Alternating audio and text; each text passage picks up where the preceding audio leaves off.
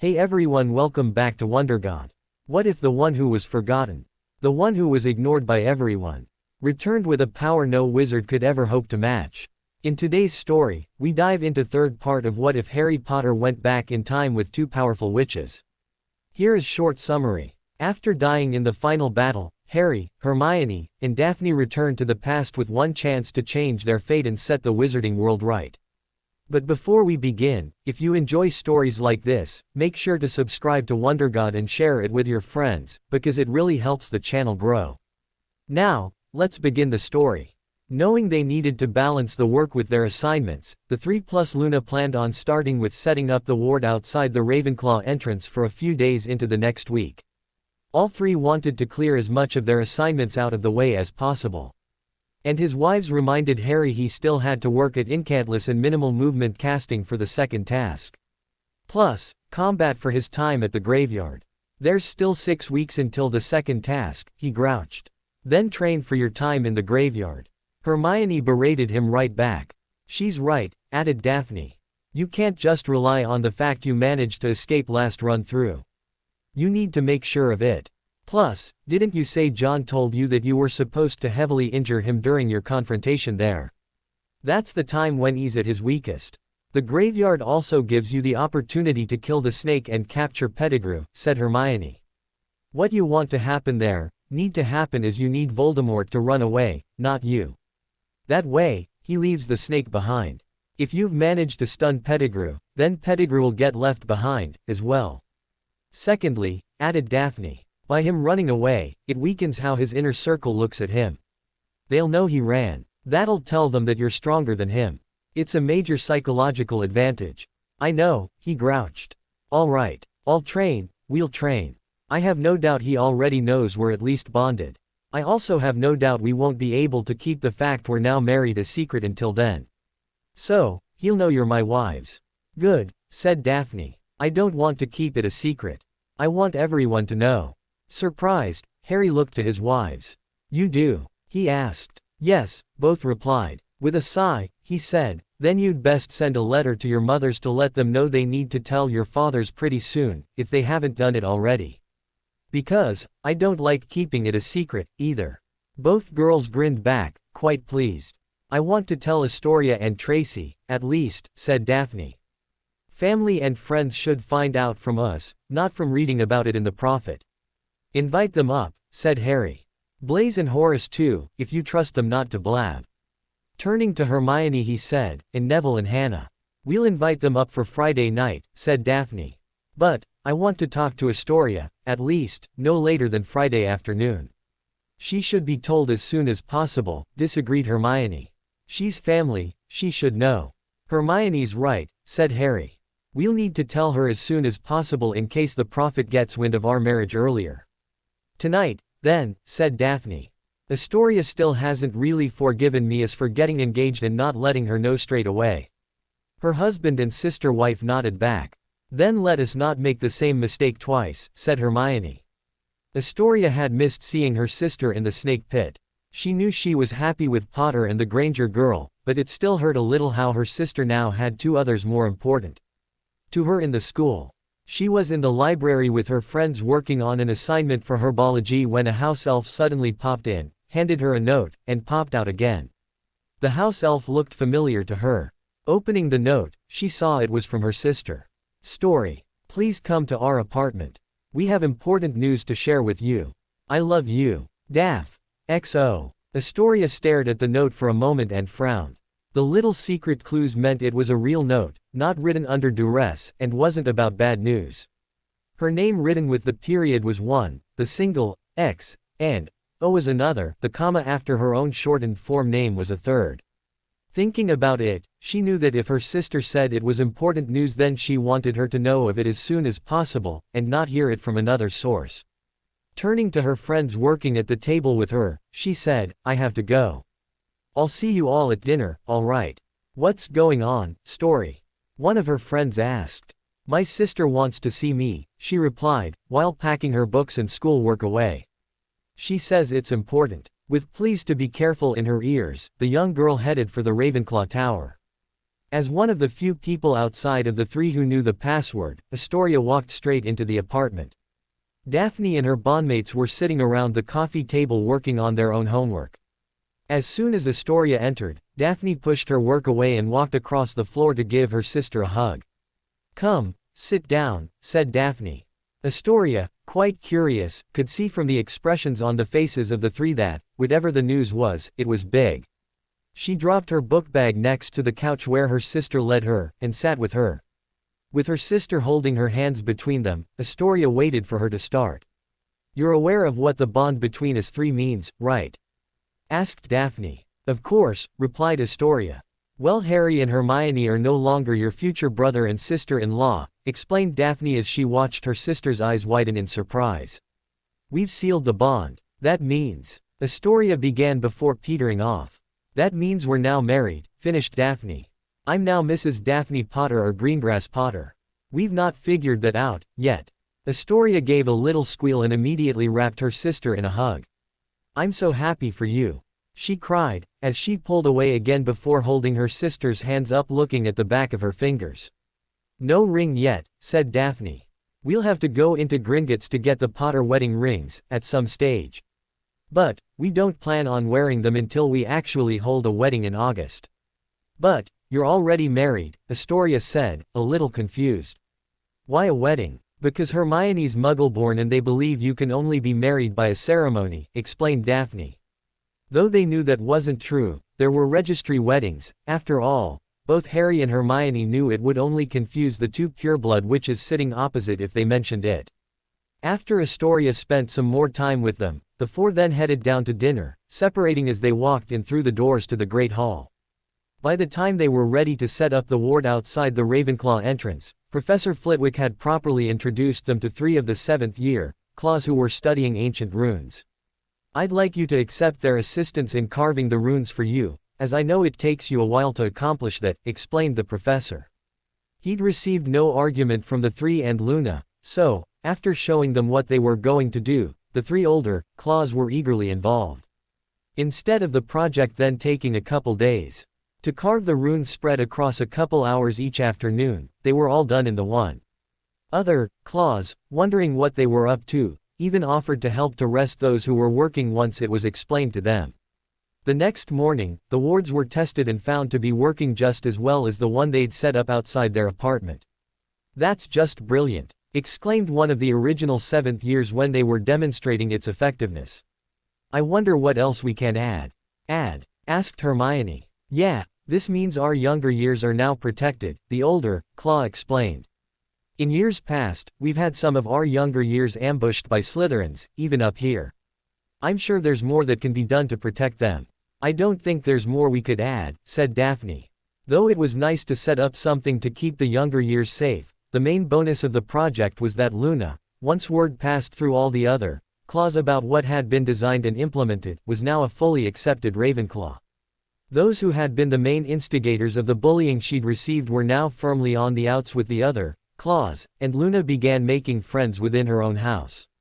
She even had some of the older years approach her about her knowledge of runes and worked with her. From those discussions they also discovered she was pretty close to being a prodigy in arithmancy, just like her mother before her. On the Friday Tracy, Horace, Blaise, Neville and Hannah all eagerly attended the three's apartment. And the three then informed them about their magical marriage. "I'm surprised it took you this long," drawled Horace. "We knew not to rush it," explained Hermione. "It took as long as it did because it needed to. However, even though we're now married by magic, we still want to hold a wedding," said Harry. "That will take place during summer, in August." "Oh, I love weddings," said Tracy. "I'm glad," smirked Daphne. "Because I want you to stand with me as my bridesmaid." With squeal, Tracy almost dived on top of Daphne, enveloping her in a huge hug while pretty much insanely cackling.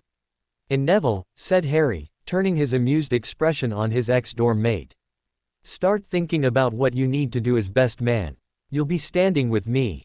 Shocked to his core, Neville sat gaping for a few moments before he finally said, Yes. I mean thank you, Harry, I'm honored. I'll be asking Luna to be mine," said Hermione. "As I haven't, yet, please don't talk to her about it until I've had a chance to ask her." With grinning nods, the others agreed. How will you do it? Tracy suddenly asked. I mean, there are 3 of you. Ah, said Harry. Hermione's and Daphne's mothers are planning all that out. My idea is for the 3 of us to stand together, in a triangle, facing each other. The difficult part will be, where do we stand the druid? And those who stand with us. Let the mothers figure it out, said Blaise. I'm sure they will. A few days later, Daphne asked, Harry, have you heard anything more about that order of Merlin? Chief Interrogator Fitzwilliam ordered the minister to award you. And forgot to tell us. No, he replied. I just thought these sorts of things took time. Not that much time, she half growled. You think the minister is trying to block it? Asked Hermione. Someone is, replied Daphne. If someone is, said Harry. My money would be on the minister or Umbridge or Malfoy or Dumbledore. Damn, there's just too many who would try to. All right, my father, began Daphne, before Hermione interrupted. No, right, Madame Longbottom, she suggested. It's time to put the alliance to work. With a nod of her head, Daphne said to Hermione, it would also be better to come from either mine or your hand. It would look gauche if it came direct from Harry. Coming from me, on the other hand, I'm simply a wife concerned my husband is being denied something that is rightfully his. You know it doesn't bother me, tried Harry. It bothers me, Daphne shot back. And me, huffed Hermione. Turning to Harry she said, Mr. Fitzwilliam was right. You deserve one, Harry. This is something you accomplished. So, it's something you can be proud of. Looking from her to Daphne and back, he nodded in acceptance. You're right, he said. All right, do it. Daphne quickly pulled a spare sheet of parchment across and penned a letter to Madame Longbottom for the Wizengamot member to investigate on their behalf. Hedwig left with the letter a short while later. That's one unresolved issue being investigated, said Daphne as she turned back from watching Hedwig leave. What others are there? My list I wrote up when we first got back is already complete, said Harry. Well, all except for getting Dumbledore to go after the ring. Do we have to wait until the summer break to let him go after it, then? Asked Hermione. Can we send him earlier? How do we get him to go after it? Asked Harry. Tell him you had a vision. She asked back. Shaking his head, he said, no. I don't want him thinking about my scar being a Horcrux anymore. Actually, yes, you do, said Daphne. He's not going to be around when all this comes to a head, anyway. Let him think the soul fragment is still there. At least, for now. Tell him it's not after he gets the ring. Tell him you had a dream about some old shack with a dead snake nailed to the door, explained Hermione. And that, somewhere within the dream, you saw a large ring with a big dark green stone affixed to it. And make special mention of how the stone is engraved with the triangle circle line symbols you read somewhere was the mark of Grindelwald. The mark of Grindelwald? Asked Daphne. Actually it's the mark of the Deathly Hallows, explained Harry. But, Grindelwald also used it. Ah, said Daphne, understanding. And the stone is the resurrection stone. Got it. If the ring is destroyed before Voldemort's resurrection, will that stop the resurrection? Asked Hermione. No, he replied, shaking his head. Nagini's already a Horcrux. That'll keep his soul anchored enough to allow the resurrection to go ahead. All 3 sat for a few moments with their own thoughts, before Daphne asked, what else? Asked Harry. Oh, outstanding issues. When she nodded back, he thought about it and said, getting Madame Bones to dig that tunnel under the Bones mansion. Just as with Madame Longbottom, we'll send her a note and ask her to come pay us a visit, said Daphne. This time, though, we'll bring her up here. That's the easy part, sighed Harry. The hard part is convincing her to do it, and for her to not let anyone else know she's doing or done it, not even her guards. Explain how you believe the Death Eaters will soon be active, again, explained Daphne. Don't worry about mentioning Riddle when you do. We'll tell her how our research into the activities of the Death Eaters in the previous war showed that their modus operandi was to throw up both anti-apparition and anti-portkey wards over the top of the existing wards, then attack. Use the attack at the Quidditch World Cup as an example, added Hermione. And what do we tell her when she asks why? Asked Harry. Tell her you cannot tell her, with emphasis on the cannot, suggested Daphne. Let her come to the conclusion it's because of a wizard's oath. She also needs to get it done fast, said Hermione. She was killed in early July. Next year, love, corrected Harry. I can't remember anyone we know who was killed before about June next year. And Scrimgeour was killed about a month later. The 1st of August, added Daphne. That was about a month after Fudge resigned in disgrace and was killed a few days later. And Mr. Fortescue was dragged off by Death Eaters about that same time, too, said Harry. So was Garrick Ollivander. Yes, but that was because no one would believe Riddle was resurrected until the Battle of the Ministry in June next year, and he didn't want anyone to know, either, said Hermione as if she hadn't heard Daphne and Harry mention the other 3 wizards. I take it you plan on everyone knowing Riddle is alive earlier. Such as, immediately after the 3rd task. Harry sat back and thought about that. Actually, why would I? He mused. I mean, he really didn't do anything until the Battle of the Ministry except build up his forces, of course, he sighed. That was most of the problem, wasn't it? The year gave him the time to build up his forces. There were attacks on Muggles, corrected Hermione. That was Death Eaters, partying, said Harry. I doubt, very much, they did so under Riddle's orders. Yes, but that was because he was mainly focused on how to get the prophecy from the Department of Mysteries, she replied. Wasn't there an unspeakable who was imperious and sent in to get it? Bode, he replied. When was that? April next year. Earlier, I think, she replied. Someone then placed a venomous tentacula or a devil's snare or something in his room at St. Mungo's while he was recovering. It killed him. So, do we force the issue to out Riddle earlier, or not? Asked Daphne, bring things back on track. Earlier, her bondmates replied together. Then, Madame Bones is going to need to get that tunnel built as quickly as she can, she firmly said. Owl her, Harry firmly instructed. We need to see her as soon as possible. Anyone else we can save we know of already? Asked Hermione. Let's see, he mused. Mad-Eye the real one was killed during the movement of me from Privet Drive to the Burrow a couple of days before my birthday. Well, that event won't happen this time, so there's no need to warn him, mused Hermione. Hedwig, too, she said with a worried glance at Harry. Yeah, he softly said. She didn't know if he realized he'd verbalized that. Most people were close with or were killed at the Battle of Hogwarts, she said. Of course, there are also those who disappeared through the Voldemort-ruled ministry-sanctioned pogrom against Muggleborns. Neither of which will occur this time around. Umbridge, he half growled. That ch goes down, first chance I get. So, said Daphne, breaking both out of their maudlin reveries. On the to-do list is, get Madame Longbottom to find out what's happening about the Order of Merlin, get Madame Bones to dig her tunnel, send Dumbledore after the ring. Do we save Fudge, Scrimgeour, Fortescue, Ollivander, etc.? In reverse order, Harry mused. Ollivander and Fortescue are definite.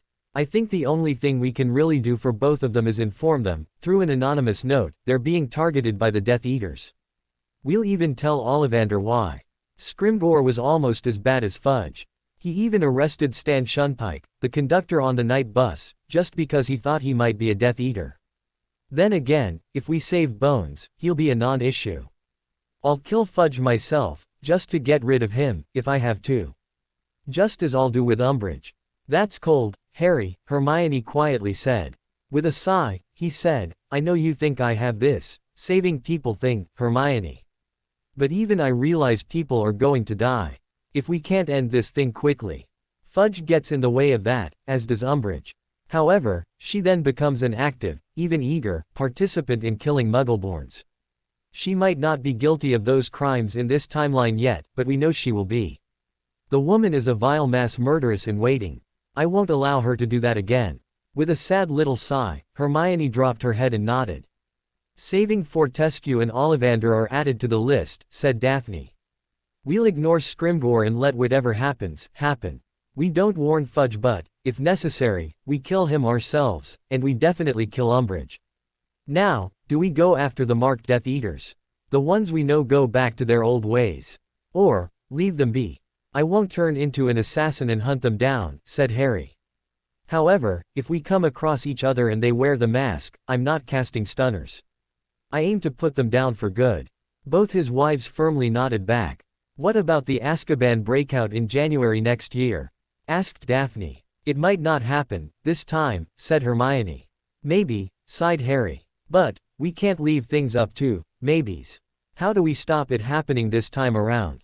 All three thought about that for a while before Daphne said, "We'll put that on the still-to-be-resolved list. On the old timeline there's still almost a year before that happens. But, I think it's something else we need to talk to Madame Bones about." Both her spouses nodded back. Daphne quickly pulled another sheet of parchment towards her and set to writing the invitation to Madame Bones. While she was writing, Hermione said, "So, homework." Harry grinned and nodded back. "Homework," he softly replied. Once the letter to Madame Bones was written and agreed to, Daphne took it up to the Ollery to send out with a school owl.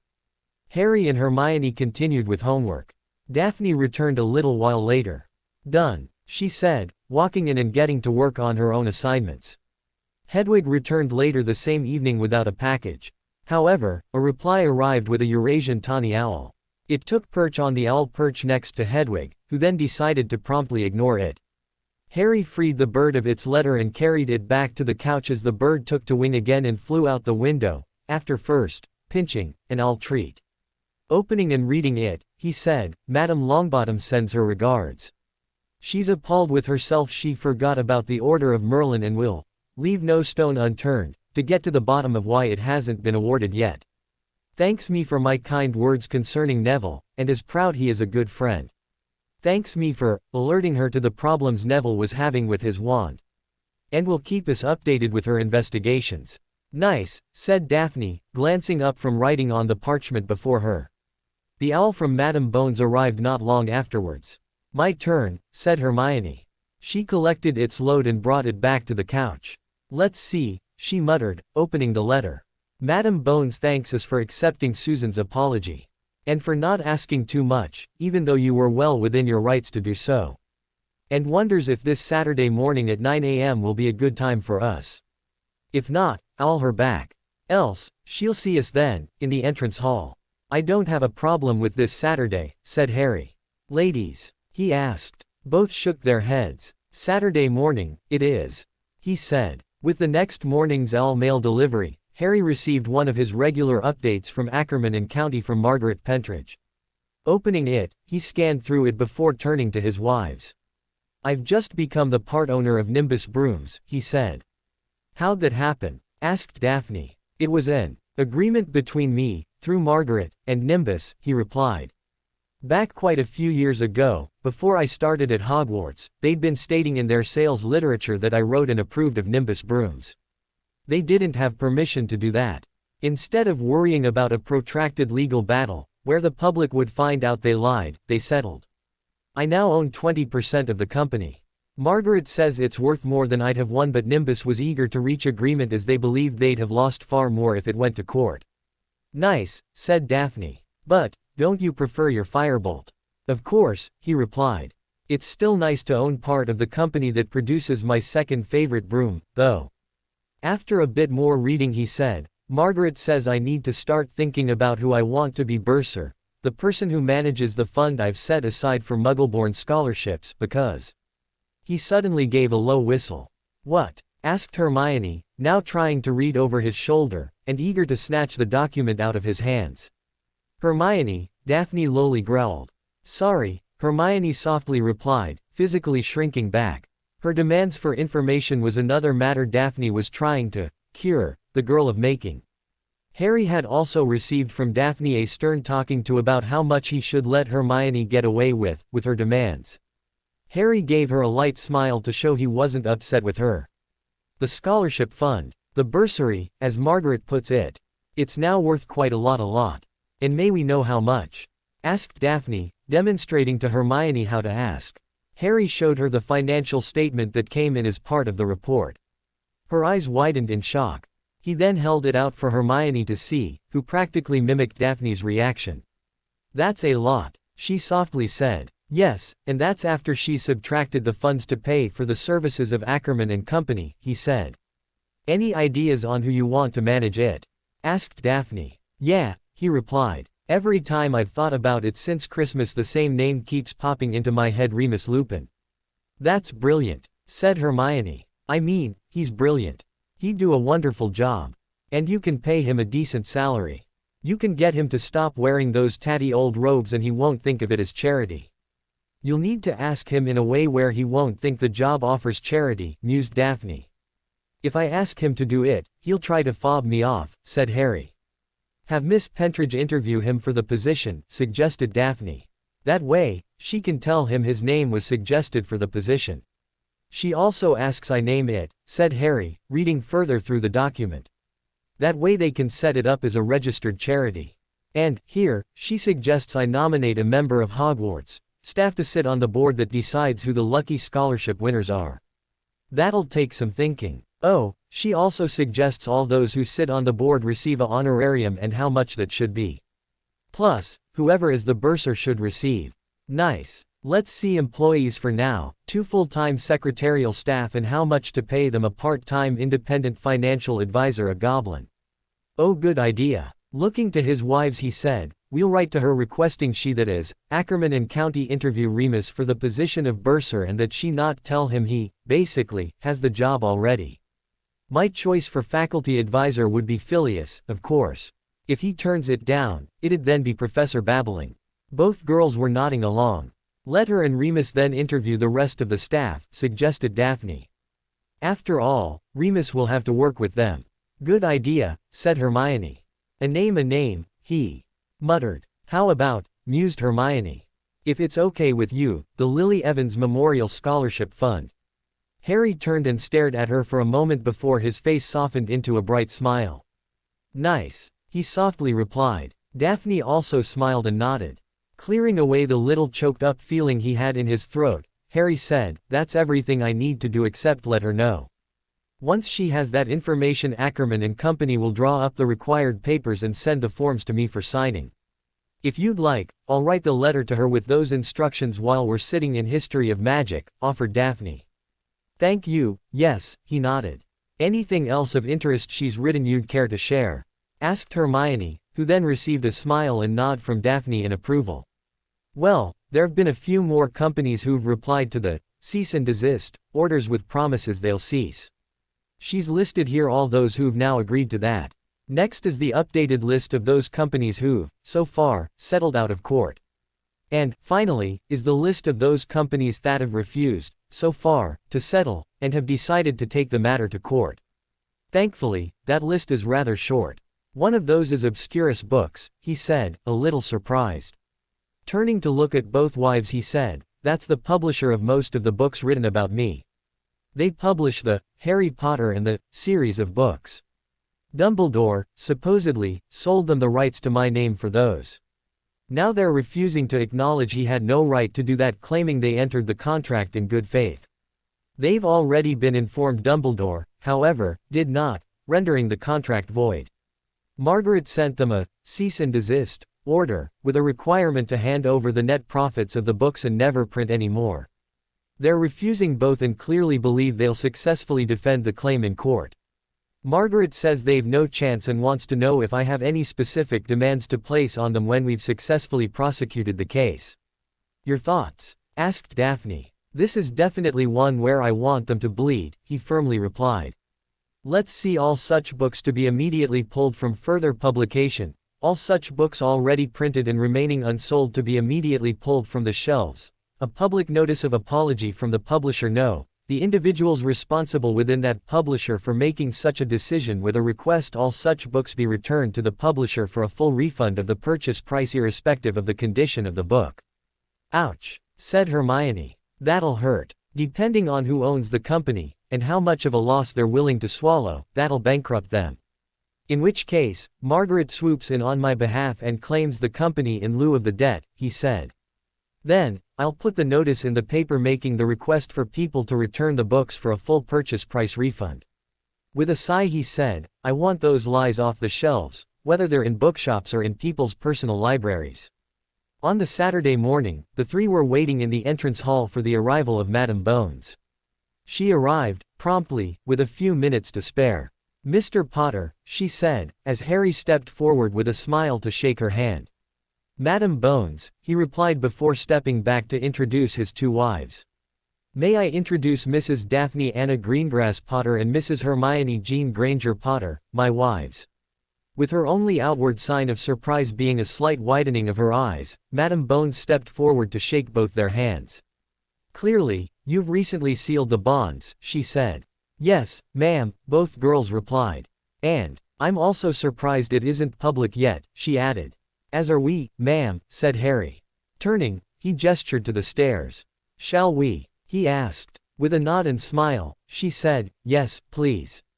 Walking up the stairs to the apartment, Harry and Madame Bones walked side by side while Hermione and Daphne did the same just behind. "Again, Mr. Potter, I want to thank you for being so lenient with my Susan," the older witch replied. "And to apologize for not ensuring she was aware her actions, even at such a young age, could lead to dire consequences."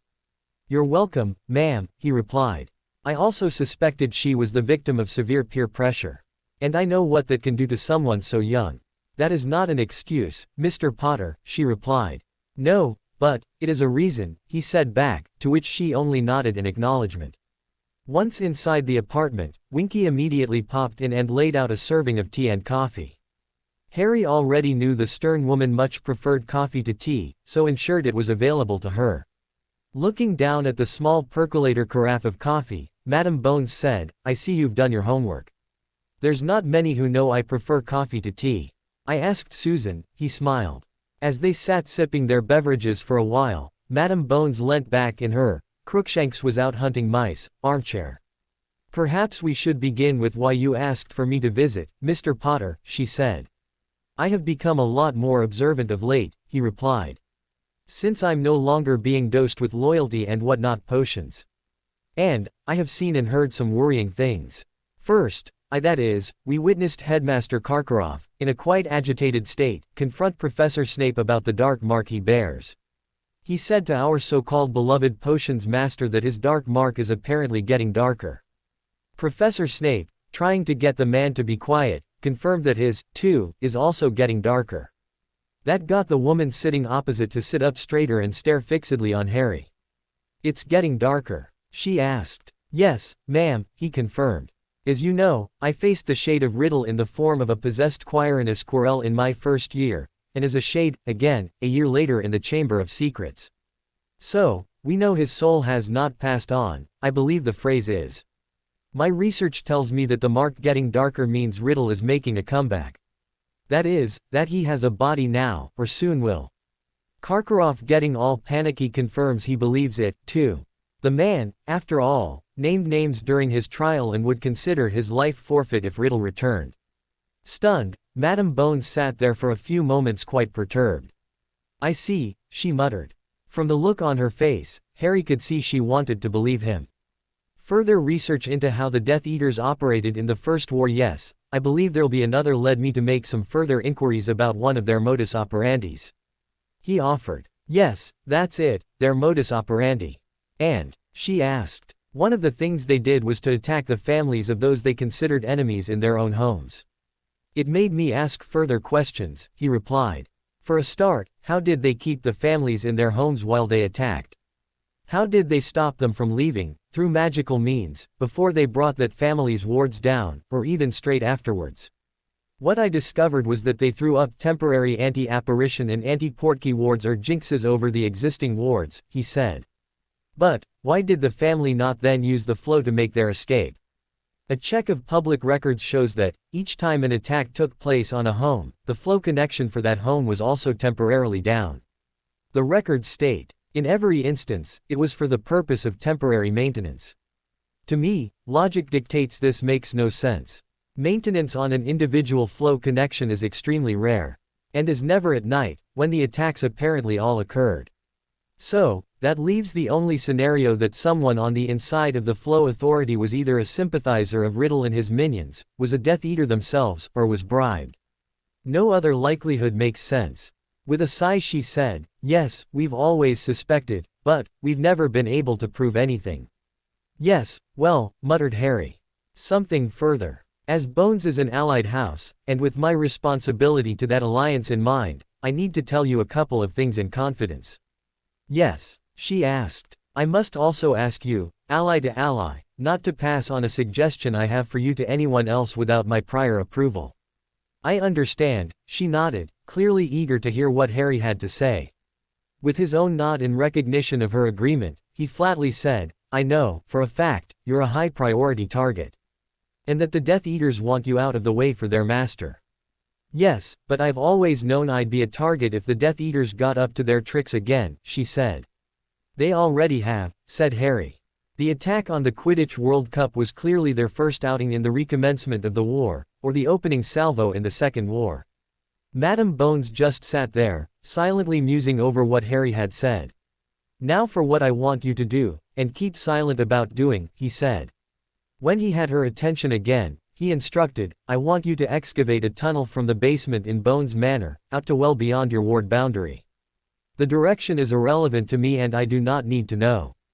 It also does not need to have an end that opens above ground. It only needs to reach a spot far enough beyond your wards where you'll be able to use an emergency portkey, or apparate, to get the hell out of there. You also need to build it in complete secrecy. Not even your Auror guards, when you have them, can know about it, except, of course, for Susan. If more than one person knows a secret, it won't stay a secret for long. Plus, my research tells me you have Death Eaters within your Auror core. She thought about that for a few moments before she sat back and muttered, interesting. I beg of you, Madam Bones, to have that tunnel built and ready to use by June, he said.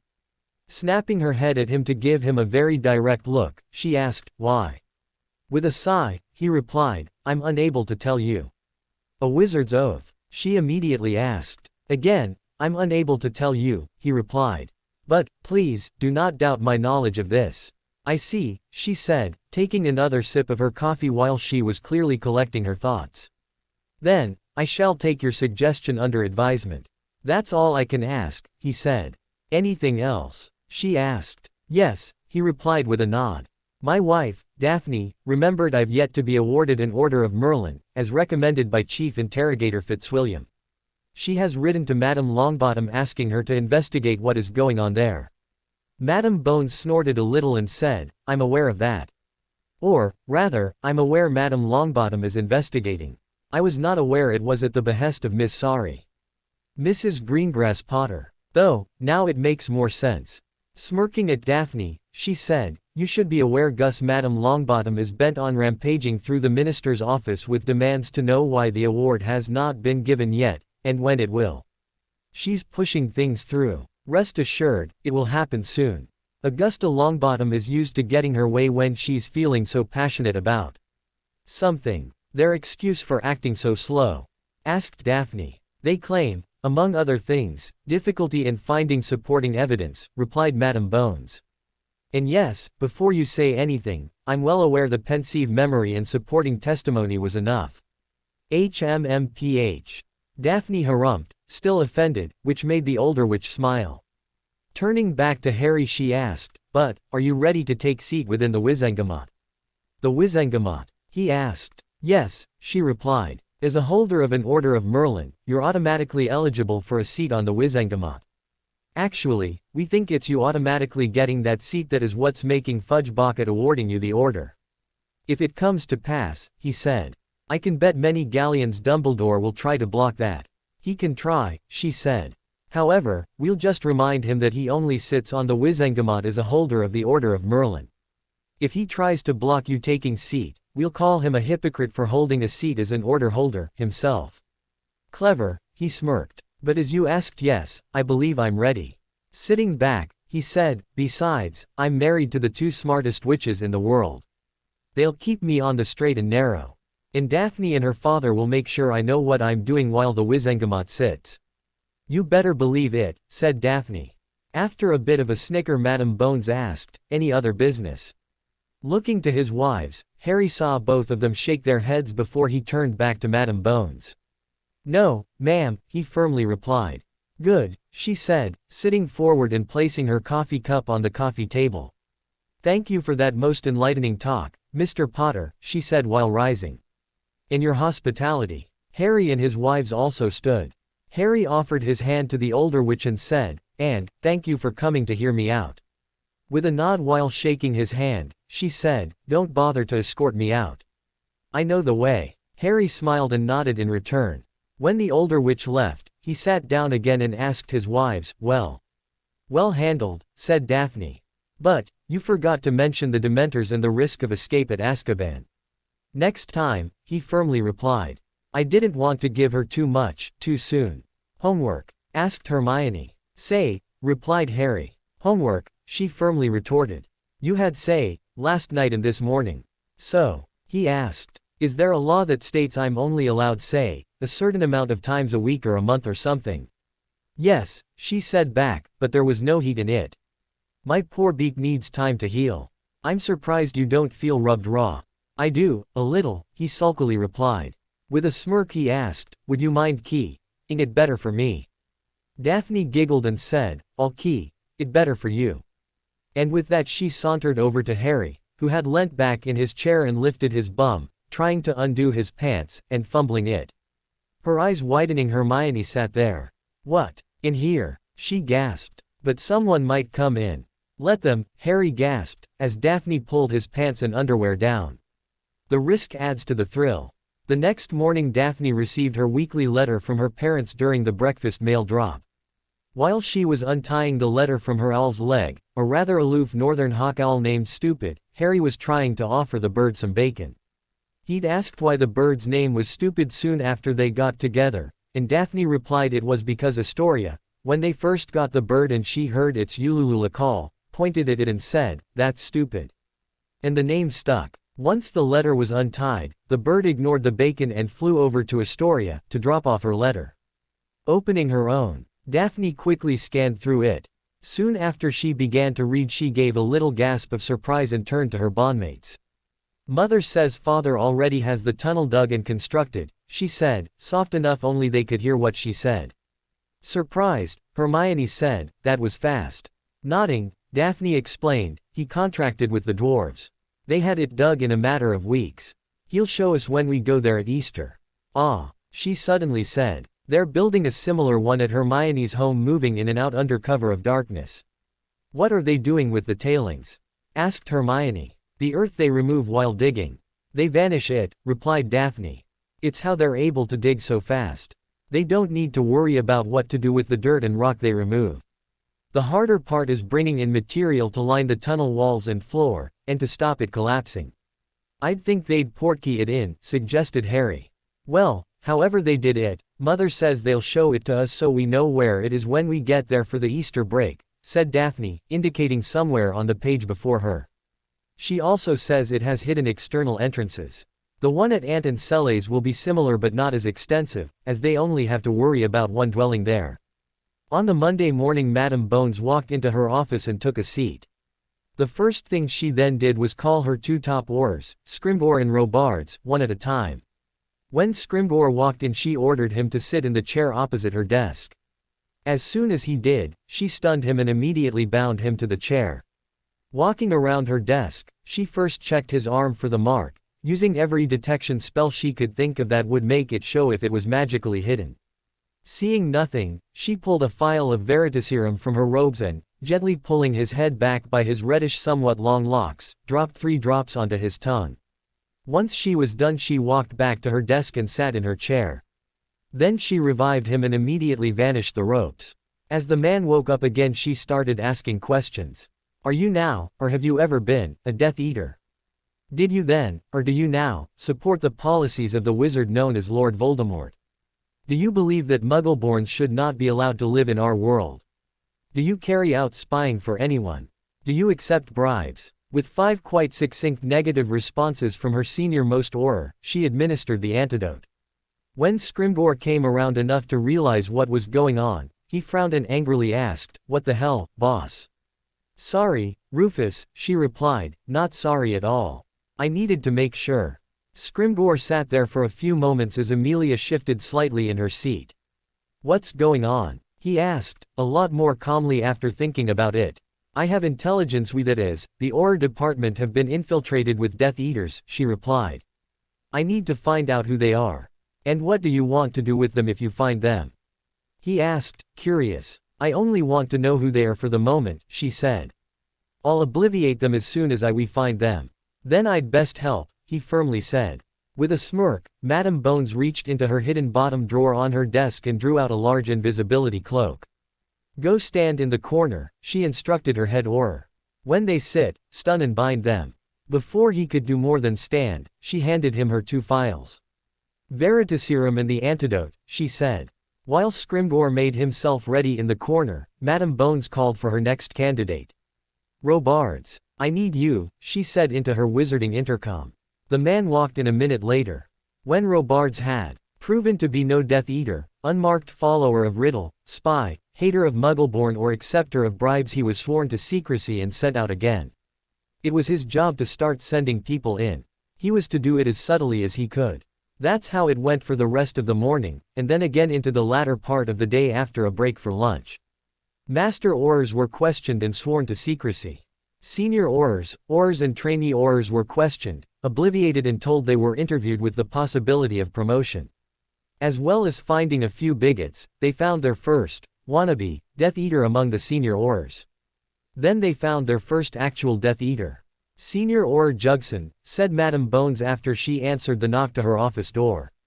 Take a seat, she said to him, indicating the chair before her desk. Again, as soon as the man sat, Scrimgeour stunned him and bound him from behind. Doffing the cloak, he forced the man's head back and dosed him with Veritaserum before checking his arm. There was no mark. As the man was enervated and woke up again, from where she remained sitting behind her desk, Madame Bones began asking her questions.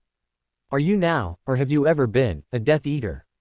Yes, replied Jugson. Surprised, but knowing she shouldn't be, Madame Bones glanced at Scrimgeour. You were a Death Eater? She asked. No. You were a Death Eater?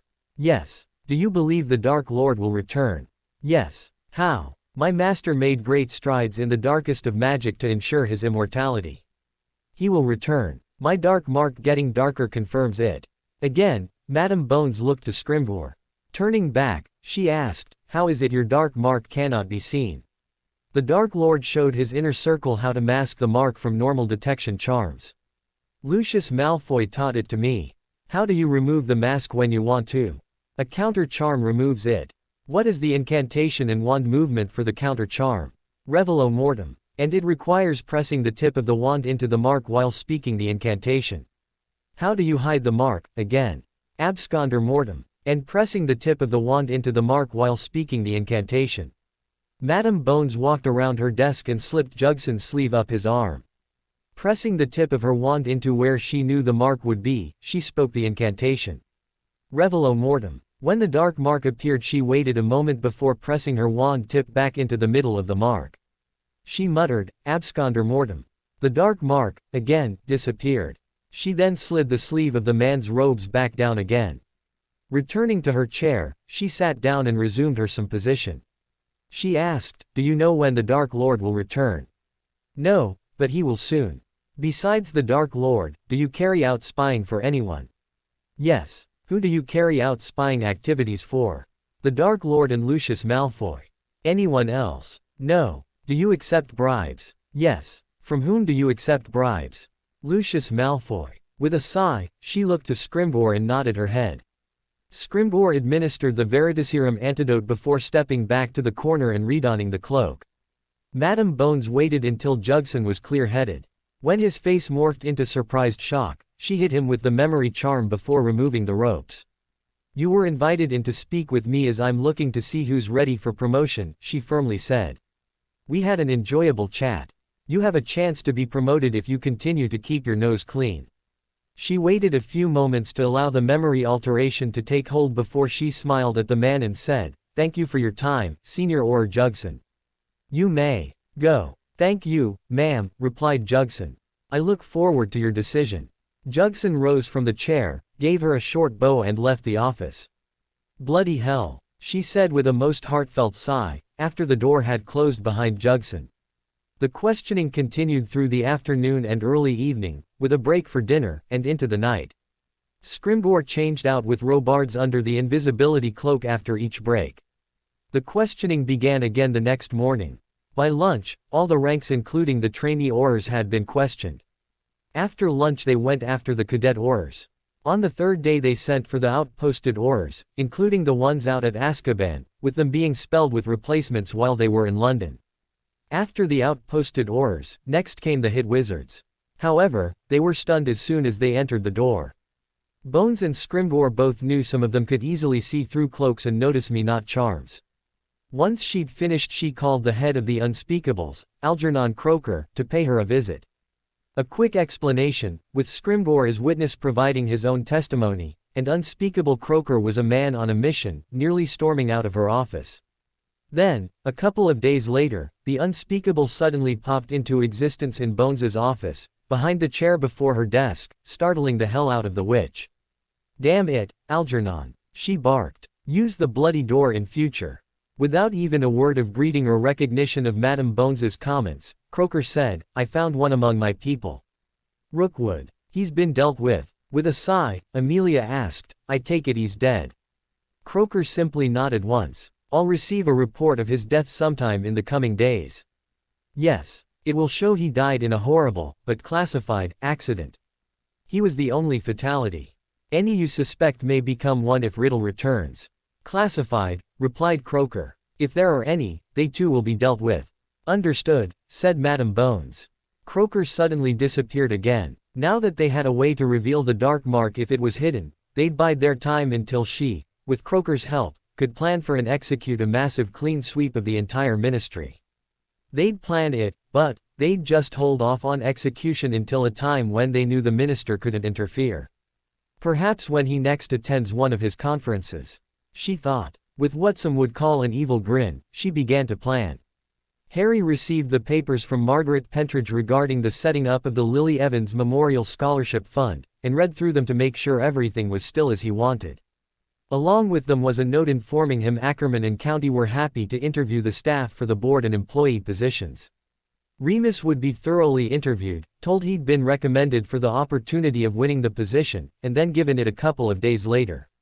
First chance he got, he signed the papers and sent them back. It was time for classes before they headed to the room of requirement to practice his silent and minimal wand casting once classes ended. Then they'd be returning to the apartment to, again, plan. At least, since Dumbledore had come down hard on the behavior of his pet Death Eater, potions was now a much nicer class. Harry even found that he enjoyed it as it gave him time to think. What surprised Snape were the major improvements in all the other classes, bar Slytherin. He was even giving consideration to realigning the bars for what earned an outstanding, exceed expectations and down. Students across the board and across the ages were now doing much better in the subject. While Madame Bones was in the process of finding Death Eaters, wannabes and blood bigots within the ranks of the Aurors and hit wizards, Madame Longbottom was keeping the minister and his staff hopping. This was something Madame Bones deeply appreciated, as it kept the minister and his flunkies from finding out what she was up to.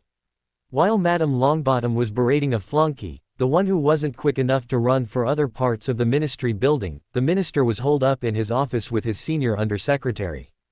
Even Dolores Umbridge was unwilling to face the wrath of Augusta Longbottom when the woman had the support of the majority of the Wizengamot behind her, and seeing the Potter brat receive the order was definitely something the majority of the Wizengamot wanted to see happen. "What do we do, Dolores?" the minister practically whined. "Lucius and Dumbledore, both, are adamant Potter not receive the Order of Merlin. However, both the Wizengamot and the public want to see him receive it. If she goes public that I'm seen to be blocking it. We need to find something else to concern her, Minister," Umbridge simpered. "Something that will take all her attention." "But, what?" he begged. Umbridge practically paced in the expansive office, thinking hard. She suddenly stopped and looked to the minister. Her son and daughter-in-law, she said, an idea coming to her. "That's her weakness. What about them?" he asked. "They're in the permanent spell damage ward at St. Mungo's," she said. Yes, I know that," he said, a little exasperated. "Get to the point. If either of them shows an improvement," she said, "the old hag will dash over there to be at their bedsides." "And how are we supposed to accomplish that miraculous feat?" he asked, going from worried to irritated. "One of those little tidbits of information I've discovered is that both are being regularly dosed with a senility-inducing potion," she smiled. Stunned, the minister sat there for a few moments, still confused. He asked, "But, why? Dumbledore wanted them out of the way, for some reason, she replied. And he wasn't up to just killing them, or having them killed. He's both providing the potion, and bribing a healer, to see to it the Longbottom couple is kept in a near comatose state. But, why? Asked Fudge again, completely forgetting he'd just asked that same question. Unknown, replied Umbridge. But, does it matter to us? While Fudge tried to figure that one out, she continued.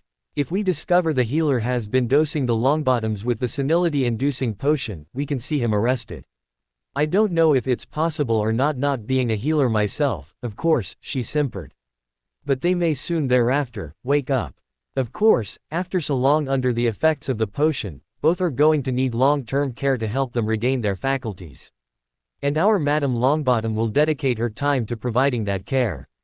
Exclaimed Fudge, finally understanding. I'll be her hero for discovering the truth. Of course you will, Minister, simpered the pink toad. At the same time, it'll get the woman to stop pushing for the Potter brat to receive the order, and she'll feel beholden to you. Yes, said Fudge, quite gleefully. Get it done, Dolores. It's time the Longbottoms received justice. Umbridge detested having to give up one of her little-known secrets, as it rendered the knowing of the secret useless as a tool for blackmail. One as big as this may have eventually been used to bring the great Dumbledore to heel. But, sometimes, it was unavoidable. This was one of those times. Back at Hogwarts, the three were putting final touches on their plan to have Dumbledore find out about the ring Horcrux. It's going to take very good acting. On the part of all three of us to pull it off, said Hermione. Looking at Harry, she said, to show confusion and a little fear. Not too much, mind. And to show worry and concern for you. It has to be enough to show a reason for actually talking to the old fool, said Daphne. He has to believe it worries you, and so much that you're willing to overcome how much we detest the man to actually tell him something we might consider personal. Harry nodded. We'll need to practice that, he said. I don't think I can pull it off without us role-playing it a fair bit. Agreed, replied Daphne, while Hermione nodded. In the meantime, said Hermione. How goes your practice at maintaining and controlling the Aguamenti charm? As much as I don't like to blow my own trumpet, he replied. I think I've mastered it. That is, mastered it enough to make it quite effective as a form of propulsion for the second task. It actually propels you through the water? Asked Daphne. It does, he replied. I practiced it in the prefect's bathroom. Even I was surprised by how well it works. In minimalist wand motion and incantless casting? Asked Hermione. Quite good, I think, he replied. I've almost got it so slight it could somewhat pass as point casting. And I now incantless cast Let's See Aguamenti, of course, the Bubblehead charm, the Severing charm, the Summoning and Banishing charms, and the Confundus charm for in the water. I've also got down the Jelly Fingers curse, the Tongue-locking hex, the Silencing charm, the Impediment curse, the Blasting hex, the Cutting curse, and the Reductor curse. I've figured those last few will come in very handy for when I'm in the graveyard. I've also been practicing batting hexes and curses aside rather than just shielding or dodging. And I've been practicing rapid conjuring and hovering charms to place objects between me and the magically unshieldable curses. Sticking with the second task, for the moment, she said, the rescue plan. Again, he near whined. Again, she said. With almost a sigh he said, we're fairly certain it will be one of the two of you. If you get summoned late in the afternoon, the day before the task, it'll be you. I'll take your primary wand and you'll carry a conjured copy of it when you leave. I'll also tag you with a tracking charm. We'll need to tell Dobby and Winky not to remove that charm, Daphne quickly cut in. Good point, he agreed. I'll tag you with a tracking charm. Now the morning of the task? Asked Hermione. On the morning of the task I'll dress in that thermal swimwear you had your mum pick up and send. Good idea, that, by the way. I'll have my primary wand in my right holster and yours in my left under a Notice Me Not charm. I'll also have that diving knife and scabbard you organized for me strapped to my left thigh, also under a Notice Me Not charm. I'll warn Delacour to stay out of the kelp beds because of the Grindylows, just in case. Just as they're about to send us into the water, I quickly swallow the gillyweed I'll have on me. I dive in, draw my wand and using the power of my new flippers and the modified Aguamenti charm I power my way to the Merpeople village. If necessary, I stop every now and then to check I have the right direction from the tracking charm using the point me charm. Once in the village, I quickly go to you and use my knife to cut you free. Once you're free I cast the bubblehead charm on you. If you wake up, I hand you back your wand. If you do not, I'll tuck it in your sock on your right lower leg. That way, as soon as you reach the surface, you'll have access to it. The bubblehead charm, if it doesn't wake you up, will create sufficient positive buoyancy to see you reach the surface. Pretty quick smart. If the bubblehead charm does wake you up, you'll remain with me but about 20 feet above to ensure the other hostages are rescued, especially little Miss Delacour. When we see the last of the champions approach and are going to be okay, we two head to the surface, together. You then conjure a small boat and lie on it, and cast a warming charm on yourself. I then push you back to the jetty. I come out of the water once the gillyweed wears off. Then, asked Daphne, with a small smirk. Then, if you weren't asked to participate in the task this time around, I do my nut at Dumbledore using the sonorous charm. Good, said Daphne, giving a little sigh of satisfaction. You're ready. Now, what about what you're going to do in the third task in Graveyard? Harry ran through his main and contingency plans. Both still needed a light tweaking. However, he was much further along than he thought. With the reduction in the amount of wand movement Harry was now using, he was also finding his speed of casting increasing. This now meant he could no longer just think of a curse or hex off the top of his head. Now he had to start creating what he read in Combat Magic, a book he found in the Room of Requirement when asking for help in training for combat, as spell chains. However, he couldn't rely on the example spell chains that were in the book. He needed to create his own. After all, it was highly likely Riddle had also read that book, and knew the chains. Therefore, if he could figure out what spell chain Harry was using, he would know what Harry was going to cast and when. After having decided he wasn't going to make the mistake of simply stunning his opponents, this time through, Harry was making the chains as lethal as possible. He knew they also had to be quite creative. So, remembering Luna had devised some very creative uses of charms within dueling during the days of the DA, Harry called on and asked her for her help. Help she was very willing to provide. Once Harry then mentioned he had no interest in casting to incapacitate, and was, instead, aiming to kill, Luna became positively gleeful, and vicious. Harry and she had just returned from one of their sessions in the Room of Requirement when a very excited Hermione grabbed Harry and dragged him over to a couch. Luna simply smiled and went into Hermione's old room, where she now kept at least one full change of clothes and a second set of personal hygiene products. This was not because bullying of her had started back up again. This was because she'd simply taken to spending more time with the three.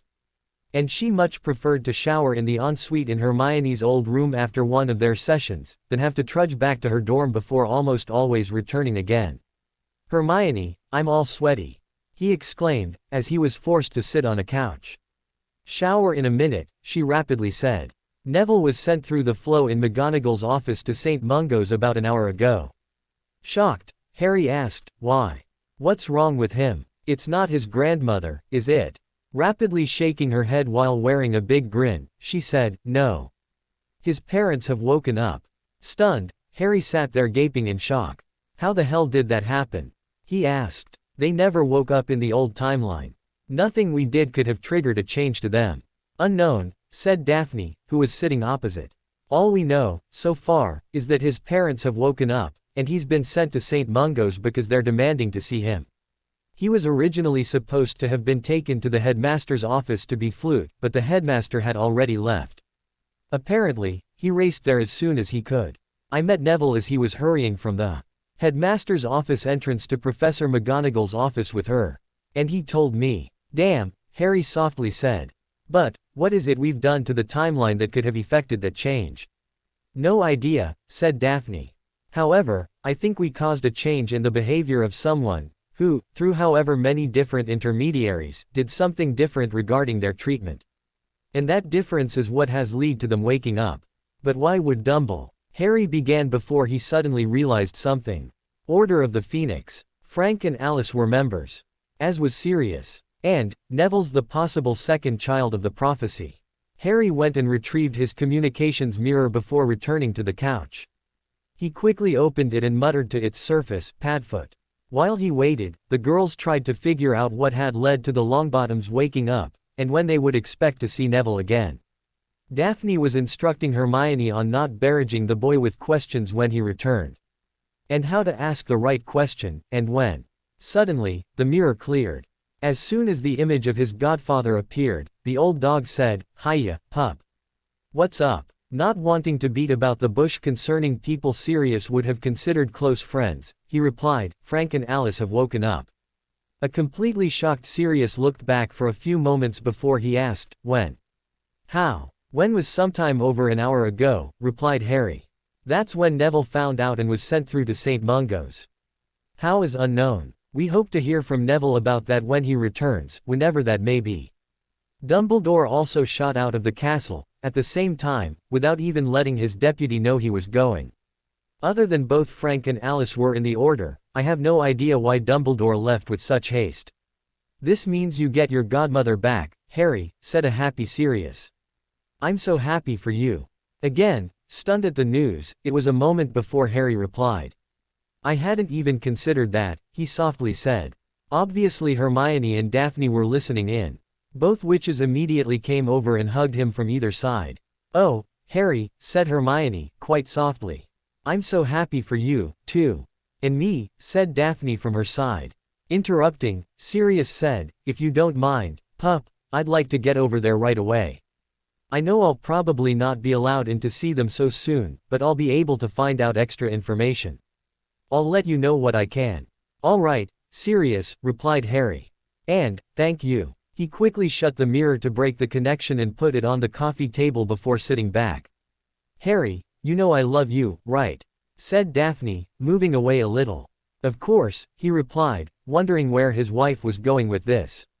"Well, with love in my heart for you, I need to tell you, you stink," she said. Harry snorted in amusement and said, "I'd already be in the shower if it wasn't for one of my wives demanding I hear news from her before I cleaned up." "Well, now you have the news," said Hermione. "Go shower." "Yes, ma'am," Harry shot back, standing and making his way to their room. "Prat," she shot right back as he quickly ducked into the bedroom. Sirius stepped out of the public flow at St. Mungo's and, not needing to bother the welcome witches he already knew the way, headed up to the 4th floor. Nearing Ward 49, the Janus Thicky ward for long-term residents, Sirius found 2 Aurors and Dumbledore outside the doors.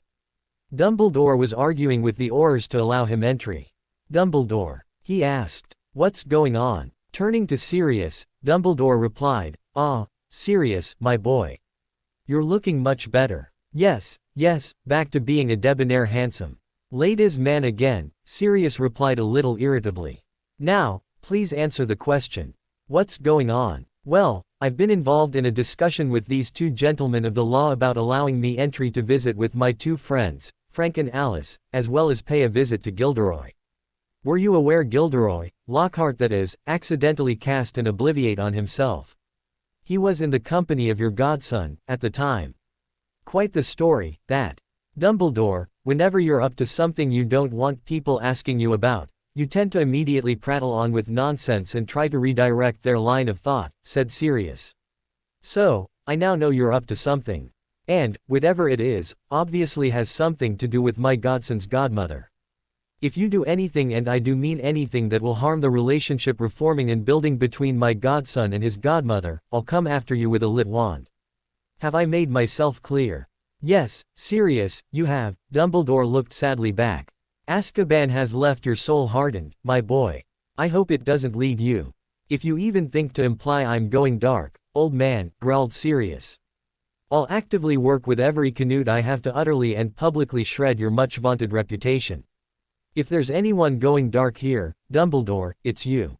You've developed this bad habit of justifying to yourself everything you've done wrong against some amorphous notion you call the greater good."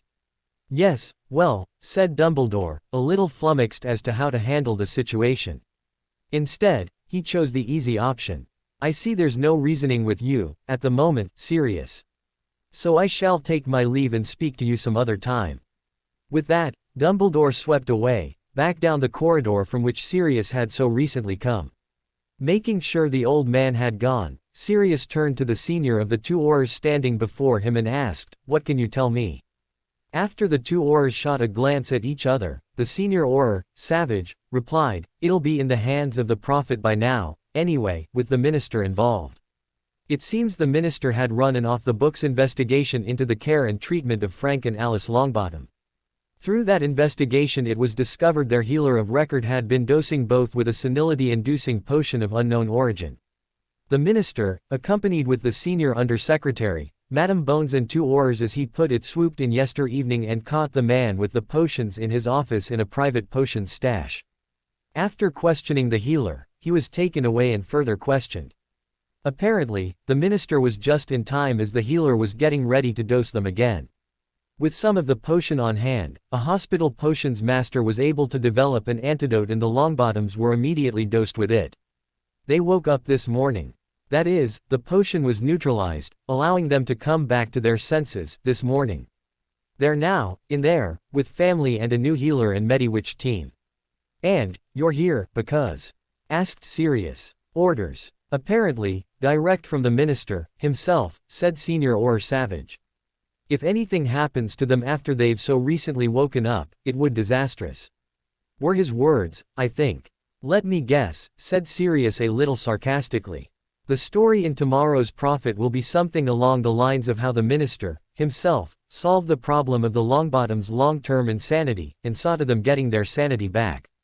Savage just smirked and was about to say something back when the door opened. Madame Longbottom stuck her head out. "Dumbledore gone?" she asked. "Yes, ma'am," replied the other Auror as Madame Longbottom looked about. When her eyes recognized Sirius she looked at him for a moment before she said, "Get in here, Black." Then she held the door open. Sirius said to the two Aurors, "Niece talking to you.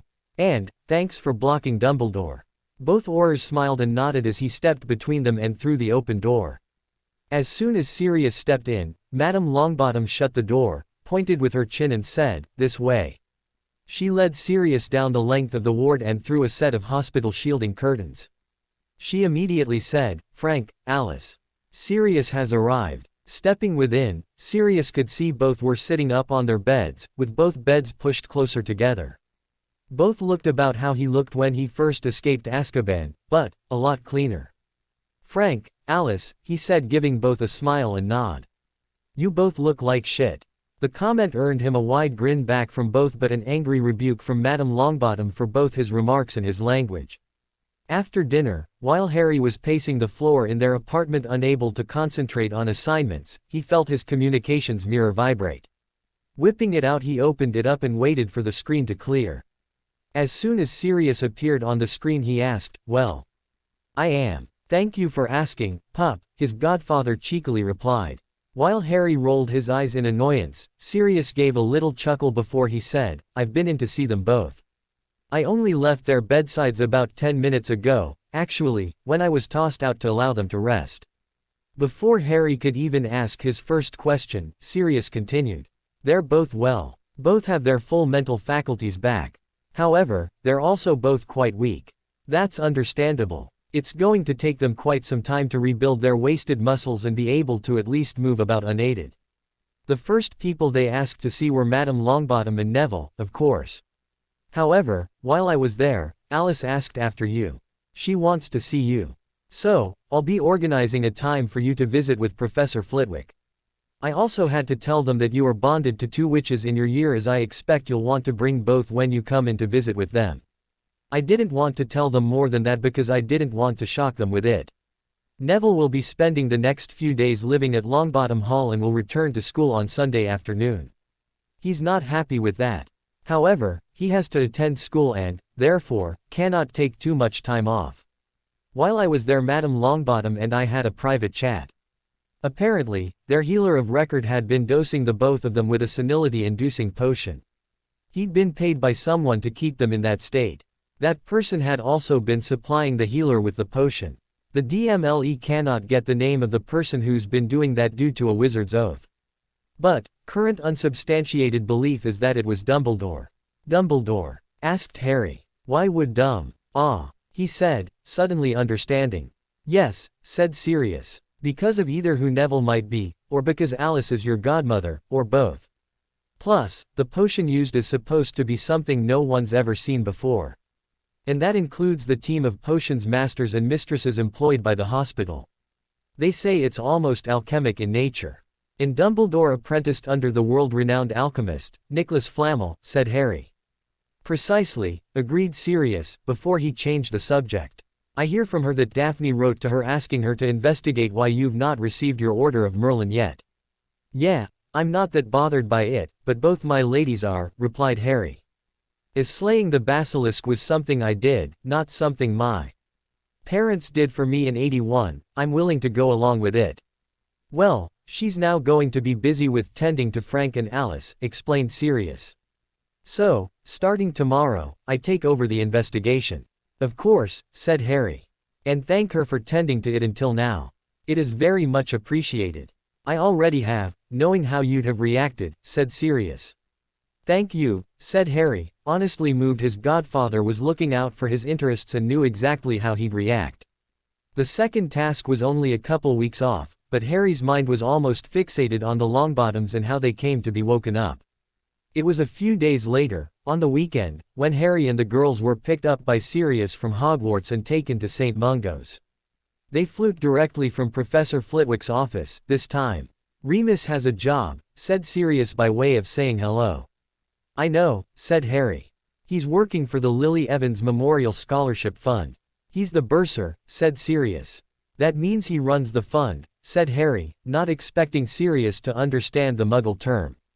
You set it up for him, said Sirius, not even asking. Did not, denied Harry. Did too, disagreed Sirius. Did not, said Harry. Did too, said Sirius. Did not, said Harry. Did too, said Sirius. Stop it, you two, interrupted Hermione. Both just grinned at each other. Arriving directly at the public flow point at St. Mungo's, the four made their way directly to the 4th floor into a private ward just the other side of the Janus Thicky ward. Sirius gave a nod to the lone Auror on guard outside the door and led the three Potters inside. Walking in, Harry saw Frank and Alice, of course, but also present were Augusta Longbottom and Neville, Amelia Bones and two other adults Harry hadn't seen before, but looked a lot like those born as Longbottoms. Both beds were close together. And Harry could see from the marks on the floor that they were often pushed together and pulled apart. A large window was letting in the morning light that was showing a dazzling display of colors from the various vast flowers throughout the room. Neville was carefully going through the various vases, muttering to himself. As soon as he saw it was Harry, Daphne and Hermione who walked in behind Sirius, his face lit up both in happy surprise and, it looked like, relief. Harry, Daphne, Hermione, he exclaimed, turning away from the vase of flowers he was looking through. He quickly crossed the room to be with them. Surprising him, Hermione reached out and embraced him in a hug. Daphne gave a little snicker from the look of trepidation he wore while hugging back and looking at Harry, and stepped in for her own hug. That helped the other boy relax. Harry stepped forward and said, "Don't expect me to hug you." He stuck his hand out to shake and, as Neville almost solemnly shook it, said, "Expect a hearty handshake," and, slapping Neville on the arm, an even heartier, "Attaboy." So, attaboy. That earned him a grin in return and smiles from everyone else. A raspy male voice from the beds said, "Yep. That's James's son, all right." Harry asked a tentative female adult voice almost as raspy as the male voice. Harry turned to look back at the Longbottom parents, smiled and replied, "Yes, ma'am. Harry James Potter, at your service, godmother." With a smile Alice held out her hand and said, "Come here, Harry. Let me get a good look at you." Harry walked over to Alice's side of the two beds and held his own hand out to the woman. She grasped it in her own and pulled him a little closer. "Yes," she softly said, peering at his face and letting her eyes drift over his features. The Potter mop for hair. Lily's eyes, color and shape. Your paternal grandfather's jaw. But you're rather undersized for a Potter. Potters are usually a little on the larger side than the norm. Instead of explaining why, Harry just smiled back. "It's good to see you, godmother." "Now," she said, still holding his hand. "I've been told you have found yourself in a three-way soul bond." Turning to look at Hermione and Daphne, she asked, "I take it these two lovely young ladies are them?" "Yes, ma'am," he replied, also looking at them. Letting go of Harry's hand, she beckoned to them both. "Well, come over here and let me get a look at you." Harry stepped back as his two wives came forward. Reaching out with both her hands, Alice grasped one each of Daphne and Hermione. Peering at Daphne, she said, "You'd be Daphne. I can see the Greengrass and Pinigrew bloodlines in you." And, turning to Hermione, asked, "And you'd be Harmony." Hermione softly corrected. "My apologies," replied Alice. "It's a common mistake," said Hermione, softly shaking her head. "I'm not offended." "Thank you," said Alice. "He takes care of you?" she asked, looking to them both. "He does," said Daphne with a small smile. "He's very good to us. Let me know if he ever needs setting straight," Alice said quite firmly. Both girls nodded. As the ladies were talking, Harry moved out of the way and beckoned Madame Bones and Longbottom and Sirius over to the side. When they joined him, he quietly said, "Something about all this has been bothering since I learned the news Frank and Alice were back with us." Frowning, Madame Longbottom warily asked, "What do you mean, young man?" Ignoring the unspoken put-down in the older witch's voice and words, he replied, "It's the timing of it all." That got their attention. Turning to Madame Bones, he asked, "Who, among your Aurors, did the minister use to investigate, as he claims?" "No one that I know of," replied Madame Bones. "I've been asking that same question. None of my Aurors have admitted to being involved until the day we came to arrest Healer the Healer." "That's what I thought you'd say," he said. "Why?" she asked. Gathering his thoughts, Harry said, "What I'm going to say is going to make me sound like a conspiracy theory nutter. But, please, hear me out." He received a nod from Madame Bones and Sirius, but Madame Longbottom just frowned at him. A little over a week ago, Daphne wrote to Madame Longbottom asking her to investigate why I've still not heard anything about that order of Merlin. Chief Investigator Fitzwilliam practically ordered the minister to award me for slaying the basilisk in the Chamber of Secrets. Madame Longbottom immediately set about to discover why, only to find out it was being held up in the minister's office. Like a terrier after a rat, she went on a tear throughout the minister's office, and just wouldn't quit. Now, the minister is always one for garnering publicity. And, awarding an Order of Merlin to whom the populace of magical Britain consider a hero, would be a win-win for him.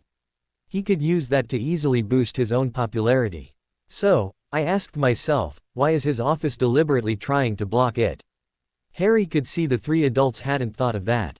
And it was making them really think. He was either bribed, or someone had something over him, Madame Bones mused. Either way, he was obviously under pressure, said Madame Longbottom, now coming to understand where Harry was going. Irrespective of whether it's a bribe or blackmail, he was clearly under pressure to block it, said Harry. Personally, my money is on either Dumbledore or Malfoy, or both, for different reasons. All right, I've got that, said Madame Bones. But, what does that have to do with Frank and Alice? Getting there, he said. Now, the minister's in a bit of a pickle. He has to block me getting the order, but he also knows Madame Longbottom won't quit. So, he's between a rock and a hard place. He can't go against Dumbledore or Malfoy, and, if she keeps going, Madame Longbottom is eventually going to force him to make the award. So, he works out, or, I suspect Dolores Umbridge worked out their only hope laid in getting Madame Longbottom to stop.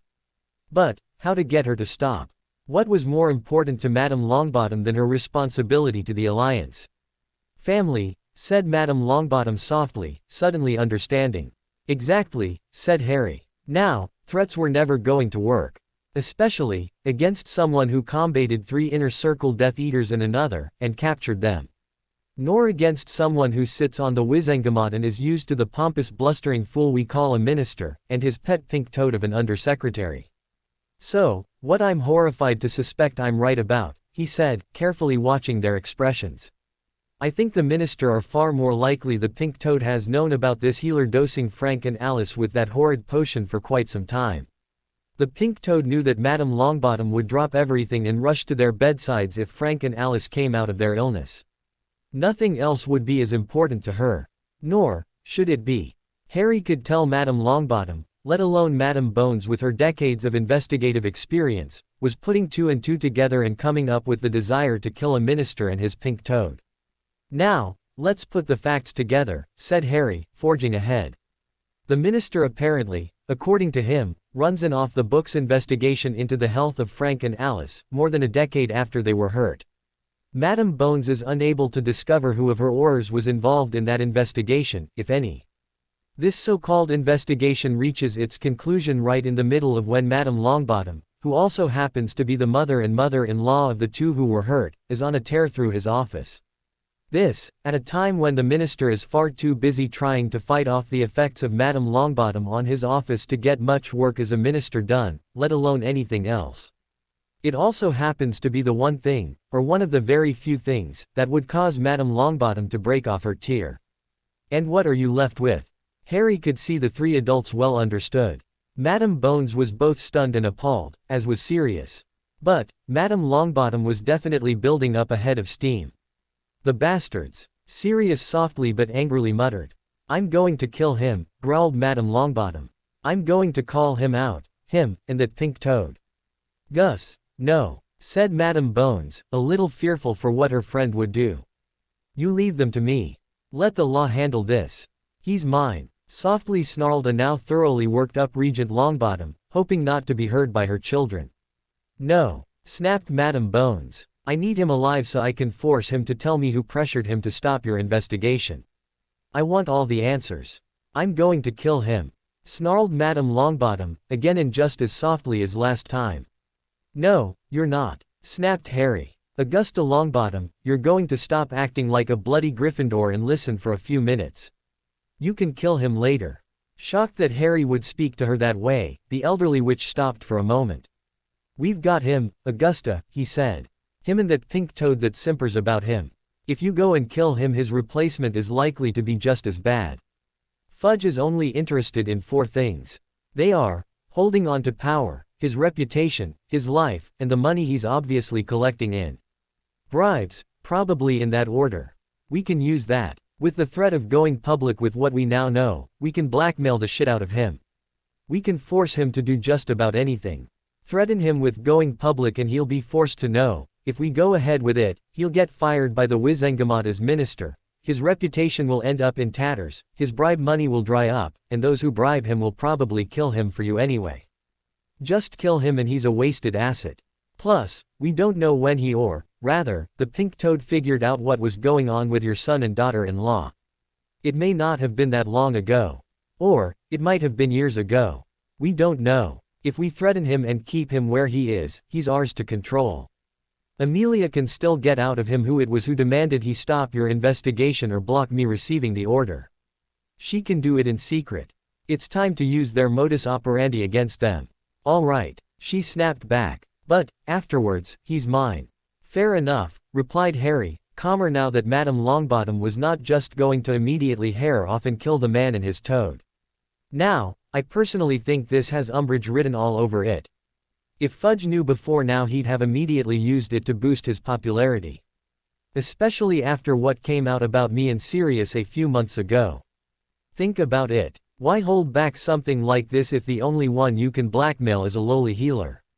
No, Umbridge was after, or already knows, whoever it is that got the healer to do it.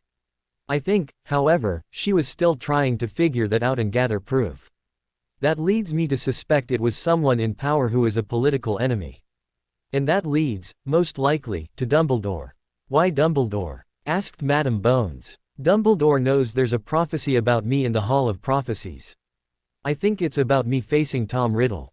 So, Dumbledore wants absolute control over me, he explained, unsure of how much he could tell them. So he can, as he would put it, directly guide me to my destiny. But what does that have Alice as your godmother, said Sirius, suddenly figuring it out. Just as I'm your godfather. Exactly, confirmed Harry. Dumbledore demanded magical guardianship of me. He'd never have that if Sirius wasn't in Azkaban, or Alice rendered mentally incapable of looking after me. My guardianship would have been given to either or both in joint custody. You honestly think Dumbledore would stoop so low? Asked Madam Bones. Yeah, I do, he sighed. Think about what he's been up to recently regarding me. He sent me to live with relatives outside of the magical world, and he blocked me from receiving mail from it. Both of those led to me having no idea about the magical world, or my place within it, until I reached Hogwarts as an 11-year-old. I was magically clueless. Lately, He tried to stop me from clearing the air about what my life was like. He tried to stop me from telling the world Voldemort's real identity. When my magical guardianship was stripped from him, he tried to get it back. When I was emancipated, he tried to have it overturned and to again be awarded magical guardianship, and he's tried to stick his nose numerous times into my house business. Why? Simple. He wants control of me and have me stupid. There's no doubt, in my mind, he's aware of the same prophecy in the Hall of Prophecies. And he thinks he's the only one who can guide me to fulfilling it the way he wants it fulfilled. Turning more fully to Madame Bones, he said, Amelia, I need to get into the Hall of Prophecies to hear that prophecy. I think it holds much of the answers as to what's going on. And, I want you and Sirius, at least, there when I hear it. Can you organize that? She looked back for a few moments before she said, First, I want to confirm there is actually such a prophecy there. If there is, I'll organize for you to hear it. Thank you, he replied. I'd like to be there, too, said Madame Longbottom. You'd be welcome, he replied. In the meantime, said a clearly determined Sirius, I'm going to take up where Augusta left off with the investigation. Fudge or Umbridge might have thought they've won this round, but I intend for them to learn they've simply replaced a terrier with a Grim that's just as tenacious. Maybe doing that will help us to learn of the identity of whomever it is that's pressuring Fudge to block Harry's order of Merlin. Be careful when you do so, Harry said firmly. When they realize, as you put it, they've just exchanged a terrier for a Grim, they may try a more permanent measure. Sirius nodded back and said, I'll be careful, pup. Good, said Madame Bones. And I'll attack him from the other side with questions about how he learned of the activities of the Healer of Record. Then we begin to extort what we want out of him, added Madame Longbottom, equally determined. Then we have a plan, and a puppet, said Harry. Now we just have to figure out how, and in what way, to make it dance to our tune. When the three returned to Hogwarts, Harry immediately told them of his talk with Madame Longbottom and Bones and Sirius. But, Harry, that's a lot of guesswork, said Hermione. Yes, but also likely, said Daphne. It fits with what we know and makes sense. It also shows a likely explanation of why the Longbottoms were woken in this timeline, but not in the original one. My letter to Madame Longbottom had her go after the minister and his office. That caused the minister and, likely, Umbridge to come up with a way to stop her. Umbridge, in response, used her knowledge of what was happening to the Longbottoms to redirect Madame Longbottom's attention, which she didn't have to do in the original timeline. And, the Longbottoms were revived. Yes, replied Harry. Plus, I think it was evidence against Dumbledore being the one paying the Healer of Record to keep them mentally incompetent she used against him when she turned up here in our 5th year. I think it's why he was such a wimp against her and her activities. She might not have actually had the evidence, but, telling him she did, might have been enough to get his compliance. This is what's had you so mentally distracted these last few days, isn't it? Asked Hermione. Yes, he replied. You know you can use us as sounding boards, don't you? She asked. Yes, he sighed, realizing she was right. He should have. Sorry, he sheepishly said. It's just I used to always just use my inner voice to do this when I was before I came to Hogwarts. They both understood. Neville returned late afternoon on the Sunday and immediately sought out the three. What did you say to my Gran, Harry? He demanded, as soon as the door to the apartment was opened for him. She's been furious about something ever since. I know it's not me, because she'd not have kept it from me. But, she's clearly upset about something. Harry sighed and said, Take a seat, Nev. Neville walked over and sat down on the edge of it, still looking quite antsy. And clearly still wanting answers. I figured out the minister or Madame Umbridge, more likely knew your parents were being dosed with that hideous potion well before the Toad and the Aurors stormed into the healer's office, Harry explained, getting right to the point. I also pointed out how it was such an incredible coincidence that the minister discovered what was happening to your parents, as it was the same time your Gran was on a tear through his own offices about me not being awarded the Order of Merlin he's supposed to award me, yet. And how something happening to the health of one of her family would be about the only thing that would instantly stop your Gran continuing her investigation. Harry watched as Neville's face morphed into one of great anger. It's just an incredible coincidence that what was happening to your parents was discovered and acted upon at the same time your Gran was making life extremely difficult for the minister. I think not, replied Harry, answering his own question. That's what your Madam Bones, Sirius and I were discussing that angered your Neville suddenly shot to his feet and began pacing. Harry was thankful that the young man wasn't immediately talking about going and killing the minister. But, the future head of House Longbottom was now clearly in evidence. The young man suddenly stopped and glared at Harry. How is it Gran hasn't gone straight over there and confronted him with it? I'd have expected her to challenge him to an honor duel on hearing something like that. There are plans in the works, replied Harry. We convinced your Gran not to behave so brashly with this. We're going to use this information to get concessions and further information out of the minister and his pink toad, first. However, when the time comes, your Gran will exact her vengeance on both of them. Do not concern yourself with that. What are the plans? He snapped. I'm sorry, Nev. I spoke to your Gran as Regent Longbottom, one allied house to another, replied Harry. I really shouldn't have told you as much as I have. But, I consider you my friend. And, if your father still remains unable to take the mantle, you'll be the Longbottom and head of house soon enough. I think you had the right to know that much. However, the plans must remain secret. Only 4 people will know what is going on, and they're all regents or heads of ancient houses. You need to trust in your grandmother to do what is right for House Longbottom. Neville scowled back but didn't disagree. You've had a hell of a couple of days, Neville, said Hermione. Here you were, another day of school at Hogwarts. Suddenly, you're told your parents have woken up from their conditions. You're quickly sent through to see them. You probably don't even believe it until you actually get to lay eyes on them and see it for yourself. He nodded back, a little sadly. A couple of days later and you're beginning to accept their back, she continued. Suddenly, Harry's there telling your grandmother something. She becomes quite angry about what he's told her, and she's been angry ever since. And you now find yourself happy about your parents, but worried if not a little afraid about your grandmother. Again he nodded. It's completely understandable, she said, walking over to give him a hug where he sat. Has what Harry told you helped? She asked, pulling away from him a little. Yeah, he croaked, a little emotional. He looked to Harry, cleared his throat a little, and asked, so, you think the minister knew about what Healer Tompkins was up to and didn't act until he needed a way to divert my grandmother? Close, replied Harry, surprised Neville figured out that much so quickly. I think Madame Umbridge, the pink toad, figured it out when, I don't know, and gave that tidbit of information to the minister, so he could use it to divert your grandmother's attention away from her investigation. I'm sorry it's upset your grandmother, Nev, when she should be experiencing a period of great happiness. Neville gave a wave-off gesture. You were honor-bound to tell her, Harry. I know that, he sighed, sitting further back in his seat to lean back onto the backrest. But now you know what happened, said Daphne. You're going to need to keep that a secret. How are your occlumency shields? Pretty good, he replied. I might not keep out a powerful legilimens, but I'll know if they're rummaging around in there. Good, said Daphne. That should do. We're worried someone like the headmaster might get it into his head to read your mind to find out what you know. He's tried. So has Snape, he replied. They've not tried since I first detected them both, though. That was in first year. Yeah, same with me, said Daphne. You both know that's illegal, right? Asked Harry. Yes. But, where's the proof? Asked Daphne. Unlike when Dumbledore tried it on you in his office, he'd have cleared his wand before we could get the ores here.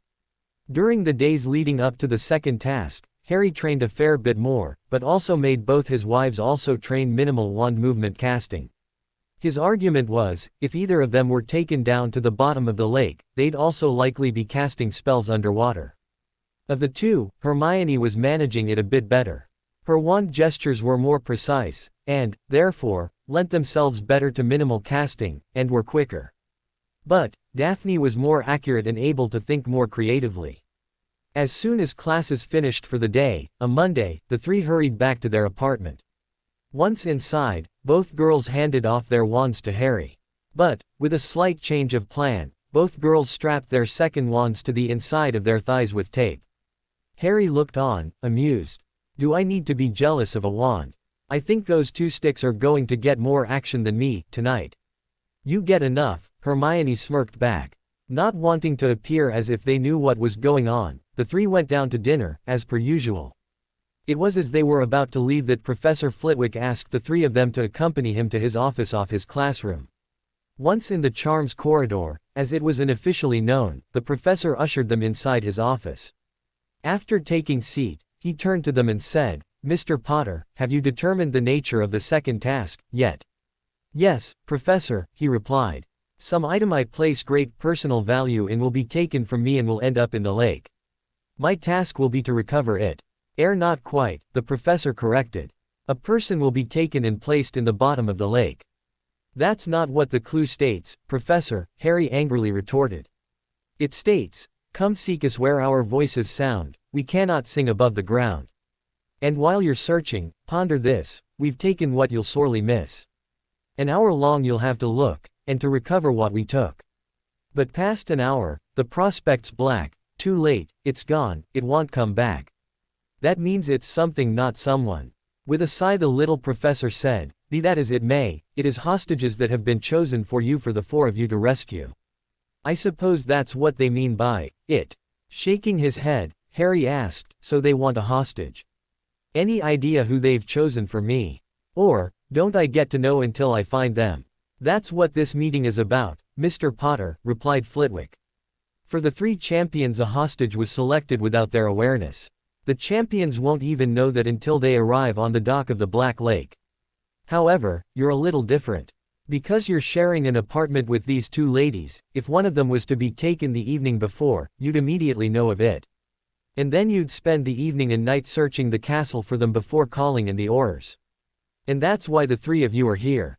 If anyone other than one of these two ladies was taken, it would not be someone you'd sorely miss. So, I convinced the headmaster, especially given the nature of your bond and your heightened level of protection over them both, you should be told one would be taken and put in the lake." Harry snorted and said, "You can tell the headmaster you've just saved his life, at the worst, or saved him a long stay in hospital, at the least. That aside, I take it you're asking permission for one of these ladies to be placed at the bottom of the lake." "That's it exactly," the professor replied. Harry turned to his wives and asked, "Are either one of you willing to do this?" Remembering, of course, I really don't give a toss about the whole thing.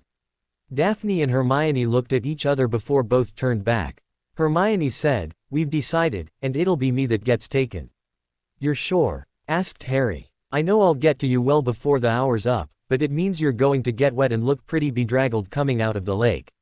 "We're sure," smiled Hermione. "I have no idea, other than voyeur thrills, why a hostage needs to be taken," said Harry, turning back to the professor. "But, it seems Hermione's volunteered and willing to be taken. However, if Daphne's taken because Dumbledore's decided other than my choice, I call the oars rather than jump into the lake. I'm telling you, in advance, it will be considered a kidnapping, and I will press charges against him." "Understood, Mr. Potter," the little professor replied.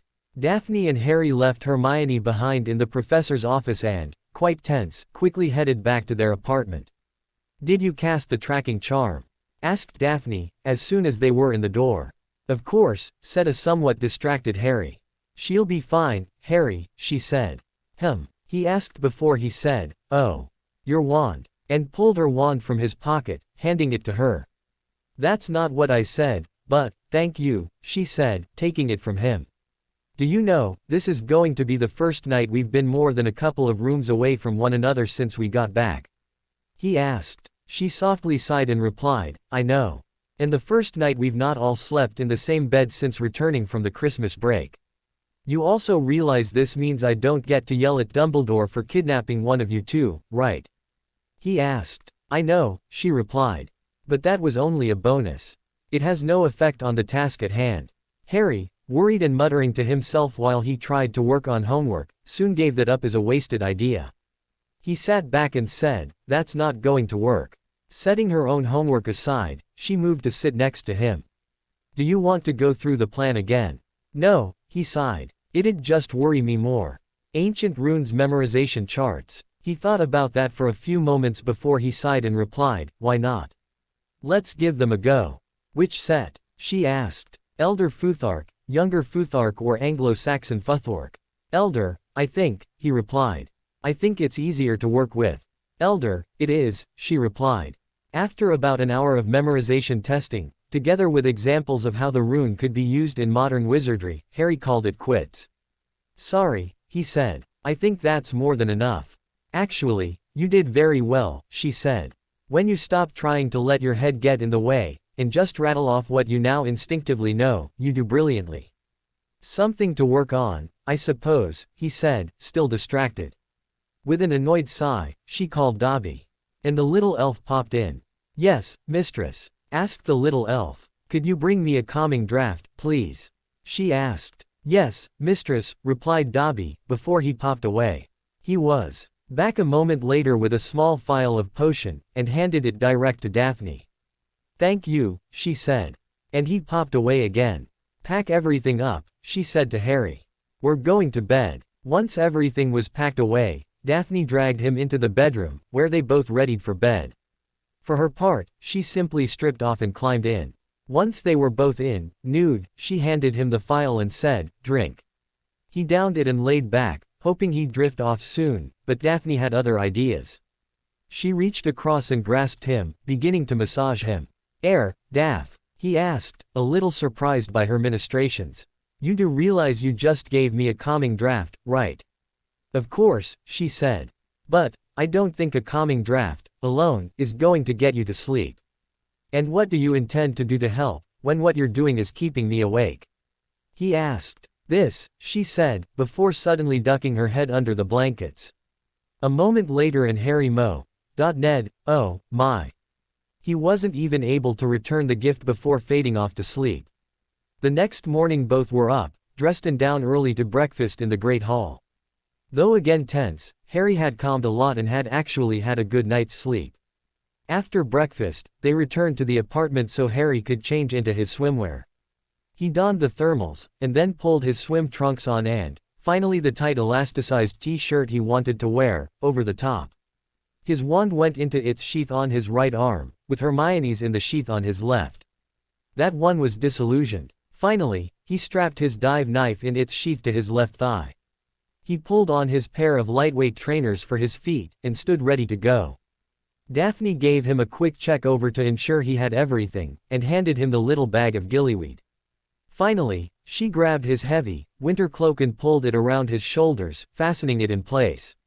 "You're ready," she said. Harry nodded, squared his shoulders, and said, "Thank you.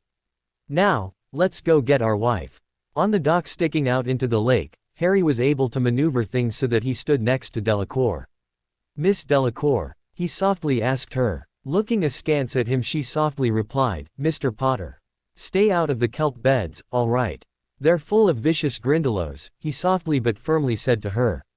She looked at him for a while longer before clearly deciding he wasn't trying to sabotage her. "Thank you," she replied, and turned back to the preparations. With her attention no longer on him, Harry moved away and stripped out of his robe and trainers. And immediately activated the runes Daphne had weaved into his thermals to keep a warming charm activated and his body warm. The layout was designed to keep his trunk warm and faded out to the extremities.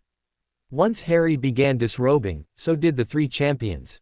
He quickly checked himself over to ensure he still had everything.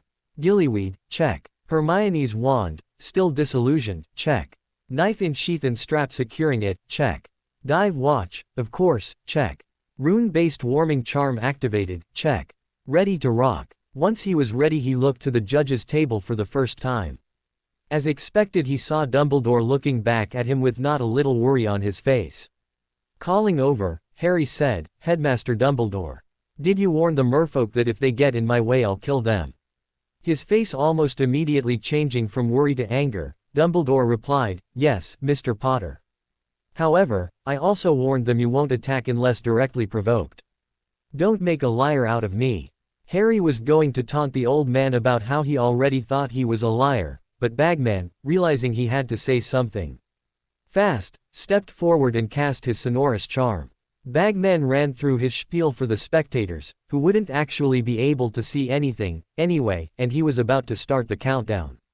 As soon as he called 3, Harry threw the mouthful of gillyweed into his mouth and braced himself for the change. On 1, he readied to dive into the water, doing so a second later, and waited for the transformation to complete. It did, a few seconds later. He popped his wand, cast a quick point me charm to ensure his direction, then pointed it behind him and cast the augmenti charm while also kicking with his now very large webbed feet. Holding onto the wand tightly, he soon caught up to, and passed, the other 3 competitors. The only one who had any chance of keeping pace with him was Victor Crumb. His incomplete transformation into a shark allowed him to breathe underwater and travel quicker than the other 2, but, without a tail, most of his propulsion was lacking. Harry maintained a steady rhythm that powered him through the water. He conserved as much energy as he could, and kept the pumping of his legs and magic through his wand at a pace he was comfortable with. He felt he was about halfway there when he suddenly heard the voice of Ning Myrtle Cummings from off to the side. "How are you getting on?" she asked. Harry grinned back and flipped her a thumbs up. He'd completely forgotten Myrtle had helped point him in the right direction in the previous timeline. "You're doing very well, and you're going really fast," she said. "You just need to turn ever so slightly to the left." He flipped her another thumbs up and made the slight course correction. "You're a little over halfway there, Harry," she said. "I'd like to stay some more and guide you right in, but they don't like me very much. They chase me away." And, with that, she was gone. When he knew he was close, he began to hear the merpeople's song. A quick stop, a recast of the point me charm, and he was on his way again. He only had to change his direction a few more degrees to the left to have him heading direct to the village. Coming up on the village from high, he ensured he passed over many of the merfolk below before conjuring up a heavy dumbbell to hold in his left hand. Using that, he then dropped straight down into the center of the village as if in the aquatic version of a Wronski feint. He simply dropped the dumbbell once he was about 5 feet off the bottom, allowing it to continue to fall and puff up a small cloud of silt as it landed. Right in front of him were the 4 hostages. As per the previous timeline, they were in an enchanted sleep and fully clothed. Each was tied to the tail of a single large statue of a merperson. Harry assumed it was the founder of the Merpeople's Enclave, here, in the Black Lake. He spotted Hermione immediately, of course. Either side of her were Megan Jones of Hufflepuff, and little Gabrielle Delacour. And Cho Chang was on the other side of Megan. He thought. I'd forgotten Crumb went to the ball with Jonesy, this time. He quickly pulled the knife from its scabbard at his left thigh and moved forward to cut the kelp rope tying Hermione to the statue.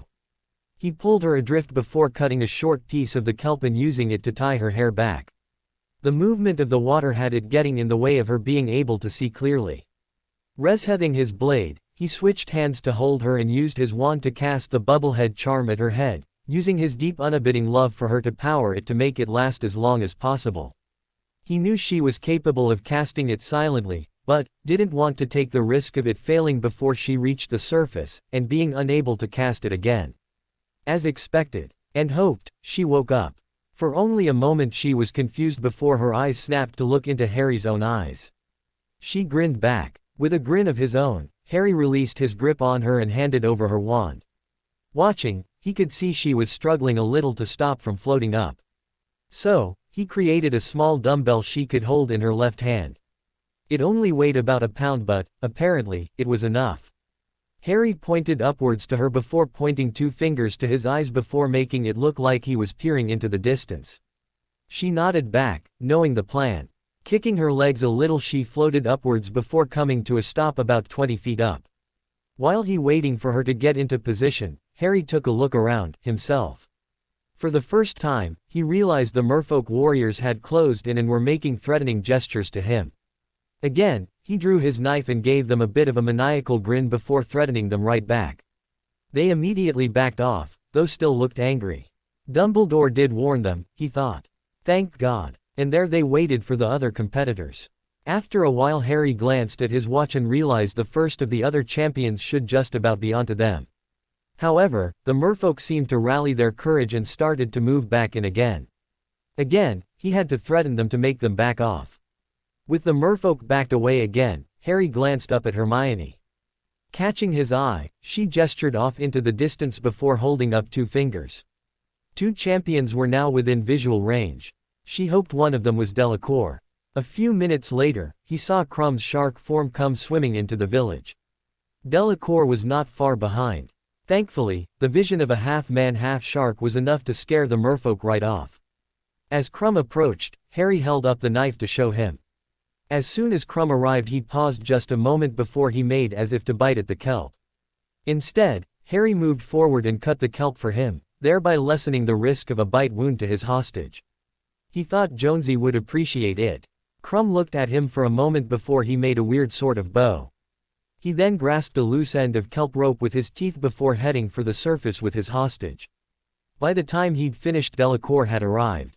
Again, he stepped forward to cut the kelp. However, this time, the merfolk warriors tried to step in. They were looking quite angry. Harry cut the kelp while also raising his wand to point at the nearest merfolk. Delacour hadn't seen them moving in, so fixedly was she attending to her hostage, her younger sister. As soon as young Gabrielle was free, Fleur looked around for Harry, and saw that he was holding off the merfolk. He cast a quick glance at her, and pointed to her before he jabbed his finger skywards. As she began to ascend, towing her little sister, Harry brought up the rear, waving both his wand and knife around at the merfolk. He again cast a quick glance upwards and saw Hermione latch onto the robes at the shoulder of young Gabrielle, before adding her efforts to those of Fleur to ascend. Hermione nearly hit him with the dumbbell weight as she let it fall from her grasp. With the ascent now assured, two of the merfolk tried to dash forward with their spears raised threateningly. Harry cast a quick 2 bludgeoning curses to the face of both before all the merfolk backed off again. At that point he swum up under Gabrielle and, pushing upwards against her bum with his shoulder, rapidly kicked with his massive flipper-like feet and powered all three to the surface. Watching as Hermione created a small boat for the three of them, he then boosted, Hermione first, then Gabrielle, and finally Fleur, into the boat. Before he moved around to the rear of it, he held his breath and stuck his head out of the water for a moment to orient himself before dropping back under. Gripping the stern end of the keel, he turned the boat in the direction of the dock and powered it back. Unsurprisingly, he passed a now untransformed Crumb with a struggling Jonesy. It looked like the girl couldn't swim. But he watched as Hermione conjured a small raft for them as they passed, leaving it in the water for them. As soon as Harry had pushed the boat to the dock, he quickly checked his watch. He figured he had time. Quickly, he powered back to the village, but only made it about 3/4 of the way back before he saw Diggory and Chong swimming on the surface. He stopped just ahead of them and conjured another small boat. Then helped them both to climb in before pushing it back to the dock just as his gillyweed ran out. As he climbed out, he was lifted under his arms by Crumb and Diggory, who pulled him the rest of the way up onto the dock. As they stepped away from him, a blanket was thrown over his form, and together with Diggory, Crumb, Hermione, Chong and Jones, who also all had blankets draped over their forms, he was hustled off to the medical tent. Obviously, the two Delacours couldn't wait. But Harry was okay with that, considering both were Vila. As he entered the medical tent, Fleur dashed forward and wrapped her arms around him in a big hug for a moment. She then backed off and, gripping the sides of his head, quickly planted a big key to each of his cheeks. "Thank you, Monsieur Potier," she exclaimed, almost gushing with gratitude. "Thank you." "Hey you," called Hermione. "Get your mitts off my man." But a quick look at Hermione's face, and you could tell she wasn't angry, she was grinning. Fleur immediately released Harry and quickly moved in to hug Hermione. "You too," she cried. "Thank you. Thank you." Harry just rolled his eyes as Madame Pomfrey was trying to get them all to sit on hospital cots. Quickly, while angrily declaiming the whole event, the Medi-healer forced pepper-up potions into each of their hands. Whoever had the stupid idea of holding a swimming competition in the Black Lake, in the middle of winter, needs their collective heads examined. The Medi-witch angrily muttered. "Of all the idiotic, Merlin be damned." Harry just tuned her out and made sure Hermione was all right. He cast drying and drought charms on them both before moving to do the same to young Jonesy. Fleur had already looked after her sister's needs, and he figured the champions could take care of their own. A few moments later, Daphne hurried in and engulfed the both of them in a hug. "Thank Merlin, you're both all right," she softly exclaimed while holding on to the both of them. "We are, love," replied Harry, just as softly. "We are." Pulling her head back a little to look them both in eyes, she asked, "Did the plan go off all right?" "From what I could see, it did." "Yeah, it did," said Harry. "I only had to hit two of the merfolk in the face with weak bludgeoning curses to get them to back off. The rest of the time they just threatened. They weren't happy I took their toys away from them." "Well, you've got the judges all arguing now," she said. Karkaroff is trying to claim Crumb should get the maximum points in first place for the task because Crumb was the first back to the surface. Maxime is arguing that, as the elder Miss Delacour was the first onto the dock with her sister when you pushed them all back in the boat, that Delacour should receive the maximum points in first place. But the others are arguing that you were the first to reach and rescue your hostage, which was the point of the task, so you should receive maximum points in first place. There are also arguments that you interfered with the task for the other competitors except Diggory and, therefore, you should be disqualified. And that points should be deducted from Crumb and Delacour because you had to step in to help them. It's a mess. Not if we have anything to say about it, exclaimed Diggory. Harry didn't realize they were all listening in. Diggory turned to the other two champions and brought them into a huddle, as Harry sat with his wives. Daphne blushed and looked sheepish at him and softly said, "Oops." This just made Harry lightly chuckle while Hermione grinned back at her. Not more than 15 seconds later, their mini-huddle broke up. Diggory turned to Harry and said, "Come on. We're going to see the judges." Harry gave a little grin and shrugged his shoulders. "Okay," he said as he climbed back to his feet, ready to follow the other three. "But, as I've made clear, I'm really not interested in the points." "Maybe not," replied Crumb. "But, VR." Just as they were standing, Daphne suddenly reached out with the lid and glass halves of a glass jar and snagged something from Hermione's hair between them. Quickly pulling the two from Hermione's hair, both Harry and Hermione's eyes widened at what she'd caught within the jar, as she screwed the lid down firmly, one animagus water beetle. And the beetle was frantically trying to escape. Holding the now sealed jar in her left hand, she pulled Harry's knife from its sheath on his thigh and quickly stabbed a couple of holes into the lid, before handing the knife back. Hermione's hand came up with her wand and she cast an unbreakable charm on the jar. As the three grinned at each other and followed the three champions back out of the tent, Daphne slipped the jar into her pocket. "We'll have a chat with nosy Miss Skeeter back in our apartment, later." The four contestants, plus their four hostages and Daphne, all walked back down to the dock where the judges were gathered and still arguing. As they walked onto the dock, Bagman saw them and his eyes lit up. He was about to say something when Diggory pulled his wand out and cast a cannon blast charm into the air. That frightened just about everyone within 10 feet. But, it did silence the judges, which was the effect he was going for. "Since none of you could see what was going on below the water, perhaps you should ask us what happened before you think of awarding anyone points, he asked. Harry cocked an eyebrow in amusement at that. He never saw, before, that Diggory had a firm backbone and could stand up to authority figures like that. Especially, when 3 of those authority figures were the heads of schools. "Now, Cedric my boy," said Dumbledore. "We'll be with you in just a moment." "Yet, we're with you now," said Crumb with his somewhat laconic style of speaking. "They are correct," said Delacour. "We will not accept points unless our views are aired." With the 3 heads, Bagman and Crouch the Elder all looking back in surprised shock at the 4 competitors, Dumbledore looked to Harry and asked, "Is this your view, as well, Mr. Potter?" With a snort, Harry replied, "I've told you before, Headmaster, I really don't give a shit about the points. However, these 3 do, and I'm here to present a united front, so to speak." With his disappointed grandfatherly persona going full blast, Dumbledore said, "Very well. Then it behoves us to listen to what you have to say." "Dumbledore, surely, you can't," began Karkaroff.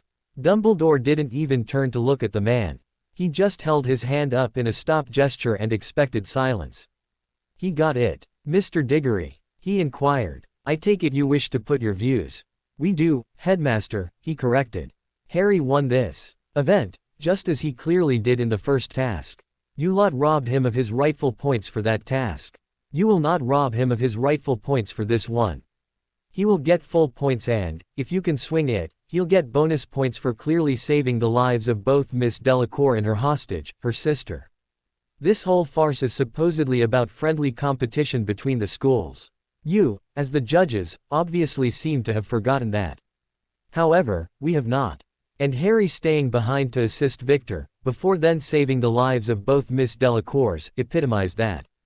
I dare say the only reason he did not remain behind to assist me is because he had to get the Delacours out of there. He turned to look questioningly at Harry. Harry nodded back at the boy before returning his attention to the judges. Obviously, those who set up this event clearly forgot two important facts, he said. First, Veela as creatures of fire and air are grossly disadvantaged by an event held underwater. That created a very unfair playing field. And, second, you all were so King stupid as to utterly forget that Veela and merfolk are mortal enemies, and that the feud between them has existed for centuries. We, however, did not. That's why I stayed back. I was worried the merfolk were going to seize their opportunity and kill both. By the way they attempted to attack as I assisted Miss Delacour, it appears we were correct. Now, since both also happen to be the granddaughters of the head of the main Veela enclave in Europe and, together, are well known to be the only children of the head of the French DMLE, it still seemed to take the understanding of 3 teens to figure out what was going to happen, both in the water and afterwards, if we didn't intervene. Tell me, Chief Warlock Dumbledore, is magical Britain ready to prosecute a war against both magical France and the entire Veela populace? Because, if either or both of these young ladies were killed down there today, I think even people as stupid as you lot have proven yourselves to be could understand what was going to happen. He waited for that to sink in before he turned back to Diggory. Sorry, Cedric, you were saying. Yes, said Diggory, getting his thoughts back in order. He turned to the now thoroughly stunned judges and said, that's even more of a reason why Harry won this event. So, we don't care how you do it, but Harry comes first by a wide margin, Victor comes second, Fleur comes third, and I come fourth. That's the order we rescued our hostages, which was what we were told the task was. We're agreed. Now, make it happen. If you don't do it that way, all 4 of us will challenge your rulings, as per the contract, in an open court of findings. Dumbledore stood a moment more looking into the faces of the resolute competitors and hostages before he turned back to the other 4 judges.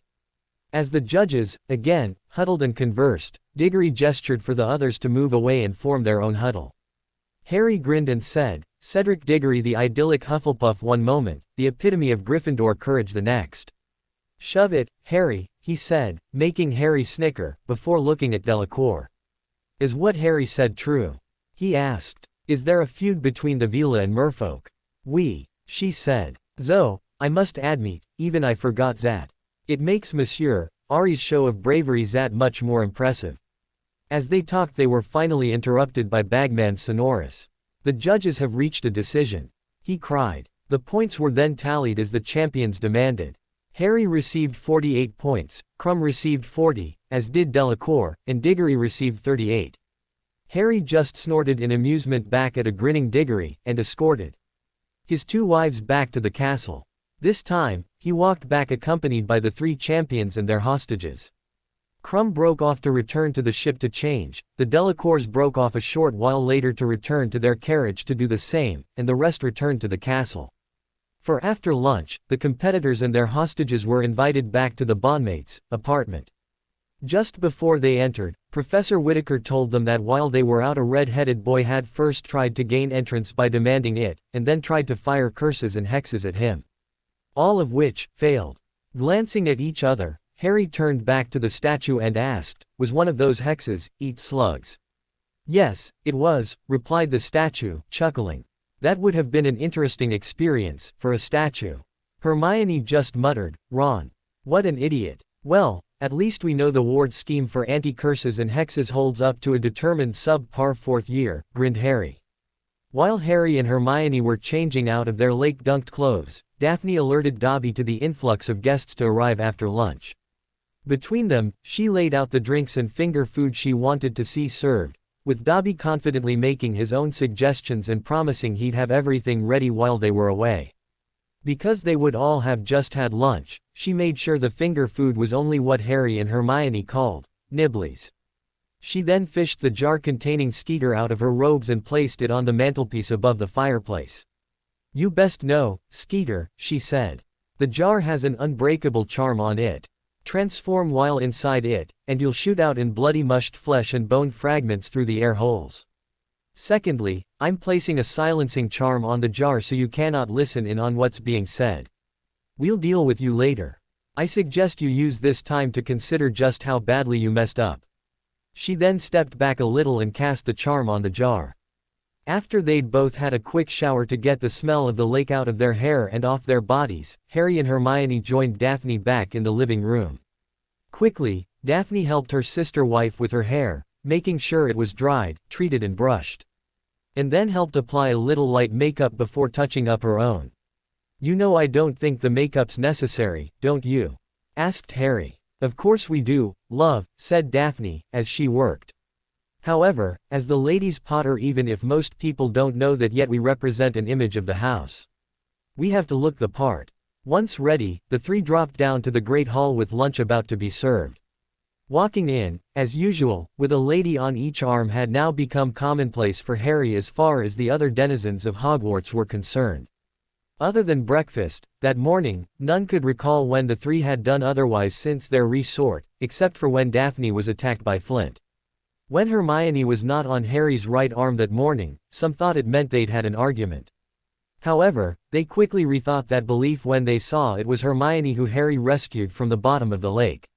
So, the thoughts of three fellow students went from a sense of happiness during breakfast, to annoyance at lunch. Ginevra Weasley had thought, with Hermione not on his arm that morning, an opportunity was presenting itself for her to be the one on that arm. And, eventually, be the only one on his arm. When Hermione suddenly popped her head out of the lake, conjured a small rowboat and hopped into it, Ginevra quickly realized what had happened. And her hopes were, once more, dashed. Ronald Weasley thought the sight of no Hermione on Harry's arm meant she had broken it off with him and was soon to be running to his own arms in comfort. He'd been, while shoveling food into his mouth during breakfast, thinking about how he was going to make her wait, tell her he was considering things, before allowing her, out of the goodness of his heart, to be accepted back. Her popping out of the lake did not douse those thoughts, as he wasn't paying attention to what was going on in the lake. He wasn't even at the lake. He had more important things to do than watch stupid Potter grab all the glory again. Instead, he was searching the castle trying to find her. He'd first looked in the Gryffindor dorms but couldn't find anyone to go up to the fourth-year girls' dorm to get her. He then, reluctantly, tried the library. Not finding her there, he thought she might be packing to move back to Gryffindor, so went to their apartment, after finding out from a Ravenclaw where it was. Then the stupid statue wouldn't let him in, or announce his presence. He tried to curse it with every curse and hex he could think of, which wasn't many. However, no matter how hard he tried to force magic through his wand, every single one failed. Having the statue chuckle at him as he tried just made him angrier. Eventually, while staring at his wand tip, he tried with all his might to cast a Lumos. It worked, and rendered him nearly completely blind.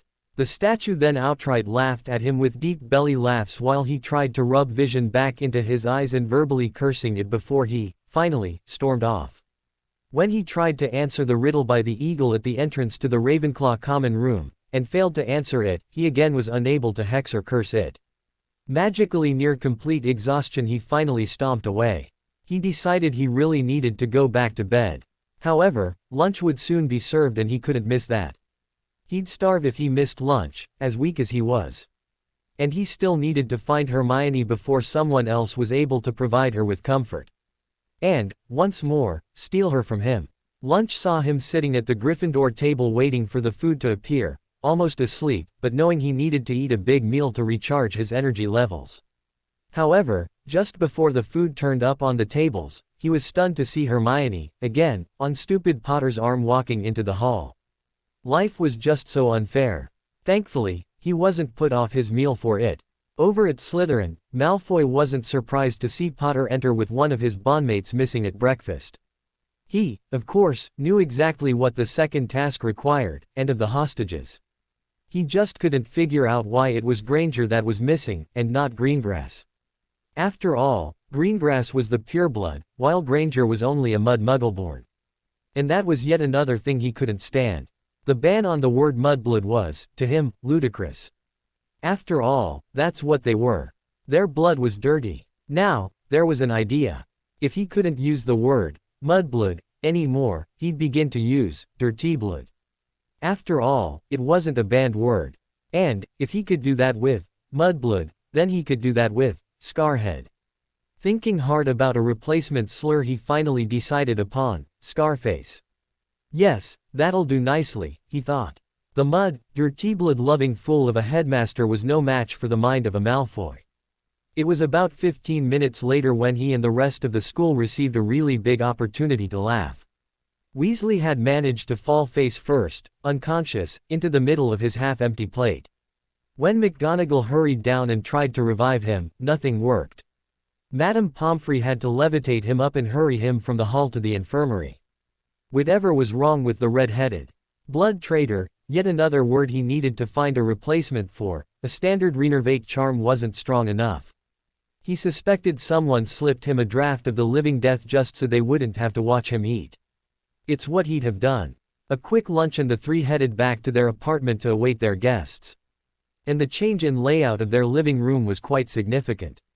The couches had all been pulled away from the fireplace, the armchair had been replaced with a couch, and there was now a couch facing the coffee table with its back to the fireplace. It formed a nice square around the coffee table as center. Then, on the coffee table stood a nice flower arrangement, which was then surrounded by little canapes, pieces of fruit and cake. Also on the coffee table was a pair of jugs of butterbeer surrounded by a half-dozen glasses, each. Midnight appeared miffed sitting on the floor trying to get to the good stuff on the coffee table. However, each time she reached forward with a paw, it appeared to bounce off a force field. Crookshanks watched on from one of the couches, amused. "Did you see Ron get levitated out of the Great Hall?" asked Hermione, as she collapsed onto one of the couches, reached down and picked the half-Kneazle up, placing him on her lap. "I think everyone saw the Prat levitated out of the hall, Hermione," said Harry. "What do you think was wrong with him?" she asked. "Magical exhaustion," replied Daphne. "That's why the Enervate charm wouldn't work on him. He's too drained of magic for it to work." "Magical she said. "From when he tried to curse Professor Whittaker. Of course, I'm surprised, if he was that exhausted, that he managed to hold out until in the middle of lunch," said Daphne. "I'm not," disagreed Harry. "When it comes to putting food in his belly, I don't think even having a dragon in his way would stop him getting it. He finally collapsed when he had some food in his belly and the need to eat wasn't as great anymore." "Harry, unless you want our visiting guests knowing we all sleep together, go shrink your bed," instructed Daphne. Harry had just risen to his feet and was about to go do just that when he noticed the faces of his two wives. They appeared quite sad. Thinking a bit, he said, "You know what? Do you really care if they do? I mean, they know we're bondmates, where's the harm?" That earned him two smiles right back. "It stays as it is," he firmly said. "And, if they ask, we won't hide it from them." When the guests arrived it was in a rush. Diggory turned up escorting Chong, Delacour turned up with her sister, and Crumb came escorting Jones, or, more likely, the other way around as Crumb didn't know where their apartment was located. "I'm glad you found the place," said Harry to Crumb. "Cedric told me, and I told Victor," smiled Jones. "Yes, but it's still something I should have ensured you all knew when we invited you," said Harry. "No harm done," said Crumb. The afternoon was spent by the nine talking about their lives before the tournament, and about the tournament. "When did you figure out the egg, Cedric?" asked Harry. It took me about actually it was just before Christmas," the Hufflepuff replied. "I think no, it was during Christmas," replied Fleur. "It was the only time I had time to devote to EET." "About Christmas," replied Crumb. "It took me quite a while after that to work out a plan." "And, you, Ari?" asked Fleur. "Before Christmas," he replied. Fleur told them about life as the daughter of a person high up in the French ministry, although her father, Antoine, wasn't always that high. Diggory described what it was like growing up as just an ordinary kid in Ottery Street Catchpole.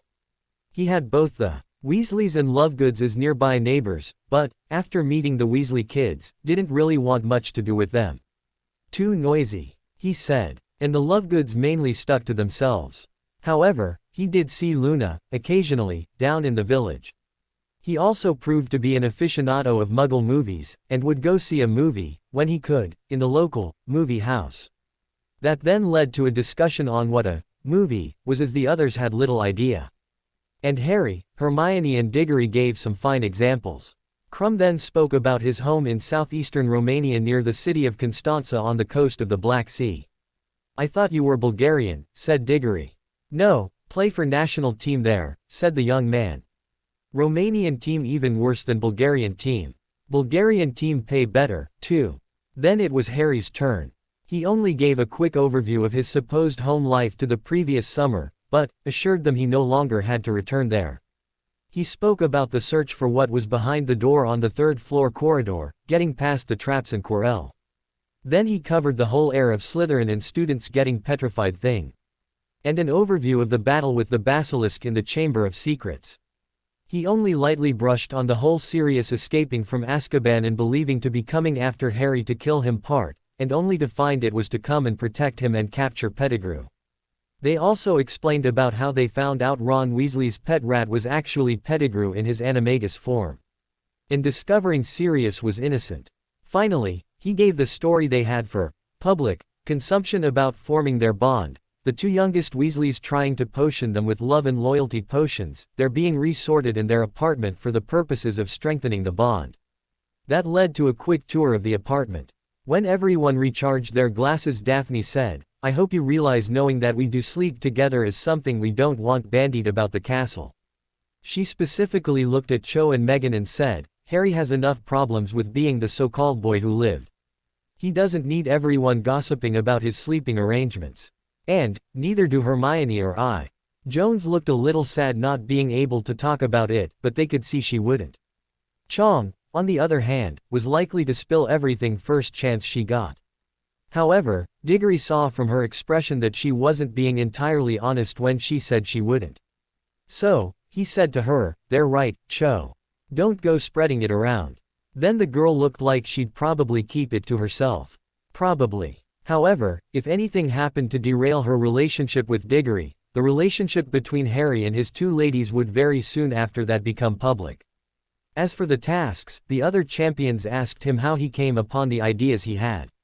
So, he told them how he felt a lot of witches and wizards were idiots because they couldn't get past the idea of attacking a target directly. "I don't understand it," he said. "Everyone knows you can't attack a dragon through its magically protected hide, so why try? No. That's why I decided that the fast way to take it down was through cutting off its air supply. My problem was it was a risk that I was going to kill the dragon. I know humans can go up to 3 minutes without air. However, I had no idea about dragons. It turns out, it was a great deal less than 3 minutes. People have been worried about coming across a dragon in the wild for years," said Chong. "Now you've shown them all how easy it is to take one down."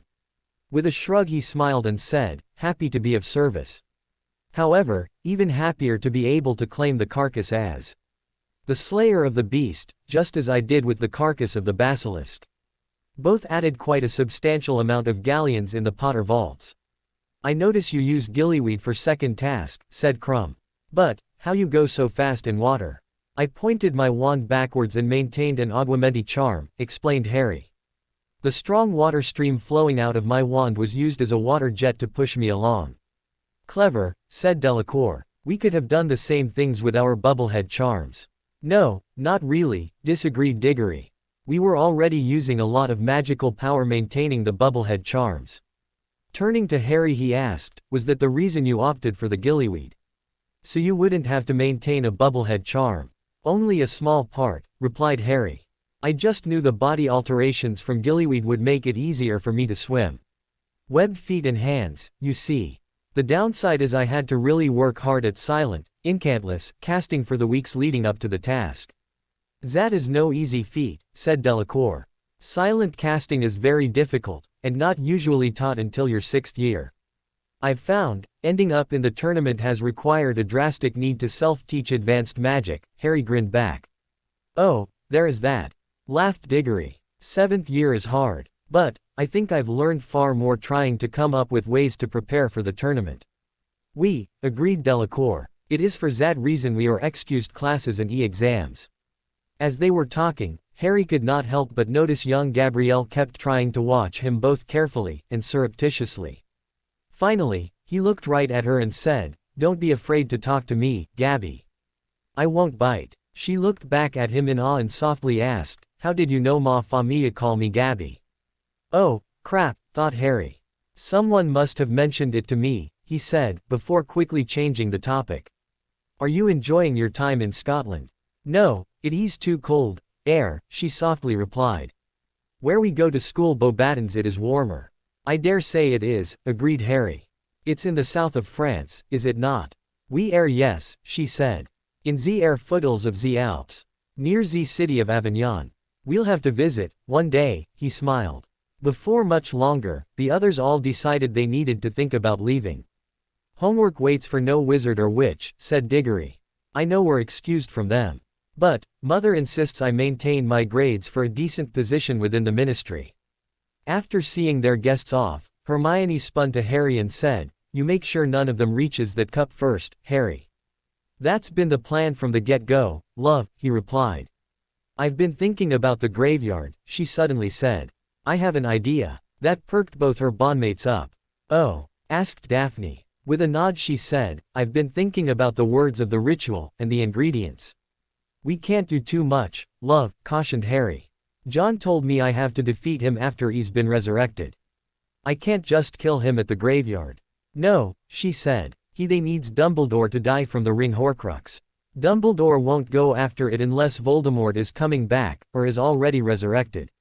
We get Dumbledore to go after it before the third task. Then we can manipulate things with the ingredients to weaken Riddle enough that you should be able to easily defeat him. All right, he said, thinking about what she was saying. What do you want to cause to happen? With all three, again, sitting down at the rearranged couches, Hermione explained her idea. With that basic idea, they started fine-tuning it.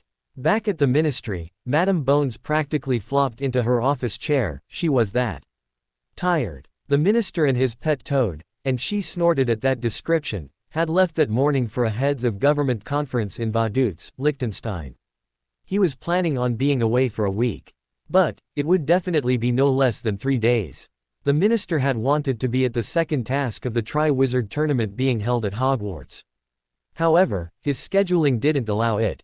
And, didn't he throw a hissy fit when he learned that Crouch and Bagman were almost sacked on the spot when he discovered the scheduling conflict. But, by then, the contracts had already been signed, and the event could not be moved. Almost as soon as she knew the minister was gone, and it was too late for him to return before the conference started, Madame Bones made a move on the Flow Network office, and, more specifically, the Flow Network Authority and its Flow Network regulators.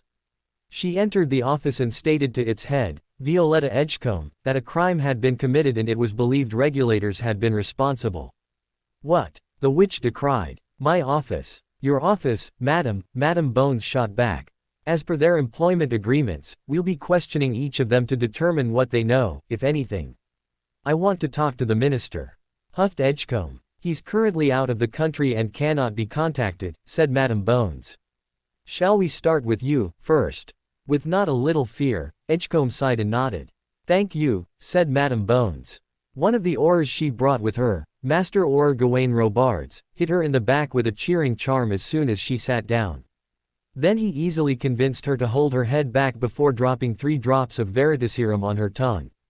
They'd worked out using a cheering charm first made their interviewee a lot more pliable and far less likely to anger over the use of the truth serum. As soon as the serum took effect, Madame Bones began her questions. Are you now, or have you ever been, a Death Eater? Did you then, or do you now, support the policies of the wizard known as Lord Voldemort? Do you believe that Muggleborns should not be allowed to live in our world? Do you carry out spying for anyone? Do you accept bribes? Quote. With 5 quite succinct no's for each question, Madame Bones directed Robards to administer the antidote. As soon as the woman came around, she was hit with the obliviation charm. You were asked questions relating to a highly sensitive and confidential target concerning the theft of items from within using the Flow network, instructed Madame Bones.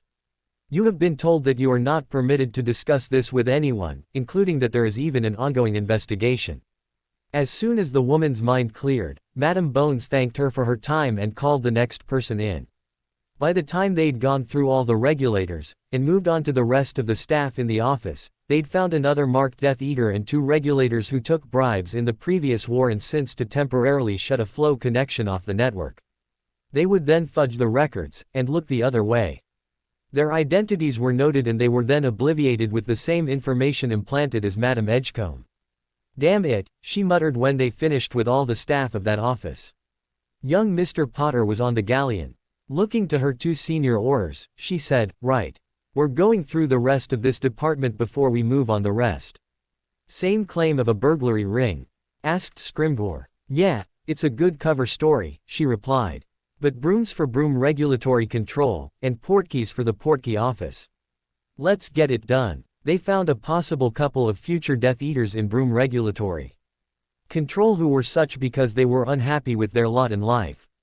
But found another two Death Eaters in the portkey office, and just about all of them willing to, and having already taken, bribes. Within the portkey office it was harder to find an honest witch or wizard than the other way around. There were no problems in the apparition test center offices. With the exception of a single blood bigot, who had nothing against Muggleborns, really, those folks, apparently, were far too staid. "Where to next, boss?" asked Scrimgeour. "Level 5, Department of International Magical Cooperation," she replied after a moment. "We might as well work our way up." "What about magical games and sports on level 7? He asked. "Most of them are at the second task, this morning," she replied with a little shake of her head. "We'll skip them, for now, and get them next time." "Shall I get us a couple more oars who are on the 5-No's list, boss?" asked Robards. As they were walking, Madame Bones thought about it for a moment and replied, "Do it. But, go down and get them, directly.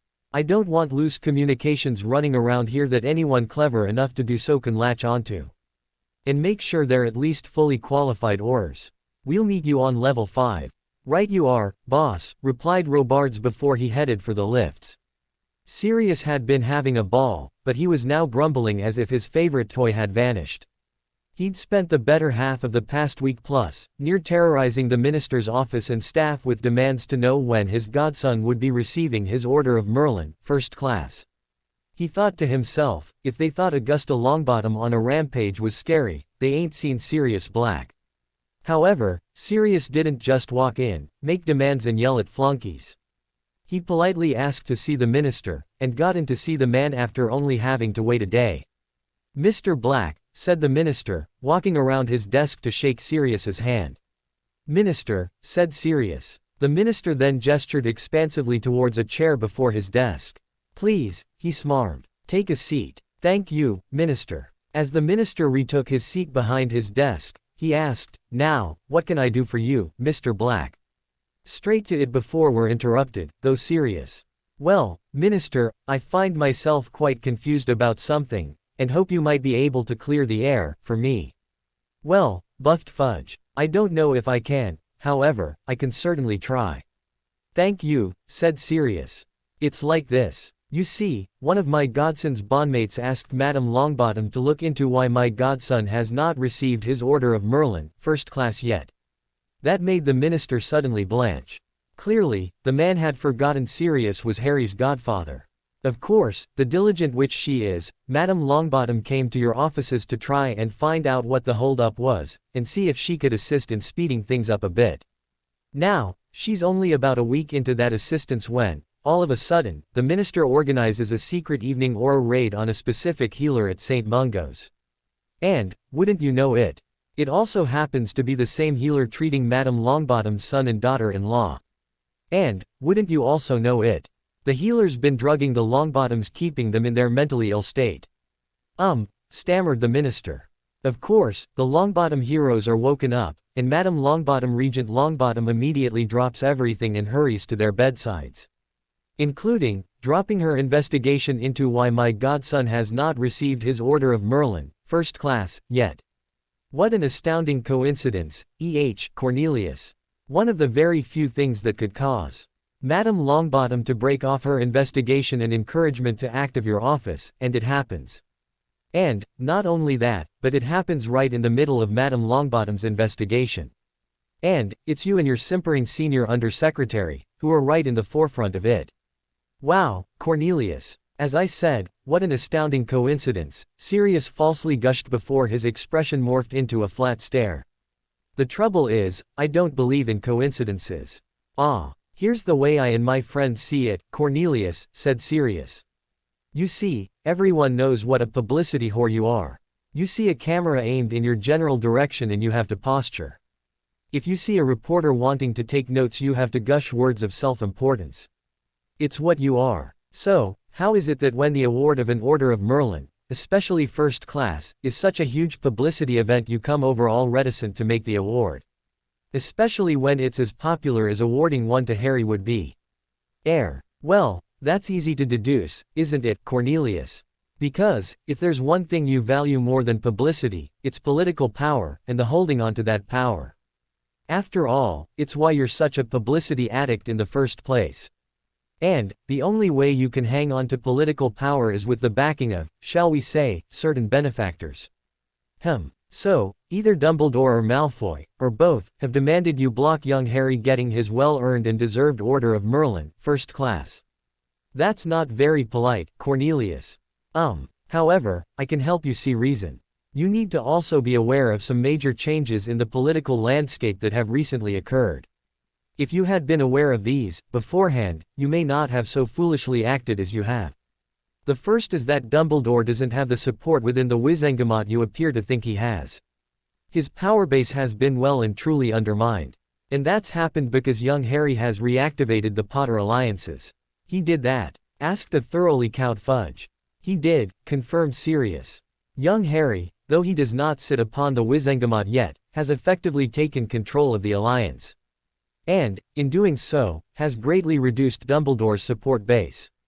He is no longer, and hasn't been for a while, Dumbledore's man. Sirius watched as Fudge tried to think that out. But, not only that, Cornelius, he continued. I'm taking back control of the Black Alliance. Fudge's eyes widened so much they nearly bugged out of his head. With a slow nod and smirk, Sirius said, I see you understand what that means. It means much of Malfoy's alliance is being stripped away from him. So, you see, Cornelius, you're worrying about the wrong two wizards and their threats. Malfoy may have money to, shall we say, support your re-election campaigns, but that's about all he has now. Together, Harry and I have the numbers to make your re-election quite impossible should we wish it. We may even have the numbers to get you booted from office. That is, of course, if we thought we'd need to. Do you understand what I'm telling you, Cornelius? He asked. Tried Fudge. Yes. Yes, I understand. I thought you might, smirked Sirius. I believe you're leaving us for about a week in a few days. Yes, replied Fudge. A heads of government meeting in some dinky foreign country in Europe. Liechtenstein, said Sirius. I think at least a week away from magical Britain meeting with your peers should do you a world of good, Cornelius. You should take Senior Undersecretary Umbridge with you, if you weren't already. Order your office not to contact either of you unless it's concerning the existence of a state of war, or something. Take time to relax. Then, when you feel well rested after you're not less than 1 and not more than 2 weeks away from the office, you come back here and immediately organize young Harry's award ceremony for his Order of Merlin, first class. You should plan on awarding it to him no later than the end of March, preferably, earlier. All right, Cornelius. Yes. Capital idea, he said. Nice chatting with you, Cornelius, said Sirius, rising to his feet. I'll see myself out. Without even looking back, Sirius simply strode from the room. As he walked out of the minister's offices, he thought to himself, and, that's how the Blacks do it. Walking into the living room of their apartment a little over a week since the second task, Daphne walked to the mantelpiece and removed the silenced, unbreakable jar containing Skeeter's animagus form. She carried it over to the coffee table and placed it on top as Harry and Hermione entered. While she was moving the jar, Harry and Hermione were sealing the room. Even the male owl window was temporarily sealed. They didn't have to worry about throwing up anti-portkey and anti-apparition wards, as those already existed over the school. However, more importantly, they'd been using the time since the second task to research how to set up an anti-animagus ward, and how to force an animagus back into its human form. So, for this purpose, they made ready to throw up the anti-animagus ward. Once done, Harry conjured a hard-seated and backed wooden chair with strong armrests. Are we done? Asked Daphne. Are we ready? We are, replied both her spouses, keeping their wands out. She reached over and unscrewed the lid of the jar, tipping it over onto the floor. The little water beetle slid out and landed on its back on the carpet before it began kicking its legs a little. Redder Formum. muttered Hermione. Skeeter's animagus transformation was cancelled, replacing the beetle with the witch lying on her back on the floor. As soon as she appeared, Harry ripped the wand out of her hand and tossed it onto the coffee table, before doing the same with her purse. Then he and Daphne picked her up under her arms and dumped her into the wooden chair, while Hermione brought up the temporary anti-animagus ward, as they had rehearsed. "Stay there, Skeeter," demanded Daphne of the vile woman. Harry conjured a glass and filled it with water before handing it to the still completely confused witch. The three then returned to couches and armchairs in a half-circle around the front of the woman and waited for her to get her bearings back. "Wah, what is the meaning of this?" the woman demanded as soon as she regained her senses. "It's really quite simple, Miss Skeeter," said Daphne, quite firmly. "You are an illegal animagus. Your animagus form, a water beetle, was caught riding on Miss Granger's hairclip while it was in her hair. Of course, as there are no animagus forms of a water beetle registered with the Ministry of Magic, we had no possible way of knowing we'd captured an animagus, rather than a plain water beetle. This room is sealed shut," said Hermione. "You are not going anywhere until we decide you will leave." "Why?" the woman asked, now able to think more clearly. "I told you, Miss Skeeter, to keep your nose out of our personal business," replied Harry. "You were told you would have opportunities for personal exclusives if you behaved yourself. You agreed, using your animagus form to spy on me and mine, after you were quite vehemently told not to, is what got you into this predicament. So, since your word is insufficient, we've come up with a way to force your compliance," said Hermione, sliding a contract across the coffee table towards the witch. Warily, Skeeter reached down and picked up the contract. She carefully read it while her face blanched with shock. When she'd finished, with her hand shaking while holding the document, she said, "This could ruin me." "Yes," said Harry. "That's the idea. This way we force you to never write nonsense about the Potters, the Greengrasses or the Grangers, Sirius Black or Remus Lupin. Everything you do write about them you will confirm as fact, in advance. You cannot even use a quote someone gives you, if you haven't already confirmed it as true. That means there'll be no going to someone like Draco Malfoy or Pansy Parkinson and have them say something vile, then printing that," said Hermione. "And, yes, we're well aware that's one of your little ways to attempt to get around the laws of slander." "So, Miss Skeeter," said Daphne, "that document will be your confession of what illegal and despicable acts you do while disgustingly claiming you do it in the name of journalism. Sign it, and you're almost free to go. And what's to stop me from simply walking out of here?" she huffed haughtily. Harry grinned and held up his hand.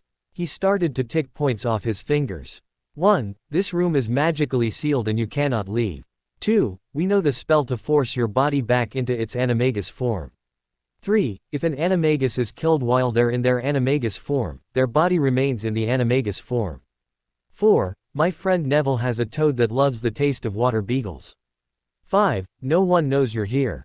6. Those who do know you're an animagus, and what your form is, know you could always come to harm while in your animagus form. 7. Only your editor will miss you for about a week and then you'll not even rate a footnote in your own paper. 8. You've already been missing for a week and no one's come looking for you, nor has word of your disappearance appeared in your own paper."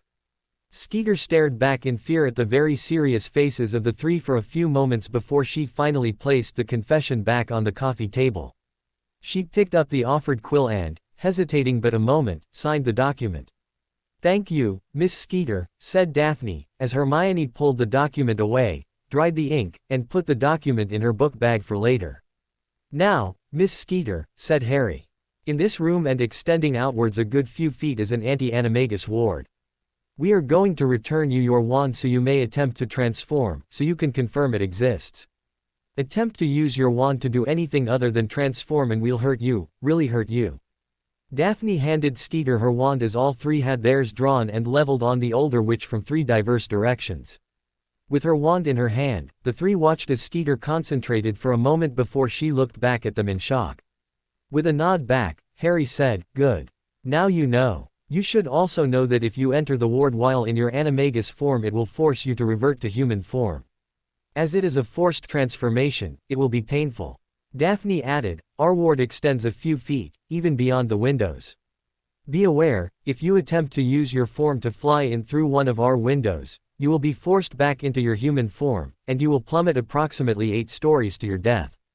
Do you understand? Skeeter went a little more white but just nodded back. This is the last warning you will get from us, Skeeter, Harry firmly warned her, as he reached over and picked up her purse. He then tossed it into her lap. I'll take down the room ceiling and anti-animagus wards for no more than 15 seconds, said Hermione. I will then tell you I've done so. At that time, you are free to leave by way of the window. After those 15 seconds, I re-erect the wards. If you have not sufficiently cleared them by that time, you will revert to your human form and plummet to your death. Do you understand? Skeeter nodded. Good, said Hermione, as she stood. Just remember, Miss Skeeter, bother us again, write lies about us, our families and or our friends, and that confession, which could easily double as a suicide note, will become public. I understand, she quietly but fearfully said. Hermione quickly took down the anti-animagus and room ceiling charms before she looked back at Skeeter. Go, she said. Skeeter immediately concentrated and shifted into her animagus form. The three watched it hover in the air for a moment before it flew out the window and away. Do you think she'll obey? Asked Harry. Yes, said Daphne, after a moment. I do. Madame Bones and her senior Auror staff were steadily working through each office of each department, including her own. Of course, it wasn't long before the Unspeakables learned of it and Croaker paid her another visit. I know what you're doing, said Croaker, as soon as he popped into her office. Bloody hell, Algernon. She again barked at him, after first jumping fright. Stop doing that. How bad is the problem? He asked, completely ignoring her blustering. Bad enough, she replied, grumbling and trying to calm down again. Almost every office has at least one Death Eater working within it. And almost every office has someone accepting bribes and or supports Riddle on top of that. If Riddle does come back, as young Mr. Potter and Dumbledore both firmly believe, if we didn't know about them all, we'd be in trouble. No, we are in trouble, she corrected herself. If we moved to rid ourselves of those people, we'd find ourselves severely lacking manpower to prosecute another war. I noticed your questioning didn't include asking if my people had infiltrated those offices, he said. Of course not, she grumbled. I'm not an idiot. I never thought you were, he wryly replied. But, I thank you for it, anyway. If no, when we have to clear house, I'm going to need the help of you and your people, she said. You'll have it in them, he replied. I will want the lifts, stairs and flows all blocked, all internal and external communications shut down, but still allow me and my people to move through the offices and take away those we need to, she said. I'll also be asking we place those who are marked into your cells, and I know you have them, to keep them separated from those we arrest just for taking bribes. I'd also like to summarily dismiss all those who would support Riddle and will probably be marked, if given the opportunity, but I don't know if I'm going to be allowed to get away with that. Fudge will overrule me. He'll say, and he'll be right, we can't dismiss someone for something they might do. That's not a crime. We'll figure something out, Amelia, said Croaker. He's not back yet. Now, I have a fair idea why, but I'd like you to tell me, anyway. Why haven't you arrested those taking bribes? Because the ones doing the bribing would soon find someone else to bribe and continue on as they were, she replied. I'd much rather take the whole lot at the same time. Wise, said Croaker. And, for what it's worth, our own investigations confirm what you told me Mr. Potter told you. The dark mark is definitely getting darker. Well, shit, she said. Do not act precipitously, Amelia, he warned. Through your actions from the warnings of Mr. Potter, we currently have an advantage. We don't want to lose that. With a loud sigh, and before Croaker could disappear again, she said, there is another matter I need to discuss with you.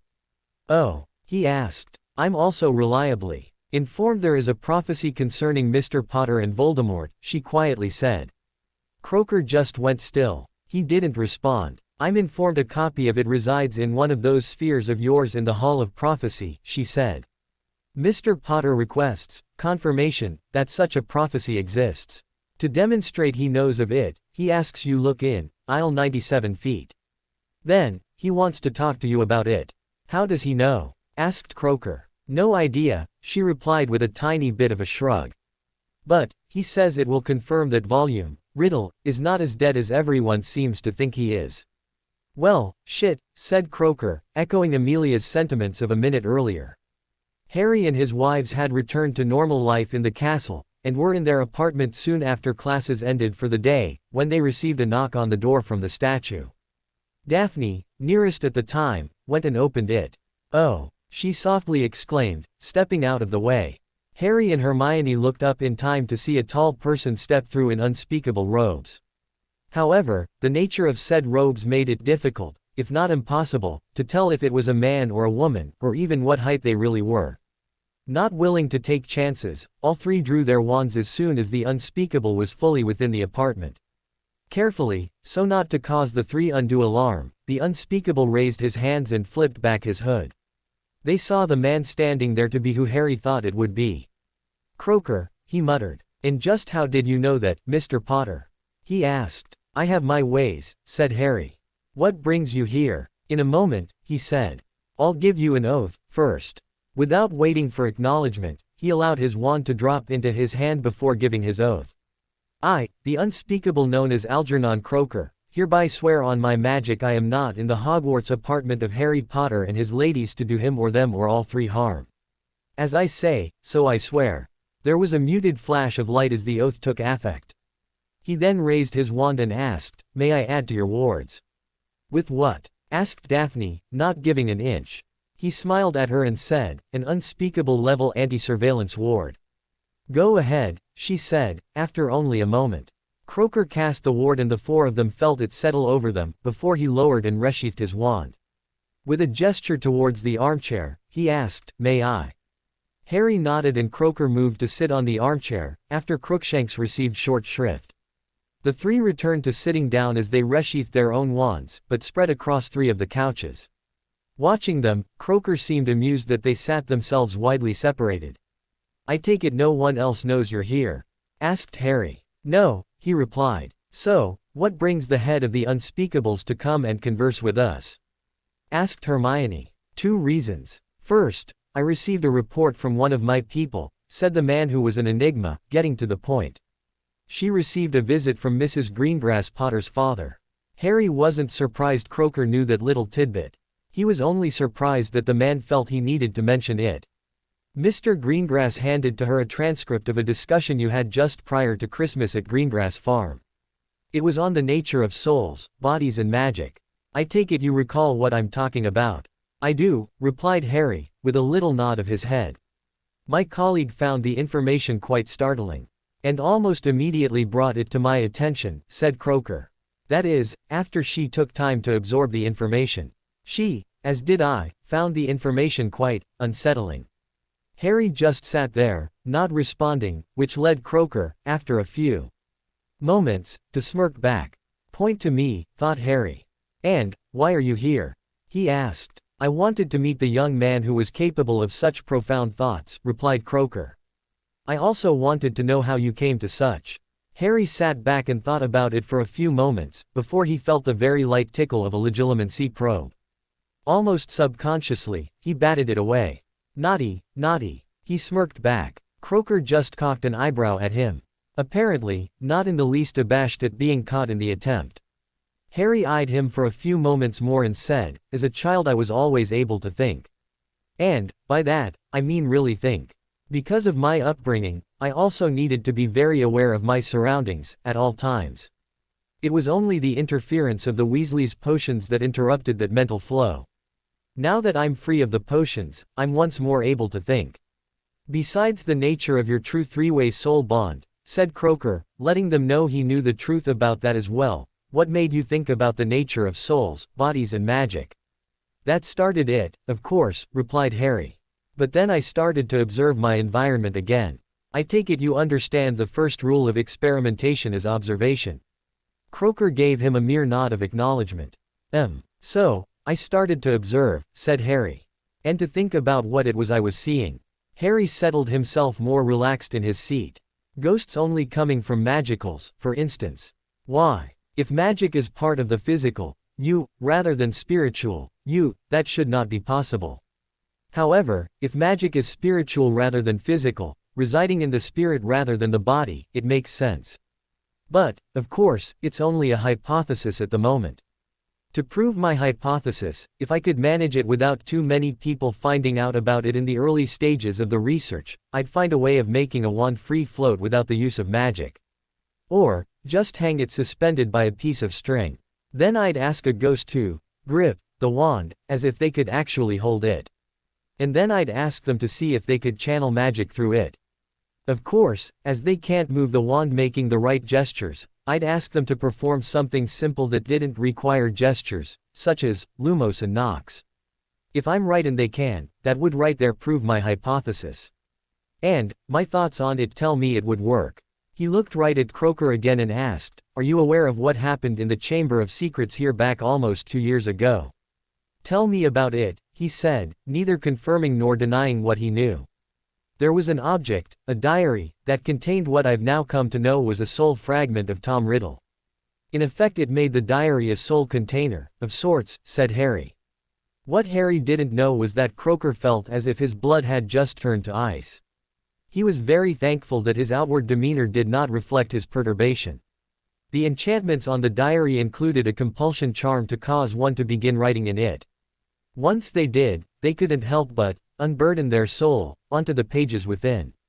From my own contact with the accursed thing, it would also write back, encouraging you to keep going. Through that process you would begin to fall under the thrall of the soul fragment within," continued Harry.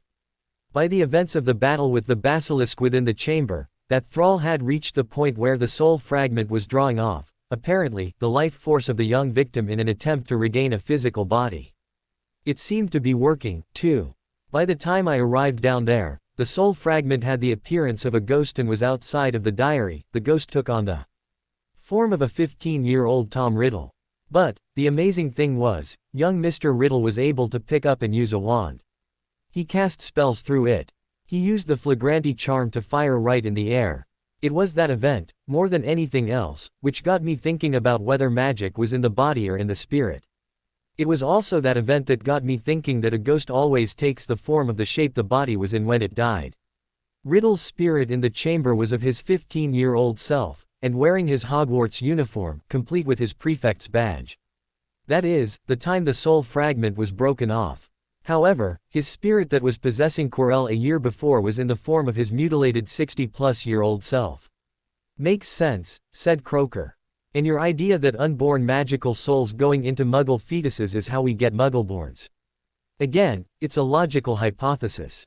Muggle science in genetics tells us the likelihood of diverse Muggleborns being conceived and having pretty much an identical magical disposition, such as the ability to use a wand, the same interaction with wizard magic rather than, say, elfish or goblin magic and similar magical strength, would be considered by a Muggle geneticist as so unlikely as to induce one to roar with laughter at the absurdity of it. However, having thought more on the subject, I've also reached a hypothesis that all Muggleborns are actually the many times removed offspring of squibs. So, the two hypotheses are now in conflict. Or, are they? It could also be that both are correct. That is, magical souls are drawn to Muggle fetuses that have a genetic predisposition towards magic due to their ancestry. I just don't know, he shrugged. However, one day, I hope to find out. Croaker looked back at Harry for a few moments with an inscrutable expression before he seemed to reach a decision. He gave a firm nod and said, "I'd rather you not." Surprised, Harry asked, "Why ever not?" "Consider the political and societal ramifications," the unspeakable replied. "If the purebloods learn that their magical heritage has absolutely nothing to do with their blood, it could bring down our society. Second, if it can be learned that a ghost can cast magic, it could have major ramifications with ghosts being used to cast offensive spells. Once you learn a fact, that fact can be used for nefarious purposes. It can also be used to lead the way into a glorious future," disagreed Hermione. "Scientists, the world over, have struggled with that concept in the Muggle world for millennia. A perfect example is the thoughts and findings of Galileo Galilei," she began to explain. "In the late 16th century he put forward the hypothesis that the heavens, the stars, the sun and the moon did not revolve around the earth, as was the very popular belief of the day. Instead, he posited that the earth was only another body within the firmament, and that it actually revolved around the sun. He then extrapolated on that and stated the sun, our sun, was only one of many within galaxies of such This flew in the face of current thought. And it flew in the face of the dominant religious beliefs of the time. That is very much akin to the situation in magical Britain, perhaps the magical world, as a whole, today. Of course, we now know Galileo's views to be true. And that has led to astounding and enormous leaps in scientific knowledge, especially as it relates to astrophysics, space exploration and meteorology, to name a few such fields of study. No, Mr. Croker, she said. It's not the research and thoughts that are the problem. You need to prepare society, its beliefs and its mores for the possible findings of what may well be discovered. What will be discovered sooner or later. You cannot stop it happening. As Professor McGonagall once told us, you need to do what is right, not what is easy. I have no intention of dumping this on magical Britain in one great dump of knowledge, Mr. Croker, said Harry. I'll dole it out, piecemeal. We're first starting with the nature of the soul. And that'll be disseminated in the book on soul bonds we're currently writing. And, it'll not be as a fact, it'll be as an idea, a concept. In other words, we're writing about how we feel we are souls with bodies, rather than bodies with souls. That'll give the populace something to think about. It'll be something for them to consider for themselves. Then, we start coming out with the findings from observational evidence. And, finally, the findings from physical experimentation. And all that will be spread over many years. We don't want to dump it all in their laps as a fait accompli. They'll feel as if they just got smacked up the side of the head with a mackerel, and will illogically rebuke and rebut. We don't want that. We want them to accept the findings without a knee-jerk denial of the evidence, similar to the responses against Galileo. And yet you did, as you put it, smack the populace in the side of their heads with a mackerel, when you released that information about the truth of Voldemort, argued Croker. That's because we don't have time to hold back regarding Riddle, said Harry. Riddle's been trying to get himself physically resurrected since at least 1991 that I know of. He tried in 1991-92 to get the Philosopher's Stone. And, he tried to S.K. the life force out of young Ginevra Weasley in 1992-93. I also believe it's his agents who have forced me to compete in the Tri-Wizard tournament, possibly in an attempt to kidnap me. And his dark mark is darkening, which is leading his followers to believe he's on his way back to physical form. Sooner or later, probably sooner, Riddle will succeed, and we'll have Voldemort to face once more. Unless you have a way to entrap and then banish his spirit, he has time, determination and perseverance on his side. Croker sat there for a few moments before he suddenly said, "Tell me about this soul container, this diary." So Harry led him through what he knew of it, other than he knew it to be called a Horcrux. But he lied and told him that Spirit Riddle told him he'd planned to make others, and probably had. But didn't tell him they'd found them and used the ritual circle in the room of requirement to banish the soul fragments from them. Ritual magic was still banned by law, except for very specific purposes, within magical Britain. Besides, they didn't want the unspeakables to find the ring before Dumbledore. That would be disastrous. It also meant sending Dumbledore after the ring was now a high priority. And that brought them to the subject Harry wanted to speak about with the man. He was about to raise it when Croker beat him to it. "Madam Bones has informed me you wish to visit the Hall of Prophecies to hear a prophecy you believe is about you and Riddle," said Croker. "I do," replied Harry with a slow nod. "Do you know what it contains?" asked the Unspeakable. Harry hesitated a moment, unsure of how much to tell the Unspeakable, when he decided not to lie, or even misdirect, about it. "Yes. Dumbledore has a copy of it in his pensieve. He was present when the prophecy was originally given. Do you remember what it says?" asked Croker. "Vividly," replied Harry. "The one with the power to vanquish the Dark Lord approaches, born to those who have thrice defied him, born as the seventh month dies. And the Dark Lord will mark him as equal, but he will have power the Dark Lord knows not, and either must die at the hand of the other, for neither can live while the other survives. The one with the power to vanquish the Dark Lord will be born as the seventh month dies." Harry then sat back with a sigh. "If you know what it says," said Croker, "why do you want to go and listen to the one in the Hall of Prophecies?" "To confirm two things," he replied. "First, that the prophecy in Dumbledore's pensieve is real, and not one he faked up for my benefit, and, second, to see if the sphere still glows white, rather than dull gray." "Ah, of course," muttered Croker. "That way, You know the prophecy wasn't completed in Godric's Hollow Halloween, 1981. Harry simply nodded back. When Croaker left a short while later, with the excuse he had much to think about and do, the three immediately began checking the entire apartment for monitoring and listening devices. Once they were satisfied there were none, that is, that they could find, Daphne said, "We need to send Dumbledore after the ring now." "I know," sighed Harry. "You shouldn't have told him you believed there were other containers," she said. "No, I had to," he disagreed. "I need him to accept that Riddle is still out there. If he thought there was only one, he might have thought I'd destroyed Riddle for good with the diary." A quick glance at his watch and Harry sat up straight. "Oh, damn," he muttered. "We're missing dinner." "Dobby," called Daphne. With a small pop the little elf appeared. "Yes, mistress," he asked. "Can you organize a dinner in here for us, please?" she asked. "We seem to be running late for dinner in the Great Hall." "Yes, ma'am. Dobby can be doing that." And the little elf popped away again. A few minutes later, they had a lovely layout of a dinner for three at the round dining table Dobby usually organized for them. They spent quite a bit of time discussing Croaker's visit. The next morning the bondmates were resolved to enact their plan to send Dumbledore after the ring as soon as the opportunity presented itself. And that happened 2 days later. They were coming down the stairs to the entrance hall to head for dinner when they spied Dumbledore talking to someone. Later, they learned the person was the parent of a Gryffindor student who had received a minor injury during a mishap in potions. "We'll do it now," Harry muttered to his wives. As they were about to pass, Harry said, "No, it's definitely a triangle, a circle and vertical line. It's not a rune I can recognize, nor does it look similar to one." "A triangle in a circle with a line through it?" asked Hermione. "No, a circle inside a triangle with a vertical line through it," he corrected. They'd just passed the headmaster, and the parent he'd been talking to, when Dumbledore called out and hurried over, Mr. Potter." Harry and his wives turned to the headmaster.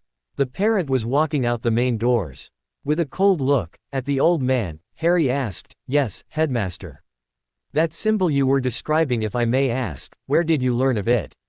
asked Dumbledore. Harry stared back for a few minutes pretending to think about it. Hermione, as planned, said, "Tell him, Harry. He might be able to help." Harry looked to Hermione for a few moments as Daphne said, "As much as I hate to agree on this point, she's right." As Hermione offered him encouragement, he turned to look at Daphne. "You're sure?" he asked her. "Yes," she firmly said. With a sigh, Harry turned to look back at Dumbledore. The man was visibly eager to hear what Harry had to say. "I keep having this dream. It's the same dream over and over again. It's of a ring with this big ugly clunky stone on it. Carved onto the ring stone is this symbol. It's a circle within a triangle. Bisecting the triangle, and circle, is a vertical line. The next thing I see is an old shack in the woods. I know it has something to do with the ring, but I don't know why. Nailed to the door of the shack is a dead snake in a flat, S shape.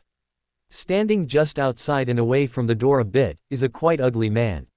He looks angry. When I look at him, I think about how gaunt he looks, though he's not, really. If anything, he's a bit chunky. That's all I know." Harry nearly burst out laughing when he saw the expression on Dumbledore's face the old man tried to mask. "Headmaster," he asked, "do you know what it means?" Giving himself a bit of a shake, the old man readopted his grandfatherly mien and said, "I shall spend some time thinking about it, Mr. Potter." "Does your scar hurt when you have these visions?" "It's not a vision, headmaster," Harry irritably replied, something he didn't have to act. "It's a dream. I have them while I sleep. It just happens to be one I'm aware of when I wake up." Yes, of course, my boy," the old man said almost absent-mindedly. Coming back to himself he said, "I shall discuss this with others and see if I can work out what it means for you. Thank you for telling me. And, no, my scar doesn't hurt," Harry added. "It hasn't hurt since we three soul bonded and there was this hideous smell and black muck come pouring out of the wound." Lifting his fringe up, Harry showed the scar and said, "Since then, the scar has been fading away. Whatever was there has now gone for good." Shocked at the state of Harry's scar, the headmaster goggled back a bit before he said, "That's incredible, Mr. Potter. No more headaches. No visions." "No, to both, headmaster," Harry firmly said. "I'm glad to hear that," said the headmaster. Though, the old man also appeared confused to hear it, too. Harry gave a grunt in response and muttered, "Whatever." He turned himself and his wives around and walked towards the doors into the Great Hall. As they walked away, Hermione said loud enough for the headmaster to hear, "He might be able to help, Harry. Give him time to think about it and ask others." As they sat down, Daphne muttered to him, "You saw how gaunt he looked, though he wasn't. Could you have been any more obvious?" Harry smiled back and said, "I didn't want to leave it up to chance. It takes him a while to figure it out." All through dinner, the three bondmates saw that Dumbledore didn't attend. "Our headmaster appears absent," said Luna from across the table. "He's probably too busy to attend," said Daphne. "After all, he's currently hosting 2 other schools, as well as looking after Hogwarts." Luna just smiled back and returned to her dinner. Harry could tell she knew something was going on. Harry just hoped she didn't know they were planning the demise of the headmaster. That afternoon they'd also been able to corral Neville to find out anything more about his parents. The girls practically dragged him back to their apartment. Harry was already there working on assignments and wrapping up third-year ancient runes. "Look who we ran into," said Hermione, dragging Neville in behind her. "Nev!" exclaimed Harry. "Come in, please. Have a seat. Do you usually send your wives out to kidnap House Science, Harry?" The other boy asked a little miffed, as he moved to sit opposite. "Huh?" asked Harry, thoroughly confused. "Your wives grabbed me and dragged me up here," explained Neville. "Did they?" asked Harry, turning to look at both. "Sorry. I had no idea." "Never mind that," said Daphne, as both moved to sit either side of Harry. "How are your parents, Neville?" "Oh, they're good," replied the other boy, now looking a little embarrassed. "Have they been released, yet?" she asked. "Yeah," replied Neville. "Sorry. I should have told you." Watching the byplay, Harry turned to Neville and grinned. "I dare say that's why my wives, as you put it, kidnapped you." "We did not," huffed Hermione. "We invited him to come visit. We just didn't give him much choice in the matter," finished Daphne. Chuckling, Harry turned to Neville and said, "Sorry. I find it's an exercise in futility to argue with them. So I'm learning." Neville wryly grinned back. "How've your parents been?" asked Harry. "I take it, since they've both been released, they're able to move about on their own now." "Yeah, slowly," replied Neville. "But, Gran and our house elves are there for them at Longbottom Hall. Gran even splurged and bought another just to be nurse for them." "We're happy for you, Nev," he said. "By the sounds of it they'll both be right as rain by summer break." "That's the plan," sighed the other boy. "Barring any complications, which seem less and less likely each day, they should be able to move about on their own by the end of June or early July." "So, how come you haven't come and kept us updated?" asked Hermione. "Hermione," scolded Daphne. "That was rude." While Hermione blushed and muttered an apology, Neville was also blushing. "I'm sorry about that," he said, looking down. "I was uncomfortable that I'm getting my parents back." And Harry, he trailed off. "You were worried I'd be offended you were getting your parents back and I wasn't?" asked Harry, shocked. "Yeah," muttered Neville, still looking away. "Then you were being an idiot," Harry firmly shot back. Startled, Neville jerked as if he'd been slapped and stared back at Harry in shock. "Neville," said Harry, leaning forward and trying to be as earnest as possible. "Make no mistake, I'm very, very happy for you. And for them. Have you forgotten, already, that your mother is my godmother?" Calmer but a little sheepish, Neville replied, Yeah, I did." "Well, I'm genuinely happy for you, Nev," said Harry. "You need not worry, I'd be upset or jealous you have your parents back. My name's not Ron Weasley." A lot more relieved, Neville said, "Thanks, Harry." "There's nothing to thank me for," shrugged Harry. "Other than for forgiving you for thinking so poorly of me. And you have that, too." "Again, thanks," the other boy said, a little firmer. "That aside, and, since you're here, tea?" asked Harry. "That'd be nice," said Neville. "Dobby," called Daphne. 3 days later they found out Dumbledore had ended up in the infirmary when one of the few gossips of Ravenclaw had gone to get a potion for, as they blushed and explained, study stress.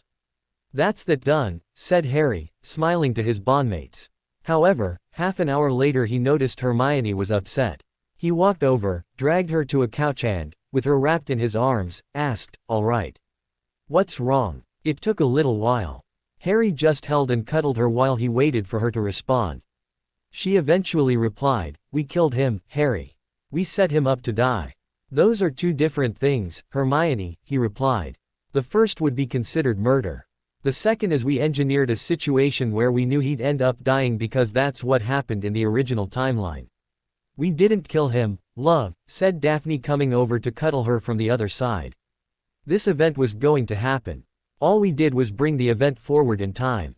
Dumbledore is one of the preeminent minds of knowledge pertaining to magic in the world. He knew better than to put the ring on, even with the compulsion charm it had upon it. He's a master occlumens, and he should have been able to easily overcome it. All we've done is moved up what was going to happen by about 15 months, added Harry, before he asked, "Did Roma tell you he still had to die?" Hermione sniffled and nodded. "I asked why and she told me it was both his time and that he needed to be removed from the equation, so that the rest of the wizarding world would prosper." "And you've never been one to agree that the needs of the many outweigh the needs of the one," said Harry. She snorted and quickly had to wipe her nose with a handkerchief before she replied. "No," she replied, while wiping. "That's no different than Dumbledore's own, the greater good, nonsense." "All right," sighed Harry. "We know that Horcrux had to be destroyed, right?" She nodded. "And we know it was also the most magically protected of them all, right?"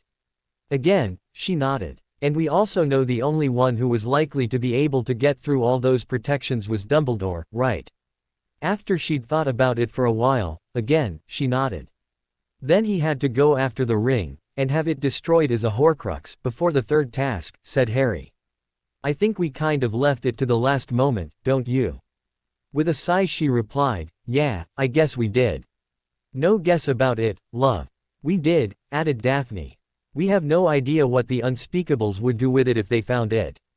If what I hear about them is correct, they would have held on to it for almost forever simply to study it. We had to send him, so we sent him," Harry firmly said. "Grieve for the man he once was and should have remained. Please, don't grieve for the manipulative old fool he has become." It took a few days, but, a week after Dumbledore went after the ring, Hermione had managed to reason her way through it. However, she still felt a little ashamed each time she saw him. This time around, the old man was wearing a skin-toned glove to cover his hand. But the three also knew exactly what that hand looked like under the glove, blackened and shriveling. Harry decided it was high time he contacted his godfather again, to share experiences. Holding the mirror he whispered across the surface, "Padfoot." It took a little while, but the mirror finally buzzed, the connection being made before the fog cleared and Sirius's face appeared. "Hello," he said. "Do I know you?" That caused Hermione to laugh, Daphne to smile, and Harry to give a hard-done-by sigh. "It's not been that long, Sirius," he snarked back. Sirius looked back at him in shock and gasped. "You know my name." All right, grumbled Harry. "I get the very obvious hint. You want me to contact you more often." "Good," Sirius firmly said. "Now, what can I do for you?" "Well, I was only contacting you just to say hello, you know," said Harry. "However, since I'm contacting you and all you can tell me how Remus is doing in his new job." Well, he expected a small bursary he'd have to look after, and that it would, therefore, be a short-term job. When he found out just how much money had been set aside, and that it wouldn't be the total amount, he nearly flipped, explained the old dog. He then angrily called me yelling about how much he was supposed to be paid. And demanded I talk you out of it. I then contacted Ackerman and Company, and they then contacted him with the evidence that it was the going rate for someone at his level. Only then did he back down on refusing to accept that much pay. From me, that was a bloody clever way to get Mooney to accept a decent job with decent pay, Harry.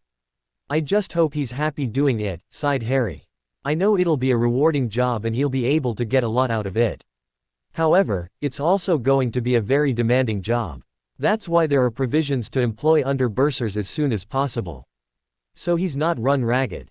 You can be assured he loves the job, Harry," Sirius said. "Well, seriously. I'm glad," said Harry. "Now, have you been doing any excavating?" "Oh," said Sirius, perking up again and twigging to what his godson was getting at. "Yep, and it's all done already. I'll give you the full tour when you come to visit me this Easter. You wouldn't recognize the place. That is, you wouldn't recognize the place if you'd been here before, which you haven't. I get it, Padfoot, said Harry. Your godson needs to visit his godfather and spend a bit of time with him. We'll do it. Good, said Sirius. I'd expect you to bring your wives with you, so no need for the hint. I've even already set up a room for the 3 of you, with an extra large bed. He then grinned somewhat evilly back and said, I also expect you to put up your own silencing charms. When both ladies almost instantly blushed, Sirius barked with laughter again. When the connection was cut, Harry turned to his wives and said, You do realize, this means we're going to have to prank him, right? Definitely, Daphne firmly replied. Hermione just nodded. After a few minutes Hermione said, I have an idea. And promptly dragged Daphne away to softly talk to each other. From the squeals and laughter coming from the 2 of them, Harry thought it must be a doozy. The next morning owl delivery saw a stack of owls coming to Hermione and Daphne. The 2 girls eagerly checked the loads and started removing them from the individual owls. When Harry moved to help, he found the back of his hand resolutely smacked by Daphne. This is for us ladies, Harry, she mock-scolded him.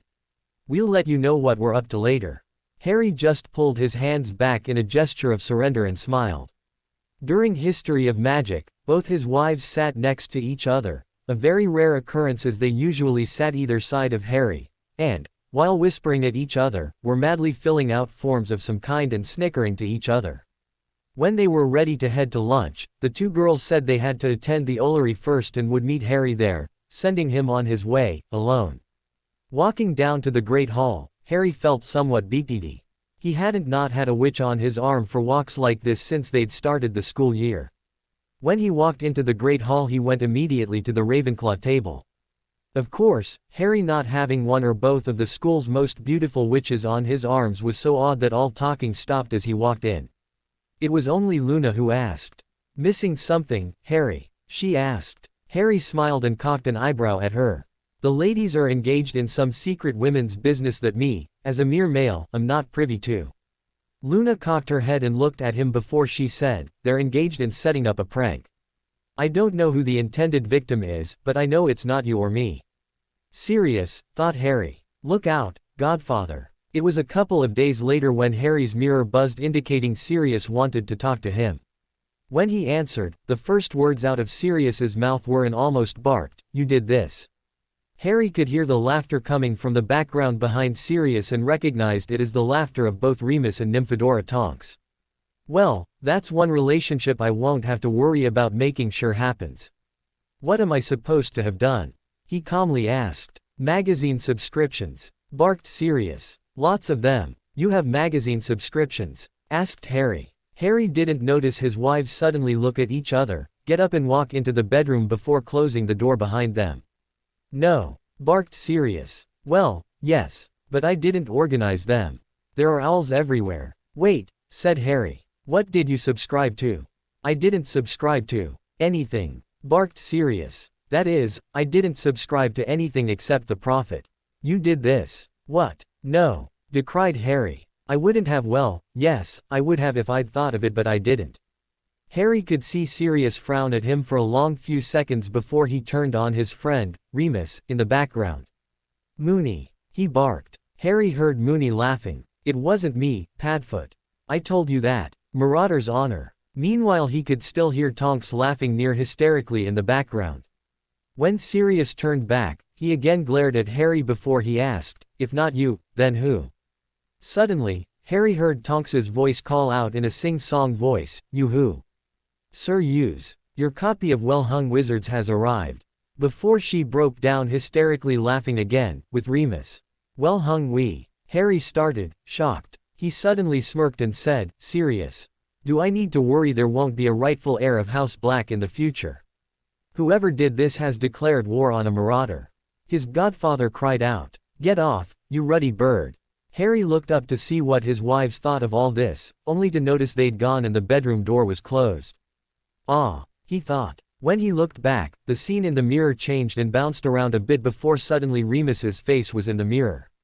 He'd been laughing so hard he appeared to have been crying. Who was it, you cub? He asked, red-faced. No, Uncle Moony, replied a Harry who was now chuckling. However, I think I know who it could have been. Oh, asked the old wolf, calming down a fair bit. Pray tell, who is so brave as to have declared a prank war on a marauder? Well, Padfoot got a bit smart alecky with Daphne and Hermione about our life a few days ago, replied Harry, as he listened to his godfather rant and rave in the background while his young metamorphagus cousin laughed at him. I think this might have been their retaliation. Remus almost goggled at him before he suddenly smirked back. Well, if it was, and I'm not going to tell him. By the way, it was a bloody clever retaliation prank. This place is both swarming with owls and there's naughty, and even a few not so naughty, magazines everywhere. Hey, Sirius, he heard Tonks call. Can I borrow this copy of Housewitch's Quarterly? I've not read it, yet. Well, it's just a few magazines, grinned Harry before his honorary uncle laughed back. A few, he scoffed. They started arriving last night. Sirius was, shall we say, entertaining a lady friend when the first air risque one turned up. Apparently, according to Sirius, she stormed off in a huff saying she was going to tell all her single friends what a dirty wizard he was. Ah, said Harry, understanding. I'll tell the girls to stop, he said. That would be nice, agreed Remus, grinning his head off. Harry disconnected his mirror and, pocketing it, went to find out what his wives were up to. He just walked into their bedroom to find both on the bed, laughing their heads off. All right, you two, he said, amused. Just how many magazine subscriptions did you sign Sirius up for? All of them, laughed Hermione. Wait, what do you mean, all of them? He asked. All of them, she laughed. Every magazine subscription we could get our hands on. Harry sighed, trying not to laugh himself. Well, I think I can honestly say, if he finds out it was you two, he'll admit you won. Now, can you shut them down? Oh, it was only a short-term subscription, and, therefore, a short-term prank, said Daphne. He gets the latest issue and one back issue, that's it. Harry smirked and decided he wasn't feeling sorry for his godfather, after all. The man brought this on himself. I want a copy of all the subscription forms for the male homos, UAL ones, he said. That got the attention of his wives. What? Why? Squeaked Hermione. I think Draco needs to widen his reading material, he calmly replied with a wide grin. Both girls looked at him for a second before they both burst out laughing, again. Oh, and Remus knows it was you too, he added. But, he won't tell Sirius. He agrees, I think, that Sirius deserves it. Who knows, said Daphne. He might just learn something from those witch romance magazines we sent him. I don't know about those, but, I do know one of the subscriptions was for a magazine called Well Hung Wizards, he said. I heard Tonks, in the background, laughing at him about it. Tonks was there? Asked Hermione, surprised but happy. Yep, grinned Harry. I think that's one relationship we don't need to worry about making sure still happens. Good, she sighed. I want to see Teddy, again. Teddy? Asked Daphne. Who's Teddy? Remus and Tonks's son, replied Hermione. He's a metamorphagus, too. Surprised, Daphne asked, Professor Lupin and Tonks have a baby together. Isn't he old enough to be her father? Well, for a start, there's only about 10 years age difference, he began, before Hermione cut in. 13, she said. 13 years age difference between them, he corrected himself. So, it's really not all that much. He didn't become a professor until she was already 2 years out of school and into the Auror Academy, so there's nothing wrong there. And, it was her chasing him. She fought hard to get him to date her, said Hermione. She kept having trouble with wizards wanting her to use her metamorphic abilities to change into movie stars, and things. And, she hated that. Remus both knew and understood her pain from that sort of disappointment. He never asked her to change into someone else either before or after they got together. And was happy for her to be whatever she wanted. If anything, it was that attitude that made her fall head over heels in love with him. However, he wasn't so sure about starting a relationship with her, said Harry. First, he worried his lycanthropy would lead to her getting infected. And, later, worried that any child they had would be born with the affliction. I think, in the end, she practically pet him during one of the times he was feeling sorry for himself and needed some cuddling. Not her per se, but took advantage of, definitely. They married in the summer of 1997 and died at the Battle of Hogwarts, together, less than a year later. In the meantime, they had a son, Theodore Remus Lupin, who was less than a month old when his parents died, almost together. Will be my godson. With a sigh, he said, that was one of the hardest things knowing, coming back, that he might not be born this time around. Knowing that Remus and Tonks seem to have started a relationship means there's very good chances he will be again. Whether or not they ask me to be his godfather, though. He shrugged. Well, that's both heart-lifting and depressing at the same time, said Daphne. Climbing off the bed, she said, you wanted copies of the subscription forms, you say.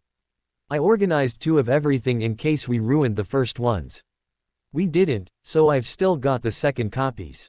As Harry and Hermione followed her, she went to Carl in the living room and pulled out the stack of small forms before turning back to Harry and handing them to him. Do you need a hand choosing the right ones? She coyly asked. Yes, please, he said. Together, the 3 sorted through them, selecting just which ones to gift Ferret Boy. During breakfast mail 2 days later, the girls received a small white flag with an outline of a grim on it, sitting on its own little flagpole. This had them both cracking up laughing again. It seems your victim has surrendered, said Luna. Daphne reached out and stood the little flag on its pole up in the middle of the table. I dare say it's only a lull in the war, replied Harry. I think we can call this one a short battle, which the girls won. The flag is just Sirius's way of acknowledging their victory for this round. You think he'll retaliate? Asked Hermione. I do, he replied. But it'll not be for a while. I think he'll wait until summer, though, as we're heading towards the final task and exams. He might be a prankster, at heart, but he won't want to distract us from what it is we need to accomplish. It was the very next morning when a large abundance of owls swooped in carrying large envelopes and headed directly for the Slytherin table. Particularly, towards one skinny bee-owned male teenager. Harry glanced at both girls and said, "You're grinning too much. He'll know it was us if he looks this way." Luna cocked an eyebrow at them before she looked towards the Slytherin table, herself. She was just in time to watch as Malfoy began to loudly berate the owls as they all tried to get to him at once. His dorm and housemates began to shy away from him as more owls flocked in. The sheer number of owls, of course, quickly had the attention of everyone in the hall. As Malfoy tried as quickly as he could to shed the owls of their loads, everyone watched as Goyle opened one of the envelopes. In full view of everyone, he pulled out a magazine with a picture of a half-naked man on the cover. This had the whole hall gawking as both Professor Snape and McGonagall swooped down upon them. Before they got there, though, Goyle had already opened another and pulled a similar magazine from within, unconcernedly holding it up. The 3 bondmates were trying their hardest to stifle their laughter as Professor McGonagall practically snatched the latest magazine out of Goyle's hand, and looked at it. The professor took a long moment to read the cover before she rounded on Malfoy and practically screeched, "Mr. Malfoy. What is the meaning of this?" as she waved the magazine almost under the boy's nose. That started the hall snickering, at first, before they began to laugh. That allowed the 3 bondmates to finally release their own laughter. A very red-faced Malfoy was spluttering, "I don't know, Professor. This has nothing to do with me." That brought the headmaster down to find out what was going on. "Well, they have your name on them, Mr. Malfoy." She shot right back. "Or, should I be calling you, Draco Teddy Bear Malfoy?" That was it for the student population. Just about every student began almost howling with laughter. Some of the staff was trying to look appalled but were failing miserably with grins on their faces. By then, Professor McGonagall realized what was going on and was trying her best to ensure she didn't so much as smile. However, the twinkling in her eyes showed her own mirth. Meanwhile, Professor Snape was scowling at his godson, one moment, and doing his best to vanish the loads of magazines as they were released from the owls, the next. The rest of Slytherin House were trying their damnedest to slide along the benches as far away from Malfoy as possible. The table almost appeared to be of 2 smaller houses with Malfoy sitting between them. Even Goyle eventually saw the wisdom of that, though not Crabbe. "It appears Mr. Malfoy has been the victim of a well-executed prank, Minerva," said Dumbledore. "You think?" She shot back. In a clear voice she exclaimed, "I don't think Mr. Teddy Bear's sorry, Malfoy would be so foolish as to subscribe to a magazine called Your Wizard, which is clearly of nude men, and have it delivered in the Great Hall at breakfast. Professor Flitwick, bless him, fell off his chair into the floor, where he proceeded to roll back and forth while howling with laughter. Professor Sprout was attempting to simultaneously berate her colleague while also laughing her head off at the table. Other students were matching him roll for roll. Of course, the sheer amount of noise was also upsetting the owls, who were still trying to deliver their loads. They were flying about above the scene while hooting, screeching and barking their displeasure. As other students began leaving, Harry snuck the three of them and Luna out of the Great Hall, lest it give someone ideas they had something to do with it. The next morning, Harry received a letter from the minister's own office. It was even signed by him. He muttered, flipping it over to open it. A quick read through and he handed it off to Daphne, as Hermione was looking far too eager to read it. The girl still needed to curb her demands to know information. Nice, said Daphne, staring at Hermione for her eagerness. Once Hermione backed off, she then handed her the letter. It's about time, said Daphne. Once Hermione practically devoured it with her eyes, she let out a bit of squeal and hugged Harry. So, next weekend, said Harry. The minister, himself, wants to award me the Order of Merlin in the atrium of the ministry at 10 a.m., sharp, Saturday. She said. Looking at Hermione, she asked, and what shall we dress him in? Asked Harry. I think that might depend on what the color of the ribbon is, said Hermione, thinking about it. Crimson, replied Daphne. And the medal is gold. Greens to contrast, or reds to complement? Asked Hermione. Reds, said Daphne. We don't want it to look like he deliberately dressed to make the order stand out. Besides, he's an heir of Gryffindor, and he used the Gryffindor sword at the time. Reds it is, agreed Hermione. Do I get a say in this? He asked, a little affronted.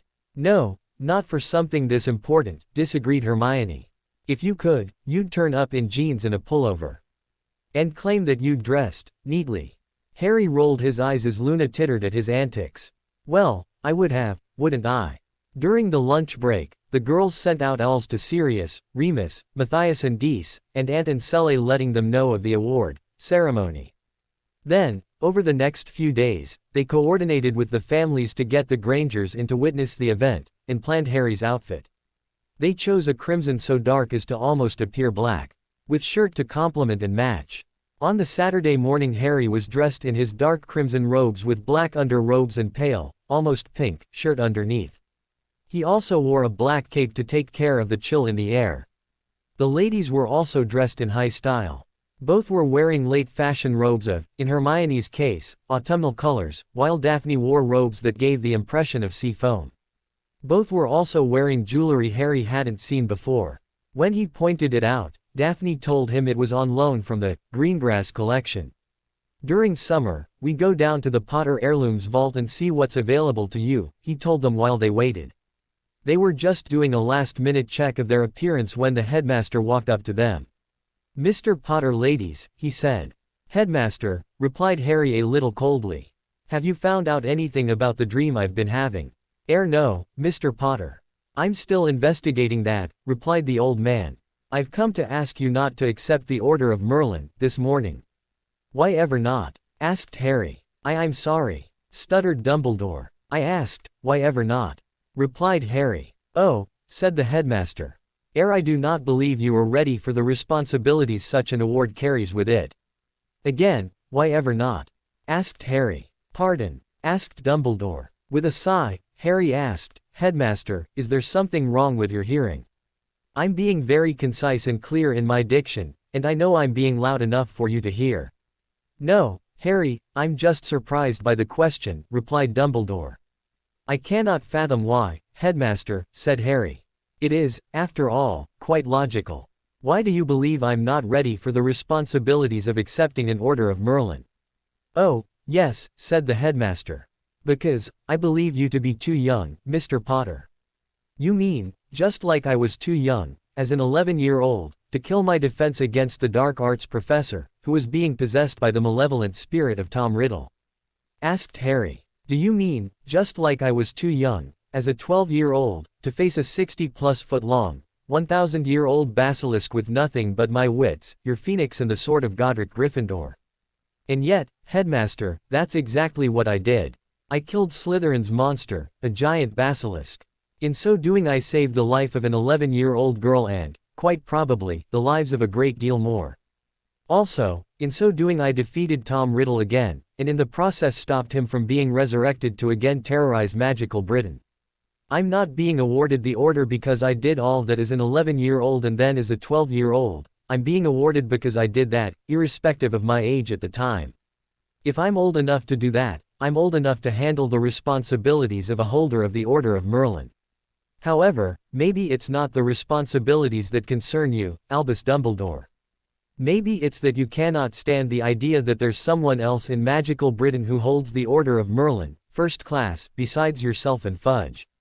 Harry didn't realize it, but as he berated the headmaster his voice became louder and louder. The strident voice of Professor McGonagall cut across the hall as she stormed out of the Great Hall. Mr. Potter, calm yourself. Harry almost flinched from the voice and had to clamp down hard on his emotions. After a few moments, during which Professor McGonagall reached them, he turned to her and said, "My apologies, Professor. But, the headmaster is, yet again attempting to butt his way into my life." Turning to Dumbledore, she asked, "Is this true, Albus? After how much the senior staff told you to stop, you're, again, attempting to manipulate Mr. Potter's life." "What I do," began Dumbledore before the professor verbally rode over the top of him. "There is no such thing as your greater good, Albus," she shot back. "Stay out of Mr. Potter's personal life, or I and the rest of the senior staff will go to the school board." Dumbledore braced himself up, stared coldly at Harry for a moment, and said, "Very well." Before he then turned about and strode from the hall with as much dignity as he could muster, just as Sirius came striding in through the main doors. He took one look at the tableau before he asked, "What did I miss?" Rounding on Sirius, Harry almost snarled, "That antiquated, manipulative old fool." "Mr. Potter," barked Professor McGonagall. Again, Harry clamped down on his emotions after almost flinching from the professor's rebuke. Sirius cut in and said, "Perhaps we should take this to Professor Flitwick's office. He's waiting for us to use his flow connection to flow to the Ministry of Magic atrium." "Yes, thank you, Sirius," said the professor. "I think that's a wise idea." Harry just gave a firm sharp nod in response. With his wives on either arm, Harry followed Sirius and Professor McGonagall up to Professor Flitwick's office. Once in Flitwick's office the little professor said, "I see from the face of Mr. Potter there was at least a verbal altercation in the recent past. Who was it, this time?" Professor McGonagall replied, "Albus has been attempting to stick his beak in Mr. Potter's personal life, again." "Oh," said the charms master. "From your comments I take it the headmaster was slapped down for his efforts."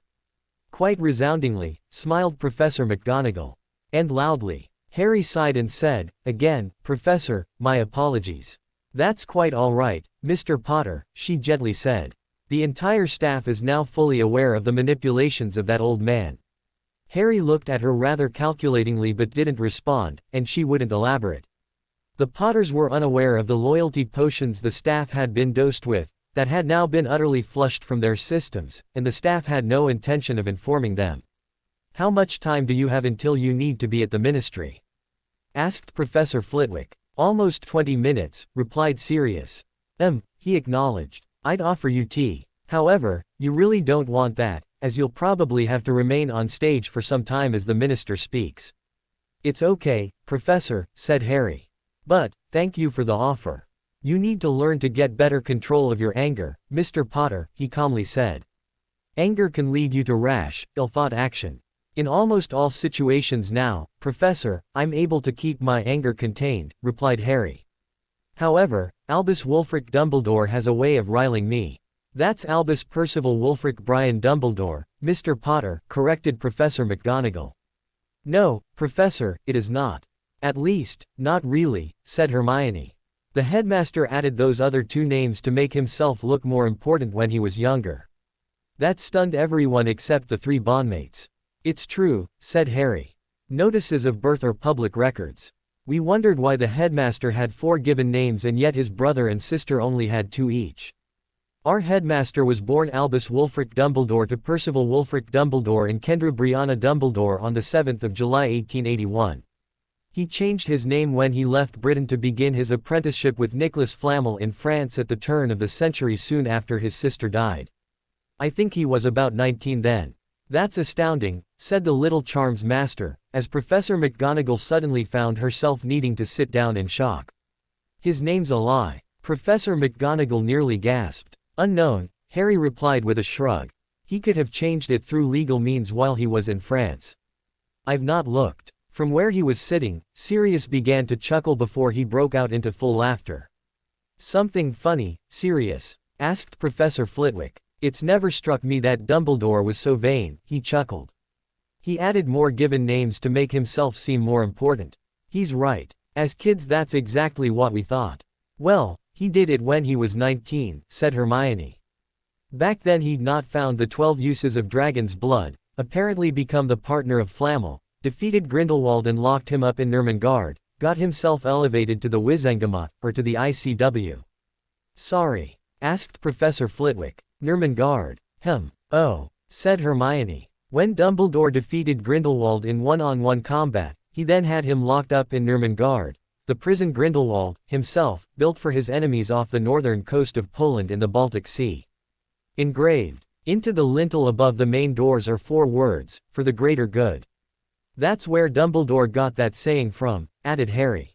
It was Grindelwald's mantra when he and Dumbledore became very close friends in 1899. That's when Grindelwald was visiting his aunt, Bathilda Bagshot, in Godric's Hollow, and the two became romantically involved. We think that's why Dumbledore didn't go after Grindelwald until 1945, said Hermione. He kept hoping his ex-boyfriend could be redeemed, and would give up his world domination nonsense. The 3 adults in the room sat stunned. Grindelwald's alive? Asked Professor McGonagall, still quite shocked. As far as we know, yes, replied Daphne. Dumbledore's never claimed he killed him, only that he defeated him. He's never lied about that. However, he knows people think he killed him, he's just never corrected them of the assumption either way. You can confirm it for yourself by asking Dumbledore directly. I don't think he'd lie about it, even now, if asked directly. Most of this you can probably confirm by talking to Dumbledore's brother, Aberforth, the proprietor of the Hog's Head pub in Hogsmeade. But, anyway, said Harry, sitting up straighter in his chair, ready to stand up. We need to think about making a move. The minister wants to hang a pretty ribbon about my neck and, since Madame Longbottom and Sirius worked him over pretty hard to get it done, we'd best not keep the man waiting. Yes, said Professor Flitwick, his mind clearly on other matters.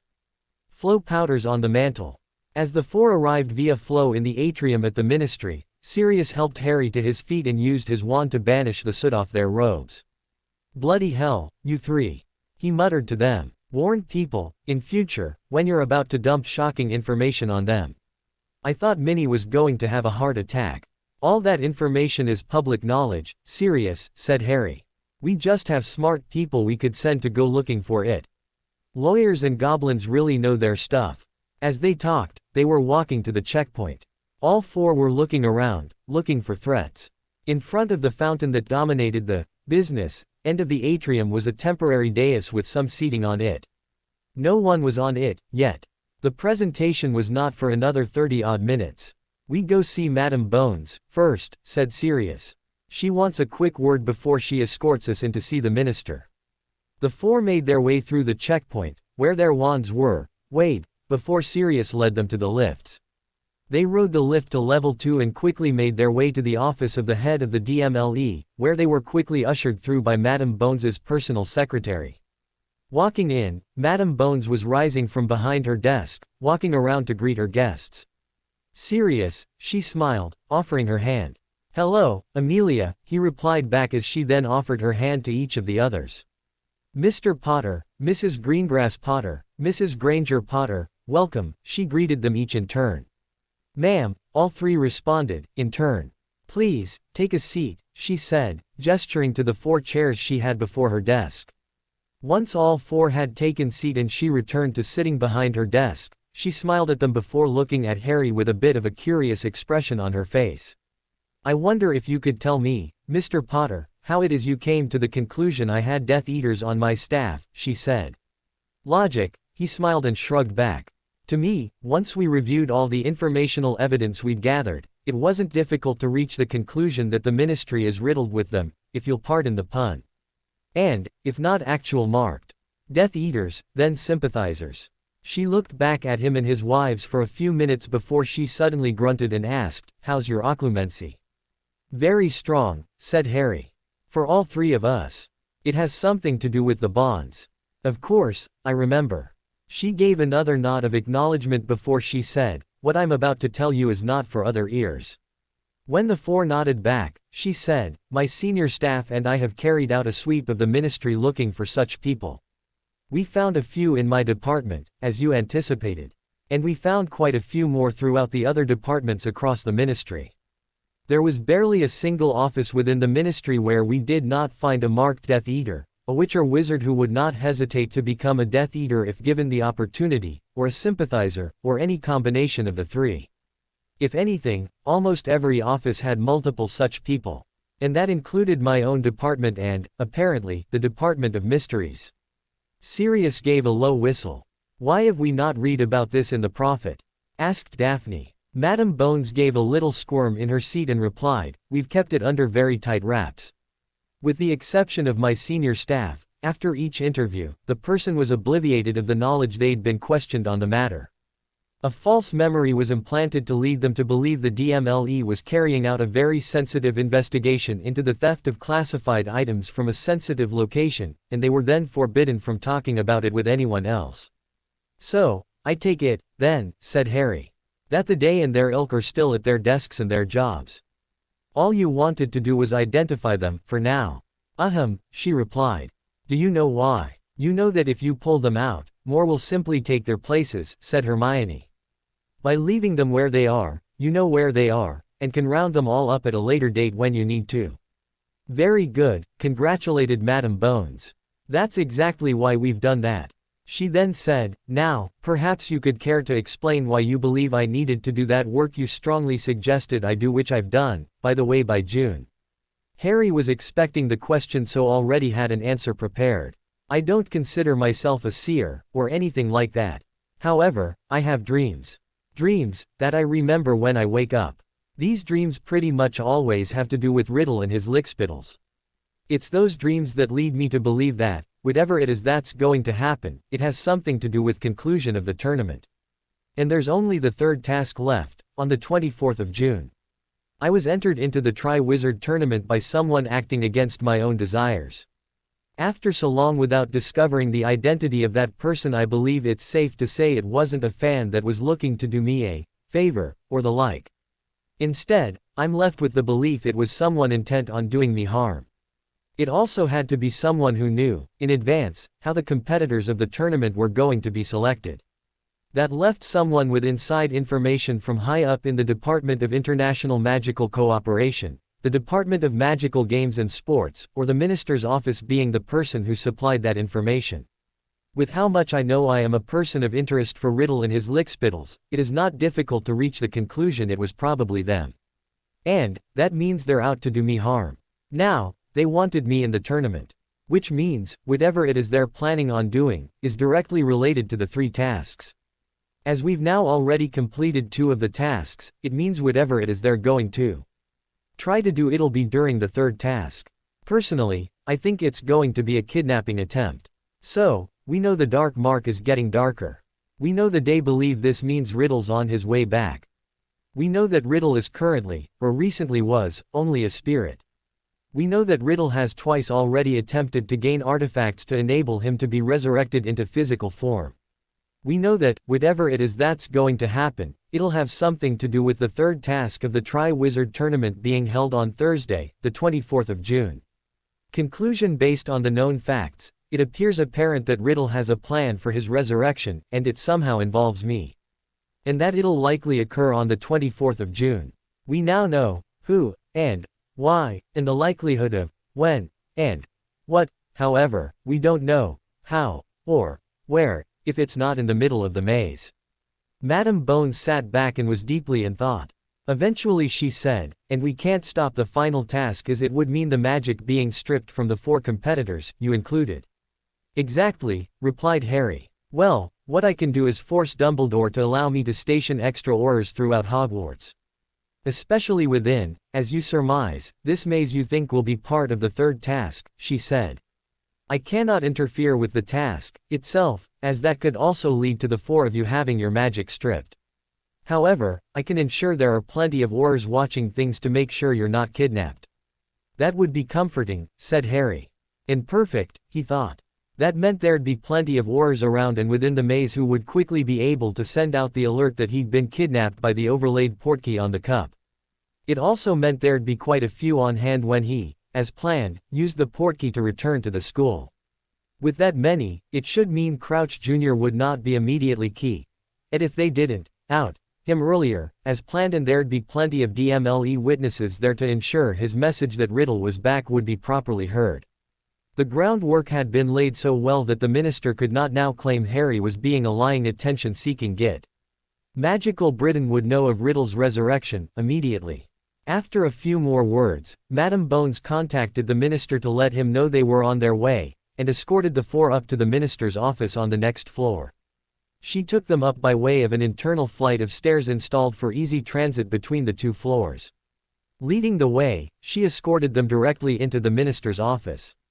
The man was clearly waiting for them as he was sitting perched on the edge of his desk in his finest. The pink toad was sitting on a chair off to the side, but close enough to being behind his desk as to show she was considered his right-hand witch. Ignoring everyone else, Fudge made his way directly to Harry. "Ah, Mr. Potter. Welcome, welcome. I trust you're in fine health."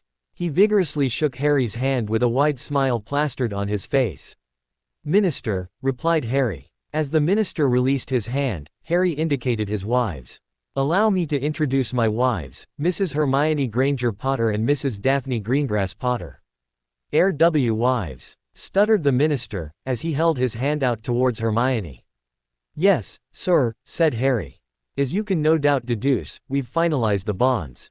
Quickly gathering his thoughts, Fudge took Hermione's hand in his own before lightly bending to brush his lips on the back of her knuckles.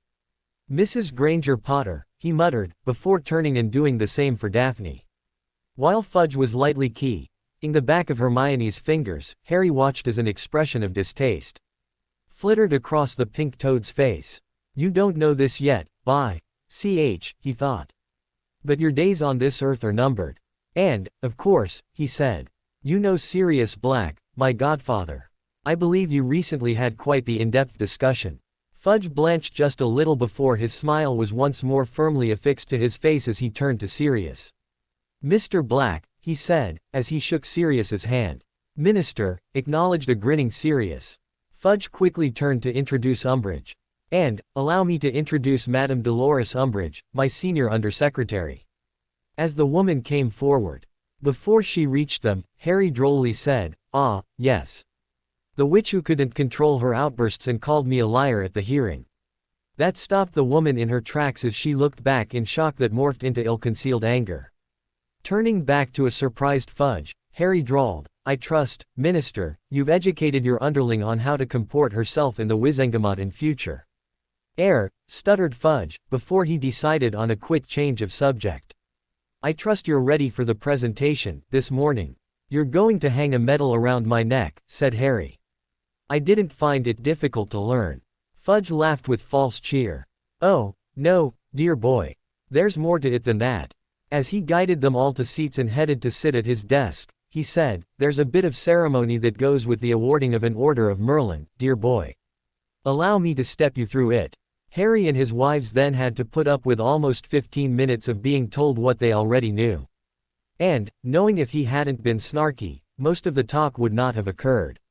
Harry, Daphne, Hermione and Sirius were all sitting on the chairs on the stage to one side while the remaining living Order of Merlin holders sat on the other.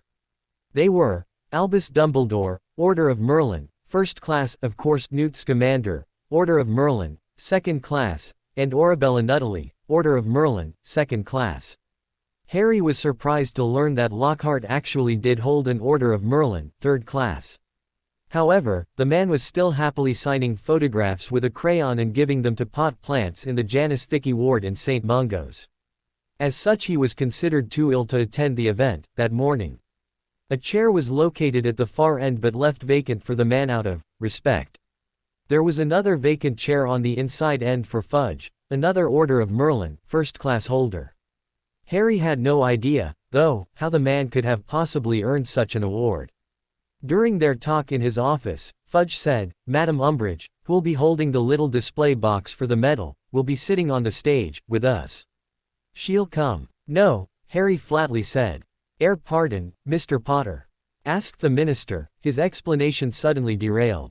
"I said, no," said Harry. "Madam Umbridge publicly insulted me only a few short months ago. While I think it's somewhat justice for her to be forced to hold such an award for me, I do not want her anywhere near me. If you need someone to hold the award box while you draw the medal out to hang it around my neck, I'd rather someone of Madam Bones's caliber do it. Madam Bones is ahead of the DMLE, while Madam Umbridge is, after all, only a mere undersecretary. Your underling, Madam Umbridge, may find herself unable to blurt out that she thinks me a liar, again. I'd hate to have to immediately demand satisfaction through an honor duel for her remarks. Especially during the presentation itself." As Fudge sat there and appeared unable to think how to proceed, Madam Bones calmly said, "I would be honored to, Mr. Potter." Yes," said Fudge. "Of course, it's not a requirement for Madam Umbridge to be the one who holds the box, but, still, I've already informed Madam Umbridge." "Uninform her," said Harry. "The woman is, after all, sitting in the corner." Yes," said the minister as he clearly thought very hard about what to do. Eventually, he said, "Well, if you prefer Madam Bones to be the one to hold the award for you." "Minister!" exclaimed Umbridge, clearly upset and enraged. "Enough, Dolores," he said. "If Mr. Potter prefers Madam Bones, then it shall be Madam Bones. You did, after all, publicly insult Mr. Potter only a few months ago." The pink toad almost curled in on herself and quietly fumed. "Now, then," said the minister, continuing, "Madam Bones will also be sitting on the stage." That now led to Madam Bones wearing her parade uniform and sitting in a chair between the groups of family and Order of Merlin recipients with the medal case sitting on her lap. By the time the minister finally hung the medal around his neck, Harry felt he needed to run back to Hogwarts. Instead, he had to give a short speech where he thanked the minister and the Wizengamot for the award. During his speech he made sure to thank both Madame Longbottom and Sirius for shepherding the award through the minister's office before then thanking his bondmates and Sirius for having the patience to sit there while long speeches were given. Then he quickly wrapped up and thanked the crowd for taking the time to come and witness the award. He was ready to head back to Hogwarts when the minister informed him he had to attend a ministry reception for the award being held in the ministry reception hall. He'd hoped to be able to avoid it by citing he was still a competitor in the Tri-Wizard tournament and needed to focus his efforts on that. Of course, the minister was too slick a politician to allow him and his family to escape. Fudge practically latched onto him and dragged him to the reception hall, just to make sure he didn't try to flee. Then, for the next hour, Harry was introduced to every department head and what he felt was every office head, plus many of their wives. He had to stand for photographs with the minister and his wife, with the minister and his wives, with the minister and the 3 wives, with the other recipients, and he couldn't recall how many others. The only photograph he flatly refused to participate in was one where he was expected to stand with Madam Umbridge. And he made sure Fudge was well aware he'd very publicly deny the photographic opportunity if it was attempted to be forced upon him. After Fudge took the pink toad aside and told her, she stormed from the venue. "Making friends, pup?" asked his amused godfather. "The woman is a menace," replied Harry. "She has single-handedly introduced laws that have gone a long way towards driving this society back to the 15th century. She's a flat-out unrepentant blood bigot and Riddle supporter, but too smart to allow herself to be marked. The only way she's managed to rise as far as she has within the ministry is because she holds blackmail material over a wide range of people. She lacks talent but is as cunning as all hell." "Well, don't hold back on your opinion, pup," smirked Sirius. "You're an awardee of the Order of Merlin, first class, now. You're expected to be outspoken about matters." Harry just grinned back at his godfather's attempts at lightening the mood and flipped him the bird. Eventually, the three returned to the castle. Of course, they couldn't just walk back to their room. Now Harry had to show the medal to everyone who wanted to see it. Whether that was because they wanted to see Harry wearing one, or because they'd simply not seen one before, was irrelevant. However, as soon as Harry stepped out of the flow in Professor Flitwick's office, he pulled it off over his head and dropped it into the case Hermione was carrying. Of course, Hermione then went right ahead and laid it in the case properly. By the time they did make it back to their apartment, they'd already missed lunch. The first thing the three did was strip out of their finest and throw on their weekend robes. The Order of Merlin in its little case was left on their dresser. At that time, Harry felt as if he could just dump it in a drawer and never see the thing again. But there was no way his wives were going to allow that to happen. Dobby, bless his little elfish heart, anticipated their needs and had a light lunch laid out for them when they exited their bedroom. It even earned him a key on his cheek from Hermione when she spotted it. The poor little fellow blushed to his toes and popped away, without a word. As they sat down to eat, Harry sighed in relief. "Feet or fudge?" asked Daphne. It took Harry a little while to parse that before he said, "Fudge, really? And all those boring bloody speeches. At least we were able to sit through it. Those ministry workers and those from the public just coming to watch pretty much had to stand through it all." "Language, Harry James," said Hermione, almost absent-mindedly as she built herself a lunch. "However, that's me," he said. "You ladies always seem to go for form over function when you wear shoes. How are your feet?" "Fine," said Daphne as Hermione agreed. "Thankfully, we too sat through most of it. However, for your information," said Hermione, "witches' shoes are designed to both look good and be comfortable. Magic, don't you know?" She smiled back. "I just hope I never have to go through something like that again," Harry said with feeling. "You will," said Daphne. "What? Why?" he asked, whining a little. "You'll need to go through it, as one of the ones sitting on the side with those who've already received the award, every time someone else gets presented with an Order of Merlin," explained Daphne. "Secondly, when you finally kill Riddle, I have no doubt you'll be the first person since whenever who'll be presented with a second Order of Merlin, first class." "I looked it up," said Hermione. "It's called a bar. You'll then hold the Order of Merlin, first class, and bar, designating the order being awarded a second time." Trust Hermione to look something like that up, thought Harry. "As long as I don't get another hyphenated BL-ooming name," he grouched. "What is there now?" "The boy who lived and the slayer of the basilisk. I think they've settled on the slayer of Slytherin's monster," said Daphne. "For the alliteration of it. That's even worse," he sighed. "S.K. it up, Harry," said Daphne a little firmly. "It's going to get far worse, yet. Think about what our angels told us. You, with us by your side, are going to drag our society up by the bootstraps into the 21st century, let alone the 20th. You have two wives with knowledge and experience of both the magical and muggle worlds," continued Hermione. "Haven't you worked out yet? There's a reason for that." "I thought it was because of how much Fate's using me as her personal punching bag," he softly complained. Both of his ladies smiled back. "No," disagreed Daphne. "It's because of how much work is ahead of us. Killing Riddle is only the first stage on a long road. I'm only interested in killing Riddle and getting that sociopath off my back," said Harry. "I've not even thought about what comes after that." "Nor should you," agreed Daphne. "Let us worry about what comes next. And there will be a lot of nexts," added Hermione. Life at Hogwarts settled down again as the excitement of the approaching third task of the Triwizard Tournament had people turning their attentions that way and away from the Order of Merlin. The perpetrators of the Great Magazine subscription prank were never caught. However, the prevailing belief was it was the Weasley twins who were responsible. Their outright denials and exclamations they always admitted to a prank when caught were only believed by some. Eventually, they approached the three in their apartment. "You did it, didn't you?" accused one. "The only one who would specifically target Malfoy is," said the other. "Harry James Potter," they said in stereo. "Now, that's not fair," retaliated Harry. "Just because Ferret Boy was the victim does not automatically make me the perpetrator." "Then deny it," said one. "We know you don't lie, Harry," said the other. Fine, retorted Harry. I did not come up with the prank that saw Malfoy be mail-bombed by magazine subscriptions there. Happy. The twins looked at each other for a moment before huddling their heads together and murmuring to one another. Harry just hoped they hadn't paid that much attention to exactly what he'd just said. When they both looked back at Harry, one said, "But, you know who did." "Yes," he replied. "But, I'm not telling you who. You know what sort of a vindictive bastard Malfoy is. If he was to ever find out." Again, the twins huddled for a few seconds before they turned back. One said, "Then please inform the prankster we stand impressed."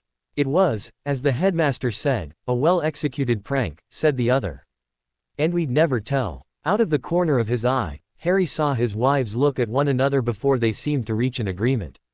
Both then stood and turned to the twins before they curtsied and said, "Thank you." Both twins goggled back before they then both grinned.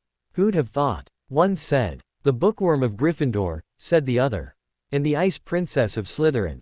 Together, pranking the amazing bouncing ferret," they said in stereo. Then they both bowed back. Both girls grinned. "No wonder no one's been able to figure it out," said one. "It boggles the mind," said the other. Harry sighed and said, "Take a seat, boys." As both quickly scrambled to sit, almost eagerly, Harry said, "Now that you know. Please don't go spreading it around. As I said, Malfoy's such a vindictive bastard he'll come after them. And, he'll do it with the intention to physically hurt them, considering how much he was embarrassed by this. I know the headmaster has put his foot down regarding bullying in the school, but, Malfoy's always had it in his head that both his godfather and father will protect his ass no matter how much he gets into trouble. He'll do something to hurt, if not heaven forbid, kill, these two no matter what threats he receives of consequences for his actions. We will not divulge their identities," said one. "You have our word," said the other. "Good," said Harry. "Now, as payment for copying the fall, I give you the identities of your idols. The original Marauders, whom the two of you wish you were the equals of." Both boys eagerly leaned forward. They were Sirius Black, also known as Padfoot, Remus Lupin, also known as Moony, James Potter, also known as Prongs, and the traitor, Peter Pettigrew, also known as Wormtail. There was also a fifth, secret, marauder, Lily Evans, also known as Flower. The two boys sat there, stunned. "You all right, there, you two?" he asked. "Professor Lupin was one of the original Marauders?" asked one. "Yes," replied Harry. "Considered the brains the team, until my mother joined them in their 7th year." "And Pettigrew, the traitor of Gryffindor, was another?" asked the other. "Yes," he replied, again. "However, never bring his name up when talking to either Padfoot or Moony. It makes them really angry. So, the Marauders were your father, your godfather, your honorary uncle, and the traitor, with the previous, brightest witch of her age, your mother, a secret fifth Marauder." "Yes," replied Harry. "And all of them, except the rat, kept their school marks in the top 20 percentile for their year group. Moony went on to become a prefect. And, my mum and dad went on to become head boy and girl. That's why we also happen to know you too," said Daphne, indicating the two of them, "are deliberately fudging your marks in classes and exams. You can't be as good as you are at your pranks and still have low to average marks." "Yeah, you said that before," said one, sadly. "Back when Ginny and Ronnikins you know," said the other, just as sadly. "But we didn't understand how you knew. Now, we know." For the first time in both timelines, Harry headed back to London on the express on Sunday, 11th of April, for the 2-week Easter break. Of course, he was accompanied by his wives. The three of them shared a compartment and were soon joined by Horace, Blaise, Tracy, and Neville. It was a full compartment of 7. They were happily chatting away when Malfoy, minus his bookends, turned up. The blonde-haired boy opened the door, took one look at whom else was in the compartment, and left again. He never uttered a word. "Well, that's a first," said Harry. "What, Malfoy coming to pay you a visit?" asked Urquhart. "No," replied Harry. "That he came to pay me a visit, without his bookends in tow, and then didn't even utter a single word, let alone a scathing insult." "You sound disappointed," smirked Blaise. "Well, yeah, I was," he replied. "I was even going to call him Teddy Bear, and everything. I even had a bit of a mental list of snide remarks concerning male homos, ools I wanted to use. Harry, you're not homophobic, are you? Asked Hermione. No, of course not, he scoffed. I just wanted to rile him up. Well, it would be tacky, she grumped. Anyway, he said, looking at Blaise and wanting to change the subject. How goes life in the snake pit? Well, as you probably gathered, Malfoy's no longer the self-anointed prince of Slytherin he believes he is, said Tracy. Blaise, as with Horace, seemed reluctant to comment, but eventually said, outside of the pit we have to present a united front. I'm sure Daphne's told you that. Harry nodded back. However, inside the pit, life's become pretty difficult for the little Ponce, he said. Even his supposed girlfriend is wary of being seen with him. I noticed his bookends are no longer seen shadowing him, said Harry. I had no idea Pansy's also shying away from his company. Yeah, Malfoy's on the outs within Slytherin, said Tracy. If it wasn't for Professor Snape stepping in pretty quickly, I dare say he'd have spent a great deal of time, these past couple of weeks, within the infirmary. When the train arrived at King's Cross, the three, as expected and planned, were greeted by the Greengrasses. They, with Astoria joining them, were quickly led down to the Portkey Point and Portkey direct into the entrance foyer of the main house of Greengrass Farm, whereupon Harry immediately fell forward onto his face on the polished floor. With the light laughter of both his wives and Astoria ringing in his ears, he climbed to his feet. That's it, he muttered. As soon as I find out who invented the Portkey, I'm going to challenge him to a duel. That's going to be a little difficult, Harry, grinned Matthias, who had helped him to his feet. He died over 100 years ago. Who died? Asked Sirius, as he walked in from the informal part of the house. Rupert Portman, replied Matthias. The wizard who invented the Portkey. Harry wanted to challenge him to a duel for not making the Portkey better. Well, your great something Aunt Mabel would have been unhappy to hear you wanted to challenge him to a duel, Harry, said Sirius. He was her brother. Your problem, Harry, is you've got to remember to hit the ground as if you're running forward, said Matthias. What you're doing is akin to running forward, and then suddenly jamming your feet together and jabbing straight down with them. Of course you're going to sprawl forward. Muttering under his breath about wizard travel hating him, Harry just nodded back. At least he was now able to travel via flow without being sent skidding across the floor once he reached his destination, mostly. Could it be something like the effect you have on the flow system, Harry? Asked Hermione. You spin faster than everyone else. With the help of the flows in both Professor Flitwick's and Professor McGonagall's offices, and practicing going from one to the other, Harry had finally learned the knack, before he had to turn up in the atrium the day of the presentation. Part of the problem was Harry had timing difficulties when it came to sticking his foot out forward and off to the side a little. However, with Professor Flitwick joining him in the flow, the professor immediately said that Harry actually spun quite a bit faster than normal as he traveled through it. And, secondly, he didn't seem to slow down all that much as he hit the grate of the arrival point. So, according to the little charms master, it was no wonder Harry tended to shoot out on his side and skid across the floor. Harry's timing had to be that much sharper than everyone else's to pull it off. And he had to practically stick his foot right out to arrest his forward momentum he carried through from the flow. No, said Daphne. When we travel by Portkey we all spin and travel the same. Harry just needs to get used to it. Can we help him out by setting up something similar to the constant jumps between Professors Flitwick's and McGonagall's offices? Like what? Asked Matthias. Hermione and Daphne, between them, explained the concept of repeatedly traveling from one flow to the other and back again to give Harry time to work out his timing in reaching a destination and stepping out to counteract both the speed and spin of the flow system. It could work, mused Matthias. But, we'll need two multiple-use short-hop Portkeys. Going from one point to another and back again, over and over, continued Sirius. I'm going to end up getting sick again, Ned Harry. Something to worry about later, said Dees. For now, you three know where your rooms are. After going to their rooms, and already finding everything unpacked and ready for them, the three quickly cleaned up from the train journey and Portkey before returning downstairs. The others, as expected, were all in the parlor. Good, said Dees, taking a long look over the three of them. Astoria returned before them.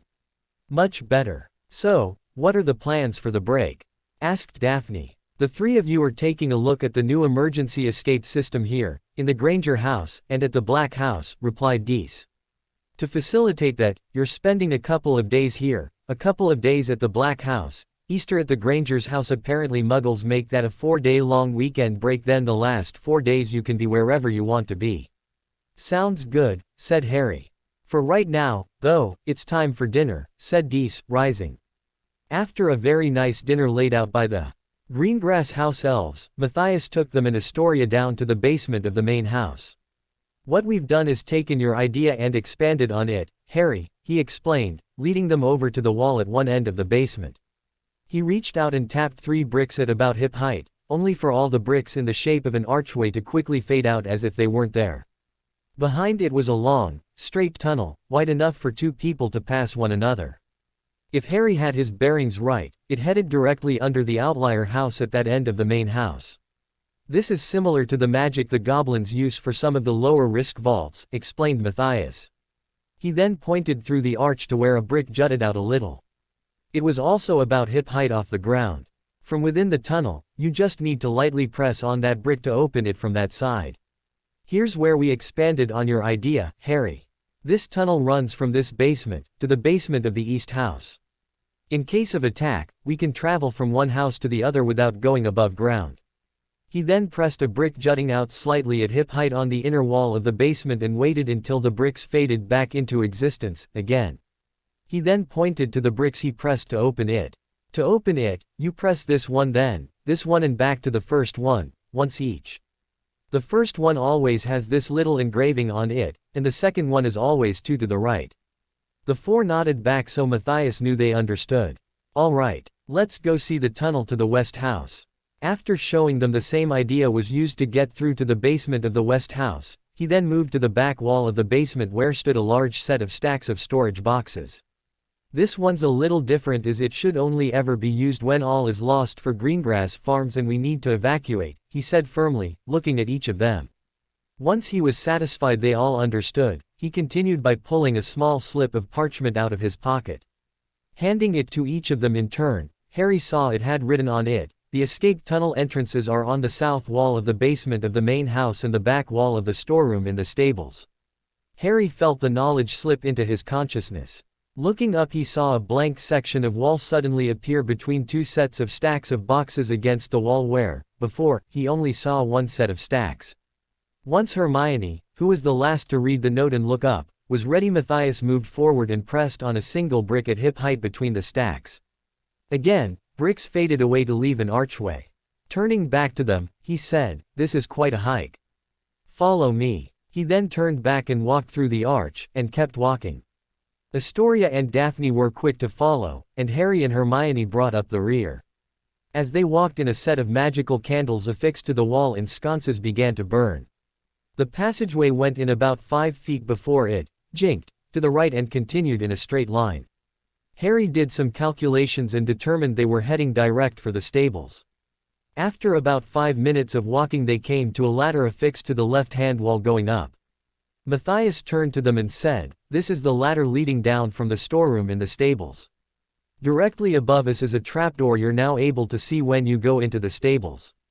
You are not to use this tunnel as a way to get from the stables to the house or vice versa." "Linked Fidelius charms?" asked Hermione. "Yes," he replied. "Don't ask me how they did it because I have no idea." With a nod back from Hermione, Matthias again turned and headed deeper into the tunnel, which again took a kink to the right before continuing on in a straight line. This time they went for quite a distance, almost double the distance it was to the stables. Eventually they came to a dead end. Matthias then backed up the passageway about 20 feet and looked at the wall. Eventually, he spotted what he was looking for, and pressed 3 bricks in sequence, center, left and right. And, this time, a heavy door appeared. He pulled it open and held it open for everyone to enter. Inside, it was a reasonably large room. On one wall appeared 4 large mirrors with the smokiness Harry related to his communications mirror. At the end of the room was a shelf with about a dozen children's rope quoits, each with a little tag hanging from it. And, opposite the mirrors was a long bench. "All right," said Matthias, making sure he had the attention of the 4. "Right here we're somewhere under the wooded area out the other side of the stables. Even I don't know the exact location. However, it is outside our house wards but inside our Muggle-repelling wards. Anyone know why this room is not at the end of the outside tunnel? He suddenly asked. Hermione was the first to respond. It's so, if someone out to do harm managed to get past the Fidelius and run down the tunnel, they'd end up looking at the end of the tunnel for where everyone went. Precisely, said Matthias. He then turned and indicated the quoits. Those are emergency portkeys. I will not tell you where they take you, but it is to a secure location. Your not knowing where they go is part of the security. They are voice activated and the activation phrase is written on each of the tags you see attached to them. He then turned to the mirrors and firmly said, activate mirrors. All 4 mirrors appeared to come online like a CCTV system. One was showing the front of the house from a distance, but not too far away you couldn't see anything. The second showed a similar view of the back of the house. The third showed the stables and the area around it. And the fourth showed the area outside the entrance to the tunnel in the basement. This is an idea I got from Hermione's father, aunt, and Harry's godfather, Sirius, explained Matthias. He called it CCTV. Close enough, thought Harry. As you can see on the mirrors it shows what's going on around the outside of the house and stables. It is not here for you to use it to spy on our guests. It is here to monitor enemy movements if or when we're attacked. If you ever have to come to this room, I expect you to immediately portkey out of here. Understood. Once he received agreements from the 4, he continued, this room also has other features related to the security of the farm. There are specialized war wards you do not need to know about. If necessary Jelly can tell you, but he's been instructed not to tell you unless you are in this room and the farm is under attack, so, please, do not ask. Now, any questions? He finally asked. Surprisingly, Hermione asked only one question. How will we know to head for the basement? There's a clear klaxon sound alarm that the whole farm will hear if the wards are being attacked, replied Matthias. If you hear that, head for the basement. If, after no more than 3 minutes, someone doesn't come down to tell you it's a false alarm, immediately head for here. Do not wait for anyone to join you at the entrance. Hermione nodded back, as did the other 3. Once he was sure everyone was briefed on what to do and when, Matthias deactivated the mirrors and led them back into the house, then up to the parlor. How'd it go? Asked Dees. It went well, he replied. They all now know what's expected of them. Good, said Sirius, quite firmly. Oh, said Dees to Harry. Hedwig arrived a few minutes ago. Harry smiled back and asked, she in the Ollery? Yes, replied Dees. I sent her there just before you returned from exploring. After a few days of enjoying the relaxation of Greengrass Farm, the 3 packed or, rather, the elves did and they readied for their few days with the Grangers. One of the few excursions they had away from the farm while they stayed was for Matthias to take the family to Diagon Alley. Harry had to go to Twilfit and Tattings to be fitted for Wizengamot robes and hat, while the ladies used the opportunity to see the recently released summer fashions. And, of course, purchase them. When the robes were brought out and he was wearing them before a mirror, while minor resizing was occurring, he snorted and said, if it wasn't for the stylized W on the B, I'd look like a bloody choirboy. You wouldn't be the first to express that sentiment, Mr. Potter, said Mr. Tattings from where he was kneeling and working on the bottom hem of the robe. With an almost plaintive look at Matthias, he asked, is it really necessary for me to get bored out of my skull listening to some stuffed shirt prattle on about the thickness of cauldron bottoms? Matthias snorted and said, yes, Harry. You managed to avoid the first Wizengamot sitting after your award, by claiming you didn't know you were required to attend, and that you had end-of-term exams. You won't be able to escape the next one at the beginning of May. You must attend and be seated. It would be rude of you not to. Harry just turned back to the mirror and sighed. Another trip was Harry sighed along apparating Matthias to the graveyard in Little Hangleton. There, they quickly located the grave of Tom Riddle Sr. And Matthias quickly switched out the bones within for a stranger's set. Riddle Sr.'s bones were immediately vanished so they couldn't be found and used. Looking around, Harry said, I'm an idiot. Why's that? Asked his father-in-law. If we'd thought about it, Hermione, Daphne and I could have come here and set up an anti-curse and hex ward. Bad idea, Matthias disagreed. It could have easily been discovered, in advance. And changed where the ritual would take place. Switching out the bones should be more than enough for what you need. Besides, you want to be able to portkey out of here with the cup. The field might make that impossible. Nodding, Harry sighed and said, "You're right. I'm just looking for every advantage." "Understood," said Matthias. Hermione was, at first, disappointed her parents weren't able to spend time with them at Greengrass Farm. She expected it had to do with her parents currently being quite busy with their dental practice. However, her assumption was wrong. When Sirius, Matthias and Dees side-along apparated the three directly into the garage of the Granger house, Hermione was surprised. "I thought my parents' house was now warded," she said. "It is," smirked Dees, who was her apparition partner. "But, we're keyed into the wards, as are you three." "Oh," said Hermione, a little embarrassed she hadn't thought of that. She immediately turned to the internal door of the garage that led into the house and opened it. "Mum, Dad," she called. "We're here." "Are you really, sweetheart?" called back her father from somewhere within. "I'm not imagining it, am I?" Hermione rolled her eyes and tried to get her bearings from the sound of her father's voice where they might be. From the similar wording as the last time they'd been in the house, this appeared to be some sort of ritual between father and daughter. A moment later she said, "Kitchen." She then led all six of them through the door, and a short trip down the back half of the downstairs hallway, before turning and entering through another door. Harry and Daphne both recognized it as the door Hermione had entered when Madame Pomfrey brought them soon after their bond was initialized. Walking in, Harry watched as Hermione practically threw herself into her father's arms while her mother sat at the table drinking tea and performing the same eye roll Hermione did while watching the two. "Room for 5 more, Sele?" asked Matthias as the rest of them trooped in. "Of course," she replied. "You'll have to conjure up a few more chairs, though." That was something Matthias was quick to do, as Sirius lengthened the kitchen table a little to fit 4 extra chairs. As soon as Hermione finished her hug with her father, she quickly hopped across to her mother, wrapping her in a hug around the woman's shoulders. "Go easy on your mother, Hermione," her father cautioned. "What?" she asked, almost tripping over herself, releasing her mother. "Why?" Without a word, her mother just smiled a little before placing her cup back down on its saucer.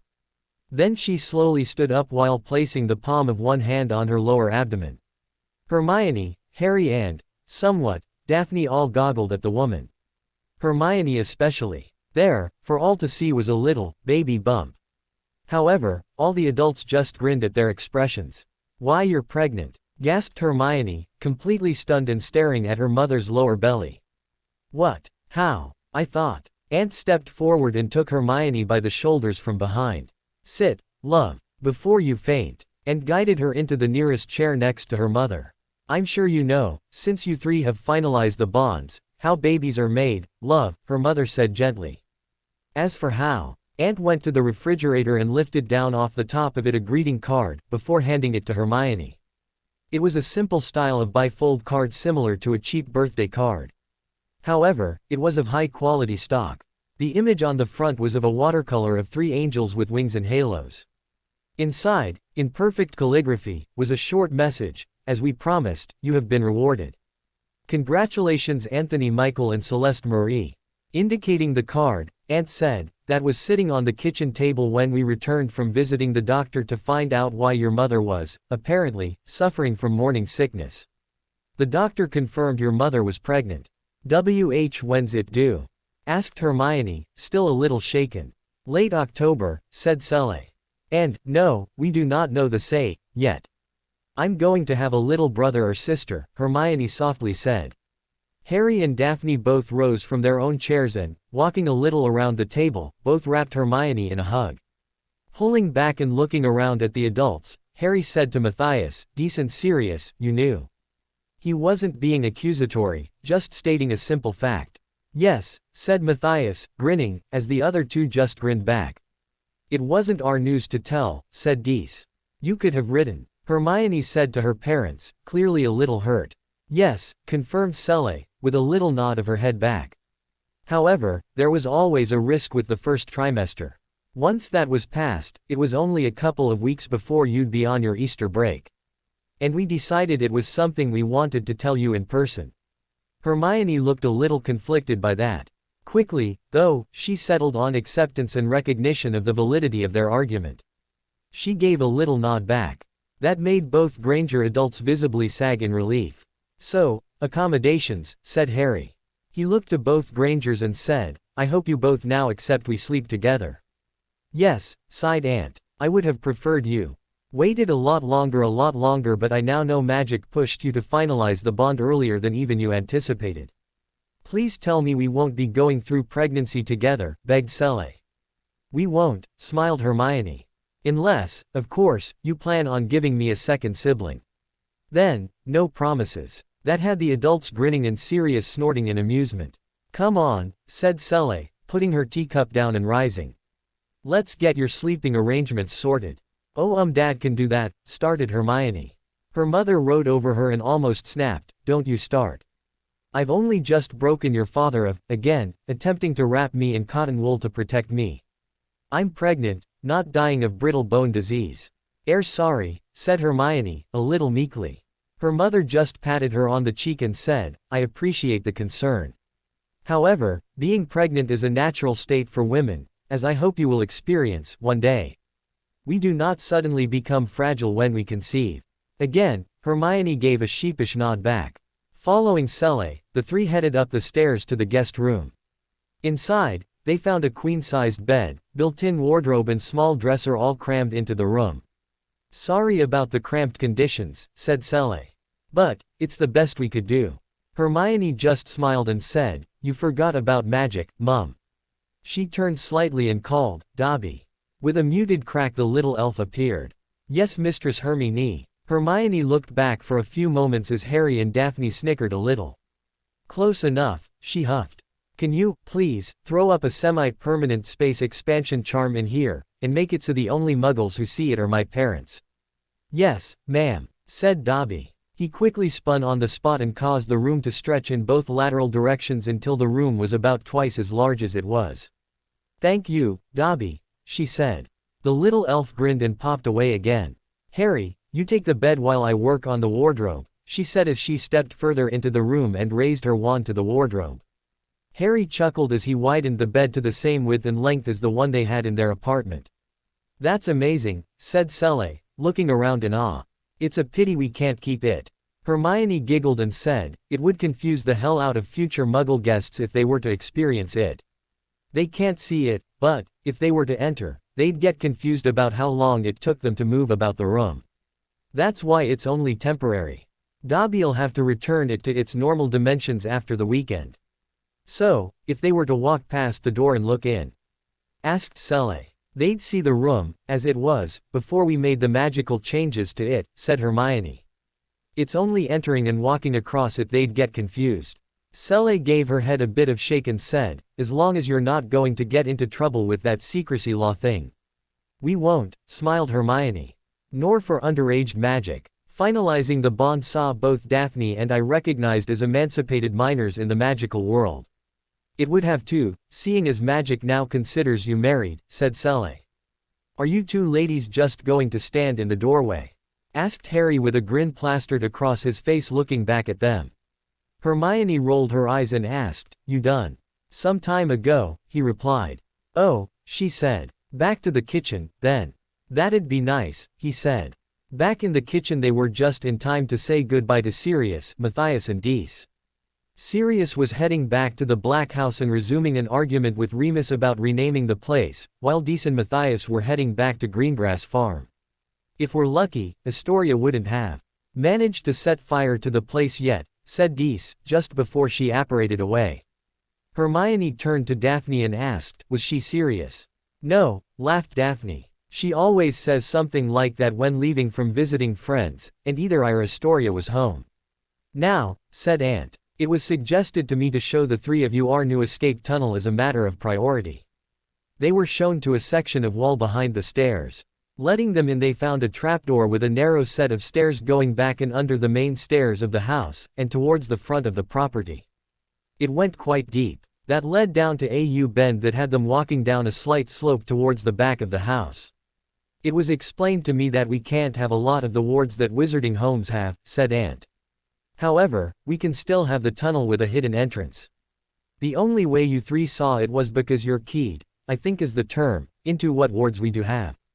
As Hermione began to ask her father what sort of wards they had, and he explained the goblins had left detailed information on them because he knew she'd ask, Harry noticed they were heading almost directly back and away from the house. Eventually, by Harry's calculation, they came to the area beyond the back fence of the house and quite well within the woods located there. In a similar layout to the Greengrass Farm tunnel, Ant led them into a hidden room well before the end of the tunnel. And, inside, was an actual CCTV system. Ant turned the television monitors on and showed views of the front of the house and down one side, the back of the house and down the other, and the hallways of both ground and first floors. As you can see, from here we can monitor what's going on all around outside the house, plus watch those moving through the downstairs and upstairs hallways. Of course, the one for the downstairs hallway also shows us if they're trying to chase us down through the tunnel. He quickly turned those off and pointed to a small telephone. That's hooked up to the house and will work right through to them, cutting the line for it. That is, of course, if they even know what a telephone is and what the line for it looks like. We doubt they do. If necessary, we can use that to contact the MPS, Muggle Aurors, letting them know our house is being attacked, and give them approximate numbers. We're still trying to work out a way to let them know that the sticks the bad guys carry will actually be deadly weapons. He indicated a half-dozen children's quoits sitting on a shelf and said, "Those are portkeys. They will not work with either Sele or myself, as we have no inherent magic. However, testing has shown that they'll work if we grip them while a wizard or witch grabs on as well." In the back of a room he indicated a ladder bolted to the wall. That goes up and comes out inside a fake tree. The entrance to the ladder from outside is hidden, somehow. We've noticed that, once we go up and exit the tree, we can't get back in that way. Looking back to the three he asked, "Any questions?" "How much?" asked Hermione. "No idea," Ant replied with a smile. Apparently it was all taken care of by Matthias and Sirius. Those two claimed they'd carry the cost to ensure the safety of their daughter-in-law and son-in-law/godson. "Once I found out your mother was pregnant, I was grateful. One of Daphne's letters from home told us it was the dwarves who were contracted to excavate it and build it," said Hermione. "I didn't know they knew anything about Muggle electronics. Surprised us, too," said Ant. "Even Matthias didn't know when he sent them to see me that they understood Muggle technology. So, I take it this place will act as a, what did they call it? Safe room. Until the day are gone or someone can come get you?" asked Harry. "Yes," replied Ant. "However, if something bad happens such as the house gets burned down, or they find the hidden entrance in the house, we can still get out of here by way of the ladder up through the tree." When it appeared no one else had any questions, he said, "Anyway, let's get back to the house." The four of them trooped back to the house. However, just before they arrived, Harry noticed what appeared to be a groove with a sliding door flush with one wall off to one side. "Ant?" he asked, indicating the door. "A blast door," said Ant. "Once we know everyone from the good guys' side we know is going to come past here, we can slam the door shut. It'll also protect us from the fire if they set fire to the house. It's another safety feature." Harry nodded and said, "Good to know." The next morning saw Harry downstairs early and cooking in the kitchen. He and Winky had started with a bit of a minor argument about who was going to be doing the cooking. However, voices were not raised out of respect for those still sleeping and they quickly agreed to work together. Harry was even explaining to the little elf what he was doing and why. He even explained the operation of Muggle kitchen appliances such as the coffee percolator, the gas cooker, the toaster, the refrigerator, the hand-cranked egg beater, and the microwave. He went on to explain and demonstrate the operation of the washing machine and dryer, though the dryer was way out of reach being mounted on the wall above the washing machine. He showed them the vacuum, but Dobby explained back it was far easier to clean the carpet using elf magic than the vacuum, and the carpet was far cleaner after they'd finished. During the night, both elves had been outside and magically mowed the lawns front and back, trimmed and weeded the gardens, cleaned the paths and did little odd jobs about the place to make sure they were helpful. When Dobby alerted them that the family was in the process of waking up, Harry and Winky began to finalize what they cooked. They had no idea if Sele was still feeling the effects of morning sickness, as Harry felt it was too rude to ask, and the elves never would, so Harry prepared to supply a boiled egg and dried toast, if she'd rather that. Sele was the first down, closely followed by Ant. Harry and Winky already had the coffee ready to be served and were ready to plate as the warm plates, which were in the low-heat oven, were ready to come out. "What's this?" asked Sele. I didn't know if you were still feeling the effects of morning sickness or not, or whether or not Aunt cooks, so I decided to make myself useful by cooking breakfast," replied Harry, to which Winky immediately gave her little throat a little clear. "Sorry," he corrected himself. "I meant we decided to make ourselves useful by cooking breakfast. You didn't have to do this," said Sele. "I know," he shrugged, as he began to gently stir the scrambled eggs. "But it's not often I get the chance to cook. It was the one chore I had at the Dursleys that I actually liked." Meanwhile, Winky was both monitoring the toaster and one of the two frying pans, which was frying up the tomatoes. Harry was keeping an eye on the one frying the handmade hash browns and bacon. "So, what are your plans for today?" asked Aunt, after he'd grabbed a cup of fresh coffee and sat down at the now six-seater kitchen table. "We're in your hands," replied Harry before he turned to Sele. "Are you up for a big breakfast?" "I am now," she replied, just as Hedwig landed on the window ledge, outside. Letting her in, Aunt asked, "Any ideas on what you want to do?" He was just about to close the window when two delivery owls from the Daily Prophet flew in, each carrying a copy. "I believe Hermione will say, 'Spend time with you too,'" replied Harry as Sele removed the Daily Prophet from each owl's leg. "Where we do that is up to you." The two delivery owls flew back out the window before Harry could even offer them a rasher of bacon each. With the smell and sound of sizzling bacon starting to permeate the house, Hermione and Daphne soon joined them. "Where we do what?" asked Hermione, catching the end of the conversation. "Spend our day, today," said Aunt, beginning to read one of the prophets. "Take Harry down to the range, Daddy," suggested Hermione. "We girls want to spend time with Mum." Aunt cocked his eyebrow and looked back at Hermione. "Do mine ears deceive me? Dost mine fair maiden suggest we two knights depart her presence hence to do battle with the pigeon's clay?" "Daddy, stop butchering Shakespeare," Hermione lightly scolded back. "I dare say you've not been far from Mum's side since you both found out she's pregnant. Daphne and I will be here, and this gives you some father-son bonding time with Harry.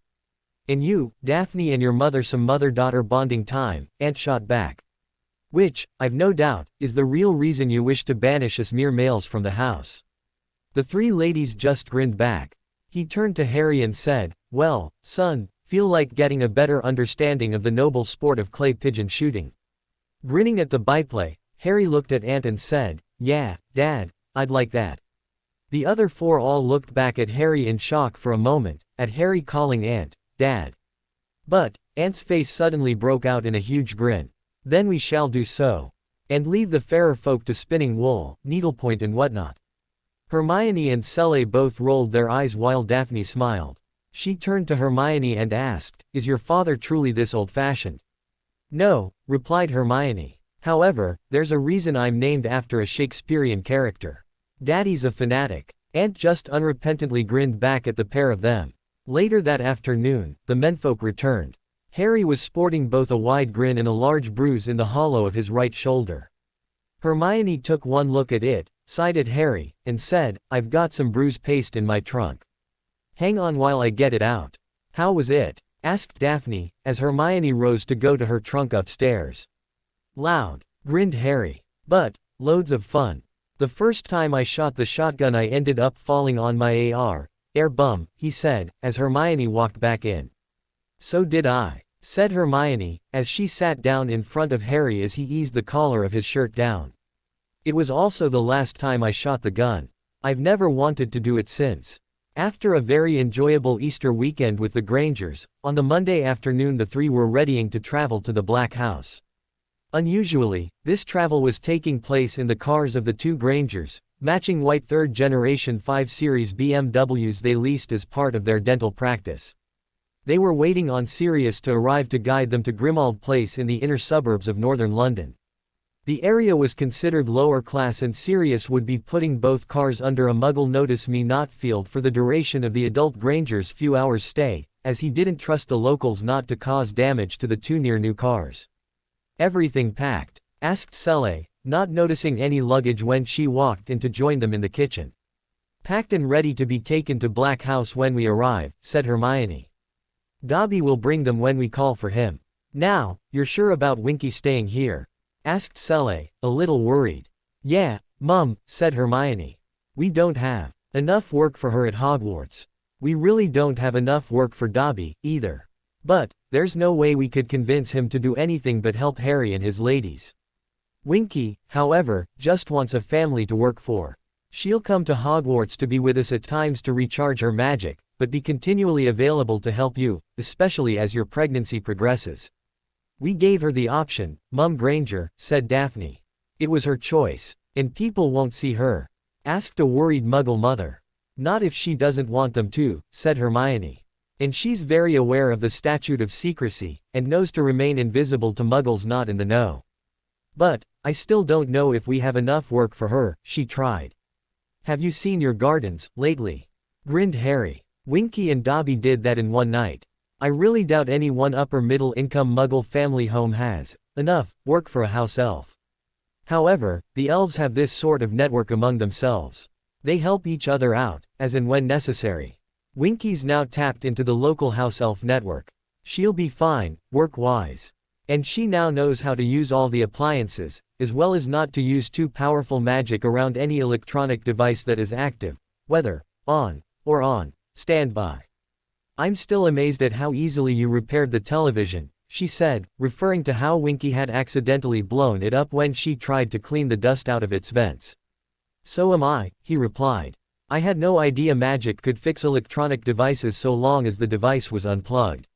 Nice to know. It means, if Winky does accidentally cause something electrical to go on the fritz, it can be magically repaired by unplugging it first, and probably letting any internal capacitors drain off excess power, added Hermione. We ready? Asked Aunt, walking into the kitchen. Yes, all three of them replied. Hello, called Sirius, walking in from the garage. We ready? Yes, all five replied.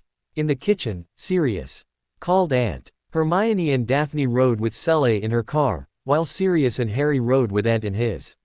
I could have magically expanded the interior of one of the cars and we could have all ridden in that, said Sirius. Thank you, but it's fine, said Aunt. Due to the lease agreements, both cars need to maintain a certain number of miles per year. We're a little low on both for this time of year, so the drive is both necessary and no bother. Just over an hour later Sirius pointed them to park just inside the inner park on the lawn of Grimmauld Place. When Dan asked why, he explained it was easier on the Notice Me Not field to have pedestrians avoid the area, rather than motorists.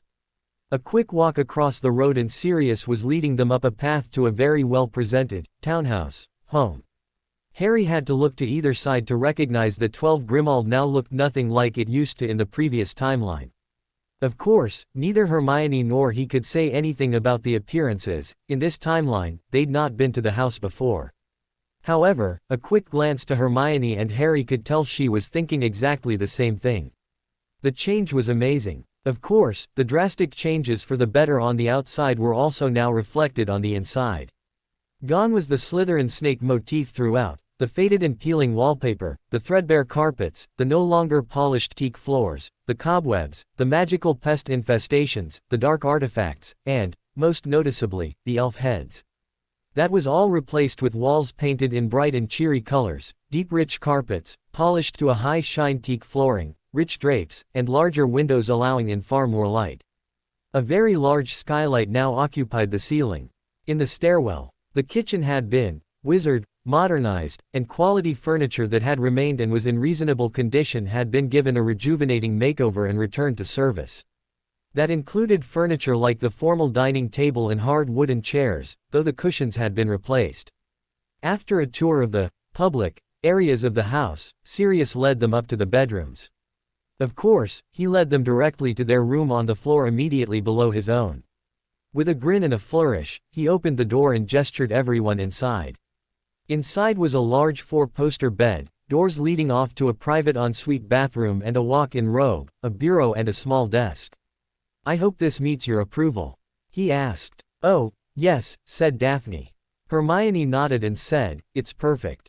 Dobby, we're here, called Harry. Dobby almost immediately popped in with their 3 trunks. Yes, Master Harry. Dobby is ready for work.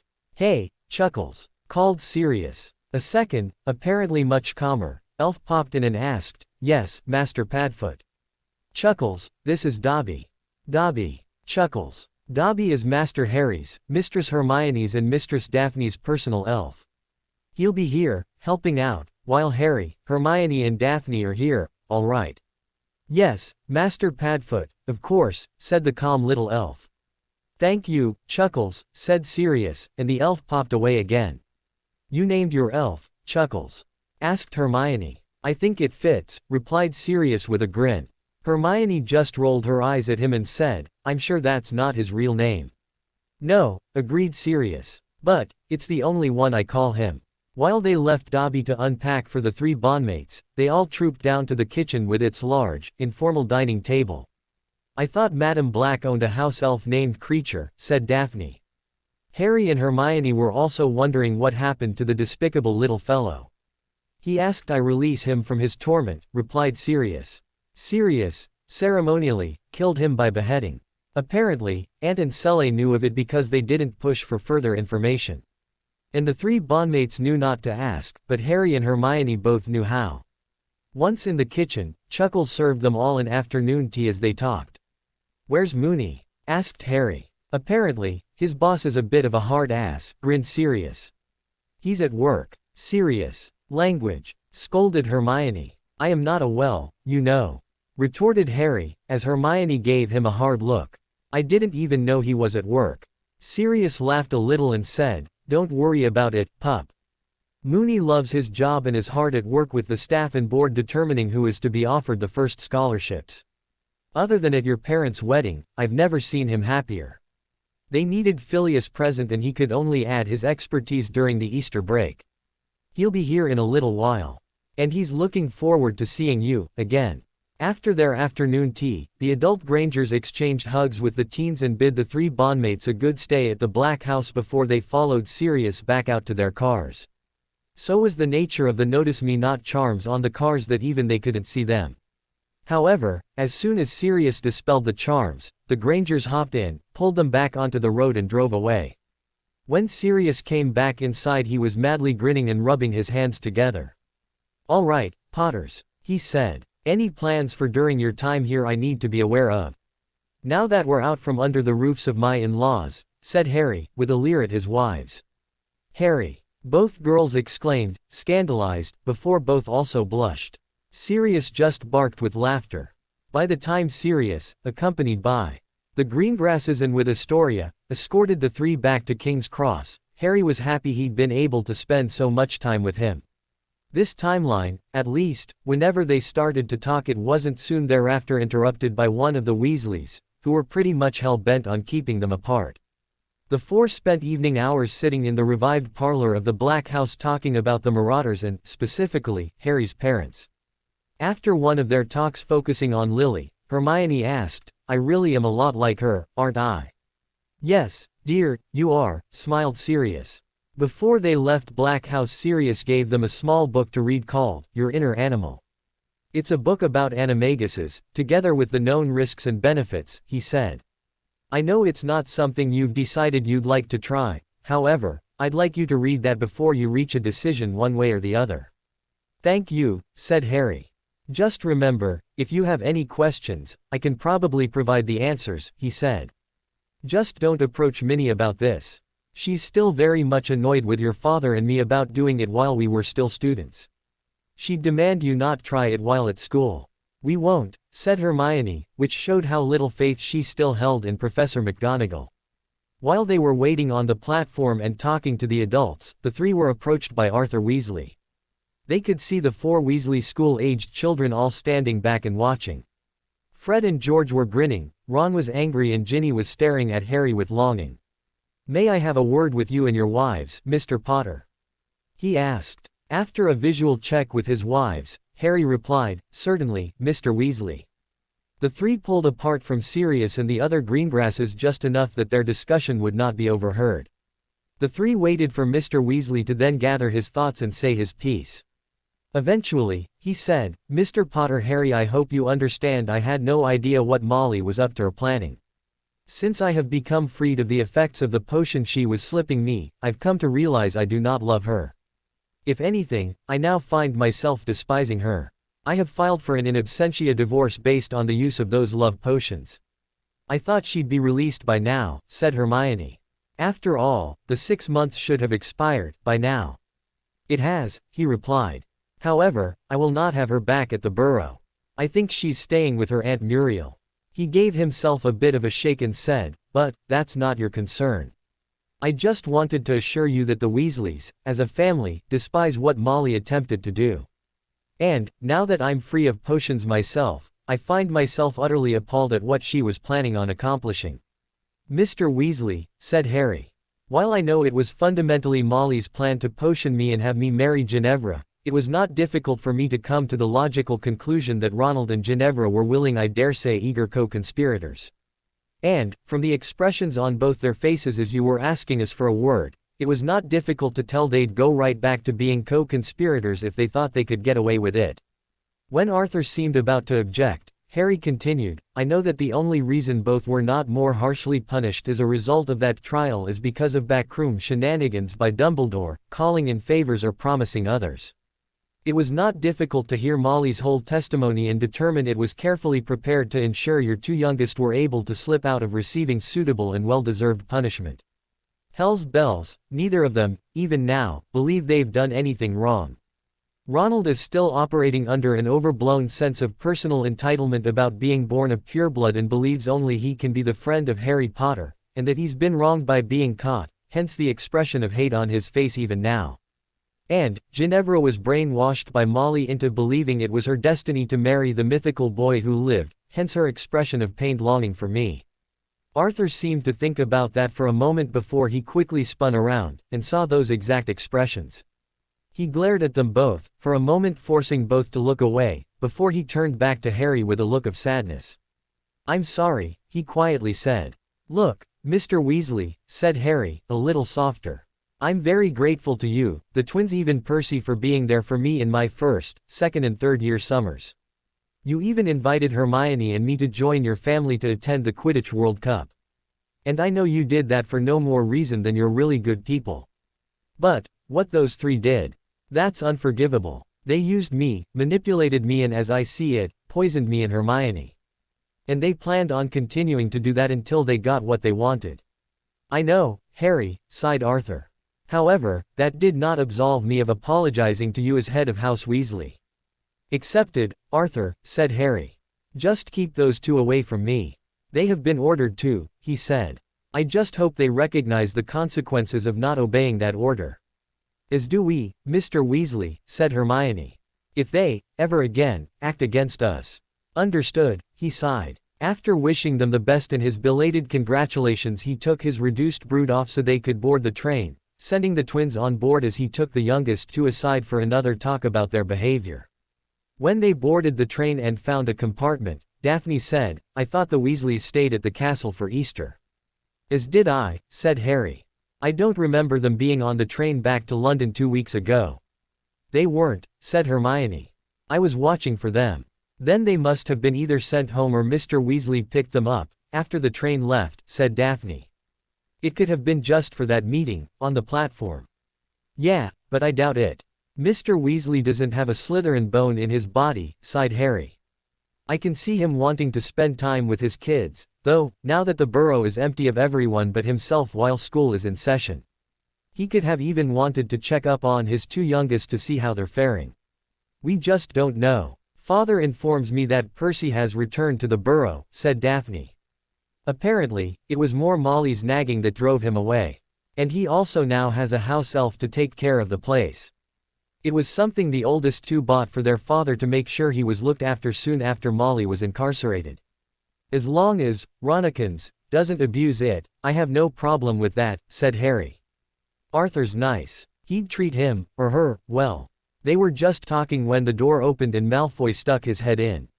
Again, there was nary a human bookend in sight. Potter, he sniffed. Malfoy, Harry sniffed back in an almost perfect mimic of the bee-own boy. Malfoy stood there for a moment before he obviously reached a decision. He quickly looked both directions down the corridor and stepped fully within the compartment before closing the door shut behind him. Then he just stood there for a few moments. Finally, Harry asked, something on your mind, Malfoy? Again, Malfoy just seemed to stand there for a few moments, neither looking at Harry and not. Clearly, something was worrying about in his mind. Eventually, he reached another decision and said, "You need to watch your ass, Potter. There's something in the wind." Curious, thought Harry. When he glanced at his wives he could see they thought the same thing. "Care to elaborate?" he asked. "I'm unable to," the blonde boy admitted. "Fair enough," replied Harry. "Then, perhaps you could tell me what's led you to this conclusion." "A few things," replied Malfoy. "During the break, Father was acting quite. I must ask that what I am about to tell you is not spoken about with other ears. I understand that your wives will be privy. However, your word on your and their behalf shall suffice." Harry thought about that for a few moments. This was something that did not happen in the previous timeline. It was something that had a clear profound effect on the boy who thought himself his arch-nemesis. He quickly glanced to his two wives, who were also showing confusion but acceptance. He turned back and said, "As long as what you tell me does not cause harm to me or mine, including my friends, then I will keep your confidence. However, if it does warn of possible harm to me or mine or my friends, I will do my best to ensure your identity is kept out of it if I feel the need to warn or protect them." Malfoy gave a little snort and said, "You really should have gone into Slytherin." He paused for a moment and then said, "During the break, Father was acting quite perturbed and showing not a little anxiety. It is not like him to display emotion, especially emotion that could be deemed a weakness.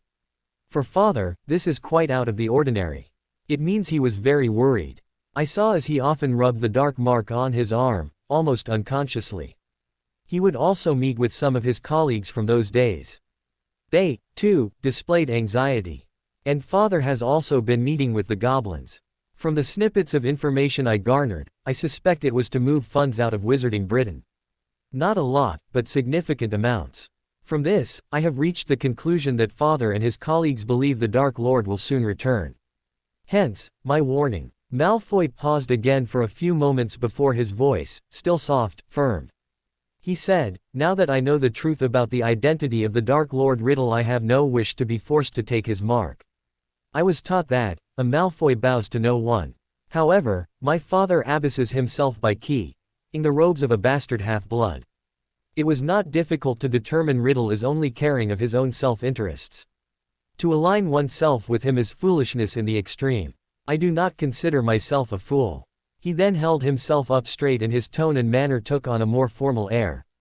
"As it is apparent you are the heir of Black, I ask you to act as intermediary between myself and the Black, to see if he'd be willing to offer myself and, hopefully, my mother sanctuary in House Black." Daphne gasped a little as Harry just stared back, stupefied. It took him a moment to get his mind going again. "Bloody hell, Malfoy," he near gasped. "Of all the things I could have guessed you might want to say to me, that was not even on my, highly unlikely, mental list." Malfoy clearly thought that through for a moment before he clearly and honestly said, "I admit, until this break, it would not have been something I could ever envision asking of you, let alone, asking of you anything." Harry sighed and looked at his wives. Both nodded back. Turning back he said, "All right, Malfoy. I will ask Sirius the Black as soon as I am able to. I may not like you, but, you are family, even if it is as distant cousins, once removed. And I understand my responsibilities as the heir of Black to a son of Black." "Then you have my thanks, heir of Black," replied Malfoy. "However, until this matter is resolved, I'm afraid I must keep up appearances. Forgive me, but I must still comport myself as if I consider you my personal enemy." Harry gave a little snort and said, "Understood. However, no hexes are similar, words only." "Agreed. Agreed," he replied. "Thank you for your time, Potter."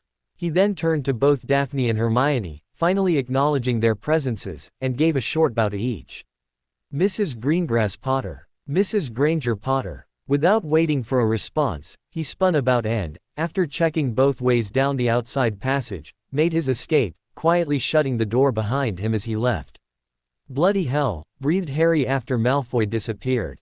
"Do you have your mirror on you, Harry?" asked Daphne. Yeah," he replied, distractedly pulling it out of the pocket of his inside robes.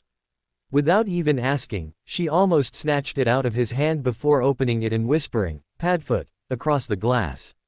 Both Harry and Hermione were surprised. This was not normal. Daphne, behavior. Why, hello, pup, came the voice of Sirius from the mirror. Hang on, you're not Harry. What is it, Daphne? Did something happen to Harry on the train? No, Sirius. I need to speak to you as the Black, she said. Okay, he said, before his voice took on quite a different tone and inflection. Then, this is a pleasure, Mrs. Greengrass Potter. How may I or House Black assist you?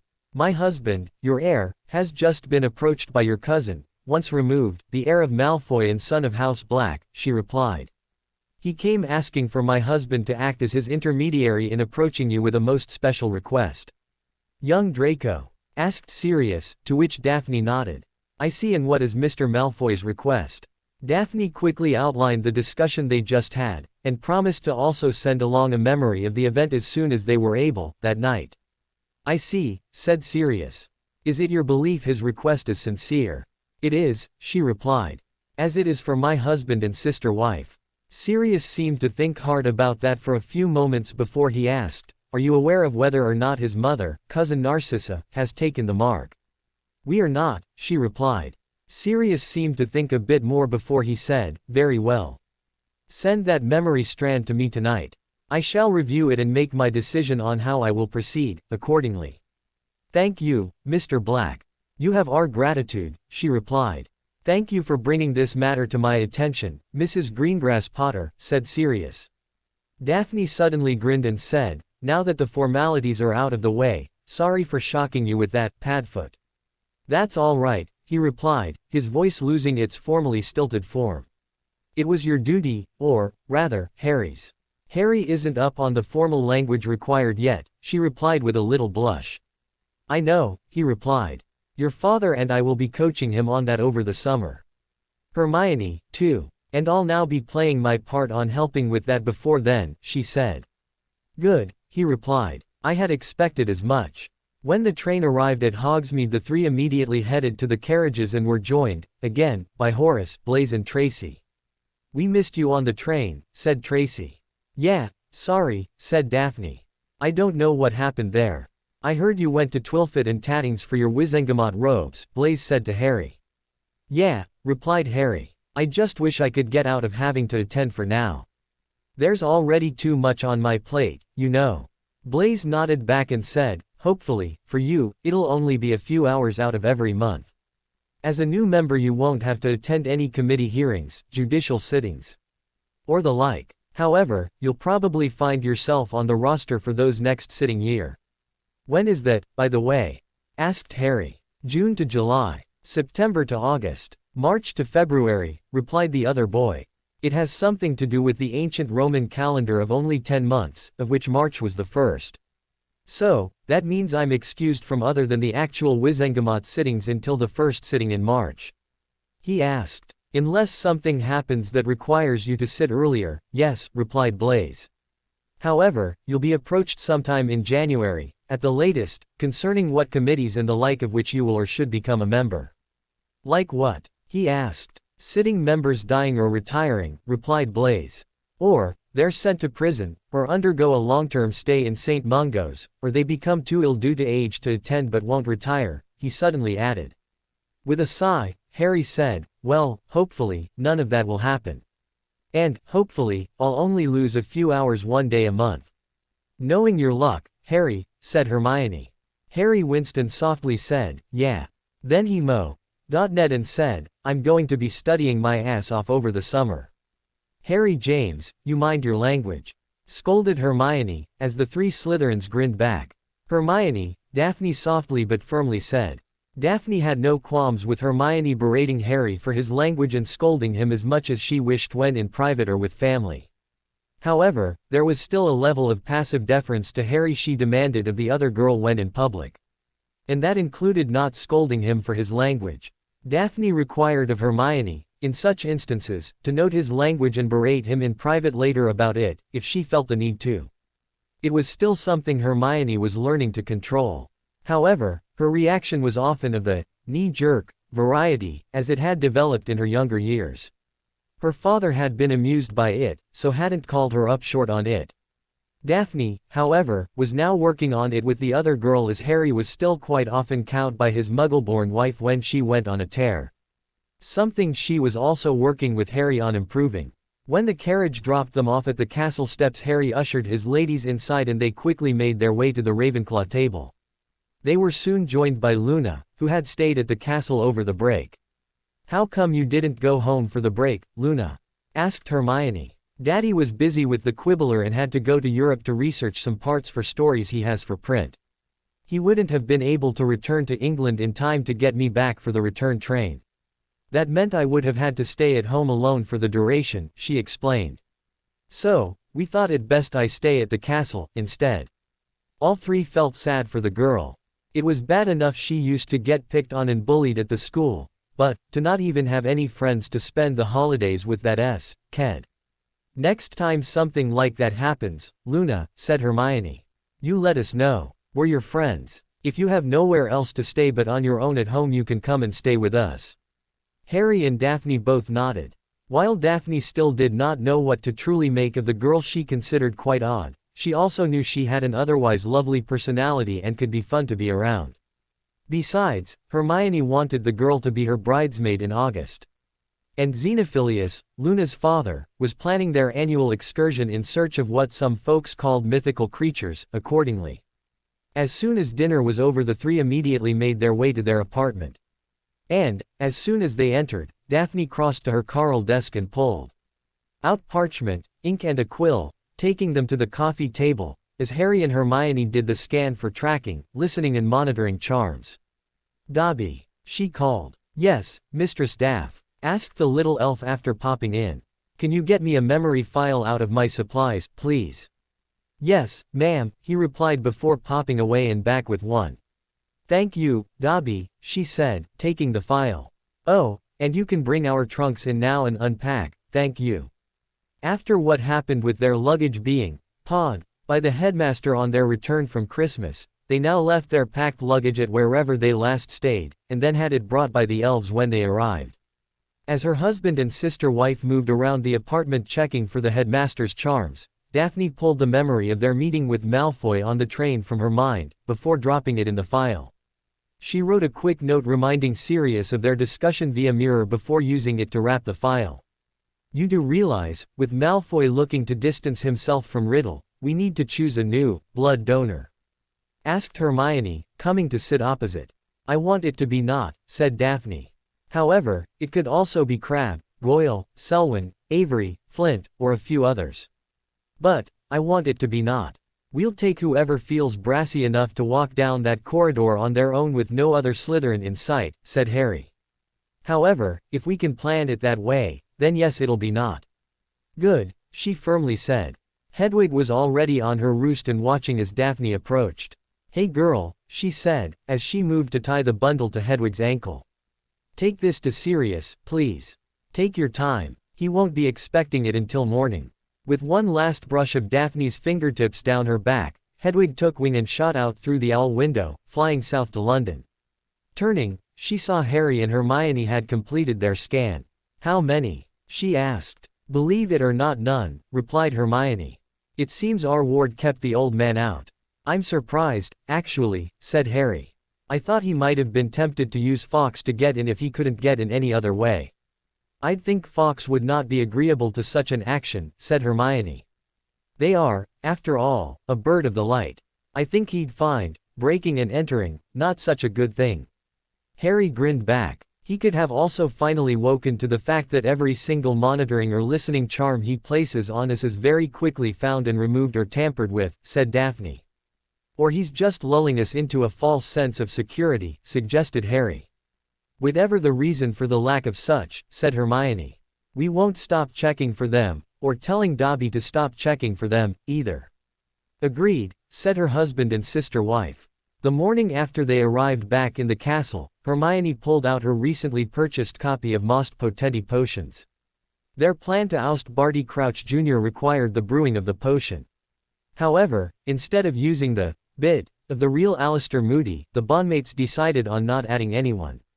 They hoped that, without the final ingredient, Crouch would revert back to his original form, as it would only be his own saliva, even if he was in the form of Moody at the time. The book was not clear on what, exactly, would happen in such an instance.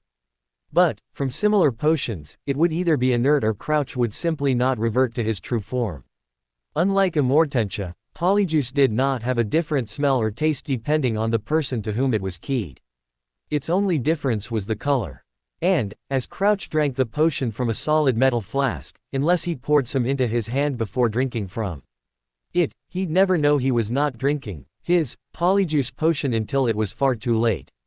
During one of their trips to Diagon Alley, the three individually purchased different ingredients from the required ingredients list. Once in their apartment, Hermione set up one of their spare cauldrons in Daphne's ensuite and began the process. The first step, as with second year, was to stew the lacewing flies for 21 days. The three were no sooner used to school activities again when, a couple of weeks later, Harry had to get ready to attend his first Wizengamot meeting. It was held on Monday, the 3rd of May, starting at 10 a.m. Immediately after breakfast he headed back to the apartment and donned his robes before heading down to the entrance hall. And, yet again, the headmaster turned up. "Now, Harry," he began. "Don't even attempt to stop me attending, Albus," sighed Harry. "You've not won any of the confrontations we've had about me leaving the school to attend to my duties.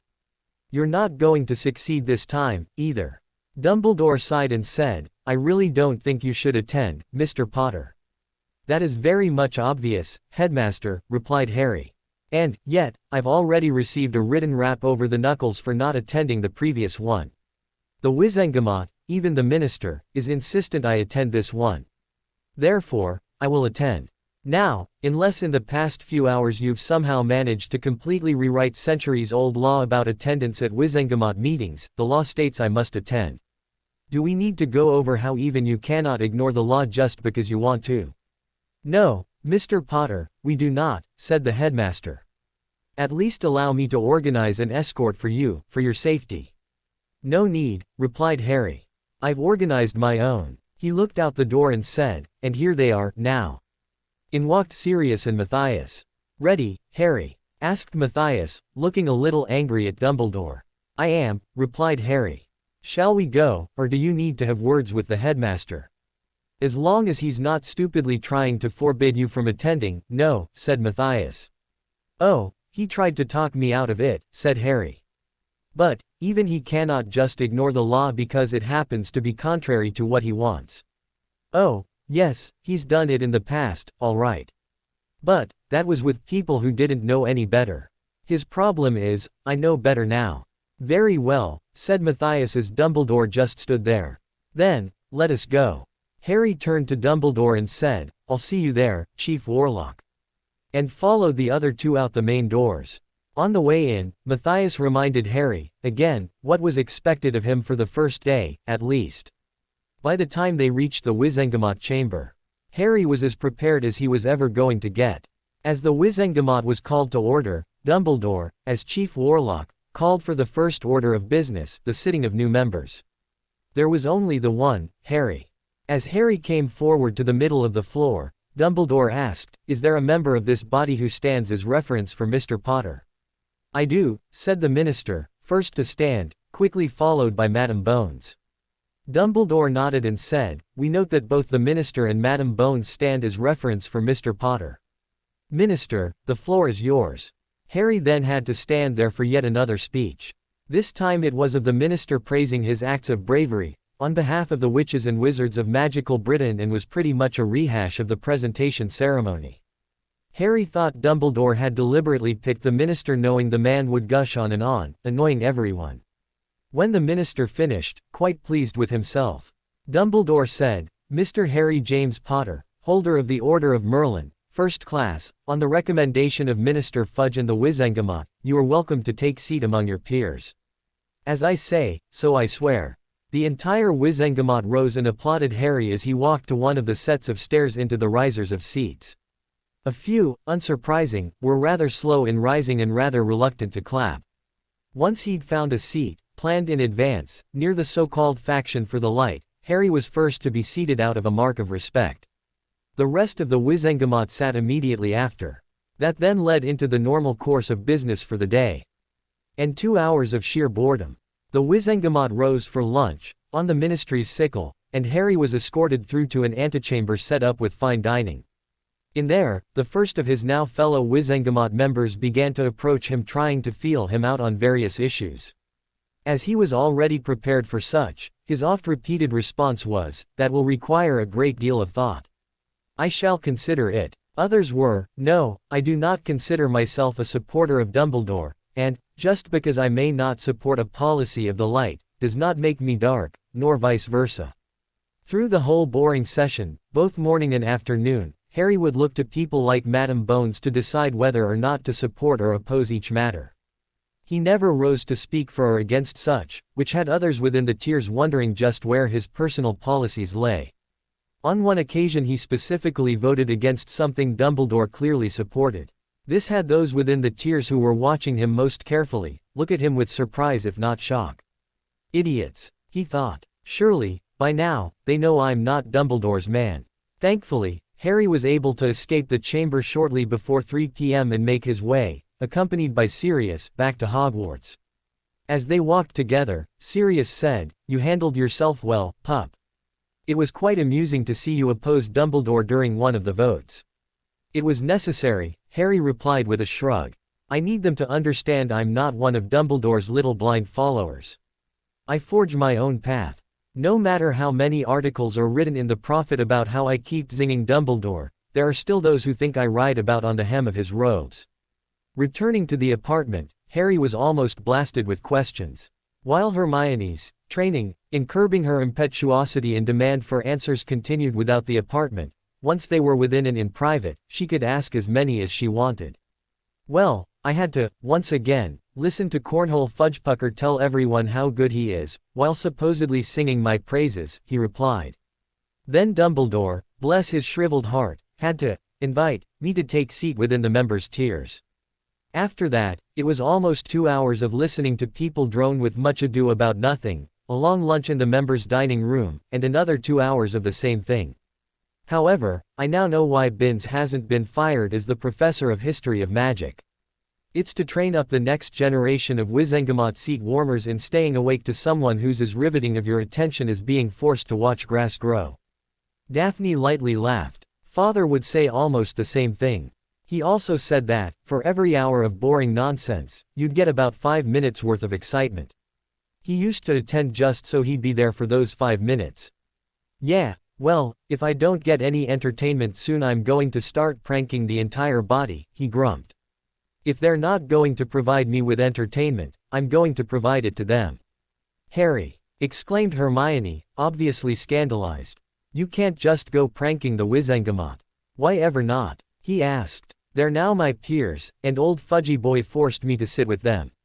"They're fair game now." "Harry," interrupted Daphne. "It's you who originally led the idea that you should receive an Order of Merlin. It's you who made public your battle with the Basilisk in the Chamber of Secrets. As such, it's you who set in motion the events that led to you earning a seat on the Wizengamot. If you didn't want the seat we didn't have to push Madame Longbottom to get you your Order of Merlin. That means, you are now a member of the Wizengamot because it's something you wanted." Harry looked back at his pureblood wife with a look of incredulity and sulkiness. The Wizengamot didn't have to make the Order of Merlin an automatic seat within their own body. "Now you're clutching at straws," she calmly replied. "The rule that holders of the Order of Merlin be seated upon the Wizengamot comes from centuries ago. It's not something new they introduced just to annoy you." "Damn it," he grumbled, knowing he'd well and truly lost this one. With a sigh he said, "I can't hand it back now, can I?" "Nope," she replied with a light smile. "Nor can they strip it from you without very, very good reasons. One of which must include that the reason is because the events that took place for which you earned it were falsely reported. And, we know that's not the case." "All right," he sighed. "When can I appoint a proxy?" "After the first year," she replied. "And then, only for the Wizengamot meetings. If you're selected for any of the panels, depending for what the panel is selected, you'll need to appoint proxies for each from the membership of said panel." "No easy way out, then," he sighed. "Deliberately so," she replied. "They want their members to actually carry out their roles, and not proxy them off to others." "Well, Something to worry about next year, he said. Changing the subject, he asked, what's up now?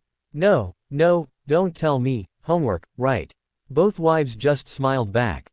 During the time, both wives kept an eye on the stewing lacewing flies for the polyjuice potion. And, once the required 21 days had passed, they set to work on the rest of the potion. The riskiest part was needing to sneak out of the castle to pick the fluxweed out in the forbidden forest on the night of the full moon. Just as in second year, we'll have enough for 4 doses, said Hermione, almost absent-mindedly. It'll be a good idea to keep the extra doses under a stasis charm. You never know when we might need them. Do we know how much makes a dose and how much Crouch keeps in that flask of his? Asked Harry. Good point, said Daphne. I recommend just switching out 1 dose, though. With the amount he's been downing on a regular occurrence, I doubt he'll realize he has a different amount between before and after we switch them out. Fair call, said Harry. Besides, the weight of the flask itself should throw off any chance he has to doubt how much he had. Harry then left his 2 wives to finish brewing the potion, and returned to the living room to further study and try to memorize strings of ancient runes and their uses. The following month's Wizengamot meeting saw Dolores Umbridge, once again, attempt to introduce a dark creatures law. This one would require all creatures to be registered with the Department for the Regulation and Control of Magical Creatures or face heavy fines, if not a stay in Azkaban. And, for the first time, Harry spoke among his new peers.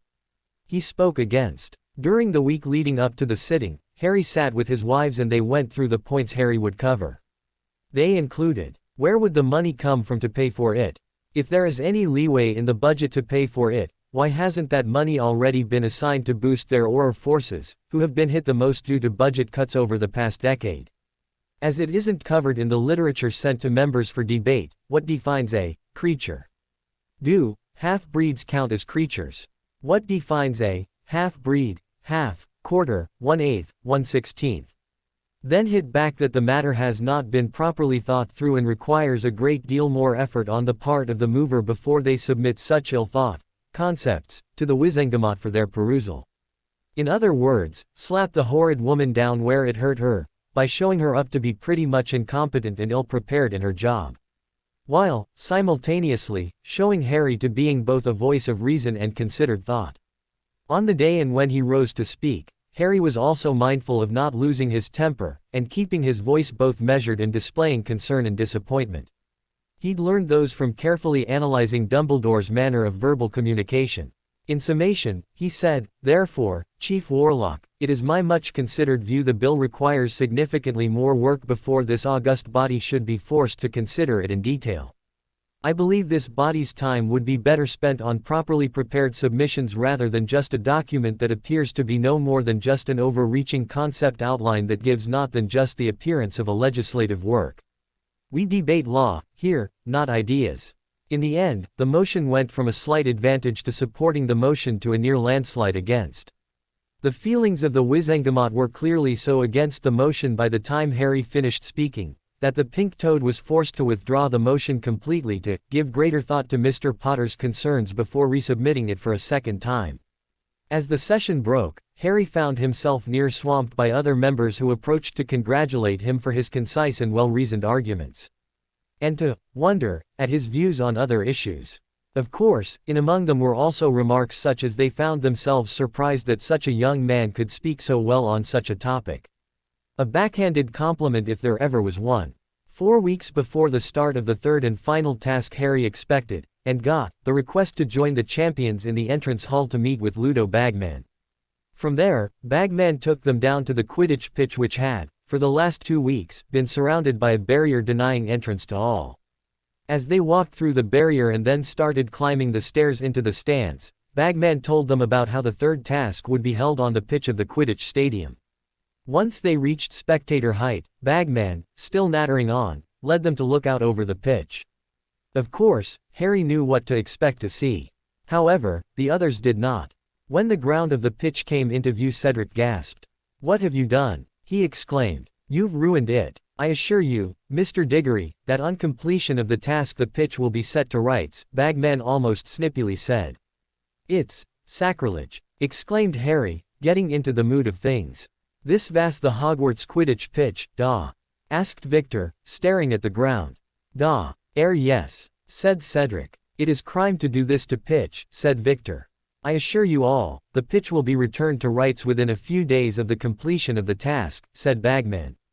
Now, who can tell me?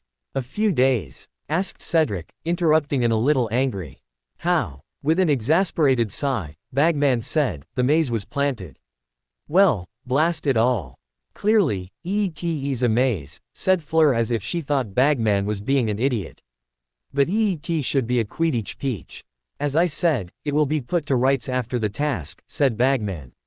Now, in the maze. You'll probably have dangerous creatures and magic traps, right? Said Harry. And what first one to the middle or whatever wins? The Tri-Wizard Cup will be in the maze somewhere, said Bagman. The first person to reach it will win. Yeah, said Harry, giving a wave-off gesture with his hands. Will that be all? Yes, Mr. Potter, said Bagman starting to grit his teeth a little.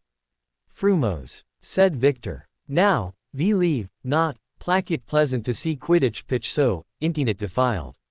Defiled, said Cedric. Yes da that fits. Fine, snapped Bagman. You now know what's required of you. I'll see you on the 24th of June. And he stomped off. Hey, useless, called Harry. Surprisingly, Bagman turned around. I'm glad to see you now recognize your new name. The Weasley twins want their winnings from their bet at the Quidditch World Cup. You'd best pay up pretty quick. They can be very creative in their punishment of those who've wronged them. That had the other three laughing as Bagman glared at Harry for a moment before again stomping off. As they walked back from the pitch, Victor and Fleur excused themselves and headed back to the ship and carriage respectively. Harry and Cedric walked together. Almost over, Harry, sighed Cedric. Clearly, he wanted to talk about things and was trying to find a way to bring up the subject. Yeah, said Harry. I'm looking forward to summer, already. This is my last year, said the older boy. I was looking forward, this year, to the match between the Badgers and Lions to show that I could beat you without a bunch of pesky Dementors coming in and ruining everything. Harry laughed and said, you'd have been sadly. He stopped speaking as both boys saw Barty Crouch Sr. stagger out of the forest. He was in bad shape. Harry mentally face-palmed himself for forgetting this event. Immediately he drew his wand as Crouch staggered forward. As Harry remembered, he looked as though he had been traveling for days. The knees of his robes were ripped and bloody, and his face was scratched. He was unshaven and gray with exhaustion. His neat hair and mustache were both in need of a wash and trim. His strange appearance, however, was nothing to the way he was behaving. Muttering and gesticulating, Crouch turned and began talking to a tree. Isn't that Mr. Crouch? Asked Cedric. What's he doing? Harry nodded and said, go get help, Seed. I need the professors down here. Possibly Madame Pomfrey, too. Hurry. Right, Harry, replied the other boy. He took a couple of steps before he turned back.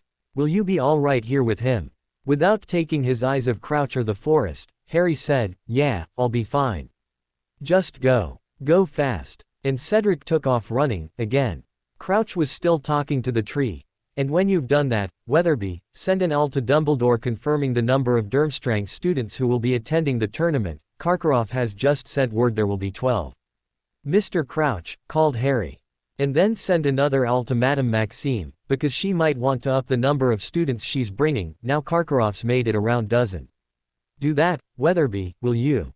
Will you? Will. Crouch's eyes were bulging. He stood staring at the tree, muttering soundlessly at it. Then he staggered sideways and fell to his knees. Mr. Crouch, Harry said loudly, hurrying over while keeping an eye on the tree line. Are you all right? Crouch's eyes were rolling in his head. Dumbledore, gasped Crouch suddenly. He reached out and seized a handful of Harry's robes, dragging him closer, though his eyes were staring over Harry's head. I need see Dumbledore. Figured as much, said Harry. If you get up, Mr. Crouch, we can go up to the... I've done stupid thing, Crouch breathed. He looked utterly mad. His eyes were rolling and bulging, and a trickle of spittle was sliding down his chin. Every word he spoke seemed to cost him a terrible effort. Must tell Dumbledore. Get up, Mr. Crouch, said Harry loudly and clearly. Get up, and I'll take you to Dumbledore. Crouch's eyes rolled forward onto Harry. Who you? He whispered. I'm a student at the school, said Harry, pulling Crouch to his feet with his left arm while holding his wand in his right. You're not his, whispered Crouch, his mouth sagging. No, said Harry. Dumbledore's. Yes, replied Harry. Crouch was pulling him closer. Harry tried to loosen the man's grip on his robes, but it was too powerful. Warn Dumbledore. We'll get Dumbledore if you let go of me, said Harry. Come with me, Mr. Crouch, and we'll get him. Thank you, Weatherby, and when you've done that, I would like a cup of tea. My wife and son will be arriving shortly. We're attending a concert tonight with Mr. and Mrs. Fudge. Crouch was now trying to talk fluently to a tree again, and seemed completely unaware that Harry was there. It surprised Harry so much he didn't notice that Crouch had released him. So, Harry latched onto the robes of the man's upper right arm with his left hand and began to drag him away from the tree line. Crouch then swiveled to look at Harry and said, Yes, my son has recently gained 12 owls. Most satisfactory, yes. Thank you, yes, very proud indeed. Now, if you could bring me that memo from the Andorran Minister of Magic, I think I will have time to draft a response. Crouch suddenly reached out with his right hand and snatched at Harry's left arm. Don't leave me, he whispered, his eyes bulging again. I escaped, must warn, must tell, see Dumbledore. My fault, all my fault, Bertha dead, all my fault. My son, my fault, tell Dumbledore, Harry Potter, the Dark Lord stronger, Harry Potter. Harry kept dragging the clearly delusional man away from the trees and towards the castle while he kept a close eye on the tree line. The further they got away from the trees, the safer Harry thought they'd be. The safer he knew they'd be. Harry had dragged a somewhat resistant Crouch partway back to the castle when he finally spotted Staff running towards him with Cedric Diggory. Of all people, in the lead was Professor Snape. Thinking fast, Harry said to the man, I'm Harry Potter. And tried to keep dragging the man towards the castle. Crouch reached out with both hands and latched onto Harry, bringing both of them to their knees. Mr. Potter. The man gasped, looking at Harry with wide, horrified eyes. The Dark Lord. He's getting stronger. He's coming back. By then Snape had reached them and was on his knees next to them. He was waving his wand over Crouch and muttering incantations. My son, cried Crouch. He's one of them. The Dark Lord wants your blood. Potter, said Snape, help me get him up. By then Diggory was back and helped get Crouch back on his feet as Harry almost viciously disentangled Crouch's fingers from his robes. They'd just got the man on his feet when a jet of green light flared out of the tree line. Watching for it, Harry immediately dived at all three and tackled Diggory and Crouch to the ground. Snape, seeing the tackle coming, managed to step back to avoid it. He also managed to avoid the curse in the process, as it flew over the three tangled bodies right in front of him. He immediately spun towards the tree line with his wand drawn. Get up, Potter, he demanded, as he watched the trees. Get up and get out of here. As Harry rolled off the pile, he surged to his feet with his wand drawn in a crouch as Diggory rose, almost terrified. He looked to the trees. Potter, called Snape, get Diggory and Crouch and get out of here. Harry took one last look at the tree line and turned his wand on Crouch, who was still sprawled on the grass. Not even bothering to help the man to his feet this time, he levitated him with a mobilicorpus charm and ran with him back through the arriving professors as Diggory ran after them both. Snape stayed and backed away from the trees, covering their escape. Harry watched out of the corner of his eye as saw a messenger Patronus flash away towards the headmaster's office. It was Professor McGonagall's lynx. Once Harry was through some of the staff, now with their own wands drawn and looking to the forest, he didn't even bother to look over his shoulder anymore. He just raced for the castle with Crouch in tow. He met Madame Pomfrey coming out the front doors and called, Infirmary, Madame Pomfrey. A man's been seriously hurt. Put him down right here, Mr. Potter. She ordered. I'll take a look at him first. Harry spun and lowered Crouch to the ground as the Mediwitch knelt down next to the man and cast diagnostic charms over him. She was still going as some of the staff were coming back. She was beginning to rise as Dumbledore came running out of the doors before almost skidding to a stop and looking around. Bartemius, he asked, as he saw who Madame Pomfrey was working on. Yes, said Harry. And someone just shot a bloody killing curse at us from just inside the edge of the Forbidden Forest. Diggory, panting his lungs out, said, yeah. And if it wasn't for Harry, they'd have got us. Dumbledore turned to give Harry a long look before he turned to Madame Pomfrey and said, "Take him to the infirmary, Poppy. I'll investigate what's going on in the forest." Before he quickly moved off to where Snape was still watching the edge of the forest. "Take him to the infirmary, he says," scoffed the Medi Witch. "Where else would I take him? To the Ministry Ball." She then turned to look at Harry and asked, "Think you can levitate him to the infirmary, Mr. Potter?" "Yes, ma'am," he replied. "No problem. Do so," she said. Harry immediately cast the Mobilicorpus charm back on Crouch and levitated him again. As he towed Crouch behind him and jogged into the castle and up the stairs, Madame Pomfrey kept pace and kept an eye on him. As soon as they reached the hospital wing, Harry levitated Crouch onto the nearest bed as Pomfrey bustled about to bring a potions cabinet closer to the side of the bed. "Well done, Mr. Potter," she said as an aside. "I've got it from here." Harry knew a dismissal when he heard one.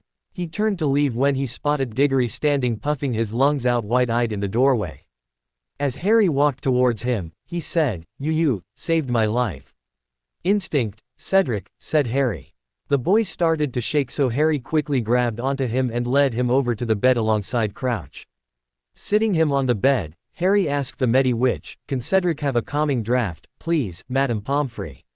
He's just had one hell of fright. Someone just shot a killing curse in his direction." From where she was working on a now unconscious Crouch, Pomfrey took one look at Cedric, reached into her potions cabinet and handed a corked phial to Harry. Harry uncorked it and firmly placed it in Diggory's hand. "Here, drink this, Cedric," he firmly ordered the other boy. Without a word or even looking at Harry, Diggory brought the phial to his lips and tossed the contents back. A quick swallow, a grimace, and the boy gave a little shudder of revulsion. "Merlin," he breathed. Harry waited a few moments before he asked, "Better, Cedric?" Diggory looked at Harry and said, "Thanks, Harry."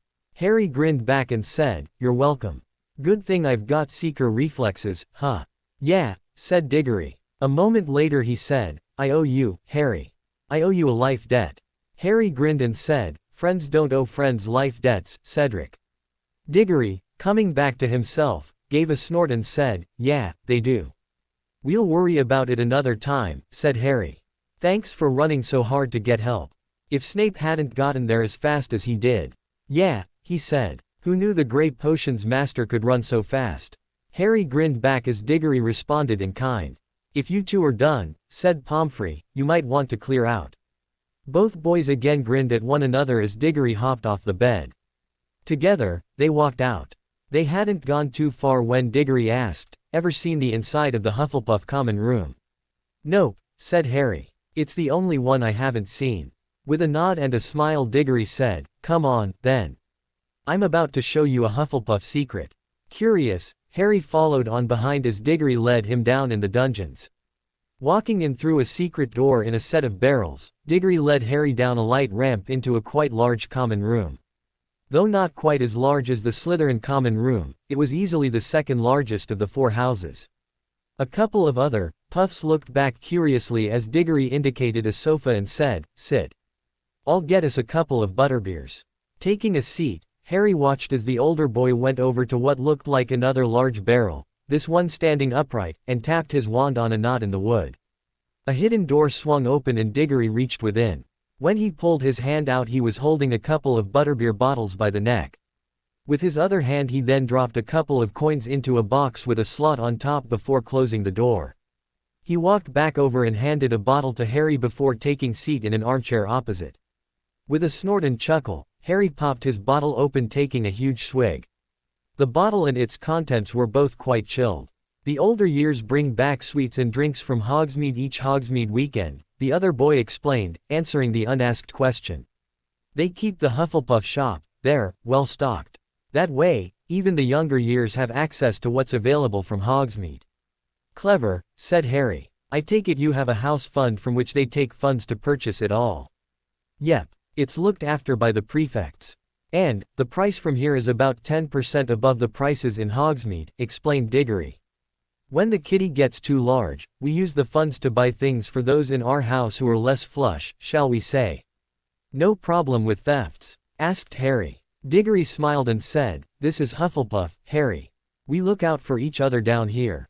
Stealing means you're stealing from your friends, and yourself. It's very rare for a theft to occur. I won't tell you what we do in those circumstances. Harry gave a shrug and said, understood. I just wish the other houses, especially Gryffindor, would be able to prove themselves so trustworthy. Not everyone is worthy of being a Hufflepuff, smirked the other boy. As they talked, Harry looked around the room. Where he'd expected a lot of black and yellow, instead he saw brown and tans. The floor was almost completely covered in thick brown carpet. The chairs were done in dark brown leather with yellow stitching and black buttons. The tables and chairs were of a dark, almost black wood, with tan padding. The walls were in a pastel yellow with dark yellow and brown curtains in front of the windows that were along one wall. Seeing Harry looking curiously at the windows, Diggory said, the windows are actually in the cliff face directly below the castle. They, of course, look out over the Black Lake. What about windows for the dorms? Asked Harry. Pointing, Diggory said, boys' dorms are that way, one after the other. Then he pointed to the opposite direction and said, and the girls' dorms are the same that way. Each dorm has windows on one wall that are the same as the ones in here. In other words, each dorm has a view out over the Black Lake. I don't remember seeing any windows in the cliff face when I've been out on the lake, said Harry. They're there, smiled Diggory. You just have to really look for them. Once you see them, they then become obvious to you. Harry sat and talked with Diggory for a while before Dobby suddenly popped in. Miss Hermione and Miss Daphne are worried about you. They wonder where you are. ERRPH. Said Harry, to Diggory. I'm in trouble. Turning back to Dobby he said, please tell both ladies I'm sorry I worried them and will be there, safe and whole, in a few minutes. I take it they're in our apartment.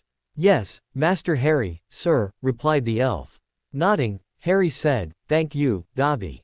As the little elf popped away again, Harry turned to Diggory and said, I'd better go. Diggory grinned and said, best not keep your ladies waiting. Harry stood and said, thanks for the butterbeer, Cedric. And shook the other boy's hand before he left to return to the apartment. When Harry walked into the apartment, he was met with two angry witches. Where have you been? Demanded Hermione. Coming back from the Quidditch pitch, Cedric and I came across Crouch Sr. staggering out of the woods, he explained. I sent Diggory to get help while I started dragging Crouch back towards the castle. When Cedric got back with help, someone Crouch Jr., of course shot a killing curse at us. In the process, Diggory now thinks I saved his life and he owes me a life debt. I then levitated and took Crouch to the infirmary while Diggory followed. Once there, the adrenaline in Diggory's system started to wear off and he developed a dose of the shakes from shock. After I got a calming draft into him he took me down to the Hufflepuff common room, where he supplied me with a butterbeer. I don't think I could have refused. He was pretty shaken up. I'd just finished that when Dobby popped in to let me know you two were worried about me. So, I immediately came up here. We didn't know where you were, said Daphne. We heard that something had happened out on the grounds, that someone had fired a killing curse at you, and that you were taken to the infirmary. However, when we got there, Madame Pomfrey told us you'd left a while earlier. All right, said Harry, speaking soothingly. Next time you worry about me, remember that Dobby will know where I am at all times. All you need to do is call him and ask, all right. Blushing in a little embarrassment, Hermione said, we forgot. Understandable, said Harry. You were worried and you weren't able to think it through. You'll remember if it happens in the future. He then brought both girls in for a three-way cuddle. The three-way cuddle then moved to the bedroom, and changed into something more. A couple of evenings before the final task, the three organized themselves to put the second part of the originally conceived plan of Hermione's into effect. The first was the switch out of Tom Riddle Sr.'s bones in the graveyard at Little Hangleton for a complete strangers. And the third would be the switching out of Crouch's Polyjuice potion. This was also the first day of the end-of-year exams for the fourth years, so they did not expect a lot of people to be spending time out and about. That Hermione was quite alright with setting aside her last evening before the Transfiguration exam showed the importance of what they were about to accomplish. Immediately after dinner, Harry waited in the direct route from the Great Hall to the Slytherin dorms in the dungeons for Nod to pass on his way to the Slytherin common room. He was one they knew positively would become a Death Eater. It would also be a bit of payback for Daphne. Waiting under a Notice Me Not charm with his invisibility cloak in his arms, Harry was standing just outside a disused classroom for the wanker to pass. He was just starting to worry, when the boy finally made an appearance. And, thankfully, with no one around to observe what happened. As soon as Nott passed, Harry tagged him with a stunner and, as soon as the boy collapsed, threw his invisibility cloak over him. A quick mobilicorpus charm on the boy and Harry pulled him through the now open door of the classroom. Inside, Hermione and Daphne were waiting with what they needed to complete this part of the plan. Nott was levitated over to where two desks were set side by side and hard together to make a longer work area, and laid atop. The cloak was removed and Hermione set to work rolling Nott's sleeve up. As she worked, Daphne was standing alongside, observing, while holding a tray with certain objects on it. As soon as Nott's sleeve was up and over his elbow, Hermione grabbed a tourniquet off the tray and fastened it tightly around the bicep. As Nott was still out cold, she couldn't get him to pump his fist to speed up the process, so had to wait for the vein to begin to expand on its own. As soon as she had a likely candidate, she carefully picked up a syringe needle that was affixed to a plastic tube, which was, in turn, connected to a small, flat, pigskin bladder stuffed with flat wadding.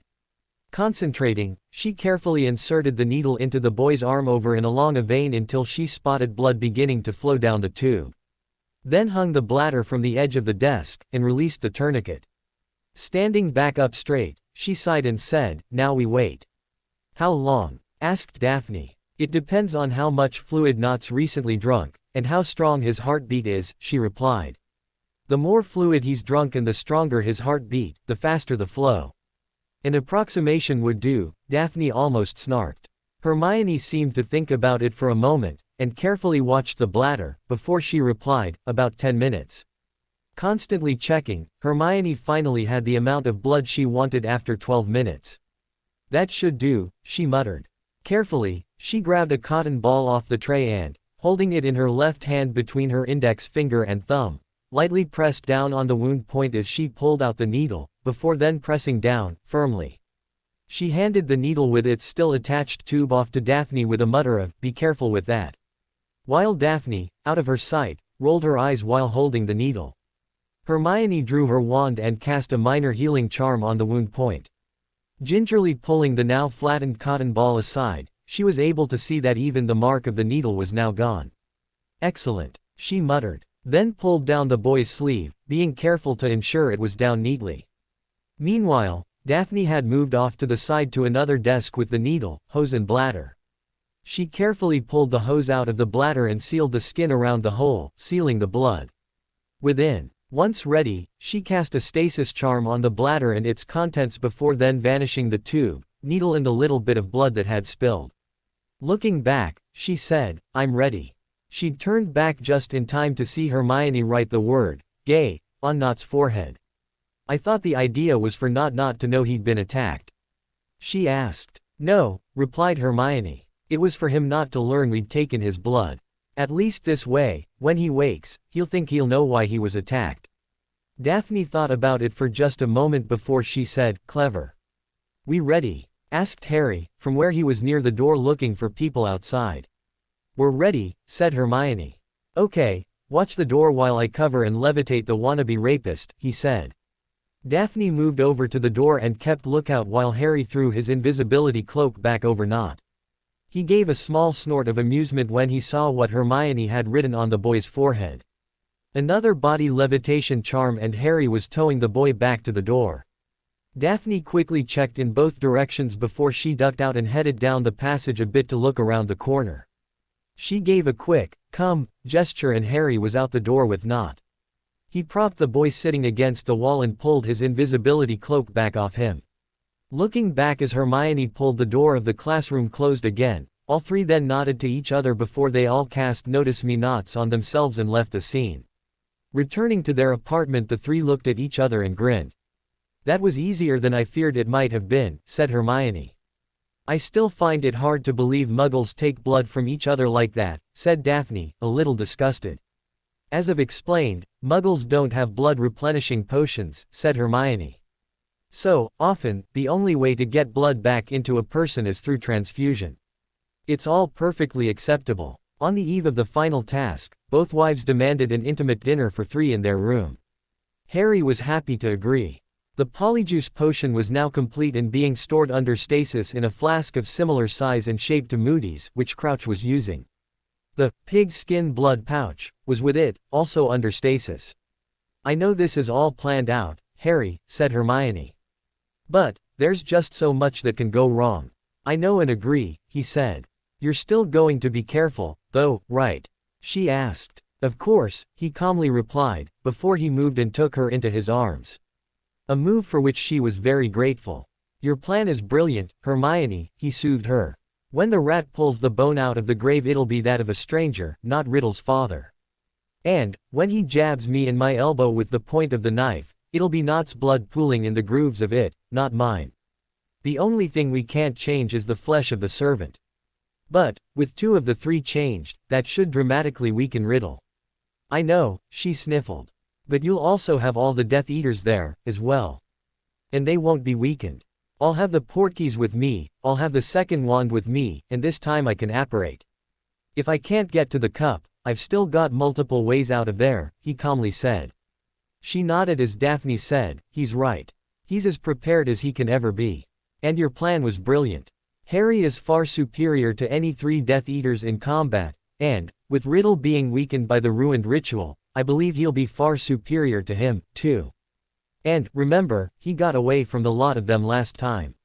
And that was when his mind was muddied with potions, his head was killing him from the Horcrux within his forehead, and Riddle was at his powerful best with all his Horcruxes still existing. None of that exists in this timeline. Harry looked from Daphne back to Hermione, smirked, and said what she said. Hermione gave a quick burst of laughter, smacked him on the arm, and said, Prat. Good, said Daphne. Now, let's eat. I want to make sure Harry feels very lucky, tonight. Da-aph, exclaimed Hermione, blushing. Oh, said Daphne, as if she'd just thought of it. I'm including you in that, too. Harry, now used to Daphne's odd humor, laughed as Hermione went red to the tips of her fingers and ears. After dinner, and a while of just talking a little more to allow their stomachs to settle, the 3 went to bed. Over an hour later and just before drifting off to sleep with a very contented smile on his face, Harry thought it was the luckiest he'd ever been.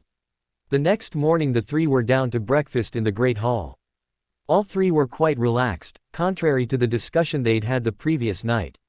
Harry even had trouble keeping a goofy-looking grin off his face. It wasn't just that he'd been able to relieve tension the previous night. The girls really let their hair down, too. The things they did together. Just, wow, he thought to himself. Earth to Harry, said Hermione, waving her hand in front of his face. He asked, coming back out of his memories of the night before. What are you thinking about?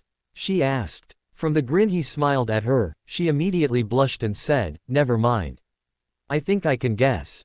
Before she turned away. You wanted my attention, he reminded her. Yes, she replied, remembering and turning back. Don't forget you need a hearty enough breakfast as the families will be here, this morning. Surprised he'd forgotten, he said, oh, yeah. As breakfast was winding up, Professor Flitwick came down to see the 3. Mr. Potter ladies, the Cha-Air competitors are congregating in the antechamber off the hall after breakfast. I know it's not a task, but I really suggest you attend. Thank you, Professor, he said. And we have the History of Magic exam, said Hermione. The girls left with Harry giving them both a key, for luck, before he turned to the antechamber door. If Dumbledore's got the bloody Weasleys in there, he muttered. Quickly, he strode up the hall and through the door into the antechamber. Harry, he heard before he was nearly knocked off his feet in a bone-crushing hug. As the hugger backed off, and as he recognized from the voice, it was his godfather. Hi Sirius. He grinned. As Sirius threw his arm around Harry's shoulder he said, Hiya, pup. Then guided him further into the chamber. He was greeted near the unlit fireplace by Moony, Matthias and Dees. Dees gave him a hug while Matthias and Moony both shook his hand. If I'd known you'd be coming, Matthias, Dees, I'd have asked if the ladies could do a makeup exam for History of Magic, later. It's all right, Harry, said Matthias. We'll see them after the exam. It's only an hour, after all. Harry nodded and said, so, what brings you here? Through the day of the third task, the families of the charm competitors spend the day with the competitors before the beginning of the final task, replied Sirius. That means we get to come here and relive our own past Hogwarts glories and reminisce. Ah, said Harry. So, what do you want to do while we wait for Daphne and Hermione to join us? Sirius replied, let's take a walk. And you can tell us how you intend to face the challenges in the maze. As they walked about on the grounds outside, Harry told the three adults how he and the ladies, who were acting as his trainers, had been increasing and improving upon his repertoire of combat charms. Curses and hexes. He expected to come up against plant-based attacks, magical creatures, warded areas, and similar. So, he said, I've got the time advantage, for the moment. It should have been a greater advantage, growled Sirius. You were denied your rightful points in the first task because they didn't like the fact you killed the dragon, even though the rules didn't say you couldn't. And that Death Eater, Karkaroff, marks everyone low except his little sporting celebrity, Crumb. Harry just smiled and shrugged his shoulders. Well, look at it this way, the nonsense from the judges is just pushing us competitors closer together. I'm getting some nice friends out of this. But, the way I calculate it, if you hadn't been unfairly deducted points for killing the dragon, and Karkaroff scored fairly, your points should have you about another 15 to 20 points ahead of second place, said Sirius, annoyed on behalf of his godson. Yes, smiled Harry. However, how embarrassing would that be for the three schools? Here's a mere fourth year kicking the bums of the best the three schools have to offer, and doing it resoundingly. And the three champions, let alone their schools, would also hate me for it. This way, I'm still in the lead, the three champions I now consider friends, no one in this rock pile can claim I'm not good enough for this competition. Being a competitor automatically emancipated me and pulled me out from under Dumbledore's suffocating control, and I'm free to come and go as I wish. Plus, it was never my intent to win this accursed event, only survive it. With the Potter fortune at my disposal, the 1,000 galleons prize money is pocket change. And what do I need with the so-called eternal glory of being a Tri-Wizard tournament winner, when I'm famous enough as the boy who lived? All of those points the students, here, utterly forgot when my name popped out of the goblet. And corrected it, not too long later, added Matthias. You set up quite the panic among the echelon of the ancient families when you did that, by the way. It needed to be done, Harry simply said. Agreed, smirked Matthias. A good cage rattling every now and then is good for the soul. Harry just grinned back. Now I hear the heirs are acting like heirs should, again, added Sirius. And Dumbledore and his staff have been forced, by you and your wives, to take proper action, for the most part, in dealing with troublemakers and malcontents. When the girls finished their history exam and joined them, the group took a little walk along the banks of the Black Lake, just chatting about plans for the rapidly approaching summer, before heading up to the apartment. Any word on the progress of the Longbottoms? Asked Daphne, as they slowly ascended the stairs. They're good, replied Geese. I was around at Longbottom Hall a few days ago. Both are now up and freely moving about. However, they're also both still a little weak. I take it neither is looking at returning to their previous occupations. Asked Daphne. With a little shake of her head, Geese replied, no. They both now just want to get on with their lives and catch up on what they've missed over the past near decade and a half. Will Frank be taking the Wizengamot seat off his mother? Asked Harry. Possibly, she replied. However, it won't be for quite some time. I think the entire family is only focusing on getting the pair of them back to full health before they look to their options. Fair enough, said Harry. I was just looking to getting to know Frank through our work on the Wizengamot. I'm getting bored not being able to talk to a friend. Once they'd returned to their apartment, Harry noticed Dobby had already brought in more sofas for the enlarged group, and the coffee table had been lengthened to accommodate more people sitting around it. With everyone holding a beverage of their choice, supplied by Dobby and a visiting Winky, Harry broached the subject about the third task. While the three were changing out of their school uniforms in their bedroom to get ready for the third task later that evening, Harry quietly asked, who's going to switch the potions on Crouch? I am, said Daphne. I've been practicing accuracy and silent and minimal casting of the switching spell. I just thank Merlin that the cast is colorless and invisible. As soon as he takes a swig from the flask, I'll be using a sticking charm on both his hand and his behind, said Hermione. That way, He'll not be able to use his wand, or rise from his chair once he sits down. That should be enough to stop him from being able to get a curse off, or something, once he begins to revert. Then, as soon as Daphne puts your version of the potion in its flask in her pocket, we'll be ready to go. The three left their bedroom wearing jeans, collared versus neck t-shirts and light pullovers, joining their families back out in the living room. I meant to ask, said Harry, looking at the pair of them. How do you think you went in exams? Outstanding, or outstanding plus? Daphne just snorted and said, outstanding. I'm still having problems figuring out Muggle currency. 1 minute it's called cash, and the next they call it currency, and then call it money. Weird. I find it easier than magical currency, shrugged Hermione. 10 pence to the shilling, 10 shillings to the pound. It makes calculating cost a lot easier. So, 5 galleons equals? Asked Daphne. 25 pounds, 10 shillings, or 26 pounds, replied Hermione. But that's at today's exchange rate. Bother, breathed Daphne. I got that one wrong. I thought it was 26 pounds, but I didn't think it'd be a whole number of pounds. It's a whole number at the moment? Asked Sirius. Before he was answered, he mused, that'll make it easy to figure out how much we're worth in Muggle currency. Take how much you're worth in galleons, divide by 5 and multiply by 26. Simple. One of the problems they'd had was how to switch the polyjuice potion from Faux Moody's flask with what they had brewed. They just hoped an opportunity would present itself on the day of the task, or they'd have to engineer such an opportunity. The latter was more risky as they didn't know how well they could create such an opportunity. However, they needn't have worried. They were just walking in the door from outside to head in for lunch with their family when Moody came down the grand stairs and approached them. Faux Moody walked right up to Harry and dropped his hand on his shoulder. Been practicing for tonight's task, Potter? He asked. Of course, Professor, replied Harry. Any ideas about what you'll be facing? Asked the impostor. Just creatures Hagrid would consider misunderstood, and probably some enchantments such as confusion mists and the like, replied Harry. The impostor gave a very Moody-like grunt and patted Harry's shoulder twice before he said, I think you're on the right track, lad. I have every faith in you. Before anyone could say anything, he quickly stalked off to walk into the Great Hall. Harry quickly glanced at Daphne, who grinned back and gave a slight nod. Bit of an odd bloke, isn't he? Matthias asked of no one in particular.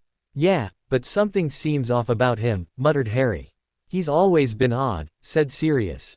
Paranoid as all get up, he is. The small party then followed Moody into the hall and to the Ravenclaw table. They sat in the same area the three usually sat with Luna. When Luna joined them a few minutes later, she plopped herself down next to Dees as if there wasn't anything unusual about the situation.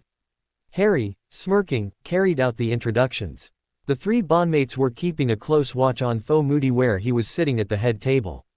When he took a swig of his flask, Hermione nudged Harry under the table, and Harry saw Crouch drop the flask back into the east inner pocket of his large coat. He gave a nudge to Daphne and murmured, any moment now. Hermione was also watching carefully and, as soon as she saw the effects of the polyjuice potion begin to wear off, she quietly said to the adults, something seems to be wrong with Professor Moody. That had all eyes turned to Faux Moody as he quickly fumbled for his flask again, pulling it out and flicking the cap off before taking another huge swig.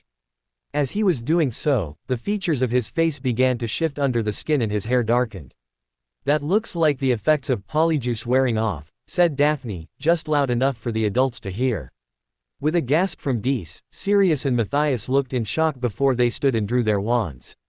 Having mentally urged them on to do so, and following their lead, Harry did the same. While all three stepped over the benches and into the aisles, Crouch began to look around wildly as his body, within his clothes, quickly went through the changes to his natural form. Either side of him, Snape had backed away and drawn his own wand, just as Professor Flitwick did the same. As soon as his body stopped contorting, Crouch snatched the straps holding the now useless magical eye in place away and reached for his wand while trying to stand and failing. His hand had barely reached it before matching stunners from Snape and Flitwick hit him from either side, causing the man to collapse before he toppled from his chair to the floor behind the table. Barty Crouch Jr., exclaimed a clearly surprised Snape, as the hall burst into surprised chatter. Harry walked forward as the staff appeared to stand around, not knowing what to do.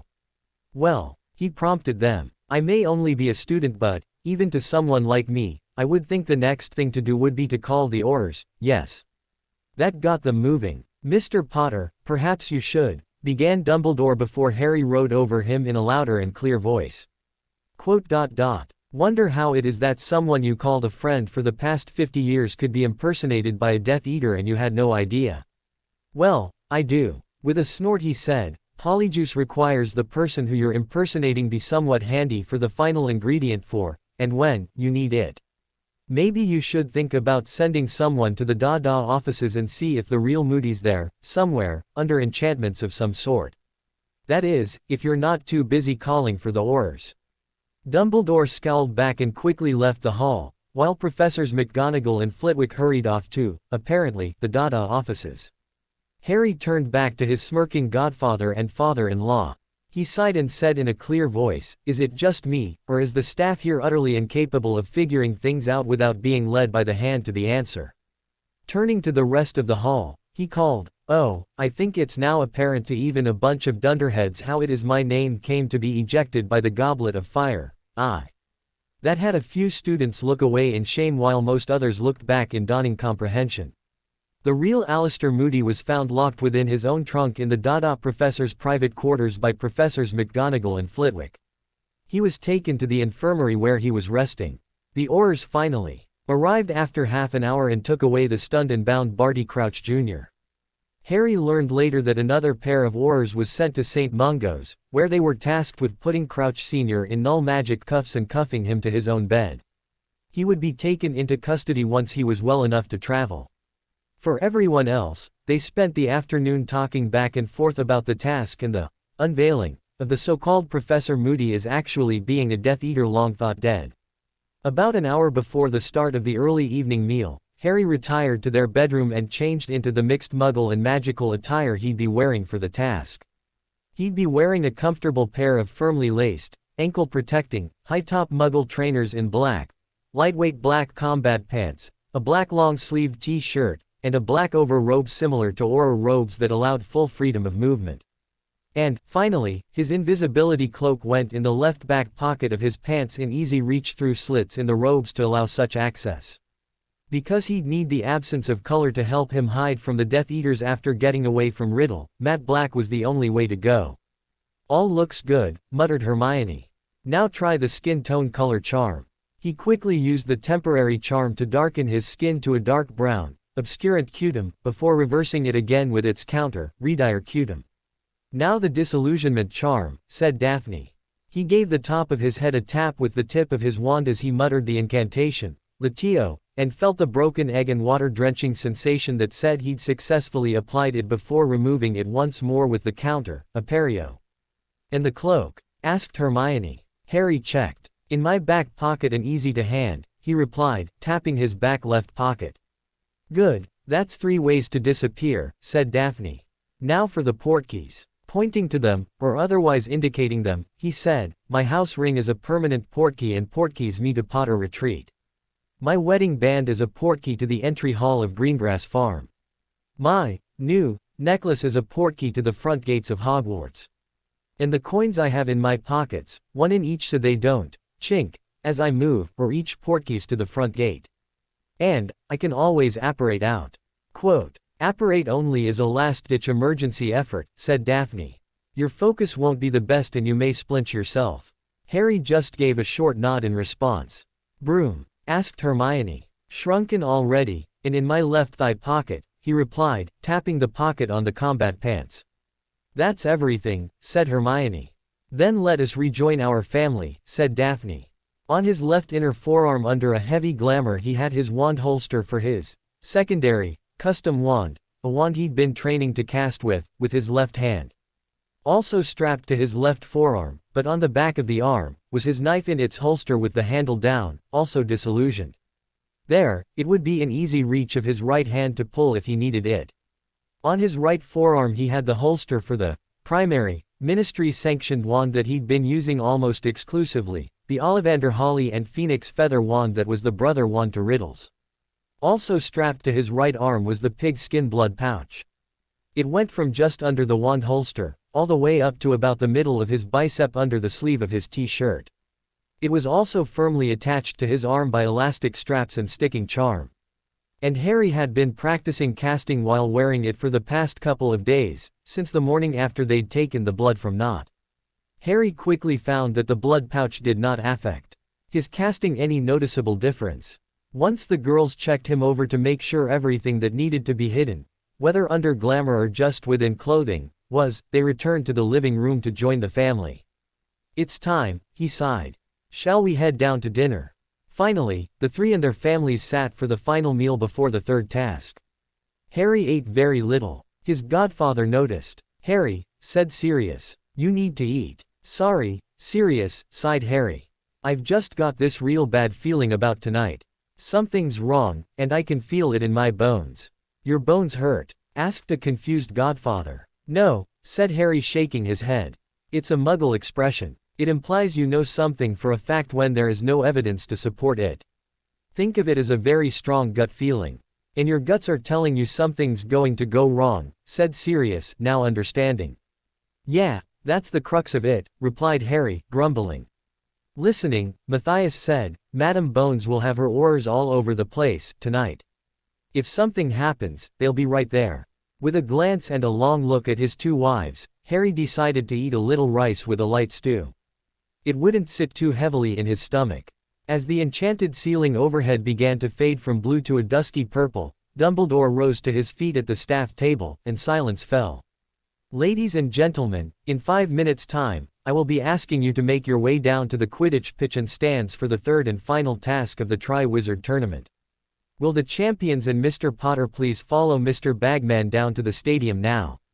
Harry rose in place, quickly followed by his family. They all wished him good luck while he also received chaste keys from his wives. And he headed off out of the Great Hall with Cedric, Fleur, and Victor. "Feeling all right, Harry?" asked Bagman, as they went down the stone steps onto the grounds. "Confident. I'm fine, useless. Given the Weasley twins their money, yet," said Harry. It was sort of true, he was nervous, but he kept running over everything he needed to do before the night was over. Bagman turned away with a scowl and led them outside. As soon as they stepped out the doors they were flanked by 4 Aurors, who followed them down to the pitch.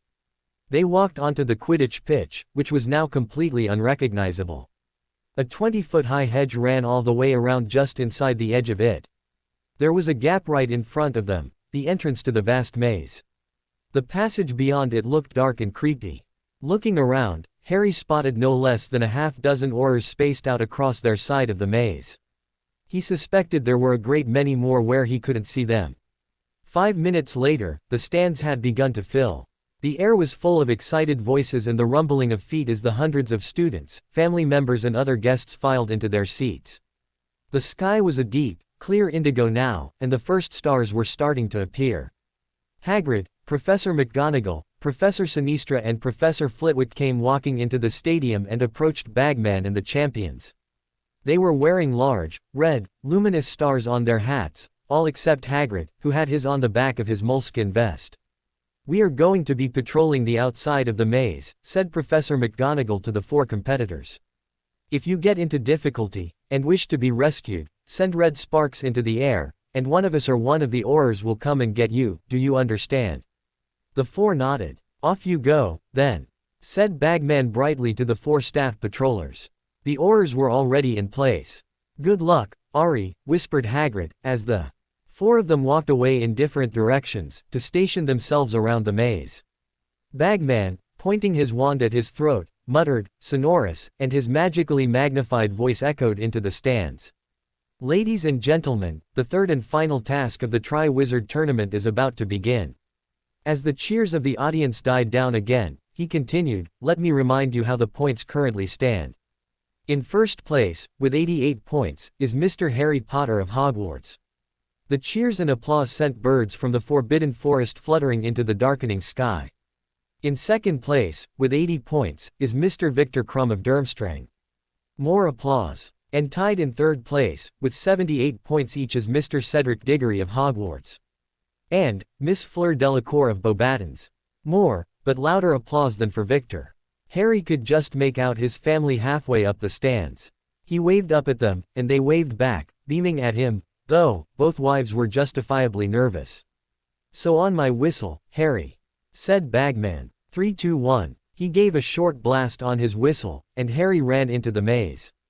Knowing what to expect and when, plus with using a point me charm on his known wand, Harry made it to the cup a lot quicker than he did in the previous timeline.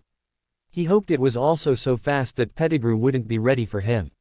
With his wand in his hand as he blasted an acromantula away into soggy pieces, Harry looked about and took a couple of deep, calming breaths. "All right," he muttered. "Here we go." With his holly wand in his right hand he grabbed the cup handle with his left. Harry felt his feet slam into the ground and he immediately fell forward, letting go of the cup in the process. He quickly raised his head and looked around. "Yup, the cemetery," he thought. "Now I have to allow myself to be captured by the rat." Squinting tensely through the darkness, he watched the rat draw nearer, walking steadily toward him between the graves. Pettigrew was wearing his cowled cloak and had Voldababy in his arms. As with last time, Pettigrew stopped beside a towering marble headstone, only 6 feet from him, for a moment. Then Pettigrew placed Voldababy on the ground between his feet before he suddenly launched a stunner at Harry. Harry made as if to block it and dive out of the way, but allowed it to hit him. When he came to, he was bound to the Riddle Sr. headstone, and Pettigrew was in his face. "You!" gasped Harry. But Pettigrew, who had finished conjuring ropes to bind him in place, did not reply. He was busy checking the tightness of the cords, his fingers trembling uncontrollably, rumbling over the knots. As with the previous timeline, once sure Harry was bound so tightly to the headstone he couldn't move an inch, Pettigrew drew a length of some black material from the inside of his cloak and stuffed it roughly into Harry's mouth. Then, without a word, he turned from Harry and hurried away. Harry couldn't make more than a muffled sound, nor could he see where Pettigrew had gone. He couldn't turn his head to see beyond the headstone, he could see only what was right in front of him. His holly wand was on the ground near the cup, and the bundle of robes that Harry knew was Voldababy was close by, at the foot of the grave. Voldababy seemed to be stirring as fretful as the previous timeline. Hearing noises at his feet, he looked down and saw Nagini slithering through the grass, circling the headstone where he was tied. "Don't go away, little snaky," he thought. Pettigrew's fast, wheezy breathing was growing louder again. He was now pushing the stone cauldron to the foot of the grave, already full of what seemed to be water, but was actually a very difficult to brew potion. With his wand, or possibly riddles, he lit a fire under the cauldron as Nagini slithered away into the darkness. With magic, the liquid in the cauldron heated very fast. The surface began not only to bubble, but to send out fiery sparks. Steam was thickening, blurring the outline of Pettigrew tending the fire and cauldron. Harry quickly glanced at the pile of robes that was Voldababy and saw the mini homunculus, or whatever it was, couldn't see him. Using the steam that was blocking Pettigrew's vision, Harry quickly checked himself over by slightly moving his arms to see if the rest of his things were still with him. As far as he could tell, they were. The movements beneath the robes became more agitated. And Harry heard the high, cold voice again. "Hurry." Taking another look at the potion within the cauldron, Pettigrew called, "It is ready, master." "Now," said the cold voice. Walking over, Pettigrew pulled open the robes on the ground, revealing Voldababy in all his horrid glory. Voldababy had the shape of a crouched human child, except that Harry had never seen anything less like a child, either this time or last. It was hairless and scaly looking, a dark, raw, reddish black. Its arms and legs were thin and feeble, and its face was flat and snake-like, with gleaming red eyes. Voldababy raised his thin arms, put them around Pettigrew's neck, and allowed Pettigrew to lift him. Harry saw the look of revulsion on Pettigrew's weak, pale face in the firelight as he carried the creature to the rim of the cauldron. For one moment, Harry saw the evil, flat face illuminated in the sparks dancing on the surface of the potion before Pettigrew lowered the creature in. There was a hiss, and it vanished below the surface. Last time, Harry thought he'd heard a thud as the small body hit the bottom of the cauldron.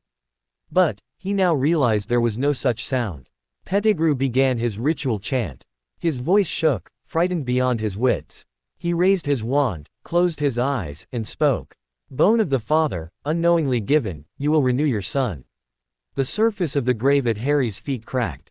Trying to hide his smirk, Harry watched as a fine trickle of dust rose into the air at Pettigrew's command and fell softly into the cauldron.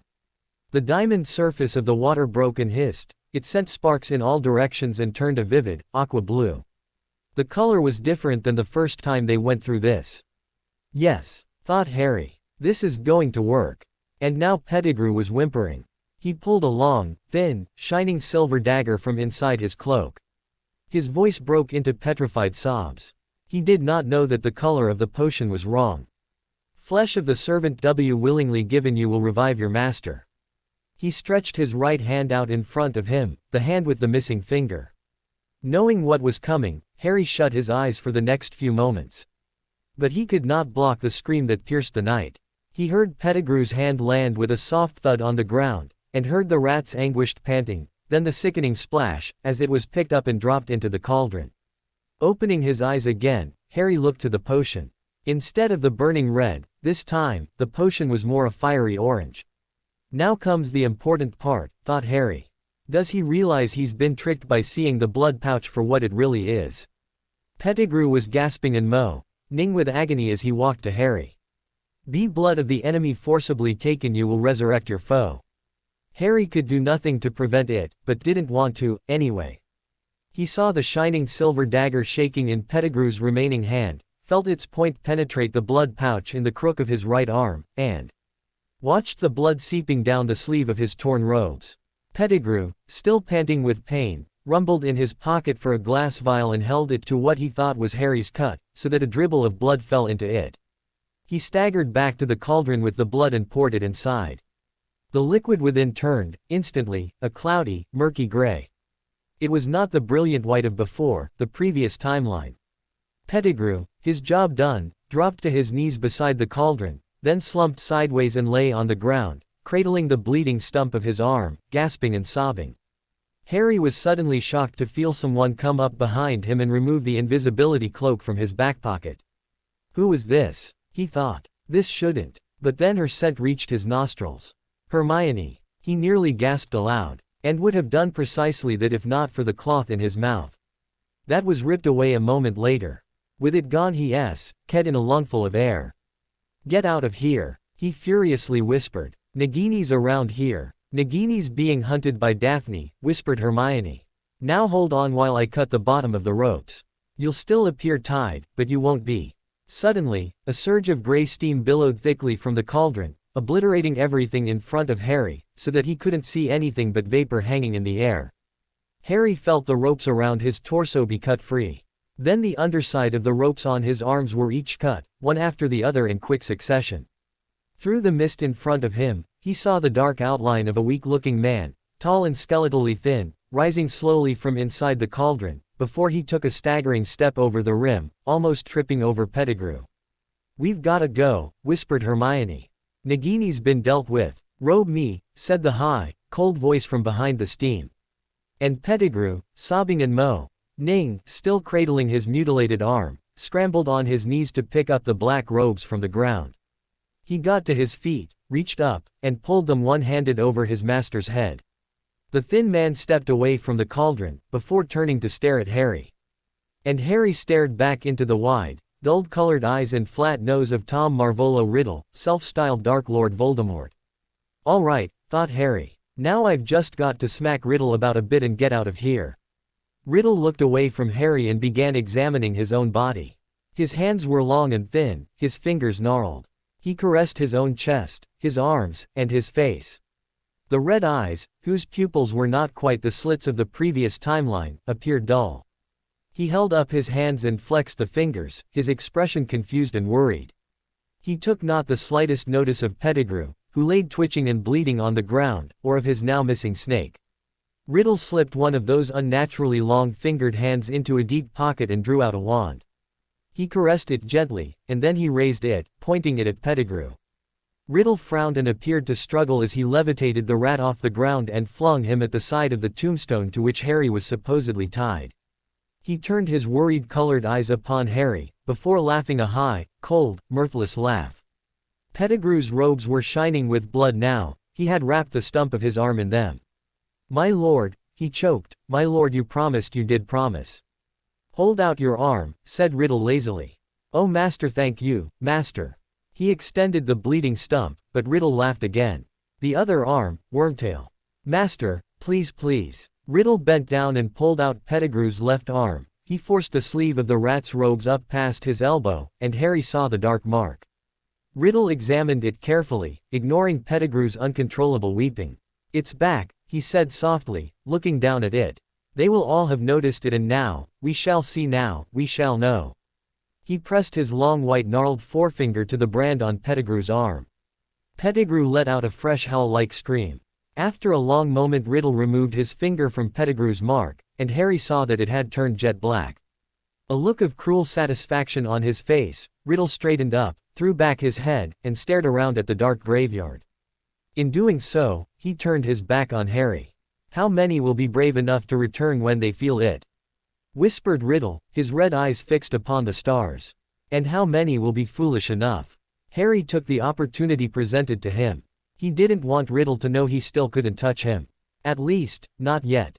Popping his second wand into his left hand, he shook himself free of the remnants of his bindings and swept his arm forward. With a barely whispered, Reducto, he fired a reductor curse at Riddle's back, impacting him between the shoulder blades and sending the man flying forward across the ground. He immediately used the wand in his left hand to summon his holly wand from near the cup. As soon as he snagged his holly wand with his right hand, he used the left to fire a stunner down at Pettigrew, making sure the rat stayed out of the fight. However, he wasn't as fast as he needed to be. Riddle, though he ended up sprawled across the ground, was quick to spin about and fire a killing curse back at Harry. Harry was able to evade it by stepping out of the way. The curse shattered the tombstone to which he was recently bound. Harry fired a string of reductor curses back at Riddle, but only with the intent to get the man to avoid them while he dropped one of his emergency portkeys, a coin, onto the stunned Pettigrew, and hit it with a sticking charm. He wasn't out to activate it yet. He actually wanted to take Pettigrew back with him using the cup. That way, they'd end up on the stage for the presentation, in full view of everyone. But, did he have time? Apparently not. The air was suddenly full of swishing cloaks. Between graves, behind the yew tree, in every shadowy space, wizards were apparating in within black smoke. All of them were hooded and masked. The Death Eaters had begun to arrive, but they were still a short distance off yet. Harry quickly cast a last few casts as Riddle tried to climb to his feet. His first was a blasting curse to fire stones and rocks into Riddle from the ground between them, followed by a banishing charm chased with a more direct blasting curse. Harry called out the activation phrase for the portkey on Pettigrew, out. Out, out. As soon as he saw Pettigrew disappear in a swirl, Harry went on the attack. He used a couple of the combat spell chains he and the girls had developed to keep Riddle hopping and defending. When he saw the first masked Death Eater step closer, raising his own wand as he came, Harry nailed him with a reductor curse to the head. Whoever it was wasn't expecting it, and shot backwards, head first, to lay unmoving upon the ground. Harry noticed the cane that was in the Death Eater's hand at the last moment. However, the slight pause of Harry's attack on Riddle to attack the Death Eater, which was probably Malfoy Sr., gave Riddle the opportunity to begin to attack back, even as he was backing away. Riddle cast yet another killing curse at Harry, and practically grunted from the effort. A quick summon of the cauldron from close nearby intercepted the curse, making a loud gong sound as the curse struck. And Harry then immediately banished the cauldron straight at Riddle before following it up with a string of piercing, reductor and the two blasting curses, Deprimo and Confringo. Riddle was able to banish the cauldron away but was only fast enough to bat away the piercing curse and reductor. The Deprimo blew him off his feet and again launched him backwards, while the second blasting curse, the Confringo, just missed, passing over him, as he was launched backwards. With Riddle out of the way for a moment, Harry launched a similar string at another Death Eater, clearly killing whoever it was, before hurrying forward. Realizing his time was up, he immediately activated his own portkey before he'd have to defend again. Sayonara, he commanded, and was gone in the swirl of the portkey. He simply did not have time to summon and grab the cup, as planned. Harry appeared right alongside where the first portkey took Pettigrew, right outside the gates of Hogwarts. After a quick check of his surroundings, he popped his unofficial wand back into its holster before reaching into his pocket and pulling out his shrunken Nimbus 2000, and dispelling the shrinking charm placed on it. Hopping on, he levitated Pettigrew up and over the broom handle so he was draped over it and flew in through the open gates, making a beeline for the stage. A few seconds later he swooped in onto the stage to the shock of everyone, and dumped Pettigrew off the broom. The stands went quiet as everyone was shocked to see him ride in on a broom. The organizers, who were waiting, expected him to arrive with the flash of a portkey and deposit him directly on the stage. Casting a sonorous charm on himself, he bellowed, "Oars! I need oars here, now!" Just off the stage but quickly mounting it, was Madame Bones. "Mr. Potter, what's going on?" she asked. Harry flipped Pettigrew's robes out of the way and said, "That's Peter Pettigrew. That's the man who betrayed my parents and is a Death Eater." The sonorous charm was still active. He immediately yanked up the sleeve on Pettigrew's arm and displayed the now very active dark mark he bore to the entire audience. "And, Riddle's back. Voldemort's back," he cried out. "Pettigrew employed a dark ritual that has resurrected Tom Riddle. He's back." That got people running about crying out and screaming. "No," cried Fudge, coming forward bracketed by Dementors. "It's not true. It can't be." The two Dementors began to surge forward. There was no way Harry was going to allow Pettigrew to be Ed just yet. He wanted the man dosed with Veritaserum to prove his claims. Harry dropped his holly wand back into his hand and, with a bellow of Expecto Patronum, launched his Patronus stag directly at both Dementors. Fudge immediately dropped to the ground as the Patronus headed right for him, and the stag viciously rammed one Dementor before doing the same to the second. Both immediately took off, flying away for their very unalives. Harry stormed over to Fudge and yelled, "You F, King Wanker!" and kicked him in the side where he was curled up on the floor of the stage. "How dare you bring those monsters into a school full of children, who are unable to defend themselves from them? Are you F, King insane?" He tried for a second kick before an Auror grabbed him and pulled him away. "What sort of an idiot are you, Fudge?" Harry continued to yell at the man. "Someone get this incompetent piece of shit out of here before I F. King kill him for being so F. King stupid." As the Auror stepped between Harry and Fudge to make sure Harry wasn't going to attack the man again, Harry turned to the audience and bellowed, "Through a foul piece of ritual magic, this man," he said pointing his finger at Pettigrew, who was now being tended by Madame Pomfrey for the stump of his wrist. "This traitor, resurrected Tom Riddle, the one you people called you-know-who, at the graveyard of his father in the cemetery at Little Hangleton less than 20 minutes ago." Inside, Harry was smirking as he saw Skeeter and another, at first thought another journalist, but proving to be her pet photographer, come charging over. The man with Skeeter immediately snapped a wide-area photograph before he tried to move in closer for a second shot. "Mr. Potter," called Skeeter, "is it true? Is V-Volume Riddle really back?" "Thank you," thought Harry. With his wand still in his hand he brought it across his chest and, in a loud and clear voice, said, "I, Harry James Potter, swear on my magic and my life that I witnessed this very night the successful resurrection of Tom Marvolo Riddle, the self-styled Lord Voldemort, in the graveyard at Little Hangleton. As I say, so I swear." In the late night gloom, Harry's flash of the oath being taken was apparent to everyone. He then fired off his huge shower of sparklers. "Next question, Miss Skeeter," he called back. "Not at this time," she said, her face clearly displaying her fright. "I expect an interview over the coming days, though. And you shall have it," replied Harry. Skeeter then grabbed the robes of her photographer, bozo or something, Harry still hadn't found out, and ran for the gates. She had a front-page story to write and get published by the next morning. "And there you have it, Madam Director Bones," said Harry. "I was able to hurt him, tonight. But, when the Death Eaters began showing up, I had to get the hell out of there. I was able to snag Pettigrew but I activated one of my emergency portkeys to take me to the front gates here before I was overcome." Harry was sitting with his two wives in the Great Hall at the Hufflepuff table. Besides Dumbledore and Madame Bones, they were joined by Sirius, the Greengrasses, Remus, Professors McGonagall, Flitwick and Snape, Headmistress Maxime, and a small group of Aurors. It had already been reported by a professor from off the Durmstrang ship that Karkaroff had disappeared. It was believed he had fled. "Oh, and the cup will probably be at the graveyard, still," he continued. I have a feeling, though, that whoever placed the auto portkey on it, probably layered it over the top of the headmaster's existing one. Otherwise, it wouldn't have worked through the wards of the school. That is correct, Mr. Potter, said the headmaster. Well deduced. The portkey was supposed to take whoever reached the cup first directly to the presentation stage. Either someone was able to redirect the settings I had placed upon it, or placed a second one atop the one I placed there a couple of days ago. Who placed the cup within the maze? Asked Bones. That would be Bartemius Crouch Jr., replied Dumbledore. But, to be fair, I did not know it was he at the time. I had asked who I thought was Alistair Moody to place the cup within the maze. And young Bartemius was not unmasked until during lunch, today.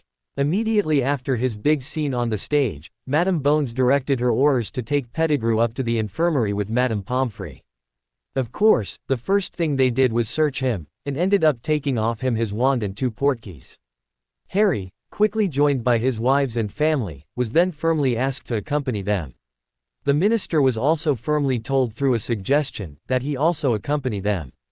The 2 Aurors that took the place of the Dementors made it obvious to the man not to disagree.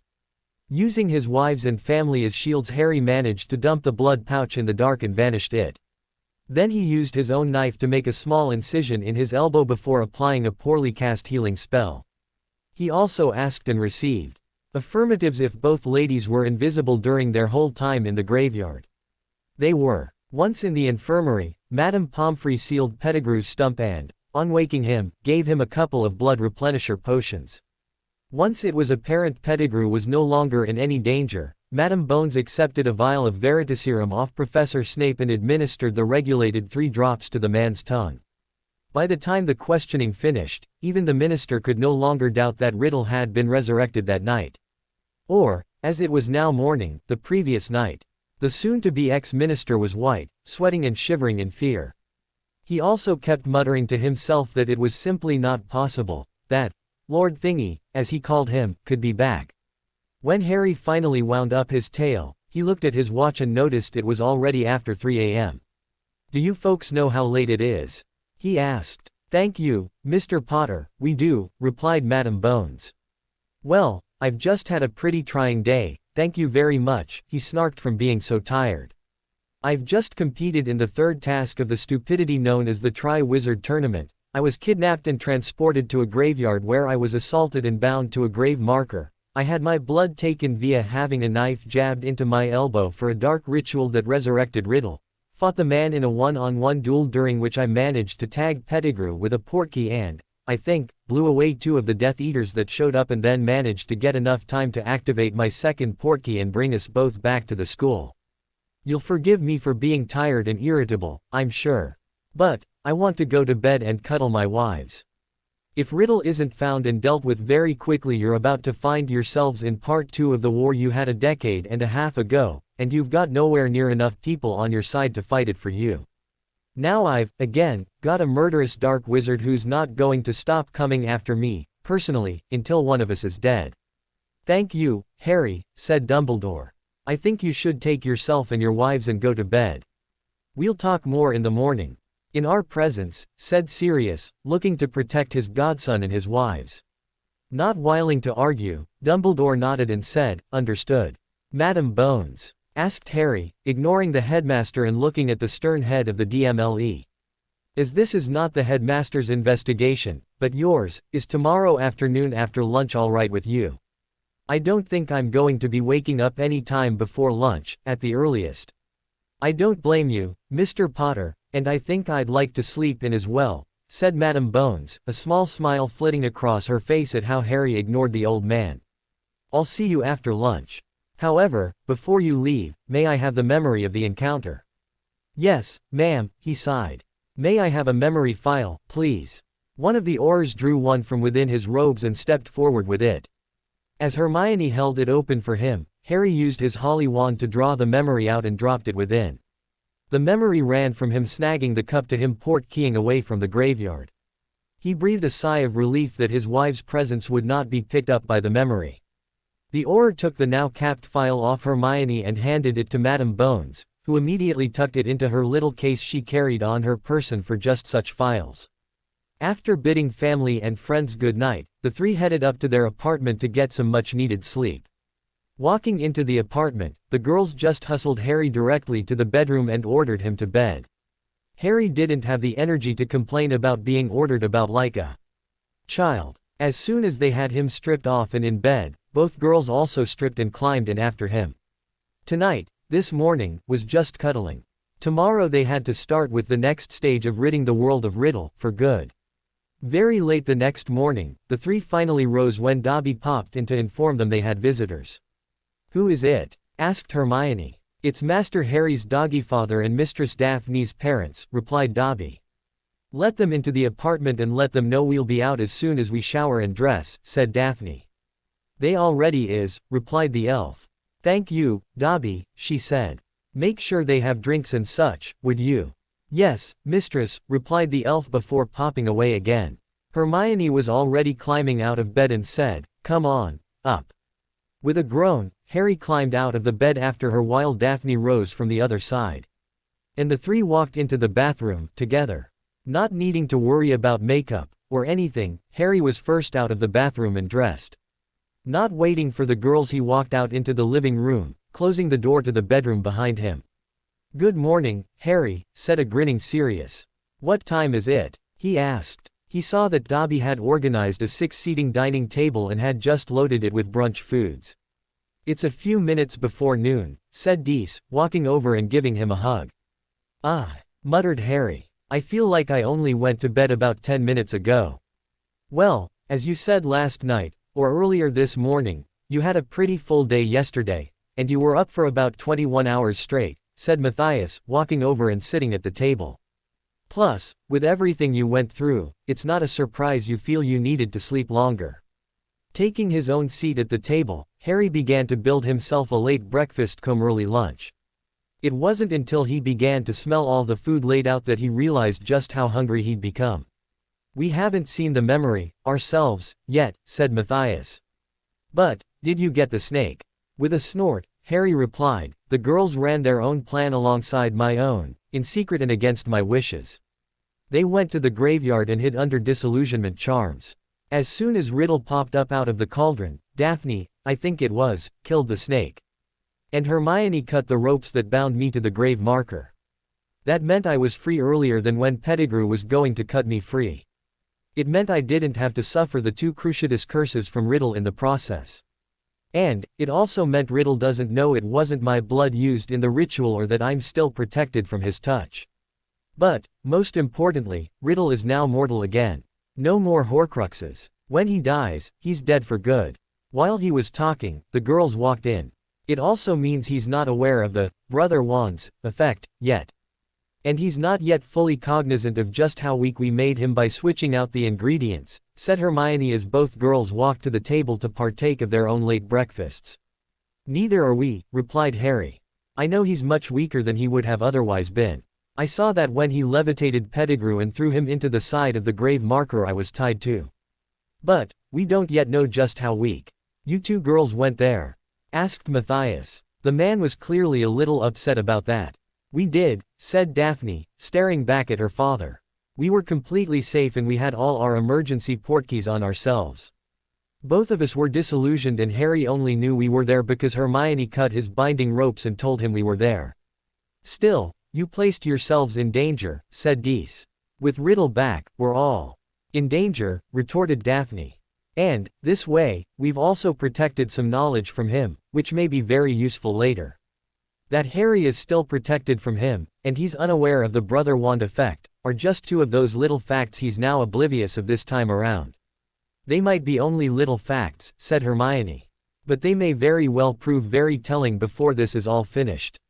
The collected family was only grazing through the brunch dishes while sitting at the table an hour later when there was a knock on the door. Getting up and opening it, Harry met Madame Bones and 2 other Aurors waiting. "Mr. Potter," she smiled. "Madame Bones," said Harry. "Please, come in." She walked in to see the whole family, less the Grangers, sitting at table. "I hope I haven't interrupted your meal." "No, ma'am," he replied. "We'd finished, but we just kept talking." "Dobby," called Daphne. The little elf popped in. "Mistress?" he asked. You can clear the table, thank you, Dobby, she instructed him. But, please reset the tea service for us. Oh, and add coffee to the service too, please. Yes, mistress, he replied. With a snap of his fingers the now messy table was cleared away and replaced with a new tea service and a carafe of coffee with mugs. The others moved away from the table for a few moments and stretched it to accommodate 3 more chairs, adding the 3 chairs as they went. Please, gestured Hermione to Madame Bones. Join us. With a sigh, Madame Bones took a seat as the others all sat down again. However, the 2 Aurors took up station along the wall either side of the door instead of sitting down. After she fixed herself a cup of coffee, Madame Bones began, well, to bring you up to date with what's been happening since last night this morning. She hesitated a moment and said, the minister is like an ostrich with his head stuck in the sand. He refuses to believe Riddle is back. Even after I displayed Mr. Potter's memory of the event, he's still in denial.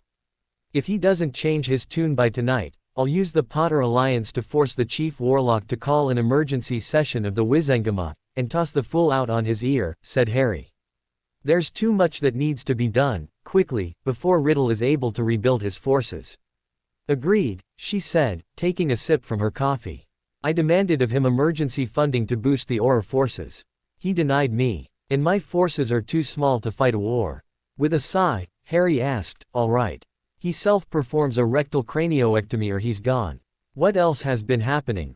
While Madame Bones almost spit the mouthful of coffee she'd just supped out of her mouth in shock at Harry's remark, Sirius barked with laughter while the Greengrasses and his wives snickered or chuckled. There are things I cannot tell you, at the moment, she replied.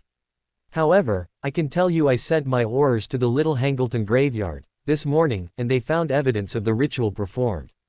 They also found the Tri-Wizard Cup, and I've had that brought in for you. It's yours, seeing as you were the first to it, last night.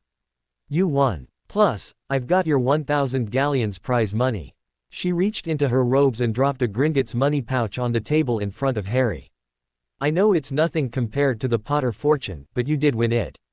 The minister was supposed to give it to you, last night, on the stage.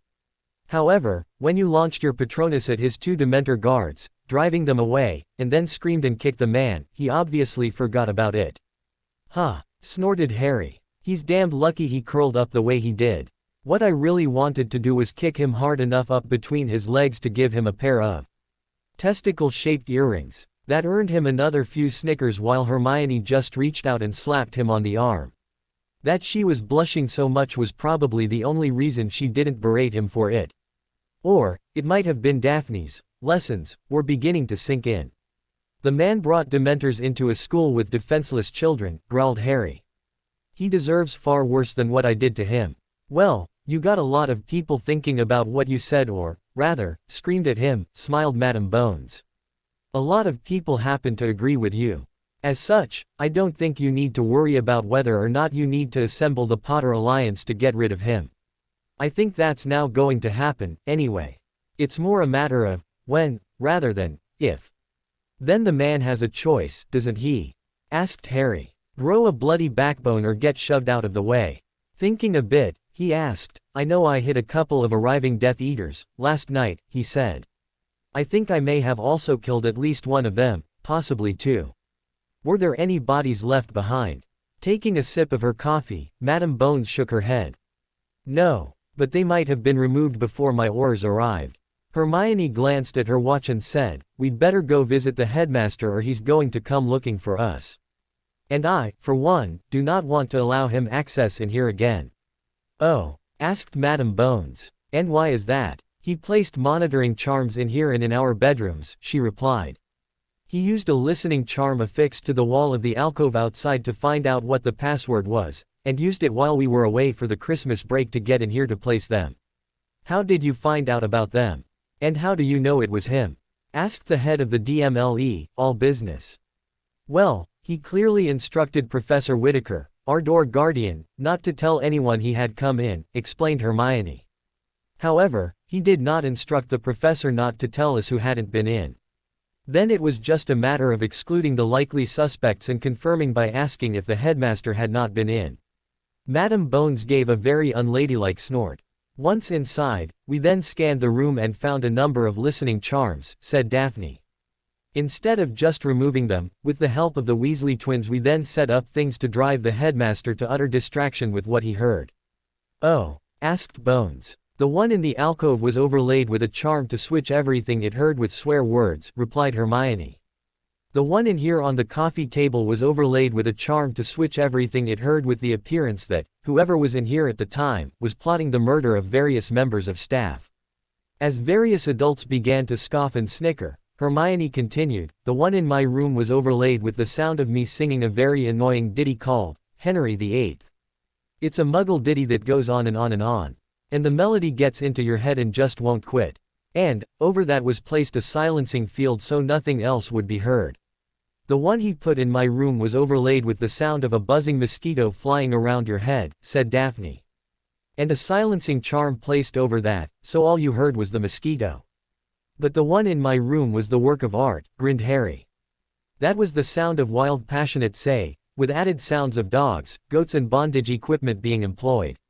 The Weasley twins also mixed it with a compulsion charm tied to the listening charm that would make the one using the listening charm want to hear more and more, and also be compulsed not to be able to tell anyone what they'd heard.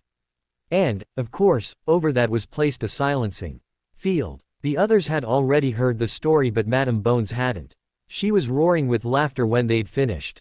And the two Aurors along the wall were grinning their heads off. I'll have to remember that little trick, she finally said. It makes it quite amusing. Well, it seems to have worked, said Daphne. There've been no listening charms since. After a few more minutes the party trooped to the headmaster's office, only to be delayed by the gargoyle door guardian. Anyone know the password? Asked Matthias. No, said Hermione, speaking for the others. She just stepped up to the gargoyle and said, we're here for a prearranged meeting with the headmaster. Please, either open up or inform him we're here. The gargoyle looked at her for a moment before it stepped aside. Well, that worked, muttered Sirius, as he strode to the rotating stairs beyond. Everyone followed along. Once inside, the headmaster came from behind his desk and greeted them with that overweening false sense of bonhomie he often exuded. Welcome, everyone, he said, as he turned to conjure up a circle of chairs before his desk. Please, take a seat. As people started taking seats, the headmaster returned to his chair behind the desk. Now, I hope everyone is rested after the events of last night. He asked by way of statement. Thank you, yes, replied most. Now, I believe we were at the point, last night, where young Harry related to us what he thinks happened in the graveyard at Little Hangleton, said the old man, eyes twinkling away. Amelia, you took from Harry a memory of the event. May I have the opportunity to watch it? I have a pensieve right here. No, not yet, Albus, she replied. I have people going through it with a fine-tooth comb to eke out as much knowledge as we can from it. Ah, I see, he said. Then perhaps Harry may be able to satisfy an old man's curiosity of whether he now remembers more of what happened last night. I'm afraid not, Albus, replied Harry. Everything I remembered was told, and was given in that memory to Madame Bones. And it is a criminal matter, Albus, added Madame Bones.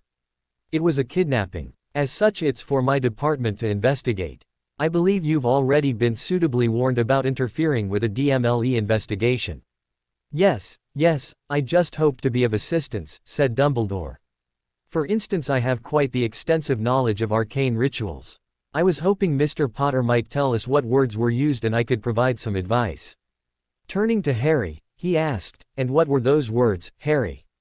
Harry looked to Madame Bones to see what she'd say. When the woman gave him a slight nod, he turned back to Dumbledore and said, the words Pettigrew used for each step was, bone of the father, unknowingly given, you will renew your son. The next was, flesh of the servant, willingly given, you will revive your master. The third was, blood of the enemy, forcibly taken, you will resurrect your foe. And what ingredients did he use for each step? Asked Dumbledore. Though, it is quite apparent what he used for the second. The first was bone, of course, replied Harry. He levitated a bone out of the grave at my feet. And I was tied to the grave of Tom Riddle. Clearly, that's why the ritual was held there. Dumbledore nodded back and gestured for him to continue. The second was his own hand, said Harry. And the third was blood taken when he stabbed me in the elbow with the knife he held in his hand. Though he tried not to show it, Harry could see the man was quite pleased to hear that. "Your thoughts, Albus?" asked Madame Bones. "Ah," said Dumbledore. "I shall have to go over my notes, and reread a few tomes before I'll be able to answer." "That, Amelia." "Bullshit," Harry quietly but firmly growled. "I've told you before, Albus. I can read you like a book." The expression on your face was quite clear. You know exactly what ritual was used, and all about it. Just like you told me, a few months ago, you didn't know what I was talking about when I related to you the dream I had about a ring and a rundown shack. I knew you were lying then, just as I know you're lying now. "Is this true, Albus?" asked Madame Bones, with her unmonocled eyebrow rising. I have my suspicions," he stuttered, clearly thrown by Harry being able to apparently read him so accurately. "I just wish to verify my facts before I say anything more." "Then tell us your unverified facts," she commanded. "I assure you, I'm smart enough to understand the difference." With a hard put-upon sigh, Dumbledore made a huge show of slumping in his seat before he looked up again. "The ritual young Harry speaks of I've heard of before. It's a dark ritual in that it requires at least 2 sacrifices. The first being the flesh of the servant and the second being the taking by force of blood. The ritual is, of course, forbidden to use in magical Britain as it is across the world because of that. Alas, it is also known to be successful in resurrecting a body to its previous state. But, what I don't get is how it resurrected him to the state he was in when he died." "Oh, wait, of course," said Harry. "Mr. Potter?" asked Madame Bones, as Dumbledore eagerly leaned in to listen. Harry thought about his answer for a while before he replied. "Over Christmas I was discussing with family and friends, and indicated those sitting with him, how I see the relationship between soul and body. This is yet another example of proving what I believe. The reason why Riddle looks like the state his body was in when he died, with the ravages of previous dark rituals clearly having taken its toll on his body once he was resurrected, is because his soul, his spirit remembered that shape. That shape was, for want of a better term, imprinted on the soul at the time of his physical death in October 1981. I explained that this was why ghosts always appear as they did at the moment of their death. For example, nearly headless Nick's near headlessness, Ning Myrtle's need to wear spectacles, the Bloody Baron's blood-soaked robes, etc. So, when Riddle was resurrected, his body shape again matches that at the time of his original physical death, complete with red eyes, no nose or hair, and a lipless mouth. His soul remembered that shape, and forced the resurrection ritual to shape the body that was created into that same form. It also proves my hypothesis that a witch or wizard's magic has nothing or little to do with the physical body. It's the spirit, the soul, that has the magic. Otherwise, just resurrecting Riddle would have given him a body. However, it would not have given him magic." "Ah," said Dumbledore, cutting in. "But, that's why 2 of the ingredients used in the ritual were from living wizards, you and young Peter. You are magical, therefore, it passed to Riddle through the ritual." "And maybe we are both right, Albus," Harry retorted. "Otherwise, how do you explain his form? Shouldn't it have taken the shape of his body without the effects of the ravages of the rituals he performed in his previous physical life?" Mused Dumbledore, thinking about it. "Interesting. I'd like to know more about that."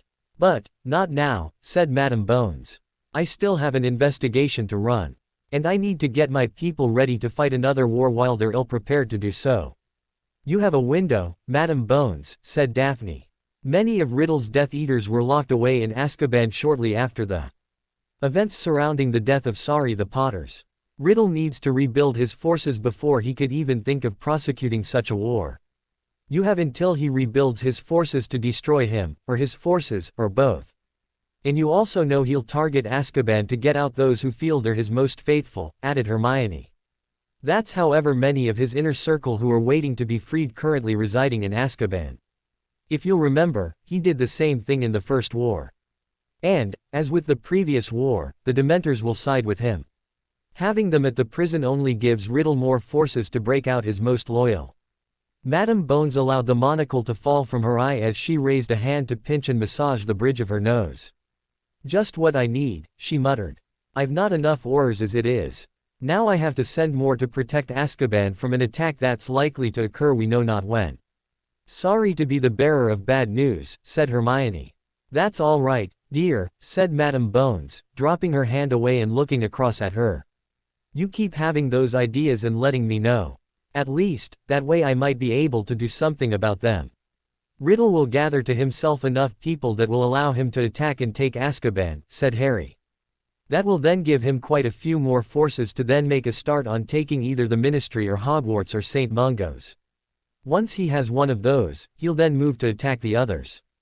With the Ministry, St. Mungo's and Hogwarts in his possession, he's effectively taken everything. He wins. In the meantime he'll return to his terror tactics, said Daphne. He'll target the families of those he seizes, of the light. The attacks will be mainly at night, and on their homes. They will also employ hit-and-run tactics. They will not stand and fight.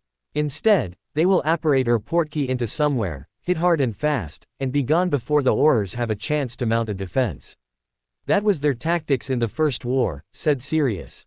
And they'll use the same tactics because it's both what they know and what they know to work, said Hermione. And Riddle, from what I've read, is a man of habit in a lot of what he does.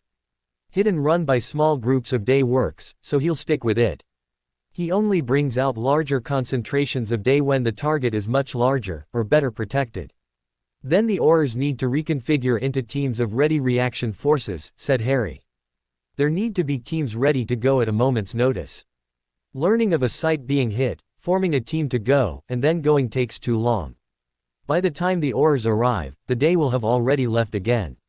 So, response times need to be cut right down to under a minute. But, that takes manpower and training. Manpower, to have the teams sitting ready to go, and training in how to stay in that heightened state of readiness for long periods of idle time. If the Death Eaters usually spend up to 5 minutes in one spot, then the ready reaction teams need to get there in far less time than that. If the Death Eaters then react back by shortening their times to, say, 3 minutes, then the ready reaction teams need to shorten their own, again. Eventually, you get to a point where Riddle's forces cannot stay on a target long enough to inflict the damage they want to cause before the Aurors turn up, so, they're left with no choice but to face the Aurors. And, the first thing the teams need to establish is anti-portkey and anti-apparition wards or jinxes, just as the Death Eaters used. You cannot give them time to escape or you get nowhere. If I was a Death Eater I'd have portkeys on myself rigged to auto-portkey me out if I ended up on the ground or unconscious. So, just stunning me would only allow me to escape, even though I was effectively out of it at that time. At whatever bolt hole I'd portkeyed to, someone would come along and renervate me sooner or later, and I'm back to being able to fight again. When he finally wound down, he saw the expression on Madame Bones's face. It was one of horror. Sorry, he sheepishly said. After a moment, she blinked and said, no, don't be. That's exactly the sort of tactics they'd use. I hope you're not advocating killing people, Harry, said a worried Dumbledore. You're damned right I am. Harry shot right back. In war, people die. To win a war you want the people on the other side to be the ones who do the dying, rather than those on your side. You used stun-only tactics in the last war, Albus. If it wasn't for a sheer fluke, you would have lost the last war in a matter of weeks. By the end of November Riddle would have taken full control, and you know it. Don't go making the same mistake again, because Lily Potter is not here to save your asses this time. But, Harry, tried Dumbledore, you can't just go around killing people because it's the easiest way to deal. Stop right there, Albus. Snapped Harry. I didn't say I'll just go around killing people. If the Death Eaters engage with lethal force, then and only then do I most firmly advocate killing them. Personally, I believe in sticking to the law. And, I'm not just talking the law of magical Britain, here. I'm talking the law of the entire United Kingdom, magical and muggle. And that is the law of self-defense. If you come at me with lethal force, if you come at me with the intent to cause me or mine death, I reserve the right, under law, to kill you first. I will consider you have engaged me in a duel to the death and act accordingly. That is the law of magical Britain, Mr. Potter, said Madame Bones. If someone attempts to harm you with lethal force, you are well within your rights to use such force back. However, you are not permitted to use any of the 3 unforgivables in pursuit of that. That is the path to going dark, Amelia, Dumbledore almost growled. I will not have Mr. Potter told such things. Oh, give it a rest, Albus, she snapped back. It is the law and Mr. Potter is allowed to know the law. The boy sits upon the Wizengamot, for Merlin's sake. He needs to know. And I agree, said Harry. Albus, I have warned you many times before about attempting to control me. Stop it. I'd not like to see you going dark, Harry, said Dumbledore. I'm concerned for your. Again, Albus, asked Harry. With you, it's do it your way, or you're going dark. Putting on his best Dumbledore impression, he continued, do exactly as I tell you, Harry my boy my Harry, or, I'll be forced to accuse you of going dark. By accusing you of going dark I'll manipulate you into doing what I want because it's for the greater good and only I know what that means, so I can use that excuse whenever I want. As long as they don't know it was the motto my boyfriend Gellert Grindelwald used, no one will ever question me about using it. Sirius snorted in amusement. I think he's got you well and truly pegged, Albus, smirked Madame Bones. Why are you doing this, Harry? Growled Dumbledore. It's for the greater good, Albus my boy, replied Harry. I'm sure you understand. That's enough, snapped Dumbledore right back, all sign of his eye twinkle gone.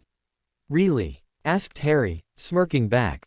Has it not occurred to you yet, Albus, that if you want to see who's going dark all you need to do is look in a mirror?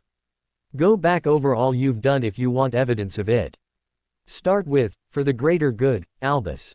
That was Grindelwald's motto. He used it as a rallying cry for blood bigots right across Europe, as you well know.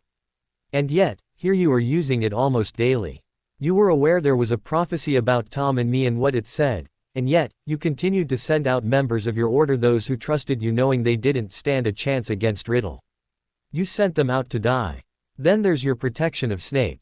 How much information has he provided you of attacks and raids and you did nothing with it, just so you could protect your precious spy? Every one of those deaths is also on you. And, of course, let's not forget me. You knew damned well what sort of people the Dursleys were like. You knew damned well what my life was going to be like living under their so-called care.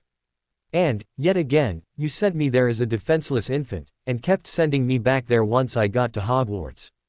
That makes you a child abuser by proxy, Albus. You lie, you manipulate, you betray trust, and you willingly, I shudder to think, even eagerly sacrifice the lives of others. In other words, Albus, you're dark. If you want to point fingers at who is going dark, do it facing a mirror. That's enough, Harry, said Sirius. I quite agree, said Harry, standing up. I don't know why we're here, anyway. As Madame Bones said, this is a criminal investigation, not a headmaster's investigation if there ever was such a thing for a criminal matter. I, too, quite agree, said Madame Bones, echoing Harry and also standing up. Very quickly, everyone else stood, as well, except Dumbledore. We've not finished our discussion, he flatly stated. Yes, we have, said Madame Bones. As everyone filed out of the office, Harry glanced back at Dumbledore, seeing the old man sitting there with his forehead in his hands and his elbows on the desk. As the door closed behind Sirius, the last out of the headmaster's office, Dumbledore swept his arm across his desk in anger, scattering and sending flying everything off his desk to the floor. I need time, he angrily muttered. Yet, time is running out. He looked down to his glove-covered withering hand. The potion Severus was brewing for him was only delaying the inevitable. I need the boy back under control. I need the boy to fulfill his destiny. He sighed and sat back in his chair. But, how? And how does the bond, now sealed, affect that destiny? If I remove the two wives, will that then lead to Tom winning? Or, would that just complete the prophecy and leave Tom vulnerable? Taking his wand out of his belt, he held it between his fingers. The wand already owes its allegiance to the boy. He clearly bested me and won it when I attempted legilimens on him. I should have known the risk I took. I should have been aware of the likelihood of the soul bond providing them with protection. The boy now has the cloak and is the rightful wielder of the wand. All that is left is the stone. He reached his hand down and slid the drawer open that contained the ring. The ring that was now split where he'd used the sword of Gryffindor to cut it, destroying the Horcrux in the process but leaving the stone intact. Yes, he knew now what it was. Just as he had it confirmed for him that the diary was also one. Holding the stone in his hand where it was fused to the ring, he turned it over in his hand. Do I give him the stone? He wondered. And the wand? No, he firmly muttered. As per my will I will demand the wand, my wand, be buried with me. And, there, it will remain out of reach of any who'll come later. I cannot allow the Hallows to be united. But, is that the power Tom knows not? It is a power he would want. But, not having it, would he know it? Is the power he knows not, the power of the Master of Death? What is the right path? Decisions. Decisions. And, the Horcruxes. Tom made at least 2, the ring and the diary. How many more did he make? How many times can the soul be split before it can be split no more? Or, at what number did he stop if he chose to stop before he reached the limit? Tom always had a fascination for the magical properties of the number 7. But, was that 7 pieces of soul or 7 Horcruxes meaning 8 pieces? Placing the ring on the desk, he reached into the same drawer and drew out his latest journal. Opening it to the back he carefully read through the items he'd listed. From a list of over 20, he'd cut it down to 8. The diary, the ring, Ravenclaw's diadem, Hufflepuff's cup, Slytherin's locket, Gryffindor's cape brooch, his wand and Harry. Of those, he'd placed a star next to Hufflepuff's cup, Slytherin's locket and Harry. The last one bothered him the most. However, Harry may have freed himself of it, he thought, according to his comments about what happened when the first bond was initiated. That meant the soul bond, or bonds, may be the power he knows not. From the list he'd scratched out other items: Slytherin's monster, the sword of Gryffindor, Tom's award, Tom's mother's wand, something from the Gaunt Shack, something from Riddle Manor. Then there was a list of where Tom might have hidden the items: Riddle Manor, the Gaunt Shack, Hogwarts, the Chamber of Secrets, Borgin and Burke's, the Ministry, Gringotts, the orphanage. And one added recently, the cave. Of those, he'd already crossed out Riddle Manor, the Gaunt Shack, the Chamber of Secrets and the orphanage. He needed to talk to Horace. He needed the man to confide in him, convince him that trying to keep what he knew a secret only placed him in more danger. Knowing Horace's penchant for collecting favors from famous people, would taking Harry with him gain him what he needed from the man? Would Harry be willing to go? "Do you have to keep tormenting Dumbledore, Harry?" asked Matthias, as they were walking away from the headmaster's office. "Yes," replied Harry. "I need to keep him on the back foot, or he's going to eventually find a way to get me back under his control again. And, you know what happens to our world if Dumbledore gets back control of things." "What are you talking about?" asked a worried Madam Bones. Harry thought about how to reply for a few moments as the others looked between themselves. "I have certain knowledge of what will come to pass if Dumbledore gets back enough control to manipulate things, again," he carefully said. "If things play out as Dumbledore wants them to play out, the immediate future is not a good one." "How bad is it?" she asked. "Not here," said Matthias. The older man turned to Madam Bones and said, "Let's head back to the apartment of these 3. There's information you need that's of a highly sensitive nature." With a frown of concern, Madam Bones said, "If you wish." When the party returned to the apartment, Harry turned to Madam Bones and asked, "Do you mind asking your guards to wait outside, for now?" "Is that really necessary?" she asked back. "Yes, ma'am," he replied. "Yes, Amelia, it is," added Matthias. Looking from one to the other of Harry and Matthias, with a look to both Sirius and Dees as well, she then turned to her 2 shadows and said, "Wait outside, please." Both Aurors hesitated a moment until Madam Bones gave them a slight gesture, and then both exited. Both girls then cast about to ensure there were no listening charms or similar as Harry gestured to the couches. With a sigh, he said, "Take a seat. Please. This will take a little bit to explain." With everyone sitting, the girls returned to sit either side of Harry. Looking to Madam Bones, Harry finally sat forward and said, "What we're about to share with you, you will not believe.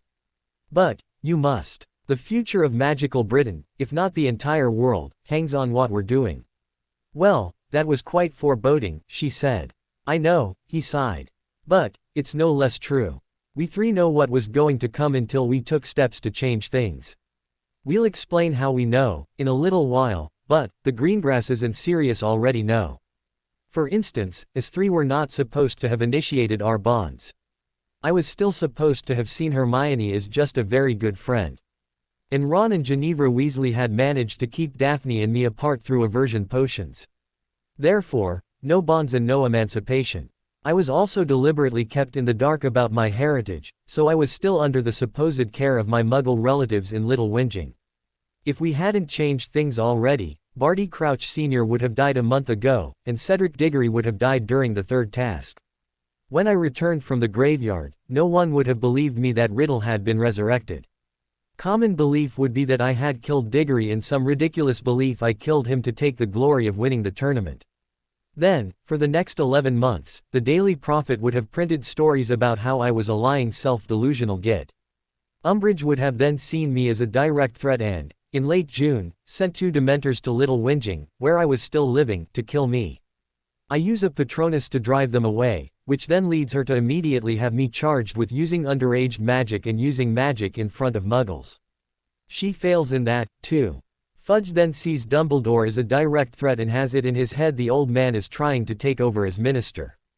Of course, that's just plain stupid because Dumbledore's already been offered the spot numerous times and turned it down each and every time.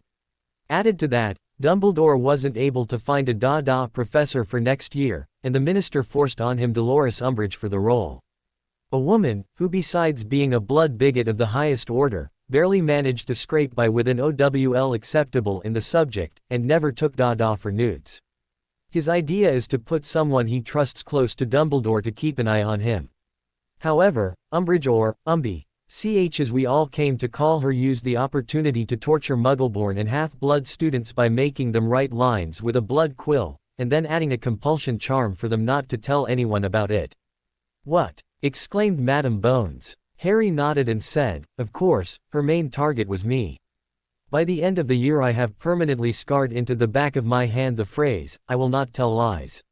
She also does a hell of a lot more damage than that, such as failing to teach even a single thing of use, but we do manage to self-teach through a secret study group we call Dumbledore's Army."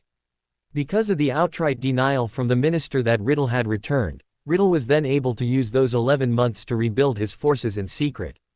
Within a few months of now he would have broken his people out of Azkaban. The breakout would have been blamed on Sirius, who was still a wanted so-called felon escapee. In 11 months, Riddle made an attempt to get into the Department of Mysteries to get his hands on the prophecy he knows about. "Ask Croaker to tell you what's in it, it's the reason I need you to get me into the room of prophecies to get to the prophecy first." In that attempt Riddle is finally seen in person by the minister and quite a few ministry workers, including about a dozen Aurors. However, during that attempt one he fails at, by the way, as I smashed the prophecy. Globe during the battle Sirius is killed by Bellatrix Lestrange. That produced quite a few gasps of shock. Sirius went a little white. There are a number of Death Eaters arrested as a result of that battle, including Lucius Malfoy, McNair, Nott, and a few others, who were unable to escape when Riddle left with Lestrange. However, Riddle had also used that year of denial to great effect. He was able to rebuild his forces beyond the small circle of Death Eaters he had left from the First War. Almost immediately after that, the following people lose their lives due to assassinations. You would have died about June next year when one of your Aurors, a man who's taken the Dark Mark, allows access to Bones Manor in the middle of night. At the time, Susan was staying with Hannah, so she is unharmed. However, what they do to you is very unpleasant. Unspeakable Broderick Bode is injured in the attack in the Ministry. Before he has a chance to recover, he's killed in St. Mungo's by, we think, McNair. McNair uses, of all things, a potted devil's snare to kill him. Emmeline Vance, who is doing something for Dumbledore's illegal bird club, is killed outside the Prime Minister's residence. I think she was part of his disillusioned or invisibility-cloaked unofficial and unrecognized guard. Mad-Eye Moody was another. He died when the Bird Club finally rescued me from my Muggle relatives the evening before I turned 17. Hannah Abbott's Muggle-born mother, Pauline, is killed on a raid on her home. Riddle sent a message to Fudge demanding he step down, or he'd up his attacks on Muggles. Fudge refused. As a result, there will also be the Muggle driver and passengers of about 12 cars killed when the bridge they're crossing, Brockdale Bridge in London, collapses as part of a Death Eater attack in response to Fudge's refusal. Fudge is finally sacked in a vote of no confidence. He and his wife are found murdered in his home about a week later. Rufus Scrimgeour then becomes minister, but Riddle wanted thickness. A month later, Scrimgeour is murdered when Riddle's lickspittles storm the Ministry in a coup and take over. Scrimgeour was really no better than Fudge anyway, and had begun to take similar actions. For instance, he arrests and dumps into Azkaban Stan Shunpike, one of the conductors off the night bus. Though he had no evidence either way, he just dumped Shunpike into Azkaban because he had to be seen to be doing something, and he thought Shunpike might be a Death Eater. It's about then when Dumbledore, who was already dying due to a withering curse on his hand, was murdered by Severus Snape with the killing curse in the Astronomy Tower. Igor Karkaroff is hunted down by Riddle's lickspittles and killed in Europe about this time, too. Thickness is appointed as minister in a figurehead-only role. The real minister is actually Malfoy, who was released from Azkaban, and Umbridge working together. Umbridge implements a number of quite despicable so-called laws under martial law. One is the rounding up of every Muggle-born to be sent to camps. No one makes it out of them alive. They go in, and never come out. Umbridge forms teams of people, Red Death Eaters, known as Snatchers, and sends them out to track down so-called magic-stealing Muggle-borns and blood traitors. Hundreds are killed as a result. When the teams go into the private homes of young Muggle-borns, they kill the entire family. A few months after Dumbledore's death, Thickness orders the Ministry to take control of Hogwarts under martial law provisions. Through the school board, they appoint Severus Snape as headmaster. Other appointments as professor include the Caro siblings as the Muggle Studies and Dark Arts professors. Of course, all Muggle-borns and most half-bloods are immediately removed from the school. They're never seen again. During this time Professor Charity Burbage is kidnapped and murdered. Others we know to be killed around this time include Ted Tonks and Dean Thomas, a classmate in Gryffindor. During that almost entire year, from late June 1997 to the end of April 1998, Hermione, Ron Weasley and I are running about the country trying to find and destroy a number of artifacts that were the reason why Riddle appears immortal. We discover the final piece was stored here, at Hogwarts. On the 1st of May 1998 we three, together with a number of others who've been in hiding, infiltrate the school through secret passages. With the help of the original professors we're able to drive Snape and the Caros out. We then prepare the castle's defenses for a retaliatory strike by Riddle and his forces. By now, those forces number in the many hundreds. They're supported by Dementors, giants, werewolves and other so-called dark creatures. He strikes the next night. It gave us some time to get a lot of the younger students out of the school, but nowhere near enough. However, it also gave us some time to gather to ourselves quite a few wizards and witches who were, of the light, from right across magical Britain. During the battle that results between the defenders of Hogwarts and Riddle's forces, the loss of life is incredible. Hundreds die. They include, for those I know on the light side, Remus Lupin, Nymphadora Tonks, Fred Weasley, Colin Creevey, Daphne Greengrass, Hermione Granger and Harry Potter. Riddle, now with Dumbledore and me, the only one according to the prophecy that could kill him, out of the way, takes over everything and seizes full control. That is, he takes over everything for a little while. By this time the Muggles are fully aware of what's going on. The Battle of Hogwarts, while giving Riddle a victory, marks the death knell for magical Britain. Her Majesty, after patiently waiting for her magical subjects to deal with the problem, has finally had enough and sends in her forces.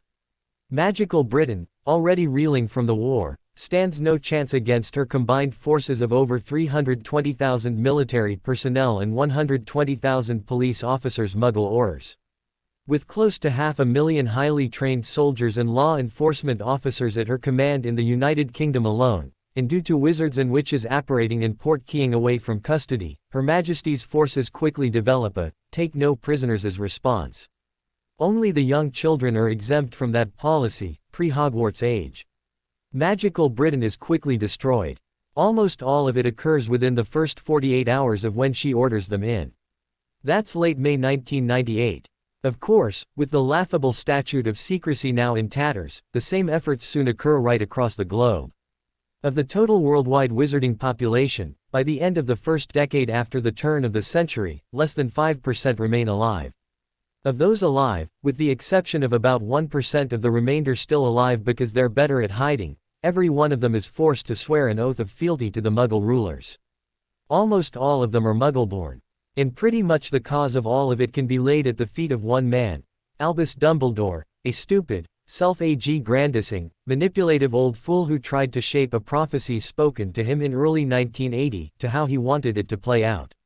A prophecy spoken to him by Sybil Patricia Trelawney in the Hog's Head Tavern about 3 months before I was born. He ran almost completely counter to how Lady Destiny and the Three Fates planned and wanted it to happen. If he'd done the right thing from the get-go, none of it would have happened that way. Dobby, called Daphne, once she realized Harry had wound down. Yes, mistress, asked the little elf after popping in. Can you bring a few glasses and a bottle of fire whiskey for the adults, and a few bottles of butterbeer for us? Yes, mistress, replied Dobby before he popped away again. A few moments later, the alcohol and glasses appeared on the coffee table between them. Harry and the girls poured healthy measures for the adults before handing each a glass. Then they each picked up a bottle of butterbeer before sitting back again.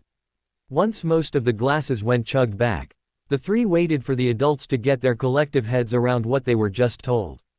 The first to regain her senses, Madame Bones asked, "How do you know this?" "Because they've both lived it and we told them," said a voice all but Madame Bones recognized, Roma. Walking out of the corner of the room and up behind the couch on which the three bondmates were sitting together came Della, Roma and John. Each stood behind their charge. As per usual, they were dressed in white, billowy robes. But, this time, they also wore a softly glowing golden halo each. Looking like she was about to pass out, Madame Bones gaped at them and stuttered, "Why you're—" "Yes, baby, we are," replied Della. "Do not doubt what you've just heard, Amelia Susan," said Roma. "These three lived it. Well, at least up until the 2nd of May in the year of our Lord 1998, at any rate. But, they have also spoken the truth of what would have happened after that date. These three were backstepped, sent back in time, to the 1st of September last year to ensure that what you've just heard does not happen as you heard it," said John. "Through special dispensation from the Almighty, these three were sent back with a mission to set things to rights. We ask you to assist them. Please, do so." Then the three angels quickly faded away again. And that led to another round of measures of fire whiskey being shot back. "Sweet Merlin," said Sirius. "They really are angels." "Oh, yes," said Harry. "You hadn't met them before, either." "Sorry. But, we did warn you." "Not me, you didn't," complained Madame Bones. "Would you have believed us if you hadn't seen them with your own eyes?" asked Daphne. Madame Bones appeared to think about that for a few moments before she drew a deep breath. "No," she sighed. "I guess not. Do you now?" asked Daphne. "Yes," the older witch said with another sigh. "Which is probably why they put in an appearance," said Hermione. "Each time they've appeared in the past it's because they've needed to prove their existence to family. With Sirius, they didn't need to. He believed without it needing to be proven. Now, it was your turn. Clearly we need your help to finish the first stage of the mission," said Harry. "As killing Riddle is the only part left to go of that stage, you somehow play an important role in that." "I hope they don't think I'm the one to kill that man," she said. "No, that's me," said Harry. "The prophecy says so. What was supposed to have happened, according to how everything should have played out if Dumbledore had done the right thing from the start," said Hermione. Dumbledore hears the prophecy, he working with the Potters, Sirius and Remus begins to train Harry from a very young age in secret, then Riddle is killed, somehow, the first time. Eventually, Harry puts in an appearance, and he's highly trained for his eventual confrontation. Riddle gets resurrected. The two finally face in a single combat battle of good versus evil. If Harry wins, it heralds the dawn of a great many years of peace and tranquility that last centuries. If, however, Riddle wins, it heralds the dawn of the exact opposite. But, there was little likelihood of that. Because of Dumbledore not doing the right thing, steps have had to be taken to get things back on track. Part of that included our being sent back in time to the 1st of September, the creation of our three-way soul bond, our having the knowledge to do what we need to do, and a few other things that are not as important. That's what has brought us to today. Are we allowed to know the mission?" asked Madame Bones. "Most of the first phase is already successfully completed," said Harry. "They are, end the friendship between myself and the two youngest Weasleys, to stop them influencing my behavior and otherwise interfering with their potions, get Sirius cleared of all charges, round up Riddle's soul anchors, and free the soul fragments from them, Allow Dumbledore to go after one of the anchors, which slowly kills him, removing him from being a negative influence on what's to come. Claim emancipation as soon as possible. Let what happened in the graveyard happen so we could get the snake and allow Riddle to be resurrected so he becomes mortal again. Ensure Magical Britain is aware of Riddle's resurrection immediately after it occurs. I was to bond with these two lovely ladies, and, finally, kill Riddle once he was resurrected. All but the last one has now been completed. And the second phase? She asked. We don't know the full details of it yet, said Hermione. However, we know it has something to do with Daphne and me. There's a reason Daphne and I were also brought back. It has to do with the soul bond and how the three of us go on to greatness. But, we don't know what our angels mean by that, yet, Daphne smoothly added. We think they, our angels, want us not worrying about that until after Harry's dealt with Riddle. But, we think things that have been recently happening have to do with it. Things like Harry picking up his Order of Merlin, and getting him on the Wizengamot through it, clearing the air about Harry's true history of living at Privet Drive through to the 1st of September last year, and what really happened during the first 3 years of school. Harry's, then ours, emancipations, Harry figuring out the nature of souls, and getting Dumbledore and his manipulations out of the way, are all issues surrounding what comes next. And where are these soul anchors?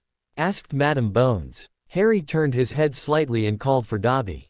Yes, Master Harry. Asked the elf. Can you go into my trunk and bring out those special items I have in there? Asked Harry. Yes, sir, replied the elf before he popped away. A few moments later and the now Horcrux-free objects appeared on the coffee table. Leaning forward, Harry indicated each. These are, from left to right, Salazar Slytherin's locket, Helga Hufflepuff's cup and Rowena Ravenclaw's diadem. The other soul anchors were Riddle's familiar, Nagini, which Daphne managed to kill very shortly after Riddle was resurrected, Riddle's school year's diary, which I destroyed at the end of second year and Dumbledore now possesses, the Gaunt family ring, which Dumbledore also currently has, and the accidental one, which the angels destroyed and was behind the scar on my forehead. That makes 7. All are now free of the soul fragments that held Riddle on this plane of existence as a wraith. So, Riddle is now mortal, again. That means, from now on, anyone can really kill him. However, I'm still the one fated to do it according to the prophecy. Harry, right in front of me I see 3 of the most treasured heirlooms our nation has ever had, yet thought lost, said Madam Bones. How in Merlin's name did Riddle ever find them to turn them into those soul anchors you mentioned? He found out the location of the diadem from the Grey Lady, the house ghost for Ravenclaw, who was once Helena Ravenclaw, Rowena's daughter, he replied.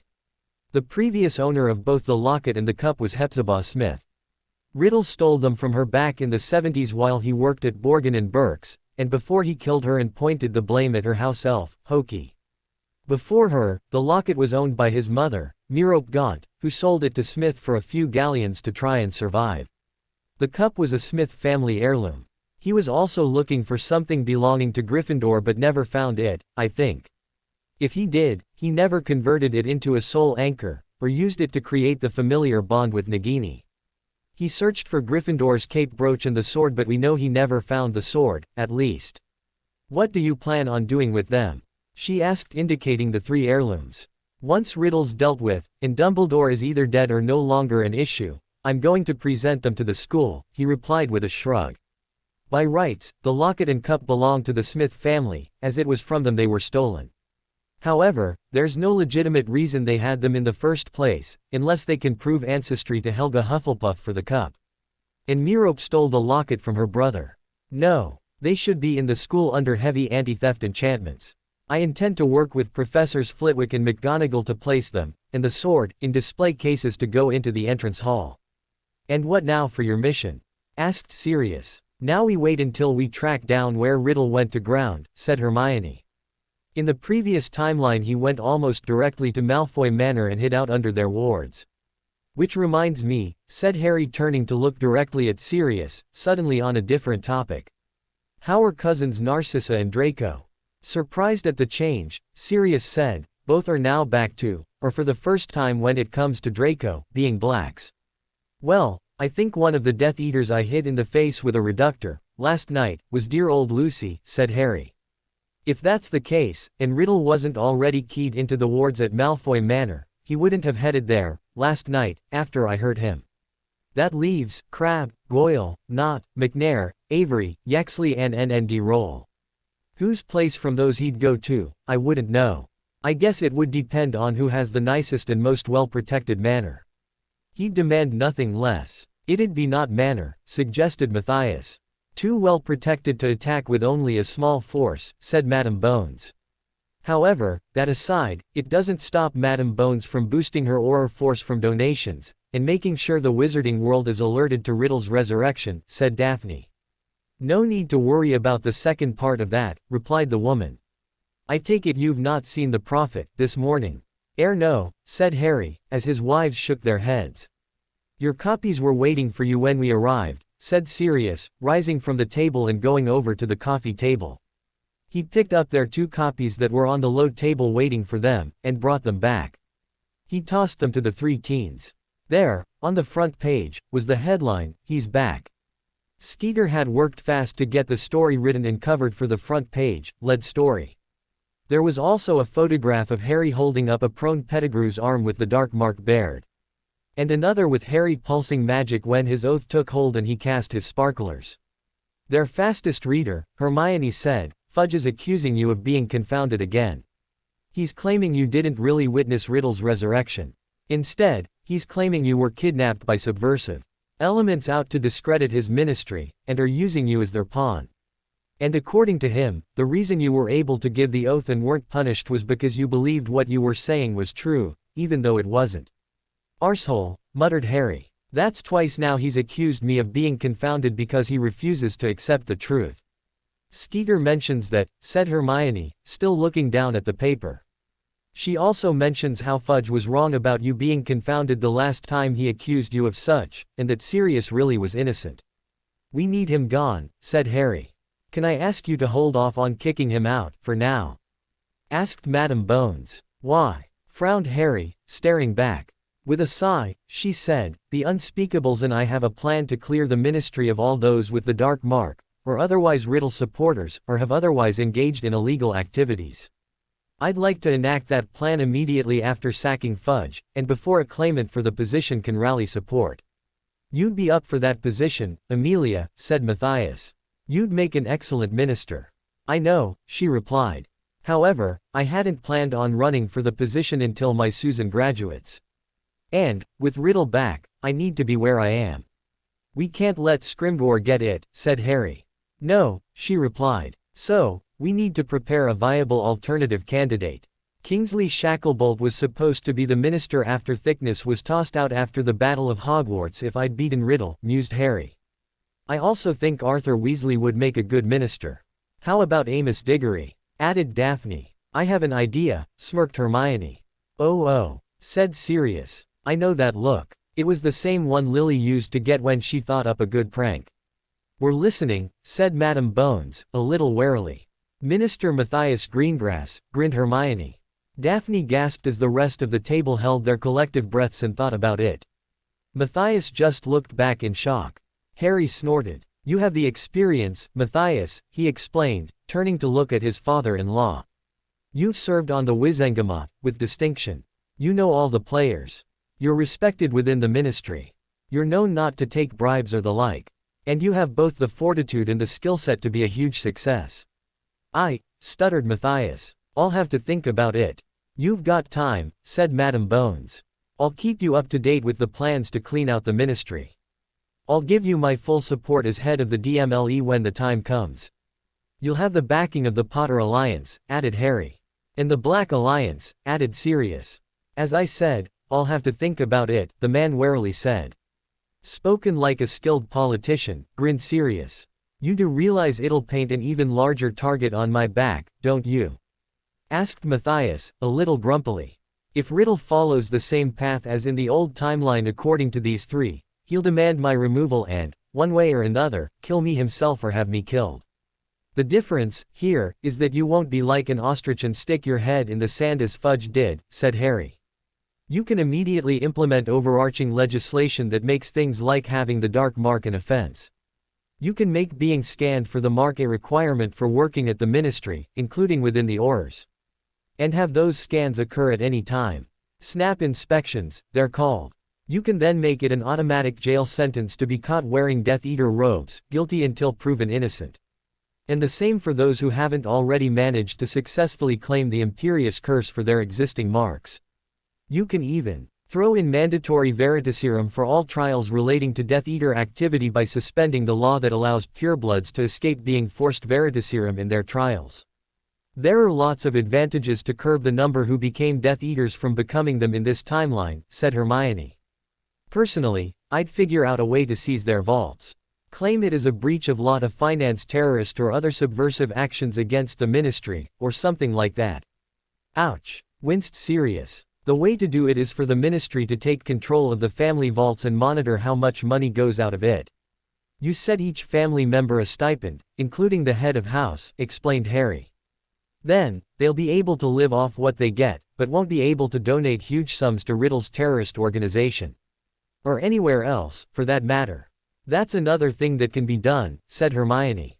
Force the Prophet and other media organizations to refer to, you know who in his Death Eaters is, Riddle and his terrorists, common street thugs who hide their identities because they know in their hearts, their blackened hearts, that what they're doing is wrong. She's right, said Daphne. Calling them by their chosen name of Death Eaters gives them power.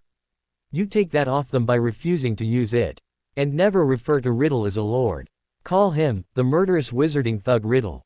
And tell people he brands those who foolishly follow him as if they were nothing more than cattle and makes them call him Master, as if they were his avs. All good ideas, said Harry. By doing so, you both rob him of the power of his image, and will probably prevent many from joining him in the first place. Information control is an important part of any war. However, if you set the terms used, you're far more than halfway there to controlling the message. And that's the biggest problem with the Prophet under its current management, said Hermione. You'll find Barnabas Cuff is a Riddle supporter, even if he doesn't take the mark. He'll block you every chance he gets. You'll need to be firm with him. As Harry said, all good ideas, sighed Madame Bones. After the adults left, the three teens sat for a while relatively lost in their own thoughts. Suddenly, Hermione sat forward and asked, "What time is it?" Asked Harry right back until her question finally cogitated enough in his brain to make sense from his initial confusion. He raised his arm to look at his watch. "Just after 3, he replied. "Then how about we get some of our homework for the break out of the way, now?" She asked. "Or, we can quiz Harry on 3rd and 4th year runes ready for 5th year next year." Perking his head up, he asked, "I'm ready for that." "Not quite yet, but you will be," said Daphne. "We plan on you sitting the aptitude test at the ministry in early August. Pass that and you're in 5th year starting next year." Confused, Harry said, "Wait. I thought I was still working through 3rd year stuff, and only brushing on 4th year." Both girls smiled back and Hermione said, "No, we just let you think that. You've been working on the 4th year curriculum since just before Christmas. For example," said Daphne. "You don't even begin properly carving runes until 4th year, and that's carving in wood and similar material. You've been doing a very good job of carving in granite. We don't normally even touch on that material until 5th year." Surprised, Harry simply said, "Oh." He thought for a moment and said, "But, what about the material?" "The education material, I mean." "You're there," replied Hermione. "While I think you can do much better on some of the information regarding rune chains, that's mid to late 4th year, anyway. I think we can easily get you caught up to us by the time you sit your aptitude test." "Oh," he said again. "Well, in that case, thank Merlin. I thought I was going to fail it, what with having to do the tournament, and all." "No, we'd have never let you do that," said Daphne. Nodding, he asked, "So, time to work on summer assignments we've already received and see how much we can get out of the way before we leave on the train." "Good idea," nodded Hermione, going and getting their assignments and writing material. The next day, the Saturday and the week before the train back to London, Hermione approached the other two with an idea of what to do with switching the prophecy globes. "All right," she began. "We know Snape heard the first part of the prophecy, the part up to and including, born as the 7th month dies, right?" "Right," the other two replied.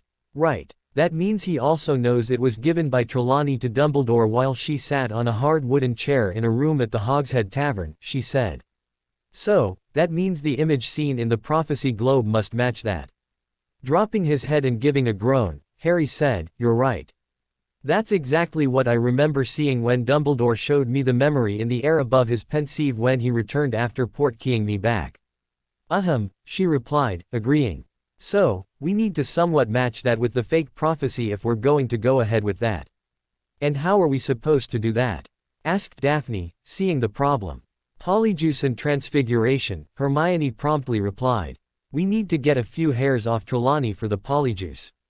Everything else can be handled with transfiguration. Everything from her clothing, to the chair she sat upon, to the rest of the room, if necessary." "Damn," Harry softly exclaimed. "You're right. And we don't even need to go to that much extent when it comes to the room because the only things seen in the image are Trelawney, the chair she sat on, and a small area of wooden floor under her." "Well, that's the image and voice taken care of," said Daphne, slowly nodding. "And the transfiguring of everything from her spectacles to her jewelry, clothing, the chair and floor will be easy to temporarily transfigure. Now we just need to figure out how to fake a prophecy sphere and get it into the Hall of Prophecies." "I've been researching how to make a prophecy sphere," said Hermione, sighing. "But, they're a closely guarded secret of the unspeakables. We may need to convince an unspeakable to help us fake one." "I don't think that's possible," said Daphne. "They're too guarded of their prophecies. If we were to fake one, what's to stop others, in future, doing the same thing with important ones?" "Who's to say it hasn't already been done?" asked Harry. "Let's ask and see what they say." Both looked to Daphne, who had more experience of the history of the wizarding world, to see what she'd say. After a few moments she said, "We can't ask them. Let's see if we can convince Madame Bones to ask in our stead." "Then we have a plan," smiled Hermione. That afternoon, the three were wending their way back to their apartment when Daphne softly said, "We have someone following us." Frowning back, Harry pulled out his Marauder's map and quickly activated it as they were walking.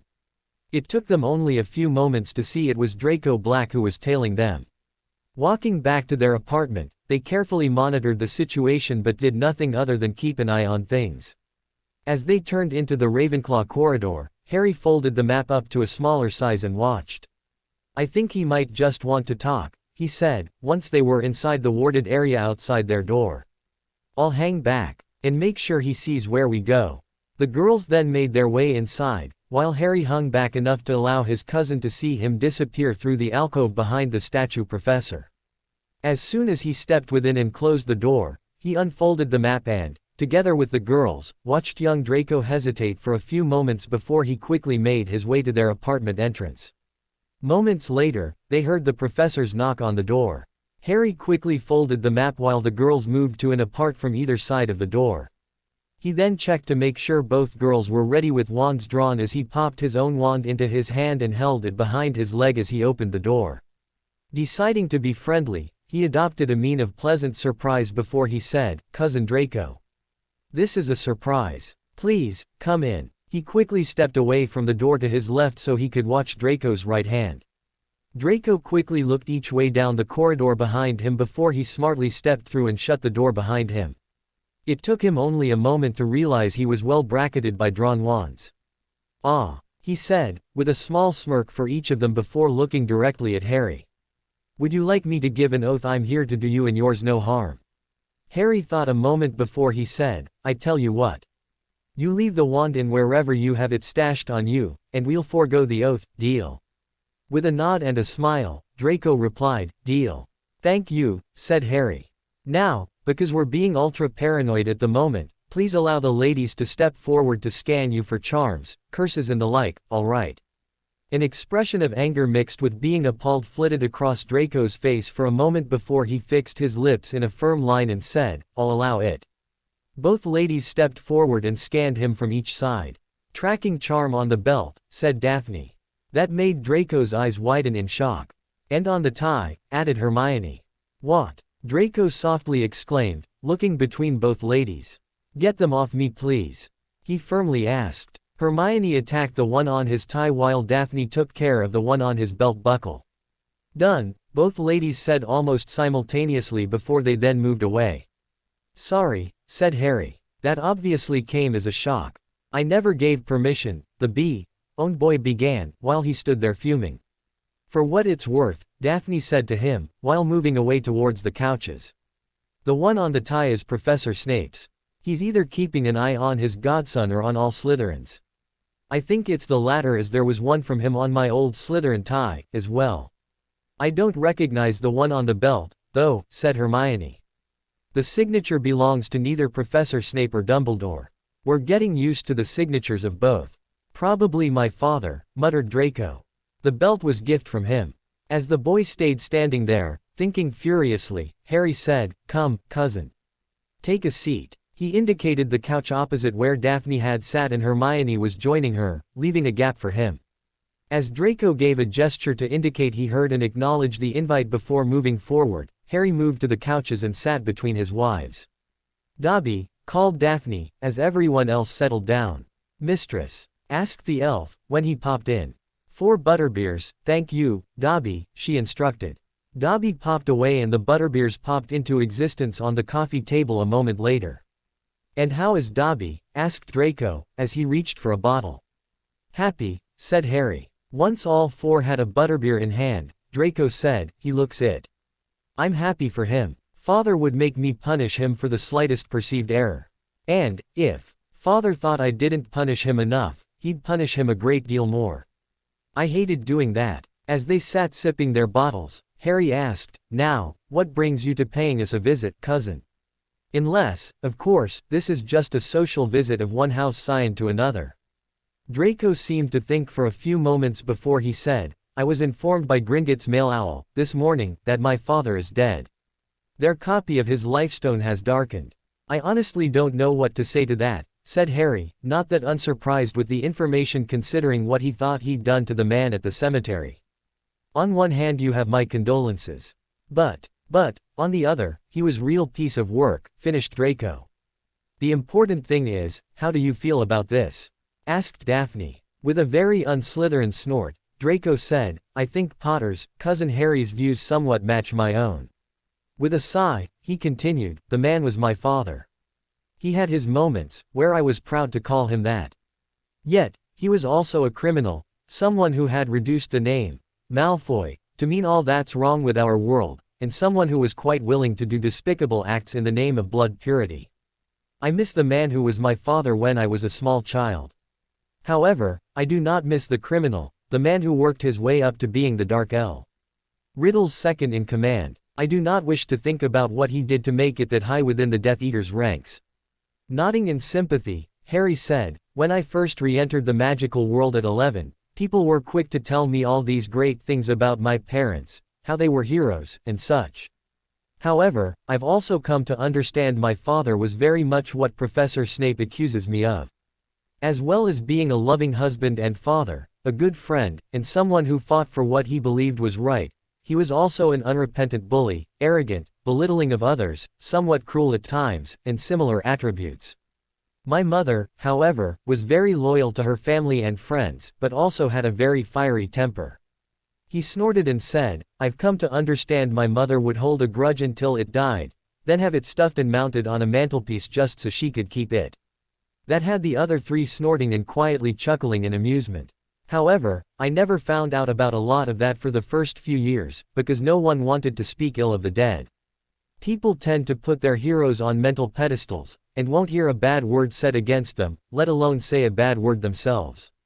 But, I think to know a person, you have to know all of them, both their good and their bad attributes.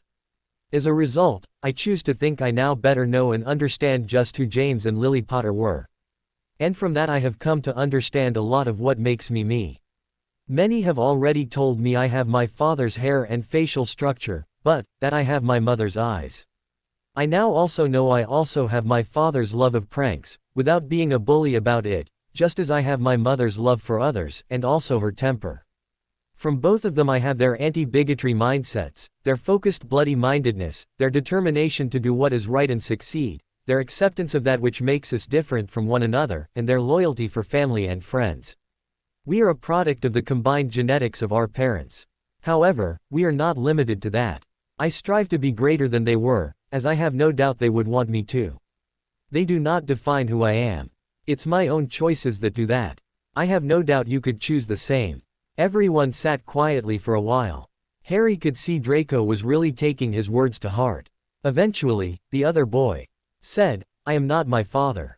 Of course not, agreed Harry, as if there was no doubt. I don't think I'll ever be of the light, said Draco, as if Harry hadn't said anything.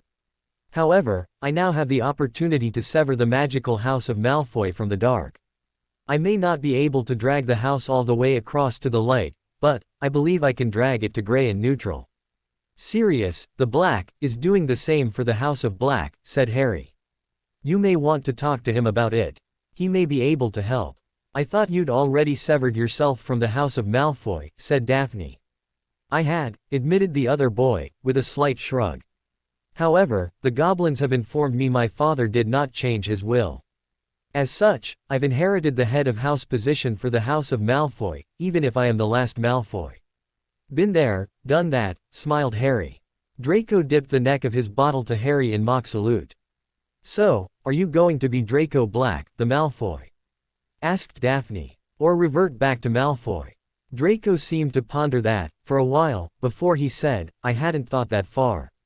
I guess it'll be something I discuss with the Black cousin Sirius over summer. As things stand, there are very few who realize I'm currently Draco Black. I'd like to keep it that way for a while. Very Slytherin of you, smirked Harry.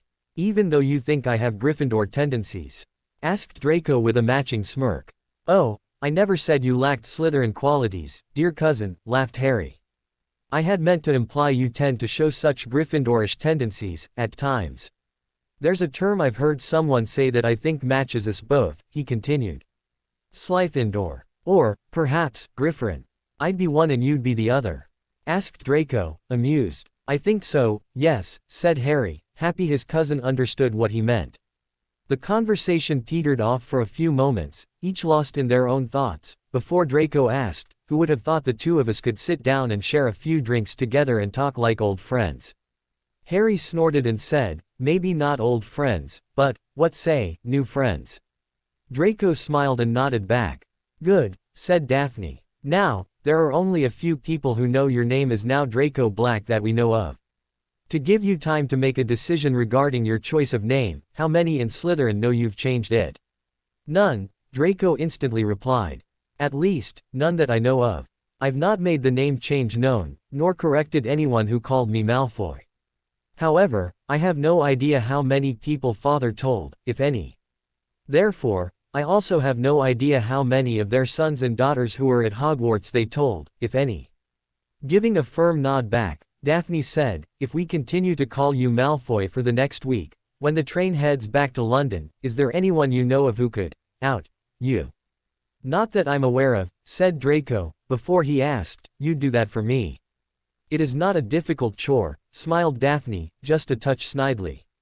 If someone ever has the effrontery to correct us on it, we can just plead ignorance. That will give you time to reach your own decision and speak with Sirius, said Hermione, speaking up for the first time since they sat down. A little surprised by the offer, Draco thought about it for a few moments before he simply said, thank you. That's what new friends are for, smiled Harry. Once Draco had left, Hermione smiled at the other two and said, Louis, I think this is the beginning of a beautiful friendship. Both Daphne and Harry snorted in amusement for different reasons. Daphne said, I don't think it could be a beautiful friendship. Hermione's quoting a line out of a famous Muggle motion picture called Casablanca, explained Harry. It was one of the last lines in the movie. The last line, actually, corrected Hermione. Humphrey Bogart's character, Rick something, said it. The last week of the term was filled with students receiving their summer holiday assignments, due the first week back of the new school year. Although they'd already received some, most were not handed out until this week. It was those assignments the three spent most of their time upon outside of classes. Harry asked for, and was given, a copy of the summer holiday assignment for ancient runes. He believed it would give him a good grounding in what to expect once he began attending classes in the subject. The most annoying part of the week was watching for and reading the odd article in the Prophet that implied Riddle hadn't been resurrected. However, by the Wednesday, his wives refused to allow him to read the newspaper anymore while school was in session. So, his last 2 days of school he didn't have a chance to read the paper. Malfoy did pay them a visit during breakfast on Wednesday morning in his current false persona. "So, Potter," he sneered. "Still suffering from the confundus charm cast on you last Friday night?" Standing just a little forward of one of his few friends, Draco gave a most subtle wink. Harry laughed back. In a loud and clear voice, he said, "Oh, Malfoy, you do so amuse me. I would have thought, by now, you'd know you cannot make a magical oath, and make it stick, if you're under any sort of mind-altering charm or potion. There would simply be no flash, as it was clear everyone saw me give off, on the stage in front of the maze, when I brought Pettigrew back for justice. As there was such a flash, I clearly wasn't confounded. And, therefore, I proved Riddle is back." Draco then proceeded to sneer before grumbling and stalking off back to the Slytherin table. Of course, the whole thing was pre-arranged between Draco and Harry to get out the information the oath could not have been magically accepted if Harry was under compulsion at the time. It was a performance. Once the week was over, the three Potters were waiting in the entrance hall on the morning of the train ride when they were approached, yet again, by Dumbledore. "I've been in contact with your aunt, Harry," he said. "And I've let her know of the danger Riddle now represents since his resurrection. As such, I've informed them you'll be staying with them, again, this summer, and I'll be re-establishing the blood wards that protect you there." "In other words, Dumbledore, you lied to them," growled Harry. "I assure you, Harry. I'll be there this afternoon to re-establish the wards." "You won't be able to," snapped Harry. "You won't be able to, because I won't be anywhere near the place. I'm having members of an organization I reformed pick you up from the station and deliver you to your aunts." "That would be kidnapping," snapped Daphne. "You have no right to do that, Headmaster," glared Hermione. "If someone even approaches Harry to take him from the station, other than the Greengrasses, I'll holler blue murder and demand your arrest. I will quite happily lead a team of Aurors to Privet Drive to rescue him with minutes of him being taken." "And, you're forgetting Riddle used my blood in his ritual," added Harry.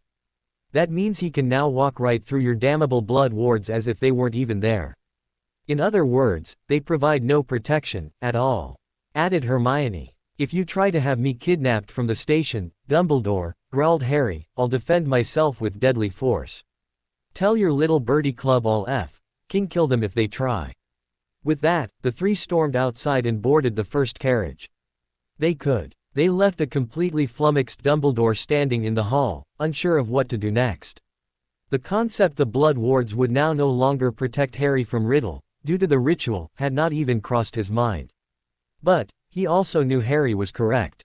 Once safely on the train, they were joined in their compartment by Tracy and Blaise, Neville, Hannah and, surprisingly, Susan. "Where's Horace?" asked Daphne. "He left earlier," replied Tracy. "Something to do with his family." Then she almost minutely tapped the inside of her right forearm. "Ah," thought Harry. He had no idea the Elder Urquhart was a Death Eater. He just hoped Horace could avoid that fate. "So, what's everyone's plans for the holidays?" asked Hermione. Tracy's family would be spending a short amount of time in Italy with the Zabinis, before spending a short time in France. Susan and Hannah had no specific holiday plans, other than to spend time together. Neville was building an extra greenhouse and had plans for the new one and the old one, plus the extensive gardens at Longbottom Manor. Mainly, he was looking forward to spending time with his parents.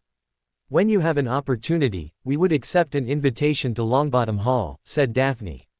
"Harry needs to spend time with his godmother, too." Neville grinned and nodded back. The three bondmates were starting their time at Greengrass Farm. However, Harry wanted to finally go and have a look at Potter Retreat. Now that the three were married and all legally recognized as adults, Harry felt it was time to visit the ancestral home of the Potters and see what needed to be done to bring it back to its former glory. There was no visit from Draco, this trip. However, the three didn't expect it, anyway. Draco and the three felt the one visit on Wednesday morning was enough to keep up appearances. Once the train arrived at King's Cross, the three promised their friends they'd write during the course of the summer and quickly found the elder Greengrasses. Once Astoria joined them, they prepared to flow to the farm. When they arrived at the station and disembarked from the train, the three were approached by Mad Eye. "Mr. Potter, ladies," he said. "I've just received a message from Dumbledore not to take you to your aunt's home, after all. Care to explain why?" "No," replied Harry. "However, I'll do so, anyway. 1. The headmaster seems to have conveniently forgotten I'm an emancipated minor, and he's not my magical guardian. 2. The blood wards are useless now, due to Riddle using my blood in his resurrection ritual. 3. I do not consider my aunt's home my home, so the blood wards won't hold. And 4. I don't trust Dumbledore with taking care of my pocket lint, let alone being responsible for my magical protections. The fact that he went ahead and contacted my aunt and her family to convince them to allow me to stay with them again, plus contact those in his Little Bird Watchers Club such as yourself to escort me there pretty much under guard as if I was a prisoner, and didn't even think about asking me first, shows in quite clear terms why I'm getting to the point where I consider the old fool my enemy. Is that clear enough for you, Moody?" "Crystal," replied the old Master Auror. With a nod to Harry and his wives, Moody then turned on his heel and stumped away. As Matthias and Dees approached, Matthias asked, "What was that all about?" "We'll tell you back at the farm," said Daphne. "It's not for overhearing ears." With a nod, Matthias led Dees and the Potters to the Portkey Point, and the 5 left for the farm. Once they'd settled, Matthias brought the 4 of them down to the parlor to talk. "All right," he began. "Over the past week, now that we know Riddle has returned, I have brought up some of the more powerful defenses on the farm." This had both Daphne and Astoria perking up. "Not used since the previous war, I've had the war wards improved and brought up from deactivated to standby," he said. "This means, anyone who attempts to attack the farm will be met with deadly force. By rights, I'm supposed to ask permission of the Ministry before bringing them up to fully activated. However, there is no requirement for just bringing them up to standby. And, if we're attacked, I intend to fully activate them, irrespective of permission being granted or not." "You intend to use the self-defense exemptions," said Hermione. "I do," he nodded. "This is no different to how we used the wards in the previous war. However, we also had permission, back then, to employ the wards from Bagnold. This time, Fudge is still refusing to acknowledge Riddle's return. And therefore, according to him, we're not at war again," sighed Harry. "Precisely," said Matthias. "How goes other efforts?" asked Hermione. With a slight shrug, Matthias replied, "Word has it Dumbledore's reformed his Little Bird Club. Both Harry's godfather and honorary uncle have been approached by him to rejoin. Both, of course, have refused." "We already knew the reforming part of that," said Daphne. "That's what the conversation with Moody at the train station was about. Dumbledore tried to force Harry back to the oh-so-loving embrace of the Dursleys, again." "What?" asked Dees. "But, why?" "The Blood Wards," snarled Harry. "He seems to think the Blood Wards are the ultimate in protection for me. And, he won't even attempt to admit he's wrong, no matter how many logical arguments and evidence shows he's wrong." "Well, he'll be gone soon," said Dees. "Even now he no longer has any control over you." "What of the Longbottoms?" asked Harry, wanting to change the subject. They were both members of Dumbledore's Burnt Chicken Club in the previous war. With a small snort, Matthias replied, "Augusta refuses Dumbledore access to Longbottom Hall to even talk to them. However, I don't think it would matter if the old fool was able to talk to them. Both are still convalescing, and both are now very aware it's believed the old fool was the one who arranged to keep them in their mental state." "How did questioning of the healer go over that?" asked Hermione. "I would have thought they would be able to track it back to Dumbledore by now." "Tompkins had taken an oath to whoever he was working for," said Matthias. "Every time questions began to narrow in on who the ultimate perpetrator was, Tompkins would start to have seizures. If they pushed it any closer, they'd have probably killed the man. Nevertheless, he's in Azkaban now. There is not many who can survive more than a few months with their sanity intact. Harry's godfather is one of the rare ones. And Sirius believes he survived as well as he did due to his being able to wandlessly switch to his animagus form, and that he knew he was innocent." "So, it's a dead end," sighed Harry. "I'm afraid so," said Matthias. "Any word from Madame Bones on when she'll be ready to make her move against Fudge?" asked Daphne. With a wry smile, he replied, "She's still trying to convince me to run for minister." He looked at Hermione and almost snarkily said, "Thanks for that, by the way." Hermione blushed and looked away before she mumbled, I still think it's a good idea. So does everyone else, he snorted. Astoria, who hadn't heard this before, was quite surprised. She asked, they want you to be minister, Daddy. He chuckled and said, our Hermione put the idea to family and friends the day after the third task. There's now quite a few people who also think it's good idea and want me to do it. You'd make a wonderful minister, Daddy, she said. I know, sweetie, he said. However, we're about to re-enter a war. And, that would mean I'd be one of Riddle's priority targets. It places us at great risk. Well, the only way you're going to get them to stop wanting you to nominate for the post is to give them a better candidate, said Harry. Have anyone in mind? Ogden, he immediately came back with. Have you approached him with the idea? Asked Harry. Not yet. The man's a Fudge supporter, he replied. Then, if you want him on side, you need to convince him of two things. 1. Fudge won't survive a vote of no confidence, and 2. Riddle's returned, said Harry. I can help you with the second and Sirius and I both can help you with the first. Matthias seemed to think about that for a few moments before he said, I'll set up a meeting. The 14 settled into their holidays with 3 bondmates helping Astoria with her summer homework. They were working on the homework when Dees came and saw them where they were sitting together at the informal dining room table working together. I just had a flow call from Augusta Longbottom, she said. Alice and Frank are asking for you 3. A quick glance between the 3 bondmates and Harry asked, when would she like us to visit? Now, if you're not too busy, she replied. We can do that, said Daphne. Looking to Astoria, Hermione asked, are you going to be alright to keep working while we're away? Yeah, no problems, replied the younger girl. You've given me plenty of information. I'll probably still be going when you get back. Thank you, said Harry. While Dees waited for them, the 3 packed up what they'd been working on and left it sitting to the side of the table. When they were ready, Dees escorted them back to the flow. Just before they were ready to go, she said, I'll expect you back for dinner. If you're staying there longer, please send an elf to let me know. We will, Mum, replied Daphne. Thank you. With Harry going first, with wand drawn and held ready, the 3 arrived in the welcoming hall at Longbottom Hall. They were greeted by Neville. What was the first thing you asked me the very first day we met? Harry asked the other boy, wand at the ready. Surprised by the question, Neville replied, have you seen a toad? Harry gave a firm nod and said, correct. Always ask a question of whoever you meet and expect to be a friend. It could be an enemy using a glamour or polyjuice. He popped his wand back into its holster. Neville thought about that for a moment before he realized what Harry meant. He then asked, who else was in your compartment, at the time? Only Ron Weasley, Harry promptly replied with a smile. Meanwhile, both girls had also popped out of the flow, and Madame Longbottom walked in with her wand in hand. In future, Nev, said Harry.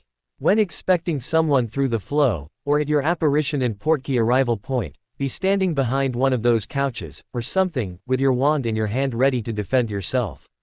It may save your life. Mr. Potter is correct, Neville, said Madame Longbottom. Turning to Harry, she said, the fault is mine, Mr. Potter. I have not yet instructed Neville in being safe from such attacks in these troubled times. Harry gave a slight bow of acknowledgement to the older lady. And, what was that with the questions, Mr. Potter? She asked. A check system, Madame Longbottom, replied Harry. By asking questions very few people will know the answers to. You check for glamours, polyjuice and the like. Clever, she said. An idea we shall adopt. Turning to Neville, she instructed, start thinking. Of questions you can ask visitors you know others are very unlikely to know the answers to, Neville. Yes, Gran, the boy dutifully replied with a short nod. Now, said the family matriarch, Frank and Alice are expecting us in the conservatory. Neville, please escort our guests through to them. I shall join you shortly. Yes, Gran, replied Neville before he turned back to Harry. Harry, Daphne, Hermione, please follow me. My mother and father are expecting us. He turned on his heel and led them from the room through to the rear of the hall. As they walked, Harry said to him, I've been wondering why you refer to Longbottom Manor as Longbottom Hall. It comes from our familial roots, replied Neville, with a slight grin. The Longbottoms are of Nordic stock. More to the point, we descend directly from Vikings. Ah, said Harry. And the Vikings referred to their clan main building as halls. As the manor is the main building of the Longbottom clan. Exactly, smiled Neville, glad to see Harry understood.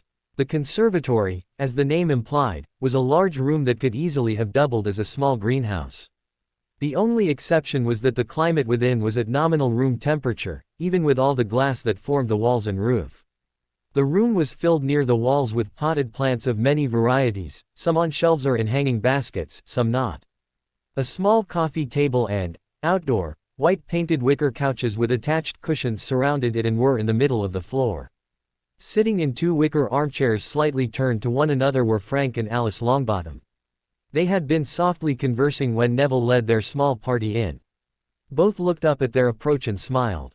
"Mother, father," said Neville, a little formally, "may I present Harry?" Alice softly exclaimed, cutting him off, as she held out one hand, waiting to grasp Harry's. Harry heard Daphne snicker slightly at Neville. If Harry knew the boy as well as he thought he did, the expression on Neville's face would have been priceless. "Hello, godmother," smiled Harry, as he joined her, placing his own hand in hers for a few moments. Turning to the girls, he said, "I'm sure you remember my wives, Hermione and Daphne." He indicated each. "Of course," she said, as both girls came closer. After initial greetings, with cheek-key-ing for the girls, the 14 sat on the available couches while Frank called a Longbottom house elf. "Tea for 6, please," he instructed the little elf. While they waited, Harry said to them both, "I must say, I'm very pleased with how you are both looking. There has clearly been a lot of improvement in the health of you both." "There has," said Frank, with a slight nod back in acknowledgement. With a sigh, he continued, "We've been told, already, that the prognosis for a full recovery is unlikely. However, the lack will only be slightly noticeable. It means, though, Frank will be unable to return to Auror duty, at least," said Alice. "And, I have to say, I'm actually happy with that. There are other ways one can be of service to the wizarding world," offered Daphne. "For example, there's always the Wizengamot. Perhaps a life of politics is in your future." "Perhaps," said Harry. "However, no one can claim the Longbottoms haven't already given enough of themselves to the service of the wizarding world." "Well said," said Madame Longbottom walking into the room. "Though I hope Frank will eventually succeed me to the Wizengamot when his health allows it, there's no reason to rush."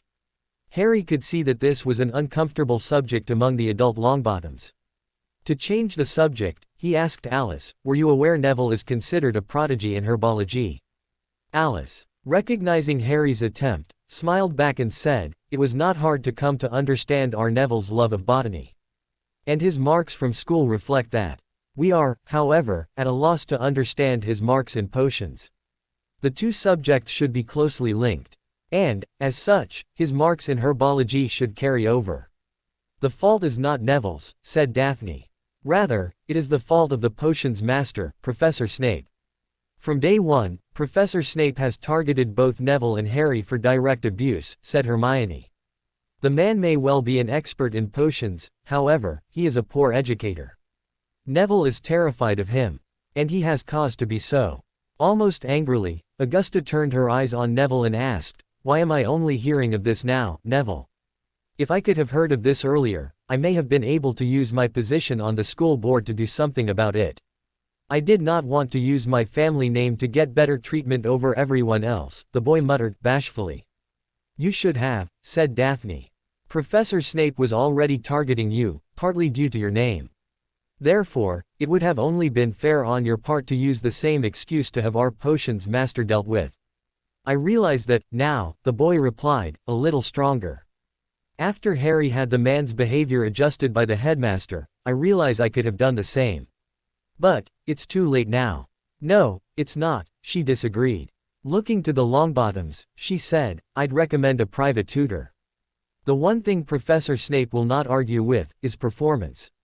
If Neville shows a marked improvement when we return to school, I envision our potions master will redirect his attentions to another, probably Weasley, who actually deserves the ire." "We shall consider it," replied Frank.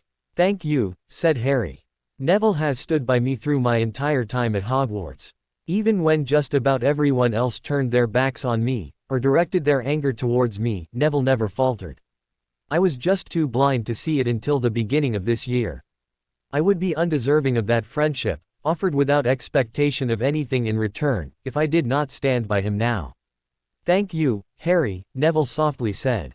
It was clear the boy was quite moved by Harry's words. You have nothing to thank me for, Neville, smiled Harry right back. Instead, it's I who should be thanking you. With a little throat clear, Alice said, yes. Well, I think you should tell us about what I hear about the Weasley children attempting to potion you, Harry. With a nod of recognition, Harry began to explain how Hermione witnessed Molly dose him, and attempt to dose her, with a Mortentia on the morning they boarded the train to head to Hogwarts for their 4th year. Then he went into what they caught Ginevra doing a couple of days later.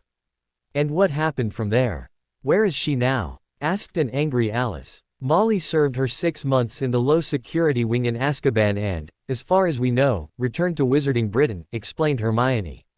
Where she is now, though, we don't know. We do know, though, added Daphne, Arthur has divorced her and blocked her from returning to the Burrow. We think she may be staying with her Aunt Muriel. Even though she's served her time, we've cut off all ties with the Weasleys except for the twins, who we know had no idea what was happening, and Arthur, who was the same, said Harry. We don't know enough about Bill or Charlie to form an opinion about them. And Percy has his lips firmly attached to our current Dear Minister's bum. Harry, gasped Hermione, giving him a little smack to his arm while she blushed. Well, it's true, smirked Harry right back. Even so, you shouldn't voice it quite so crudely, she huffed. Harry chuckled a little and said, we like Arthur and the twins. You couldn't meet a nicer man than he. And the twins are very loyal to their friends, including us. Bill, their oldest, dotes on his little sister. And we've no idea whether he'd side with her against the evidence, or still remain a good guy. But, I'm pretty sure Charlie currently hates me. I killed one of his favorite dragons in the first task of the tournament.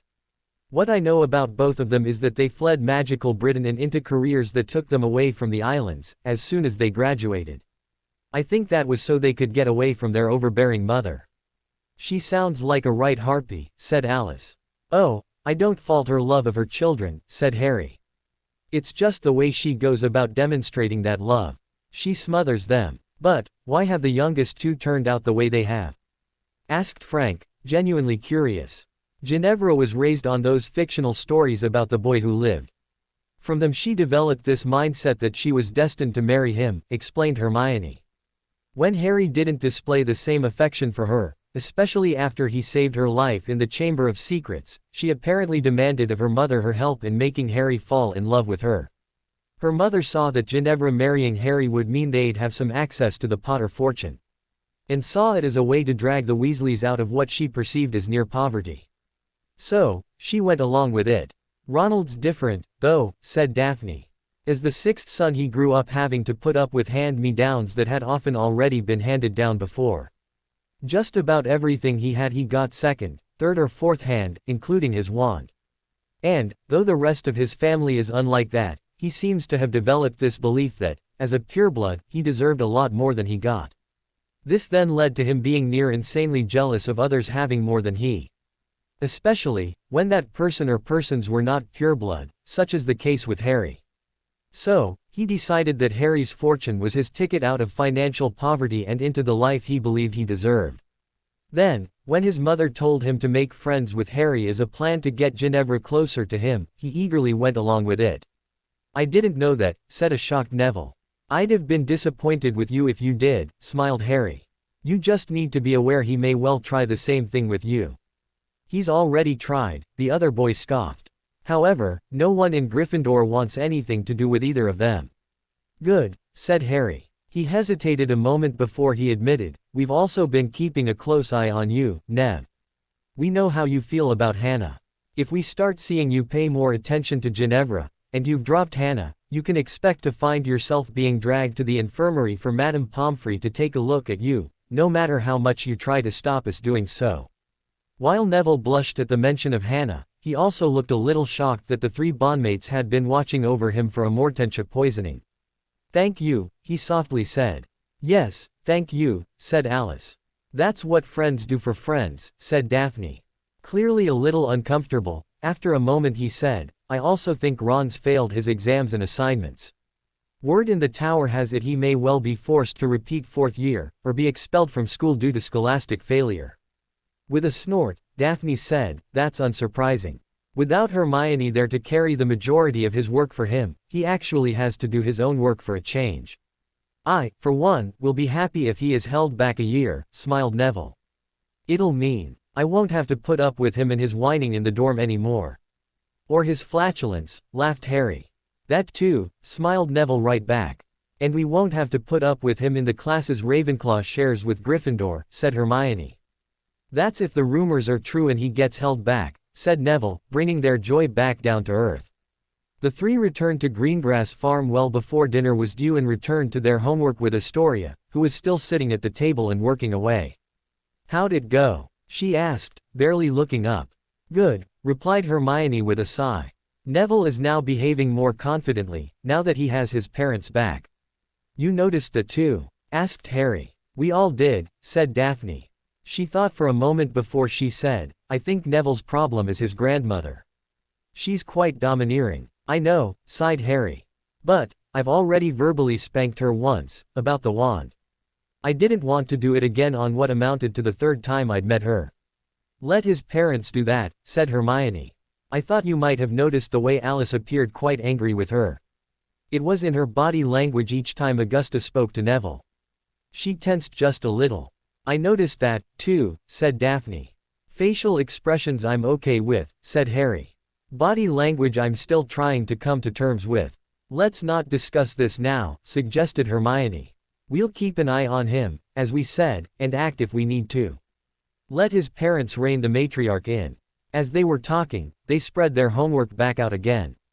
"By the way," said Daphne, "we also need to see if Draco's called Sirius yet. If he hasn't, I think we should alert Sirius that Draco's likely to contact him soon." Harry shook his head and said, "No need. Draco and Narcissa are staying at the Black House in London with Sirius and Remus. We'll probably even run into them the first day we turn up there." "They're there?" asked Hermione, surprised. "I would have thought, with Lucius dead, they'd have returned to Malfoy Manor." "It's not safe," said Daphne. "They have no idea whether or not Riddle can get in. They're having the wards seen to by the goblins, but that black smoky flying thing they do hasn't been seen before. No one knows if it'll keep out Riddle and his flunkies if they make a concerted effort to get in.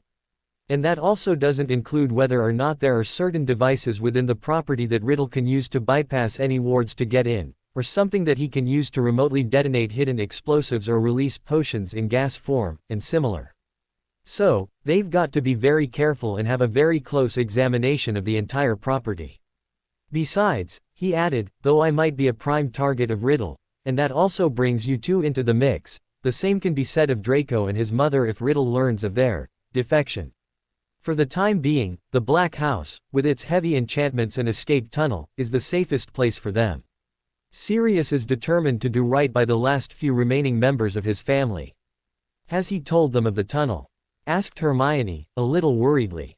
"No," he replied. "He'll only tell them if they have no other choice but to use it. Apparently, my safety, as well as the secret of the tunnels, is more important to him than the very slight risk the house might be attacked while both he and Remus are away." In a private dining room in the back of the Hogshead Tavern, Dumbledore walked into the room and sighed to himself. There were less than a dozen people waiting for him inside, sitting around a large table. The order, he felt, should have been far larger. He walked up to the head of the table and took the seat left there especially for him. Looking around, he saw Kingsley Shacklebolt, Nymphadora Tonks, Alistair Moody, Daedalus Diggle, Elphias Doge, Mundungus Fletcher, Rubeus Hagrid, Severus Snape, Emmeline Vance, Molly Pruitt, and Minerva McGonagall. What he did not know was that Shacklebolt was there under the direct orders of Madame Bones, and was tasked with reporting all he knew from the meetings back to her. Nor that Tonks was there as Sirius's personal spy within the Order. People he hoped to see, but weren't there, included Sirius Black, Remus Lupin, Phileas Flitwick, Arthur Weasley, Hestia Jones and Sturgis Podmore. All but Jones were members of the old order and he'd hoped they'd come to the meeting where he reformed it. He had also hoped to have at his fingers the Potter and Black fortunes to help fund the order while they battled Riddle's forces. Alas, that was clearly now not going to happen. Thank you, all, for coming, he began. As you know, Voldemort has been resurrected and, of course, will soon return to attacking all that which we hold dear. I have been unable to review young Harry's memories of the resurrection where it took place in the cemetery in Little Hangleton. However, I hold to the hope that Amelia Bones will soon see reason and allow me to view it. It's irrelevant, growled Moody. The evidence collected at the site shows the ritual occurred. We don't need to know any more about it. Dumbledore leaned forward and put on his most heartfelt pleading expression.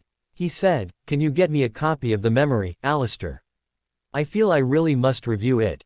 I believe I might be able to deduce something from it that Amelia's people would have missed, or not realized the significance of." Not going to happen, Albus, grumble snarled Moody.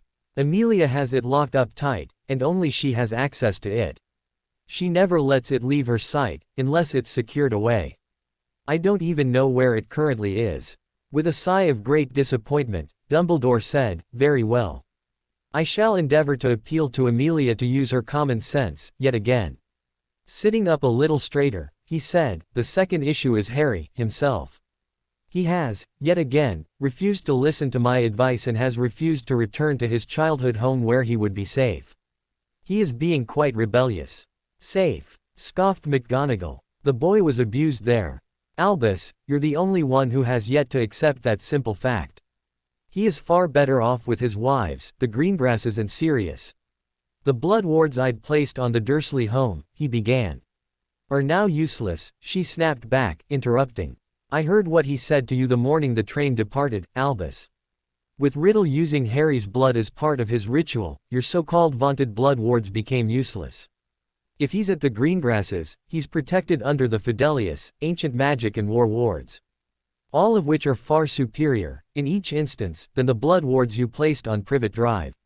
Leave the boy be." Dumbledore sighed again. This meeting was not going as he would have wanted it. He had hoped to gain their support in tracking Harry down and returning him to the Dursleys. Clearly, that was not going to happen. Harry must be protected, under our care. Dumbledore was about to appeal to them all to hunt down Harry when a letter flashed into existence directly in front of Shacklebolt. He gave a bare little jump in fright, not realizing it had just been delivered by Dobby Express Deliveries before casting his wand over it. Finding no enchantments on it, he picked it up. The letter was addressed to him. Opening it, he pulled it out and quickly read it. As he read, his face changed from a concerned scowl, to smiling, to opening grinning, to chuckling, before he began to openly laugh. He was laughing so hard by the end he just handed the letter off to Moody. Of course, Moody first scanned it again before taking it and quickly reading through it. By the time he finished, he too was laughing. Gotta love the humor of that boy. Calming down, Kingsley finally managed to get his laughter under control and accepted the letter back off Moody. Reading from it, he said, "This is an open letter to Fumbledurks's disorder of the basted turkey." Grinning, as many who listened huffed as if scandalized by Harry's cheek, he continued, "Dear Disorder. As you can deduce, for security purposes, for most people I'll use false names in this letter. No doubt Dumb as a door has attempted to convince you all I'm unsafe where I currently am. He might have even tried to convince you I'm under some sort of evil enchantment, and need to be found so that I can be brought under the Order's care. He's tricky, that way. The only enchantment I'm under is one of love for my two wives, to whom I remind you all I'm soul bonded, and our real family. And by real family I don't mean, of course, those wastes of good oxygen called the Dursley family. I'm finally free of such enchantments, or, should I say, potions. Isn't that right, potions Queen Dolly brew it? Have you tried to excuse your actions to your fellow Disorder medallion holders by claiming it was all some big misunderstanding, yet? If not, well, I suppose there's still time before Mumblebore's little birdie club winds up its meeting. You should speak up while you have the chance. Of course, you can do that at any time, as the sheer volume and annoying sound of your screech could cow a dire wolf. Trust me, brew it, I understood very well what you were attempting to do. You can thank yourself lucky I didn't demand the charge of attempted line theft be added to your charges. I doubt even Aspus Fumbledick's backroom shenanigans could have got you off that particular charge, had I pushed it. So, for the rest of you, I know exactly who you all are. Besides, the aforementioned two, there are, Boer's Queenie shot me bolt, say, why do me bonks, and a Boer broody, then there's diddle less dangle, oh my ass bog, dun puis felcher, roots hanging, sniffles snipe, ere my line lance and me never magonna call. Your information security is abysmal. And yet, the self-appointed leader of the laughable, albumin pustule sore, wants you to take care of my security needs. Ha! Should you approach me, attempt to cast a spell upon me or my wives and family, or otherwise attempt to do me what I consider harm, due to the current risk of Riddle and his lickspittles wanting to attack my person, I will assume you're a Death Eater who's using polyjuice or similar who's attempting to kidnap me, and treat you as an enemy combatant. At that point, I will aim to put you down, hard. You can consider the likelihood of me using lethal force in defense of my person or family is high. I cannot afford to take a chance. You can now consider yourselves well warned. I am a married emancipated minor. That means I'm under no one's enforced authority. No one can claim guardianship of me any longer. No one can order me about. I'm free of such. If you try to take me by force, it will be kidnapping. And the first thing I'll do when I'm away from you, if you're lucky enough not to find yourselves dead while I escape your clutches, is make that charge to Madame Amelia Bones, herself. As I'm now a member of the Wizengamot, I believe I can easily make it stick. I should say I'm sorry for interrupting your little club meeting being held in the private dining room at the back of the Hog's Head Tavern, but, you see, I'm really not. Unlike the white-whiskered wanker, I'm not a liar. I'll now allow you to return to your close physical inspection of Ass Bum's naval lint. See you, Harry Powder. When he finished, Kingsley lowered the note and looked around with a grin on his face. Pruitt and Snape were both almost red with rage. McGonagall and a few others looked amused, including Tonks. The rest, including Dumbledore, looked shocked. Well, Albus, said Moody into the silence. It appears the boy has you well and truly pegged. And it appears he knows exactly what you were attempting to do in this meeting. Then he roared with laughter again, as Dumbledore looked furious. That led to the others looking around, quite worriedly, and chatter about the risk they were taking meeting at the unsecured Hog's Head if Harry was able to deduce who and where they were so easily. None of them, magical raised all, realized Harry had a supposedly lowly house elf spying on Dumbledore.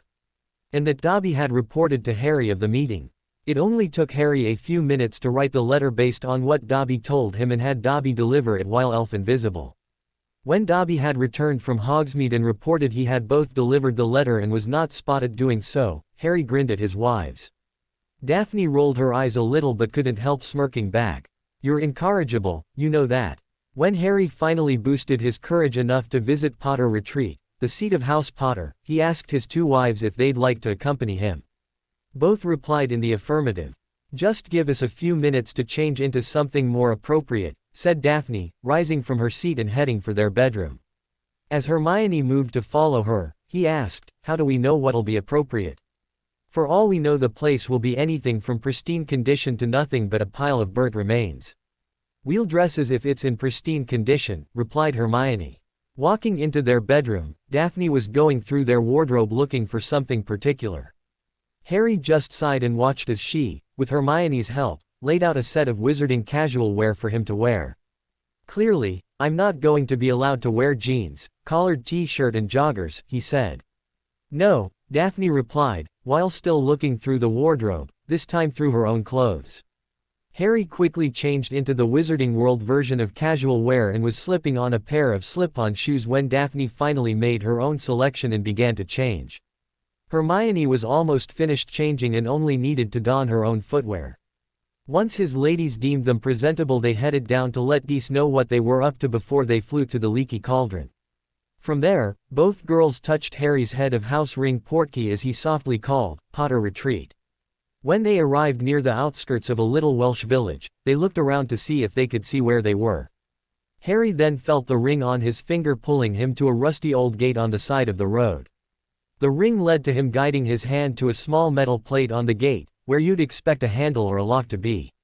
Seeing a small depression, he made a fist and pressed the stone on the ring into the depression. Suddenly, words sprang forth in his mind. In clear words he said, Potter Retreat is located in Merlin's Bridge on Under the Hills Road.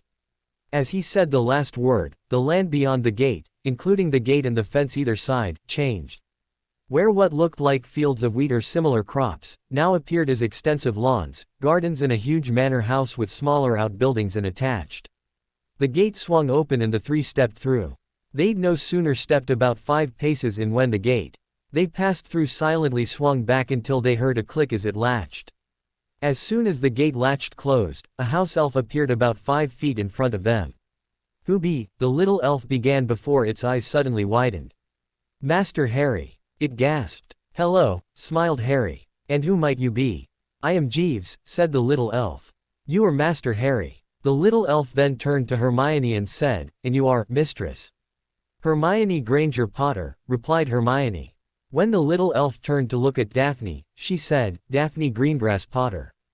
Both of us ladies are Master Harry's wives." Looking a little shocked, the elf asked, "Two?" "Yes," grinned Harry. "Two." The little elf thought about that for a moment before it snapped its fingers. 2 other elves popped in alongside him. "Master Harry has returned and brought his 2 wives," said Jeeves. "Take them to the entry hall." Both elves gave a little nod before one each took a hand of the ladies and popped away with them. Jeeves then stepped forward and said, "Come," while holding up his hand. Harry had no sooner taken Jeeves's hand when the elf popped him to inside the manor house and alongside the girls. Jeeves then looked to the 3 of them and said, "Come." He walked out of the room as the 3 were still looking about, and led them through to a very large study. He guided the girls to chairs before the desk and then led Harry over to a portrait. Indicating a depression carefully hidden in the bottom gilding of the frame, Jeeves said, "Master Harry must press his ring to there." With an amused shrug, Harry did as he was told.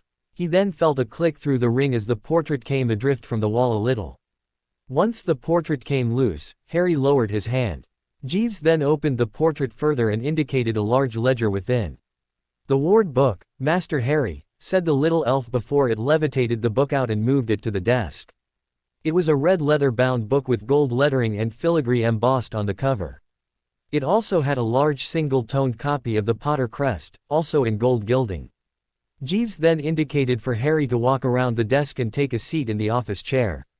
Once Harry was happily comfortable, and watching the amusement play over the faces of both his wives sitting on the other side, Jeeves said, "Press your ring to the crest, Master Harry."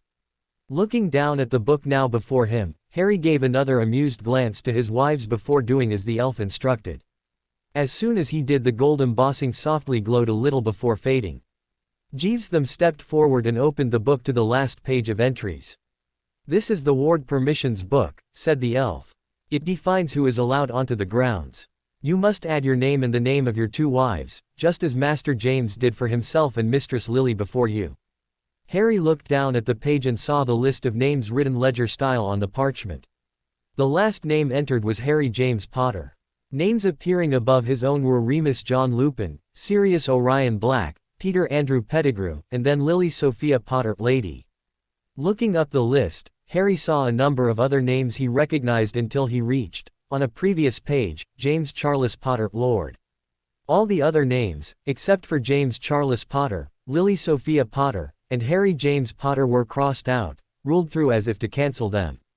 Master must add the term Lord after his name before then adding the full names of his wives with Lady after them, instructed Jeeves. When Harry looked around for a pen or quill with ink, Jeeves snapped his fingers and an expensive self-inking eagle feather quill appeared next to his right hand. He picked it up and made the changes as Jeeves instructed. He added the Lord in brackets after his name, and then added the names Daphne Anna Greengrass Potter, Lady, and Hermione Jean Granger Potter, Lady. "Should I add the rest of the names for people I want to grant access now, Jeeves?" asked Harry. "Not just yet, Master Harry," replied the elf. "First, close the book and press your ring to the crest again." Harry did that and the gold embossing glowed for a few moments again. "Now, do the same to reopen it," instructed the elf. Once Harry had the book reopened to the page he'd just been on, he asked, "Now, can I enter the names?" "Now, Master Harry," smiled the elf. "All right, ladies," he said, looking up at his wives, "let's start with the full names of Daphne's parents and sister." As Daphne slowly listed out the 3 names, Harry entered them on each line. After he was done, he looked to Hermione. Your turn, love, he said. He then entered the names of both her parents. When he looked up he asked, do you know the say, in name of your soon-to-be new sibling yet? Not yet, she smiled back. Pity, he said. Giving it a bit of thought he then re-entered the names for Sirius and Remus and added Tonks. All right, he muttered. I've added Padfoot, Mooney and Tonks. Anyone else I should think of adding? He asked. Both girls thought and Daphne piped up, if we're going to consider moving in here sometime over the holidays, can we add some friends now? Yeah, I guess we can, replied Harry. Let's start with Tracy's full name. As the girls suggested friends who should or should not be added, Harry wrote down the ones they thought should be granted immediate access. They were Tracy, Neville, Luna, and the twins. Harry had to think hard all the way back to his first remembered meeting with John to recall some of the middle names. He then added Susan, Madam Bones and Augusta Longbottom, the last two whose middle name he found from previous entries, the same with Frank and Alice Longbottom. Anyone else? He asked as he finished writing Alice's name. That's it, I think, said Hermione, to which Daphne nodded. With a firm nod of his own, Harry blew the page dry as he put the quill down.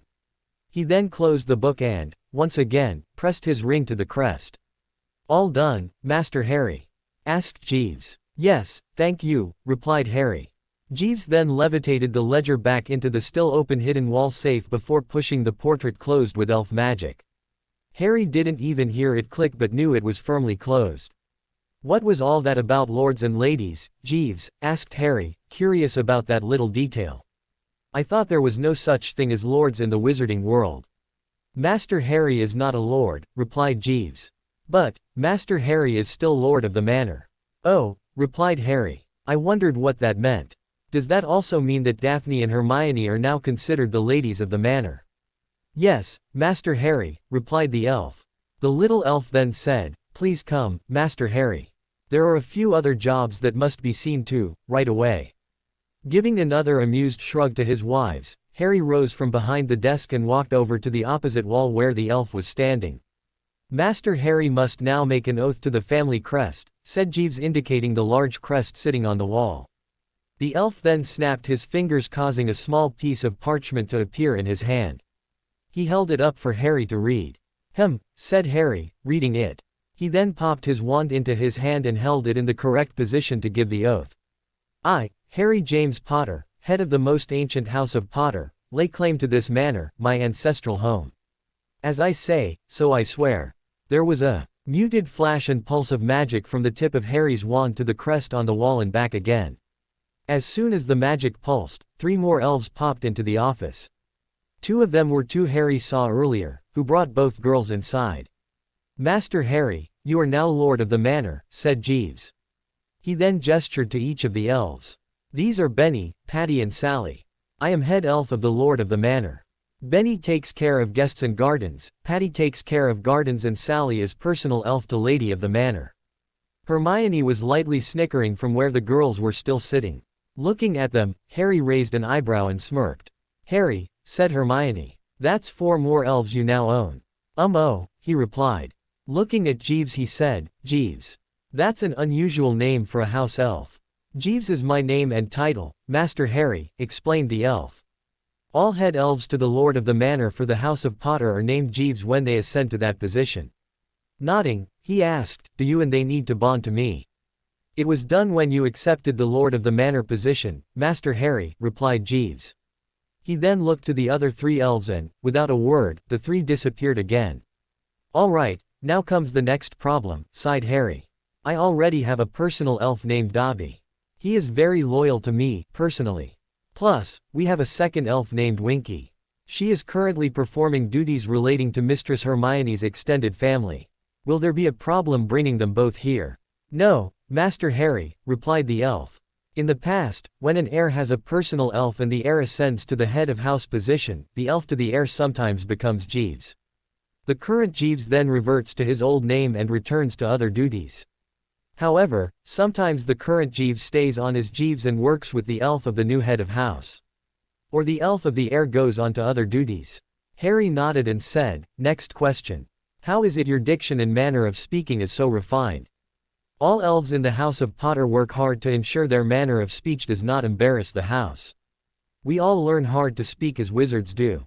You'll need to teach that to Dobby and Winky when you get a chance, said Harry. Yes, Master Harry, replied the elf, with a small bow. All right, said Harry, as he rubbed his hands together. Is that all the urgent and important stuff out of the way? Yes, Master Harry. Good. What say we now get a tour of this place? Said Harry. I know I must have been here as an infant, but I don't remember any of it. Of course, Master Harry, replied the elf. Harry then gestured both girls joined him and they followed the elf back out the door. Potter Retreat was even larger than the main house of Greengrass Farm. However, it did not have the outlier homes. The manor stretched up to 3 floors above ground with attic, and 1 below. The floor they were on, the ground floor, was the public floor. It contained the head of house office, a small ballroom that had a built-in wizarding space sizing capability, the formal dining room with the same, the kitchen with one end of it being the informal dining room, the bottom floor of the library, the parlor, the entrance hall and a welcoming hall that contained the main fireplace and flow connection with an attached audience room.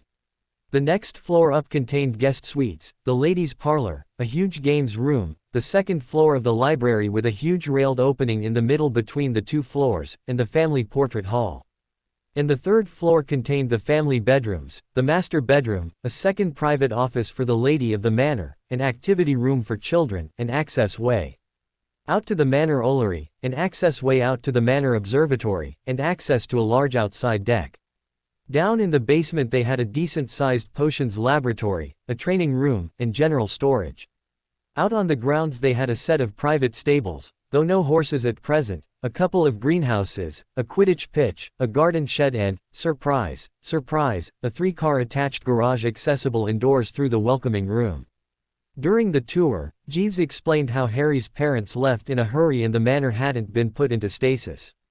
As a result, the elves maintained it in pristine condition by using the greenhouses to grow vegetables and drawing as sparingly as possible from the Potter main vaults for what they needed.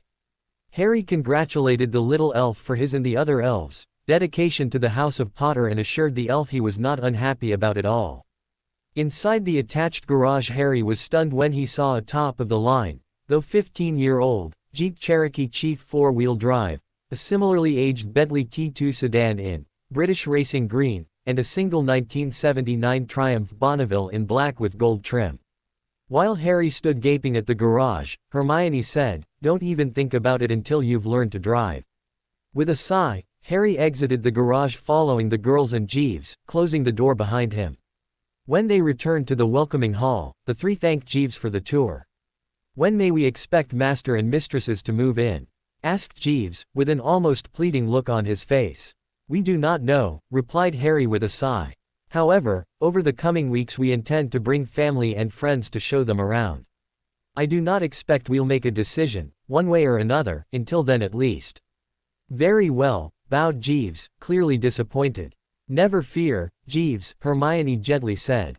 "We will move in. However, with the Dark One returned, it may be a while." "As you wish, mistress," replied the elf. "Portkeys to Greengrass Farm?" asked Harry of his ladies. Both nodded back and reached for their rings. Each then activated their portkey to the farm and were away. "So, it's still there?" asked Matthias. "We were told it had burned down." "It was a lie," said Harry. "The elves weren't even aware of anything wrong. Apparently, either a Potter put the word out it had been burned down, to stop people going to have a look for it, or Dumbledore put the word out to stop me thinking of looking for it if I ever discovered my heritage." "It's beautiful, Dad," said Hermione. 3 above-ground floors plus the attic, and a basement that covers the entire floor plan of the manor. There are extensive gardens, stables, greenhouses, and even a small Quidditch pitch. "There are 4 house elves," continued Daphne. "They've been living off the ambient magic in the area, and the manor appears to have been built on the convergence of 2 minor ley lines, which is how the elves have managed to live for a decade and a half without a Potter in residence. The manor head elf, Jeeves, stepped me through everything I needed to do to take control of the manor," explained Harry. "The ward book has been updated with us 3, both Daphne and Hermione are listed as the ladies of the manor, Euandice, Story, Sirius, Remus, Aunt and Selle all added to the wards. I've also added Frank, Alice and Augusta, and Amelia Bones and her niece, Susan. Plus, a small group of our friends, Neville, Tracy, and the Weasley twins, Luna Lovegood and Hannah Abbott. Jeeves is eager for us to move in, but I said it was something we needed to discuss with family, first. After all, while it's under the Fidelius, it doesn't have an escape tunnel yet. Thinking, Matthias said, you should. Think about spending at least a week there, anyway. That there's not been a Potter in residence for 15 years, at least, means the magic needs recharging, even with the ley line convergence. What about the tunnel? Asked Hermione. Is that team of dwarves you used able to work with the Fidelius in place? Yes, he immediately replied. So long as you tell them the secret, they'll be able to work. Can the secret be removed from them once they've done their work? Asked Daphne. I don't yes, he said. Maybe. Harry gave a little snort and grinned, well, as long as you're sure. Matthias smirked back. It may just be easier to strip the existing Fidelius away and erect a new one once the dwarves have finished. Or don't bother with the tunnel and trust to the security through obscurity, said Hermione. Huh? Asked Harry, confused. Everyone but a handful of people believes Potter Retreat to have been destroyed by fire, she explained. That means, they won't be going looking for it. Surprised, Matthias said, that's a very valid point. Potter Retreat can be our sanctuary. Said Daphne a little excitedly. All the portkeys used to escape in the escape tunnels can be pointed to there. Surprised, Harry said, that's actually a very good idea. However, before we do that, can the magical trace left be used to track where the portkey went? Only if they know to look for it, said Matthias. And, only if they know the escapees used a portkey to escape. A slight risk, then, said Harry. Still, it's better than having the portkey take you to somewhere where another attack is occurring. Nodding, Harry said, do it. It's the right thing to do. Turning to Hermione he smiled and said, good job, love. Harry will have to make them, said Matthias. He's the only one who can create a portkey that will take people directly through the wards. Nodding, Harry replied, I'll get started on them tomorrow. First, though, we need to purchase a heap more quoits to make them. Though they had now reached the decision to move to Potter Retreat for a week where Harry would be making the emergency portkeys, they still didn't leave until they'd gone and spoken to Sirius, Remus, and Ancelle about the change of plans. Harry went on his own to see Sirius. At the Black House, after his discussion with Sirius in the kitchen, he found Draco ensconced in the library. How go things, cousin? He asked with a smirk, as he stood in the doorway. Looking up, Draco smiled back and said, as well as can be expected. Any news on Malfoy Manor? Asked Harry. The goblins are still going through the place, sighed the bee-haired boy. They're reluctant to inform us as to when they're likely to be completed. Best they take their time and not rush to try and meet an arbitrary deadline, said Harry. That's Mother's opinion, too, said Draco. Though, you did express it better than she did. Harry walked over and sat in an armchair in sight of Draco. Seeing the wistful expression on his ex-nemesis's face, Harry asked, something else troubling you? Draco took a few moments to gather his thoughts. With a slight shrug he said, Olaf Parkinson has cancelled the contract between Pansy and me. Marriage contract? Asked Harry. Yes, I was reliably informed there was no marriage contract, said Harry, remembering Daphne's explanation of soon after they initiated the bond. Draco thought for a moment before he said, truly, it was a contract in name only. Either party was able to withdraw without penalty. It would take a magical marriage for it to become ironclad. That is now highly unlikely. Thinking for a moment, Harry asked, you seem to be a little ambivalent to that news. With a sigh, Draco said, I am. I've known of the contract since my father deemed me old enough to understand what it meant. I was about 7, I think, when he told me. For me it's been somewhat of an undeniable fact of life. When I came of age I'd be marrying Pansy. And the marriage would strengthen the alliance between our two houses. However, I've never felt I loved her. At least, I don't know if I did or not. With a small snort and smile, Harry said, trust me, if you loved her you'd know. When the other boy nodded in understanding, he said, did the Parkinson give a reason? With a sneer, Draco replied, apparently I'm now considered a blood traitor, no better than a mud muggleborn. It matters not that I can trace my lineage back way beyond even Parkinson in some instances. It never did, Draco, said Harry. This war has only ever been about one man and his quest for power. He needed money and followers, and the place to get both was from the established and cashed-up ancient pureblood families. He lied, wheedled and convinced them that a lie was the truth. He's convinced folks that Muggleborns get their magic by stealing it. That is a lie. He's convinced folks that any pureblood who doesn't agree is a blood traitor. That, too, is obviously a lie. He needs to lie to justify his actions. Think about how many ancient pureblood families have been wiped out by, or because of, Riddle and his thugs, and how many border on extinction. It'll be easier to see who, then, the real blood traitors are. However, now that the betrothal contract between you and Miss Parkinson has been cancelled, you now have plenty of options. You want to bring the House of Malfoy closer to the light, this is yet another opportunity to do so. Think about how many unattached witches there are of a suitable age at Hogwarts, who are either of the grey or could be considered various shades of that. Look for the future Lady Malfoy among those. And, for Merlin's sake, don't restrict yourself to just Slytherin. It might interest you to know that, while my fraternal grandfather was a Gryffindor, my fraternal grandmother was a Slytherin, Doria Black. Another such was Septimus Weasley and Cedrella Black. There are plenty of similar happy marriages that occurred in spite of the rivalry between our two Hogwarts houses. While Harry was talking, Draco leaned back and adopted a pose where he was clearly deep in thought. A few moments after Harry finished, he said, "You're right. It is an opportunity." He looked Harry in the eye and slightly smirked. "Yet, again, I find myself having to thank you. It's getting to be a habit." Harry chuckled back and said, "As I've told you previously, the Hat wanted to put me in Slytherin. I am capable of employing strategy, cunning and guile." While the two boys had been talking, Sirius, who had been silently listening from the doorway, quietly slipped away. He was gently smiling to himself as he left. When Sirius walked into the parlor a few moments later, where Narcissa was sitting, she looked up and asked, "And just what has you grinning like a loon, Sirius?" With mock horror he replied, "I'll have you know my expression was one of dignified pleasure."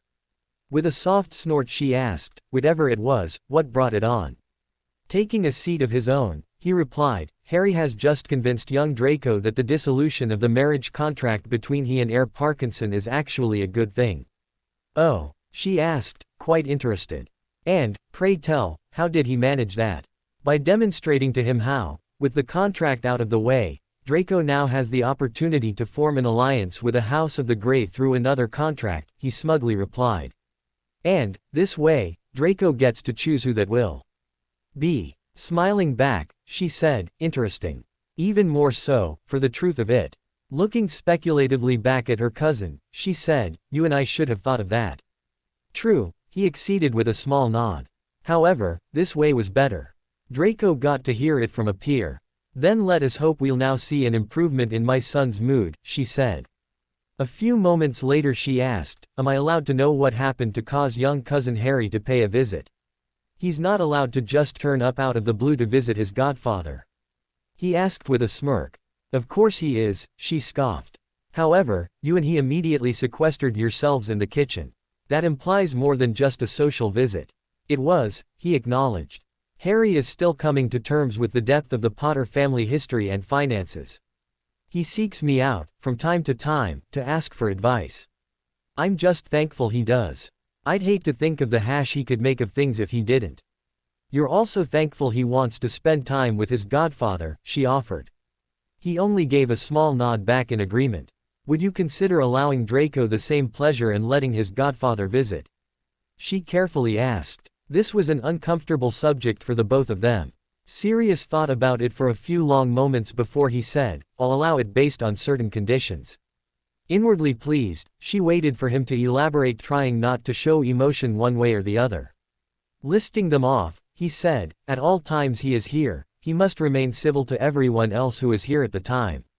That includes myself, Remus and Harry, at an absolute minimum. No sneering, let alone snide remarks. He cannot have anyone else accompany him. I will not allow my home to become known to any Death Eater, or Death Eater sympathizer. And all such visits must be both arranged in advance, and approved of by myself. If he is willing to meet those demands without question, he may visit." "Thank you, Sirius," she gratefully said. "That's most agreeable of you. And, for what little it's worth, I agree with your reasoning. Sirius responded with only a slight nod. To change the subject before Sirius changed his mind, Narcissa thought for a moment before returning to the previous matter. She opined, young Harry shows signs of being much alike Great Aunt Doria. I can see her influence on him.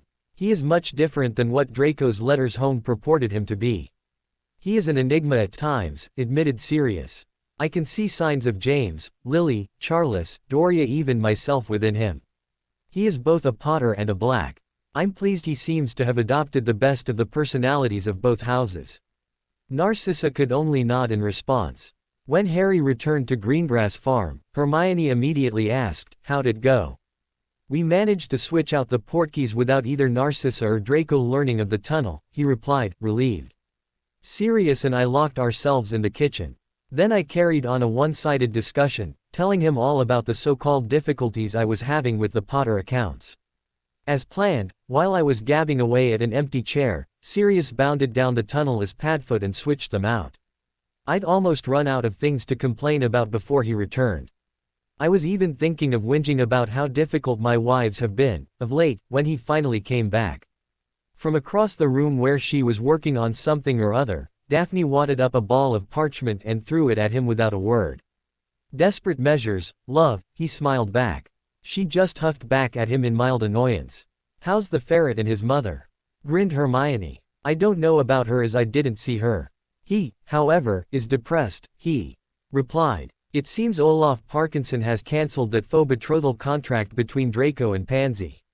"Ouch," winced Daphne. "That's a major, and very public, slap in the face."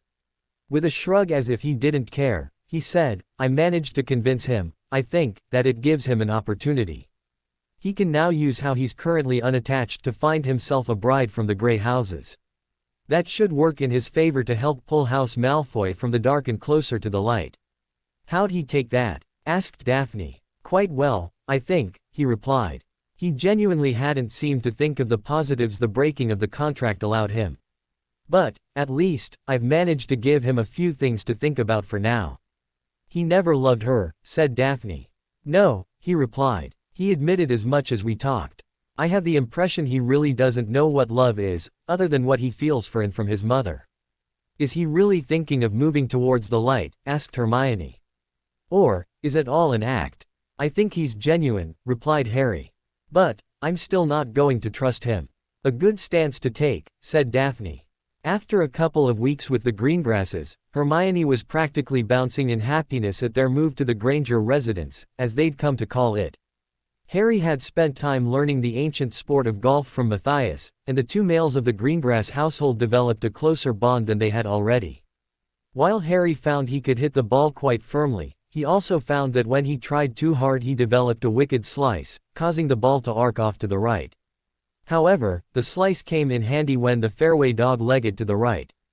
By the end of their stay, Harry was able to card fewer than 20 shots over par. He'd never become a professional golfer, but he found that some of his worst shots would occasionally almost reduce his father-in-law to tears from laughter. And that made things actually better for Harry. Moving to the Granger residence, this time they simply allowed Matthias, decent Sirius to side-along apparate them to the Granger's garage. As usual, Harry almost immediately doubled over and groaned. "I hate side-along apparating."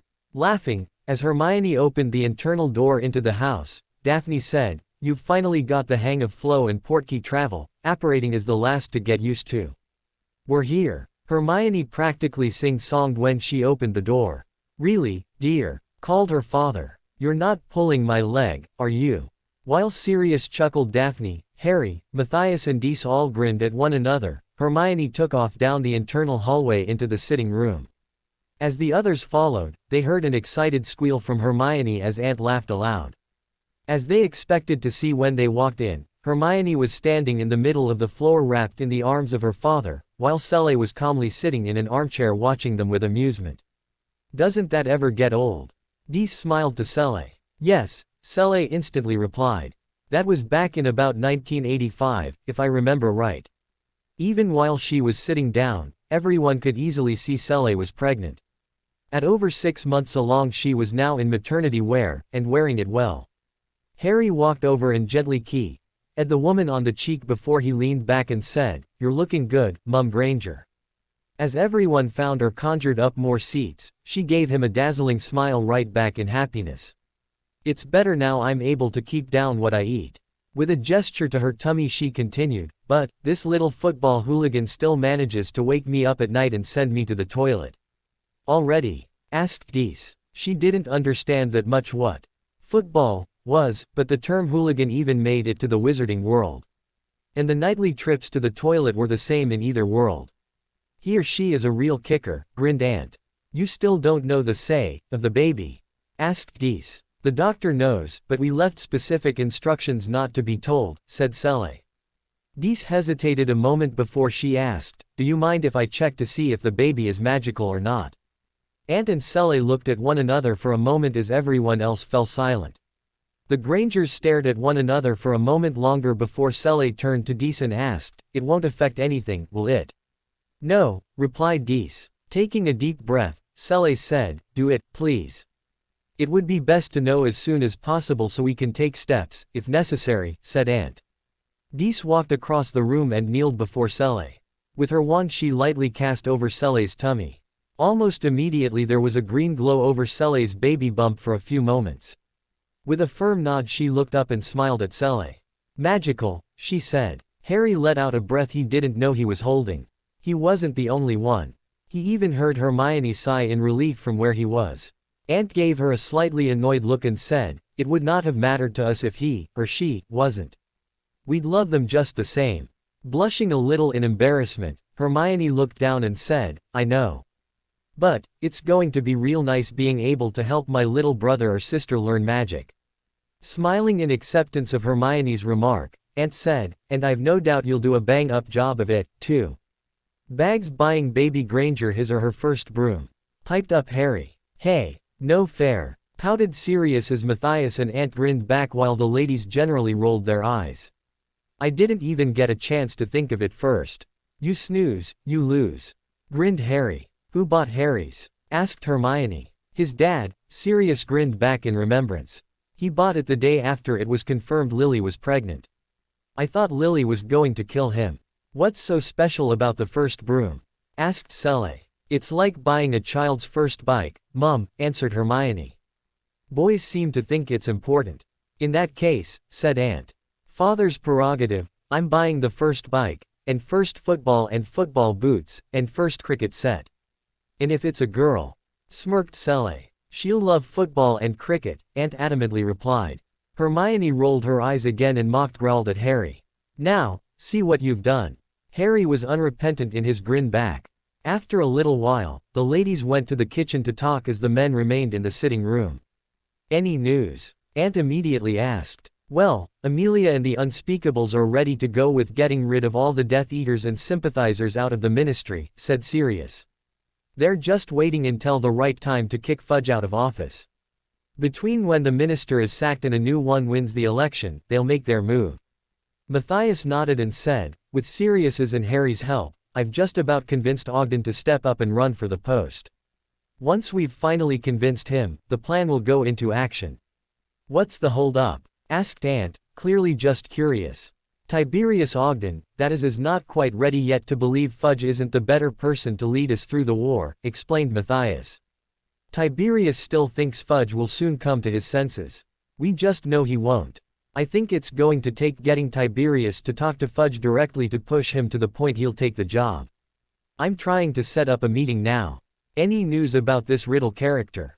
Ant asked next. "None," said Harry. "He's laying low. I suspect it's because he doesn't feel as powerful as he expected to be after the resurrection ritual, and he's worried something went terribly wrong. If that's the case, he's right of course. However, we need to keep an eye out for Death Eater attacks on Muggleborn homes, Diagon Alley and the like. The first one we can't do much about, because there's too many of them and not enough of us. But, we should set up a monitoring system, or something, for the alley." Shaking his head, Matthias said, "I don't think we'll see any overt attacks until Riddle's resurrection is publicly acknowledged." "I'd have to agree," said Sirius. "Then, if there are any attacks, they'll be on the Muggleborns," sighed Harry. "We need a way." He suddenly stopped and sat up straighter, deep in thought. The others gave him a few moments to think whatever it was he was thinking about, through. Portkeys are alert wards, he said to himself. But, how many are there? And how do I track them down? For that matter, how do the Death Eaters track them down? Harry asked Sirius, confused. What are you talking about? Coming back to himself, Harry looked to his godfather and said, we know Voldemort will send his thugs after Muggleborns, right? Sirius nodded back. Right, so how does he find them? He asked. Is there a record of of course there is. A record? Asked Matthias. Of Muggleborns? Yes, the Ministry has a couple of different ways to track down Muggleborns, explained Harry. The first is through accidental magic in non-magical areas. The second is through the Hogwarts register, which would have to include the home addresses of all students. The third would include the rare time a Muggleborn used magic outside of school and received a warning of underage magic notice. We need the information in those records to immediately become even more tightly regulated. We need to stop the Death Eaters getting access to that information. Nodding, Matthias said, I'll get Amelia onto that. The Obliviators work from within her department, as does the Underage Magic Office. I guess the Education Examination Authority would also have the records of Muggleborn students. Yeah, that information needs to be placed under better protections, said Sirius. Looking to Harry he asked, what made you think of it? I was trying to determine whether I could offer an emergency portkey to the families of all the Muggleborn Hogwarts students, explained Harry. But, I don't know their addresses to visit them to ask. Then I also thought of setting up alert wards for each property keyed to the Dark Mark, or something, and that had the same problem, finding them. So, how do Riddle's thugs find them? That's what led me to think about whom at the Ministry would know. Accidental magic was the first and most obvious clue. And things snowballed from there. However, if we can get those records better secured, the chance of Muggleborns being targeted in the first place is greatly reduced. Riddle's thugs can't do them harm if they can't be found. Meanwhile, in the kitchen, the girls were sitting around the dining table. As they sat down, Dees cast a silencing ward around them so they could speak freely, without the males overhearing them. Everything's on target for the 14th of August for the wedding, said Sele. Roma and Della have been helping us coordinate. They're lovely, aren't they, said Hermione. Yes, they've been a real godsend. Realizing what she just said, Sele stopped in a shock for a moment before suddenly bursting out laughing in embarrassment as the others laughed. I cannot believe I just said that. Once they'd all calmed down again, Dees said, I have no idea how they're doing it, and I don't know I really want to. No, but close family and friends have already been notified. Because of the dangerous times, the guest list is being kept small, said Sele. From my side, we're inviting Hermione's grandmother, Elizabeth, her uncle and aunt, my brother and his wife, Robert and Marybeth, her uncle, my brother, John and his partner, Suzette, and her aunt, my sister, Stacy. All, with the surname Cummings. From Aunt's side, we have Hermione's grandfather, Stephen, and his partner, Clarice Brennan, and her Aunt's sister, Gloria Playwright. Taking it from there, Dees said, from ours, we have kept the list even shorter due to security. Too much of our extended family have ties with Riddle for us to be comfortable. We'll have Daphne's aunt and uncle, my sister and her husband, Violet and Amos Diggory, and their son, Cedric, and his girlfriend, Cho Chang, and Matthias wants us to invite Tiberius Ogden as a representative from the Ministry. And Harry will want Sirius Black, Remus Lupin, the Longbottoms and Nymphadora Tonks to represent family, said Hermione. I think he'll also want to invite Arthur Weasley and the twins.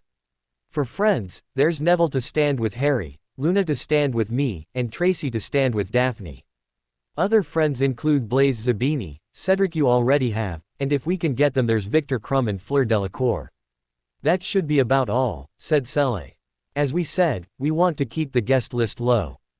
The four ladies then set about writing down the list of just over 24 names, before running through the rest of their wedding plans. Once the wedding planning was out of the way, that was pushed aside. Dees then delved straight into the next topic. She turned to both girls and asked, you two are still taking your Kanta, PTIVE potions, yes? Yes, Mum, both replied, blushing a little. And you're also casting the Kanta, PTIVE charms. She pressed. Yes, Mum, both replied again, blushing a little more. But, I really don't understand why both, continued Hermione. Is soul bonded? Your magic is so closely linked that it practically thrums between you, explained Geese. Magic knows you're compatible. On top of that, it's also clear Harry is quite the magically powerful young wizard. And that will carry across to his seed. Powerful seed, with magic recognizing the bonding, means magic will want you to reproduce. It knows, from such a union, your children will also be magically powerful. Taking the potion and casting the charm is a fervent hope. Magic's desire for you to conceive is not as strong as the potion and charm combined to prevent it. We do that, said Daphne, a little confused.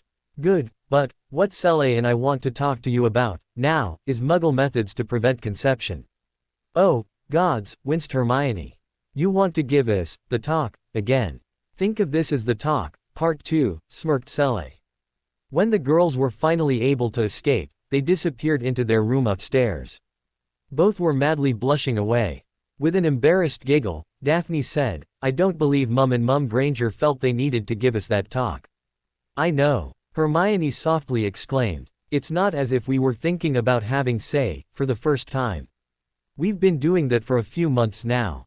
We can't take the Muggle pill, because it could interfere with the potion, and may not work on witches, anyway, said Daphne. And the rhythm method only allows for a few days each month to have full say. I don't like the sounds of that. And, Harry's allergic to the powder, or whatever it is, of those com-com things. Covers, Hermione unconsciously corrected. I also don't think it's wise for either of us to be fitted with an IUD if we're planning on convincing Sirius to teach and help us become animaguses, and there's no evidence it would work for a witch, anyway. Finally, there's spermicide. However, it has no evidence of success working on the seed of a wizard, so is probably a similar moot point to other Muggle methods. So, we're stuck with continuing doing what we've been doing and hope for the best, said Daphne. Sorry, but, thank Merlin for that. We'll just have to get Harry to also remember to use the wizard's sterility charm as a third anti-conception method, and that's going to be about all we can do. Hermione nodded back, just as relieved. After Sirius, Matthias and Deese left, Harry called for Dobby, who fetched their trunks. Then he and Winky unpacked them. The three changed out of wizard casual wear and into Muggle casual wear in case Aunt and Sele had unexpected visitors, or they wanted to do a quick run down to the shop. Then they plonked themselves down in front of the television for a while and watched a video on the VCR. They didn't even notice Winky dropped off popcorn and soft drinks for them. When Aunt returned as the credits scrolled up the screen, he asked, So, no plans for the summer? No, Dad, the three said. But, we do hope you won't mind if we have friends over, now and then, for a visit, said Hermione. Of course not, said Aunt. Turning to Harry, he said, Now, son, the ladies will be spending a lot of their time occupied with wedding planning. I, for one, am happy to leave that up to the ladies and those angels of yours. Instead, I wonder if and when you're not doing anything else, you'd like to work with me in building an elevated deck out the back door. Surprised, Harry said, Yeah, that'd be nice. But, I don't really know much about how to operate electric tools. I only know how to use ones like a hammer and stuff. That's quite all right, smiled Aunt. We'll figure it out together. The next day Aunt and Harry disappeared for a while. They went to the local timber and hardware supplies store to purchase up on what they needed. Aunt had with him a book on home construction jobs and a sheet with written measurements. Taking a look at the notes and numbers, Harry said, You've had this planned for a while. Guilty, smiled his father-in-law. This has been a major home improvement project for a couple of years, now. It's only recently, with your mother-in-law falling pregnant, that I decided I should remove the old digit from the rear and get on with it. Harry thought about it for a few minutes before he said, The house faces north, so the back deck will always be in the sun. You'll need hard-wearing timber for the deck, and use a lacquer that's sun-resistant. Surprised, Aunt grinned back and said, The entire structure will be made of hard-wearing timber, Harry. I'm also building it with an eye to roofing it over later. So it has to be built with enough strength to support a roof, as well. With the aid of a tradesman shop assistant with a depth of experience in home construction projects, Aunt discussed what he wanted to build and what he felt his needs were. The shop assistant made a few suggestions, and also referenced Aunt's book as they went. Once they were finished choosing timber and concrete for the footings and deck, Ant paid for the lot and organized for it to be delivered later that day. Then they headed for the tool section. Again referencing his book, Ant chose good quality tools specific for the job.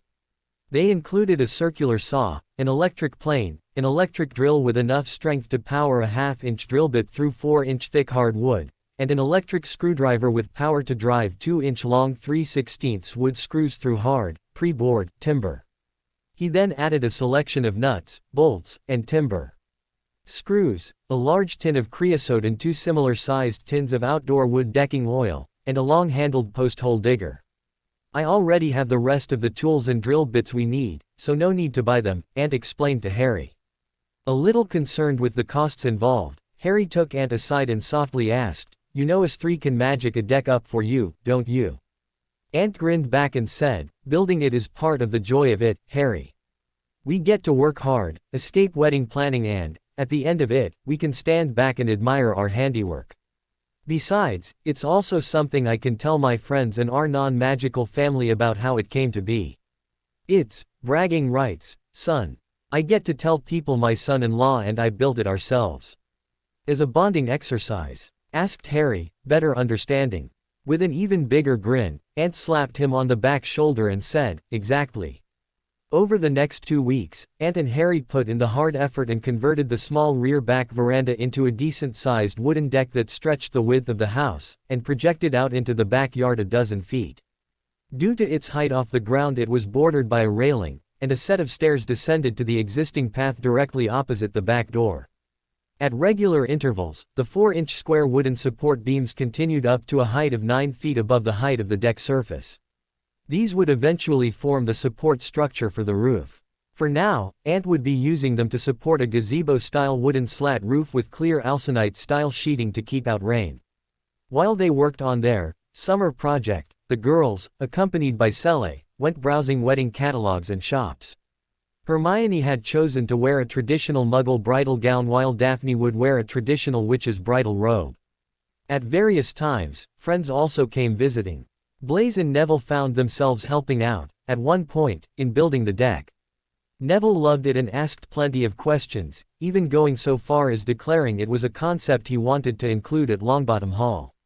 Though putting in an equal effort, Blaise just appeared bemused by the whole thing and couldn't understand why they couldn't just build it with magic. It took Ant and Harry about an hour to convince him of the pleasure that came of doing it by hand.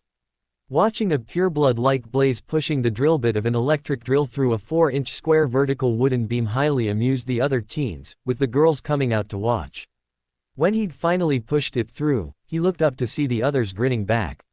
They even applauded him for his effort, leading him to grin back. "That was actually fun," he exclaimed to Ant. "What can I make a hole in next?" After laughing about the Italian-descended Slytherin boy's expression and choice of words for a few moments, Ant showed him where he needed more holes drilled, before leaving him to it. But the 2 weeks weren't just about building the deck. Harry and Neville also had to accompany the ladies, when they were required, to give their opinions about a few things relating to the wedding. On most of those occasions they were also accompanied by Luna and Tracy in their roles as bridesmaids. Some of those visits were to Muggle shops, and some were to Diagon Alley and other magical shopping areas that Daphne knew about. The latter trips were by way of the night bus. The completion of the deck led to Sele buying a 6-seater outdoor setting for it while Ant bought a decent-sized gas-powered barbecue. And the next night, once the decking oil had dried, they had a mini party out on the new deck to celebrate. As summer deepened, they had just entered into August when the 3 teens were walking through the local neighborhood, enjoying the warm day. Hermione was showing them the local sights, including where she attended school, when the weather suddenly turned foul. Unforecasted storm clouds rolled in, so the 3 were making their way back to the Granger residence when the air suddenly turned very chilly and heavily laden with moisture. They were taking a shortcut through a pedestrian right-of-way when Daphne suddenly cried out, "Dementors!" Looking behind them and where she was pointing, Harry saw 3 of the horrid beasts heading straight for them. He immediately popped his wand into his hand and cast his Patronus, with Hermione and Daphne, who the 2 had taught during the previous year, right behind him with their own.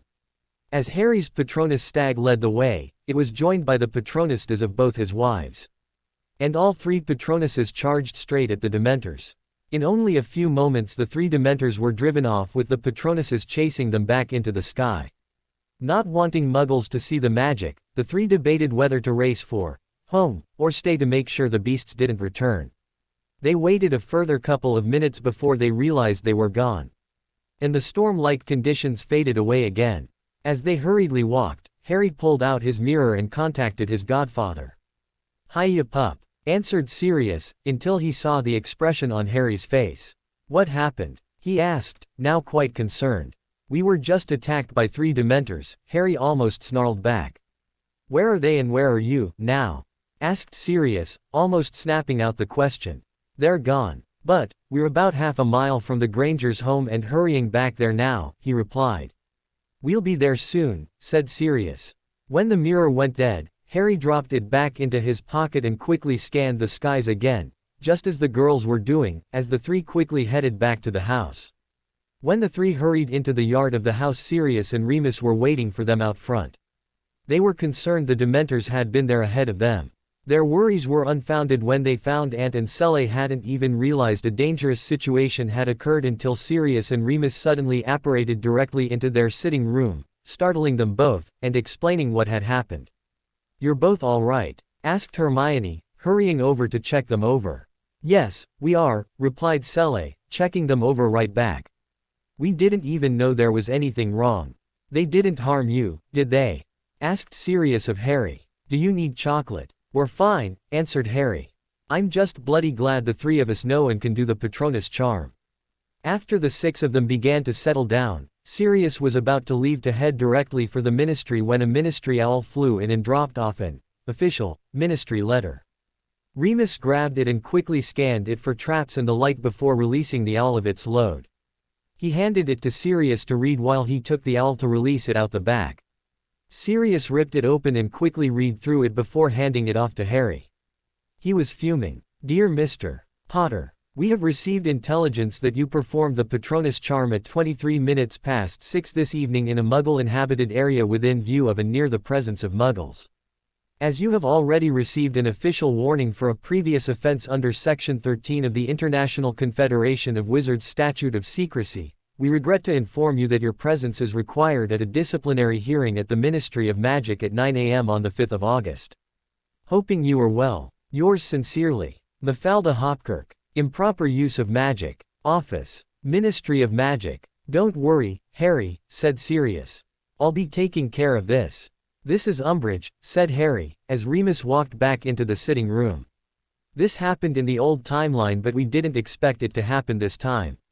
This time I'm emancipated and not living at the Dursleys. It was her attempt at an assassination.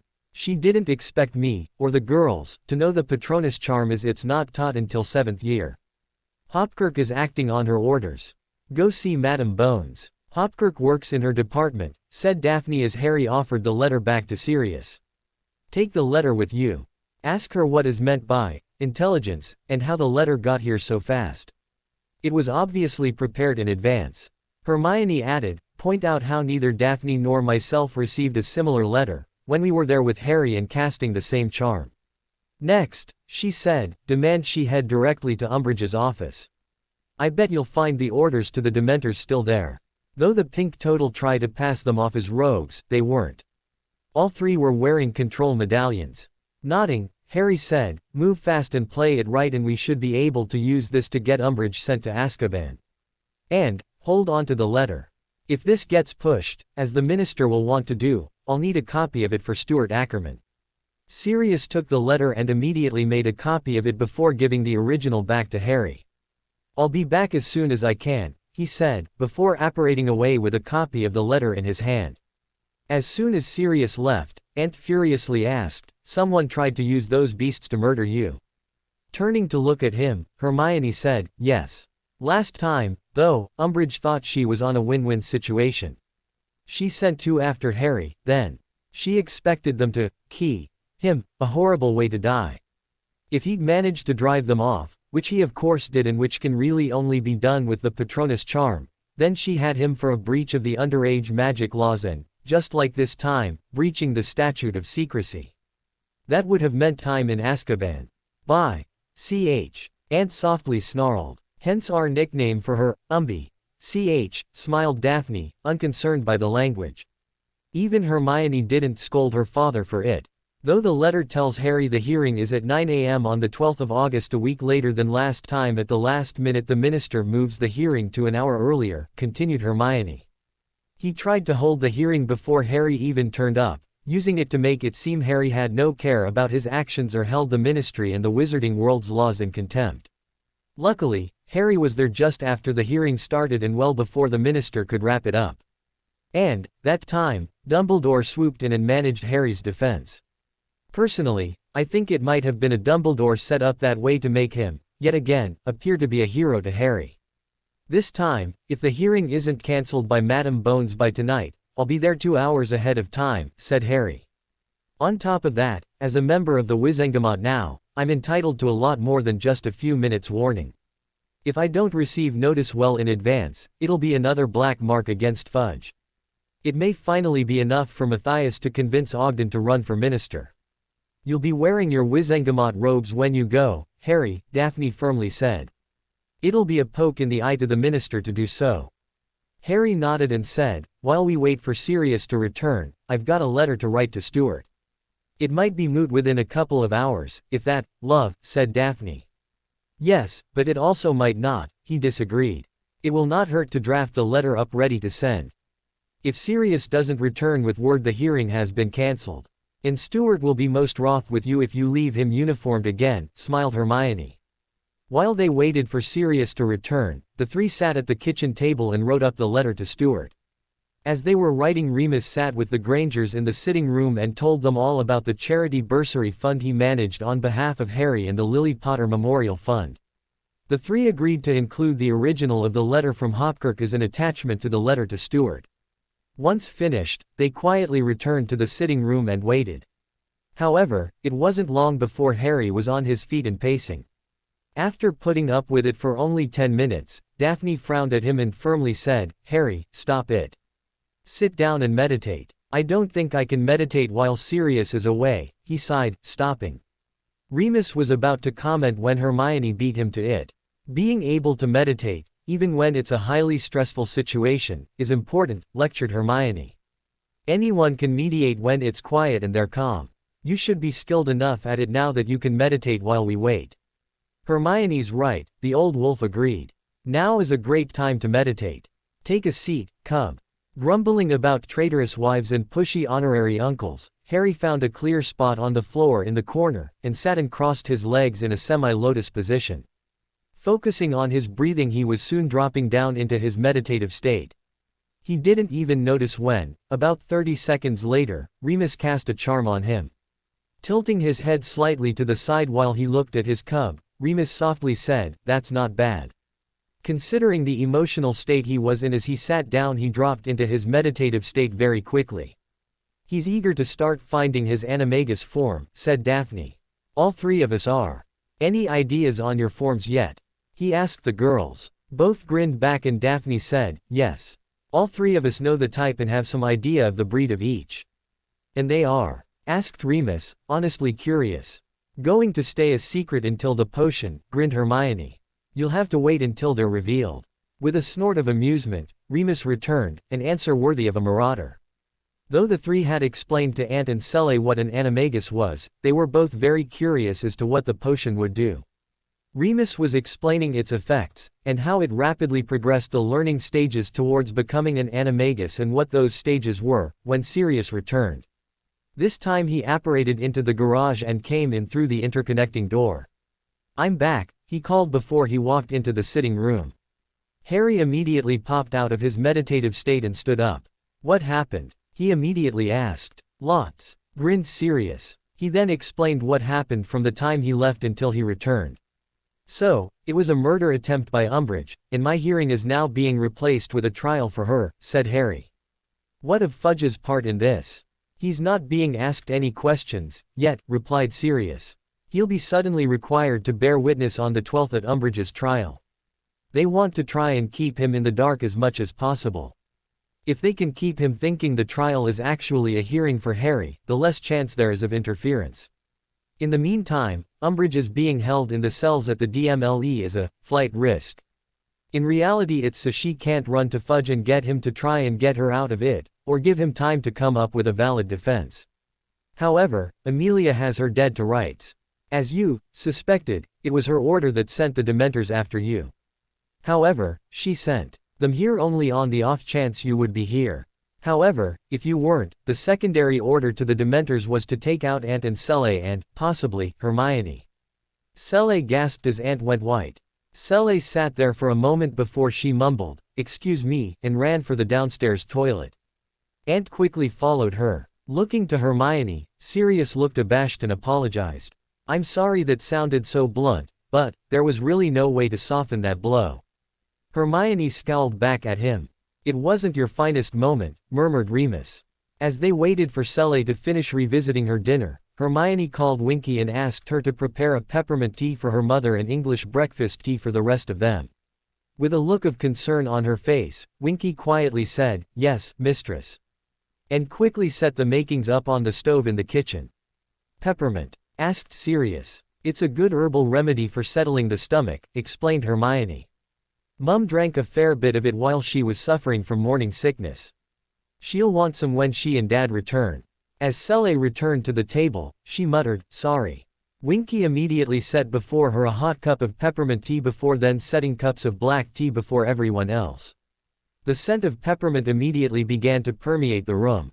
Sirius immediately replied, "No, I'm the one who should be and is sorry. I should have found a better way to break that news to you." Cele just waved him off as she sipped from her cup. Aunt said, "Sometimes, you can't be anything but blunt." With a nod back, Sirius turned to the three and said, "Though it's no longer a hearing for Harry, the three of you will be called as witnesses. You can expect Amelia to get in touch with you sometime tomorrow. With these three coming to visit my home on the weekend for the next couple of weeks, I'd like you to consider coming, as well. There's more than enough room." With his own nod, Aunt said, "We'll consider it." "Good," said Sirius. "I know you have the tunnel and the portkeys, but I think everyone will be happier if you're behind wards for at least the next couple of weeks." "What about the wards that are here?" asked Cele. "They're an alert ward and an intent-based ward on the boundary of the property, and anti-fire and similar wards on the house itself," explained Sirius. "Mainly, they're designed to slow them down enough for you to be aware you're about to be attacked, and allow you enough time to get into the tunnel. That's all we can put up on a Muggle home without breaking the law. Even then we're skirting it. But Harry, Amelia and Augusta, our three sitting Wizengamot members, are trying to get laws through that'll allow us to put stronger wards up. It's yet another thing Fudge has been blocking, and another reason we need to get rid of him." Harry nodded in agreement. 4 days later, Harry and the girls were up very early and dressed, ready to head to the Wizengamot. While Harry was dressed in Wizengamot robes, the girls dressed in their finest non-formal robes. All three wore a light cape with the disillusioned Potter crest on the B, East, and a hood that could easily be hitched up and over their heads to help mask their faces as they traveled. Walking downstairs, they entered the kitchen where Winky had already prepared for them a light breakfast of pastries and small mixed fruit-cooled compotes. None of them had the stomach for the usual fare for an English breakfast. They learned Fudge had only remained unaware of the trial until late morning the day after the attack. He immediately headed for Madame Bones's office and demanded Umbridge's release. He was flatly denied. However, the fact Fudge found out about it so fast demonstrated to Madame Bones that she had at least one tattletale in among her Aurors. That was yet another and trustworthy Auror she needed to ferret out. However, even though she denied Fudge the release of Umbridge then and there, the woman was still released that night after she went home for the evening. The minister simply browbeat a lowly guard Auror to release her. The Granger household received an apology letter from her the next morning, the Wednesday. Only about 37 hours after the attack. What none of them were aware of until later, was that Umbridge simply walked back into the ministry, that morning, to return to work as if she'd done nothing wrong. 2 Aurors on guard duty in the lobby of the atrium immediately recognized her, stunned her and portkeyed her directly back to the cells, before she could even open her mouth in protest. This time, Madame Bones made sure there was a senior Auror on guard duty that was told if he released the woman, no matter how much Fudge demanded it, he'd better lock himself in the cell if he released her, because that's where she Madame Bones, would stuff him as soon as she learned of it. The three were still sitting at the kitchen table when Aunt and Sally joined them for their own breakfasts. After Winky laid a plate in front of him, Aunt looked at Harry and said, "Promise me you'll be keeping these two safe today." "I'll be doing my utmost to keep them safe all the time, Dad," Harry firmly replied. "You need not ask." With a nod of acknowledgement, Aunt dug into his breakfast, while Harry returned to reading articles in the Prophet over Hermione's shoulder. About 15 minutes later, Sirius, Remus and Matthias entered from the garage and bid everyone a good morning. "Ready, you three?" asked Remus. With verbal nods, the three stood and bid the Granger adults a good day before walking into the sitting room and being side-along apparated to the Ministry apparition point. From there they immediately headed to Madame Bones's office for a quick meeting. They were ushered directly in. "Morning, Amelia," greeted Sirius, first in the door. "Sirius," she nodded back. As everyone else filed in and greetings were exchanged, she ushered everyone to chairs already in the room for the purpose of their gathering. Looking to Harry with a slight smirk on her face, she slid a document towards him and said, "Mr. Potter, it seems you forgot to sign the demand for trial for Dolores Jane Umbridge you had caused to be sent to me." Cocking an eyebrow and smirking back, and knowing he had never done such a thing, he replied, "Did I? How careless of me." While someone snorted in amusement from his side of the desk, Harry leaned forward over the desk and quickly scanned down through the form. Once he'd read through it, he asked, "Would someone mind loaning me a quill? I believe I can rectify this oversight right now." Almost with a flourish, Sirius quickly offered him a self-inking one. Harry quickly signed the form and slid it back to Amelia. "I trust this grievous error on my part will remain between us, madam?" he asked. "I'd hate to be embarrassed by it, if anyone should ever find out." "Of course, Mr. Potter," she returned with a grin, dragging the form back to herself. Once she had it back, she quickly slipped it into a folder near her left hand. Harry immediately realized that it contained all the documentation for the trial the woman didn't want to be made public yet. "Now that that small oversight has been rectified, shall we go?" she asked, rising from her seat beyond the desk and picking up the folder as she stood. As they were walking back through the Auror's offices, Harry asked Remus, "Thanks for joining us today, Remus." "It's appreciated." With a smirk back, he replied, "Think nothing of it. Cub, my boss is a wonderful man, who willingly allowed me the day off to attend." "Did he just?" grinned Harry. "I'll have to thank him for that, if I ever meet him." With a chuckle, Remus said, "You do that." On the way out of the office they met up with Stuart Ackerman, who had insisted he act as legal counsel for the three, even though they weren't on trial but were, instead, witnesses for the prosecution. Taking two separate lifts, the group exited on the 9th floor and walked down the steps to the Wizengamot chamber. And, as they were witnesses, the three were escorted direct into the witness waiting room. They were also joined by Sirius as a fourth witness. "How long are we likely to wait, this time?" asked Harry, once they were all ensconced on comfortable chairs. With a slight shrug, Stuart replied, "That depends on how Madame Bones runs things. I would expect chronologically to the best of their ability." "Are we the only witnesses?" asked Hermione. "I would have thought they'd have witnesses from when Umbridge ordered the Dementors after us to appear first, then." "There are," Stuart replied with a nod and a small smile. "However, they're being kept in a different room." Half an hour later, Daphne was called in to give her version of what happened, and Stuart accompanied her. 15 minutes later, it was Hermione's turn, and 5 minutes after that Harry was called in. When he ascended the witness box there was quite a bit of grumbling from the assembled over his wearing his Wizengamot robes. Amelia, chairing the trial, banged her gavel and sharply said, "Mr. Potter is a peer. As such, he is fully within his right to wear his Wizengamot robes to this trial, as do you all." While waiting for the grumbling to die down, Harry took a look around. Daphne and Hermione were now sitting with Matthias and Remus in the visitors' gallery, so they were safe now. In the middle of the floor, on the accused's chair, sat Umbridge. She was deliberately not even looking towards his direction. Instead, she sat there as if butter wouldn't melt in her mouth and as if she hadn't a care in the world.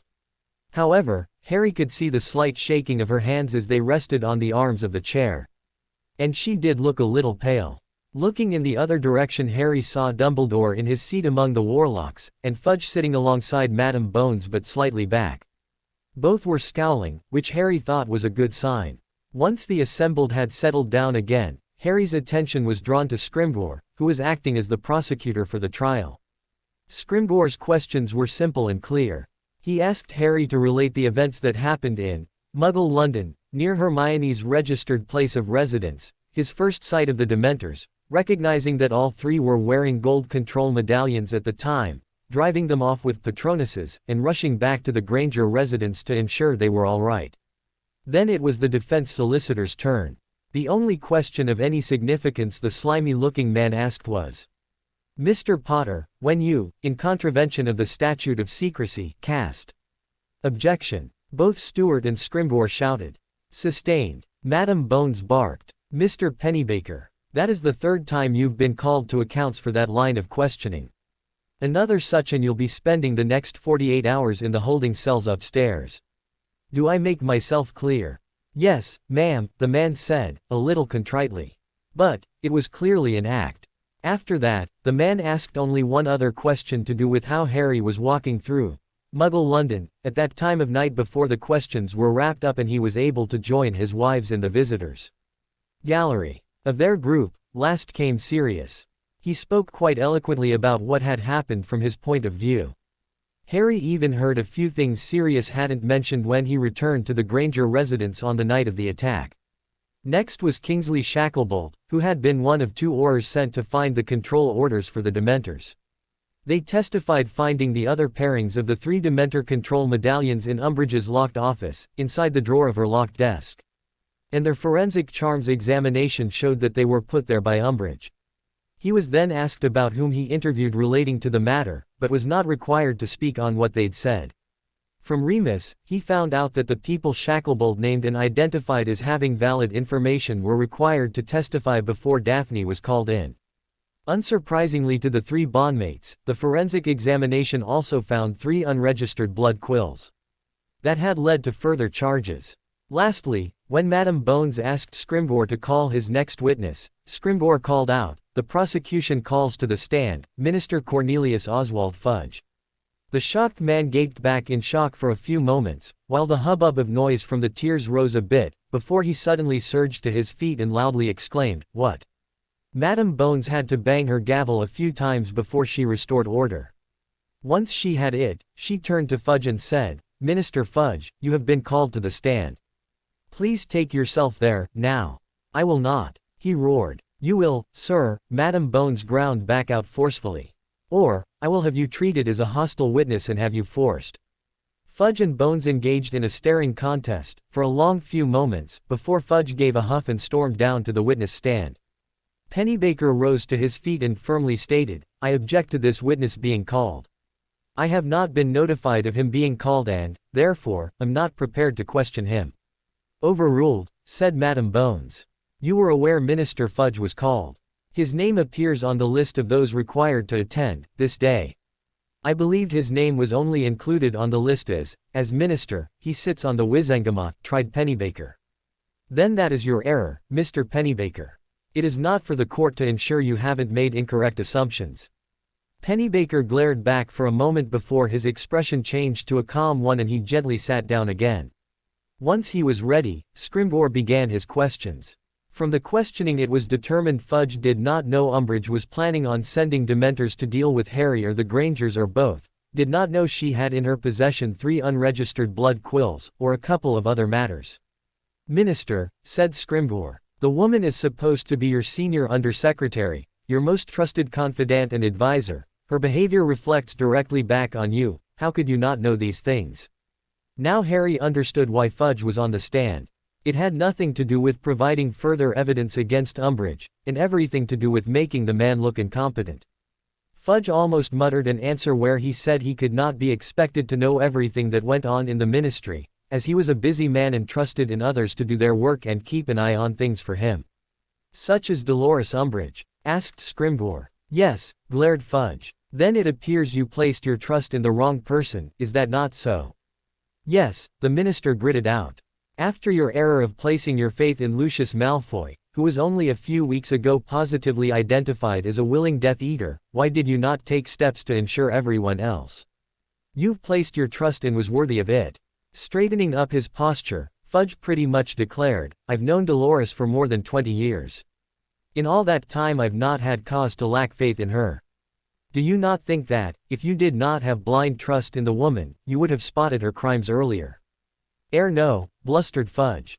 When Pennybaker stood to question for the defense, he tried to get Fudge to admit that he was responsible for ordering Umbridge to take at least some of the actions she took. And, from her expression, it was clear Madame Bones anticipated this. She looked almost eager. On one such question Fudge managed to con his ministership, right then and there, with an ill-thought answer. "No, I did not want to know she was doing something wrong." Realizing what he said, he immediately snapped his mouth shut. However, it was already too late. Harry looked to Madame Bones and grinned. Then, looking further into the tiers, he spotted Ogden. The man was openly scowling at Fudge. "Checkmate." Turning to his wives, Harry whispered. "Fudge just sunk himself. He might hang on to his post over the weekend, but he'll be gone by Monday morning." Both girls were happy to agree. When asked if she wanted to speak in her own defense, Umbridge almost snootily replied, "I am the senior undersecretary to Minister Cornelius Fudge. I do not need to explain myself to you, it's you who have to explain yourselves to me. You may not understand the reason behind some of the things I do, nor do I expect you to. However, everything I have done is for the betterment of the wizarding world in general, and Wizarding Britain in particular." That rang bells for Harry. Even more so when Scrimgeour asked, "That sounds like you're saying, everything you do for the greater good. Is that what you mean?" Harry gave a little shudder. Knowing the question was fraught with danger but not being able to avoid it, she gave a little huff and replied, "I would not use that term, but, yes." When the Wizengamot returned from their deliberations, less Harry, Umbridge and Fudge, the verdict was quite significant against the Pink Toad. She was sentenced to life in Azkaban for the attempted murder of a member of the Wizengamot, 5 years for the attempted murder of Hermione and Daphne, 5 years each for each blood quill, 5 years for the accepting of multiple bribes, and her immediate termination as an employee of the ministry and forbidden from holding a position within the ministry ever again. However, after the first sentence was read out, life imprisonment, everything else was moot. When the wizarding world said life imprisonment, they meant it. By their order, Umbridge was never to be released until she was dead. And, as the first sentence related to a capital crime, Umbridge was going into the maximum security section and would now be dealing with Dementors up close and personal. The three bondmates were quite relieved. "No, Professor Umbridge," Hermione happily grinned. "No blood quill," agreed Harry with a grin of his own. When the six returned to the Granger residence, the grins on everyone's faces immediately told the Grangers the verdict. "How long did she get?" asked Aunt. "Life, and then some," replied Sirius. "If the kids are right and Riddle makes an attempt on Azkaban to get his people out soon after Christmas, we might be lucky and she dies during the attempt," said Matthias. "We can no longer rely on that previous information, Dad," said Hermione. In the previous time, Riddle was able to both operate in secret, and had a few more people helping him. This time he could be slowed down due to having less people, or sped up as he needs to get his people out faster to rebuild his forces, and he no longer needs to concern himself with losing the element of the failed acknowledgement of his return. "I think it'll be later," said Harry. "He cannot move on Azkaban without having enough people to make the raid a success. And he cannot have a failed attempt as he knows it would push the ministry to boost the aura force on the island. And a failed attempt will make him appear weak," added Daphne. "Which means even less people flocking to him. Amelia's taking steps there, anyway," said Matthias. "I don't know what those steps are, but she's confident they'll be enough." Because of the result of the trial, and that the actual address of the Granger residence was protected information during said trial, the Grangers were happy to remain in their home and maintain their dental practice. However, the attack gave Matthias and Sirius enough evidence to have the wards on the property strengthened. They saw to that immediately. The day after the trial, Hermione called aside Winky and Dobby and gave them quiet instructions. She spent about 20 minutes softly talking to the pair of them before she dismissed them. When she saw the expression on Harry's face, she explained what instructions she gave the little elves. In case the Granger residence was directly attacked, Winky was to immediately summon Dobby. Then, the two of them would make sure the Grangers were able to get into the tunnel and would be safe. Their next job was to pack up certain effects, get them out of the house and into the Potter vaults in safe storage. And, finally, their own safety was primary after the Grangers. If they weren't able to get everything out before Death Eaters entered, whatever remained to be packed away was to be considered abandoned, and the elves were to join the Grangers in the tunnel-safe room. 2 days after the trial and, as planned, the three moved to the Black House. They were immediately shown to their old room, which both Sirius and Remus made sure was reserved for them, and it was suggested they change into something more appropriate. That is, into casual wizarding wear. Once they'd changed, Sirius showed them the room next to their own and said, "This one is now set aside for the Grangers. I know you've done the same at Potter Retreat, but I believed such a room should also be set aside here for them. From here they'll still be able to run their practice. That's something they can't do from Potter Retreat." A very grateful Hermione quickly moved in to hug Sirius and said, "That's very nice of you, Sirius. Thank you very much. You're very welcome, my darling," he said, enjoying the hug. Giving it a few moments, he then pushed her out to arm's length and looked her in the eyes. "This is the sort of thing families do for one another, and your family." Once they were ready, the three followed Sirius back downstairs to the parlor. A nervous Narcissa and Draco were waiting for them. As the three walked in, both ex-Malfoys rose in greeting. With a grin on his face, Harry walked over and offered his hand to Draco. "Ferret," he said. As a matching smirk blossomed on Draco's face, he accepted the handshake and said, "Scarhead." That little exchange had everyone else relaxing from how tense they all were. "Everything all right?" asked Harry. "It is not Malfoy manner, but we are comfortable." "Thank you," said Draco. With a nod back, Harry then moved to Narcissa. "Cousin Narcissa," he said, taking the lady's left hand and very lightly keying the back of her knuckles. "You're looking well, Cousin Harry," she softly replied. "As do you." Once the girls had stepped forward with their own greetings, and neither ex-Malfoy so much as sneered at Hermione for being a Muggle-born, everyone found seats. "How was your time living in the Muggle world for a couple of weeks?" Draco asked Daphne. "Amazing, as usual," she replied with a wide smile. "You really should try it some time, Mal-Air Black."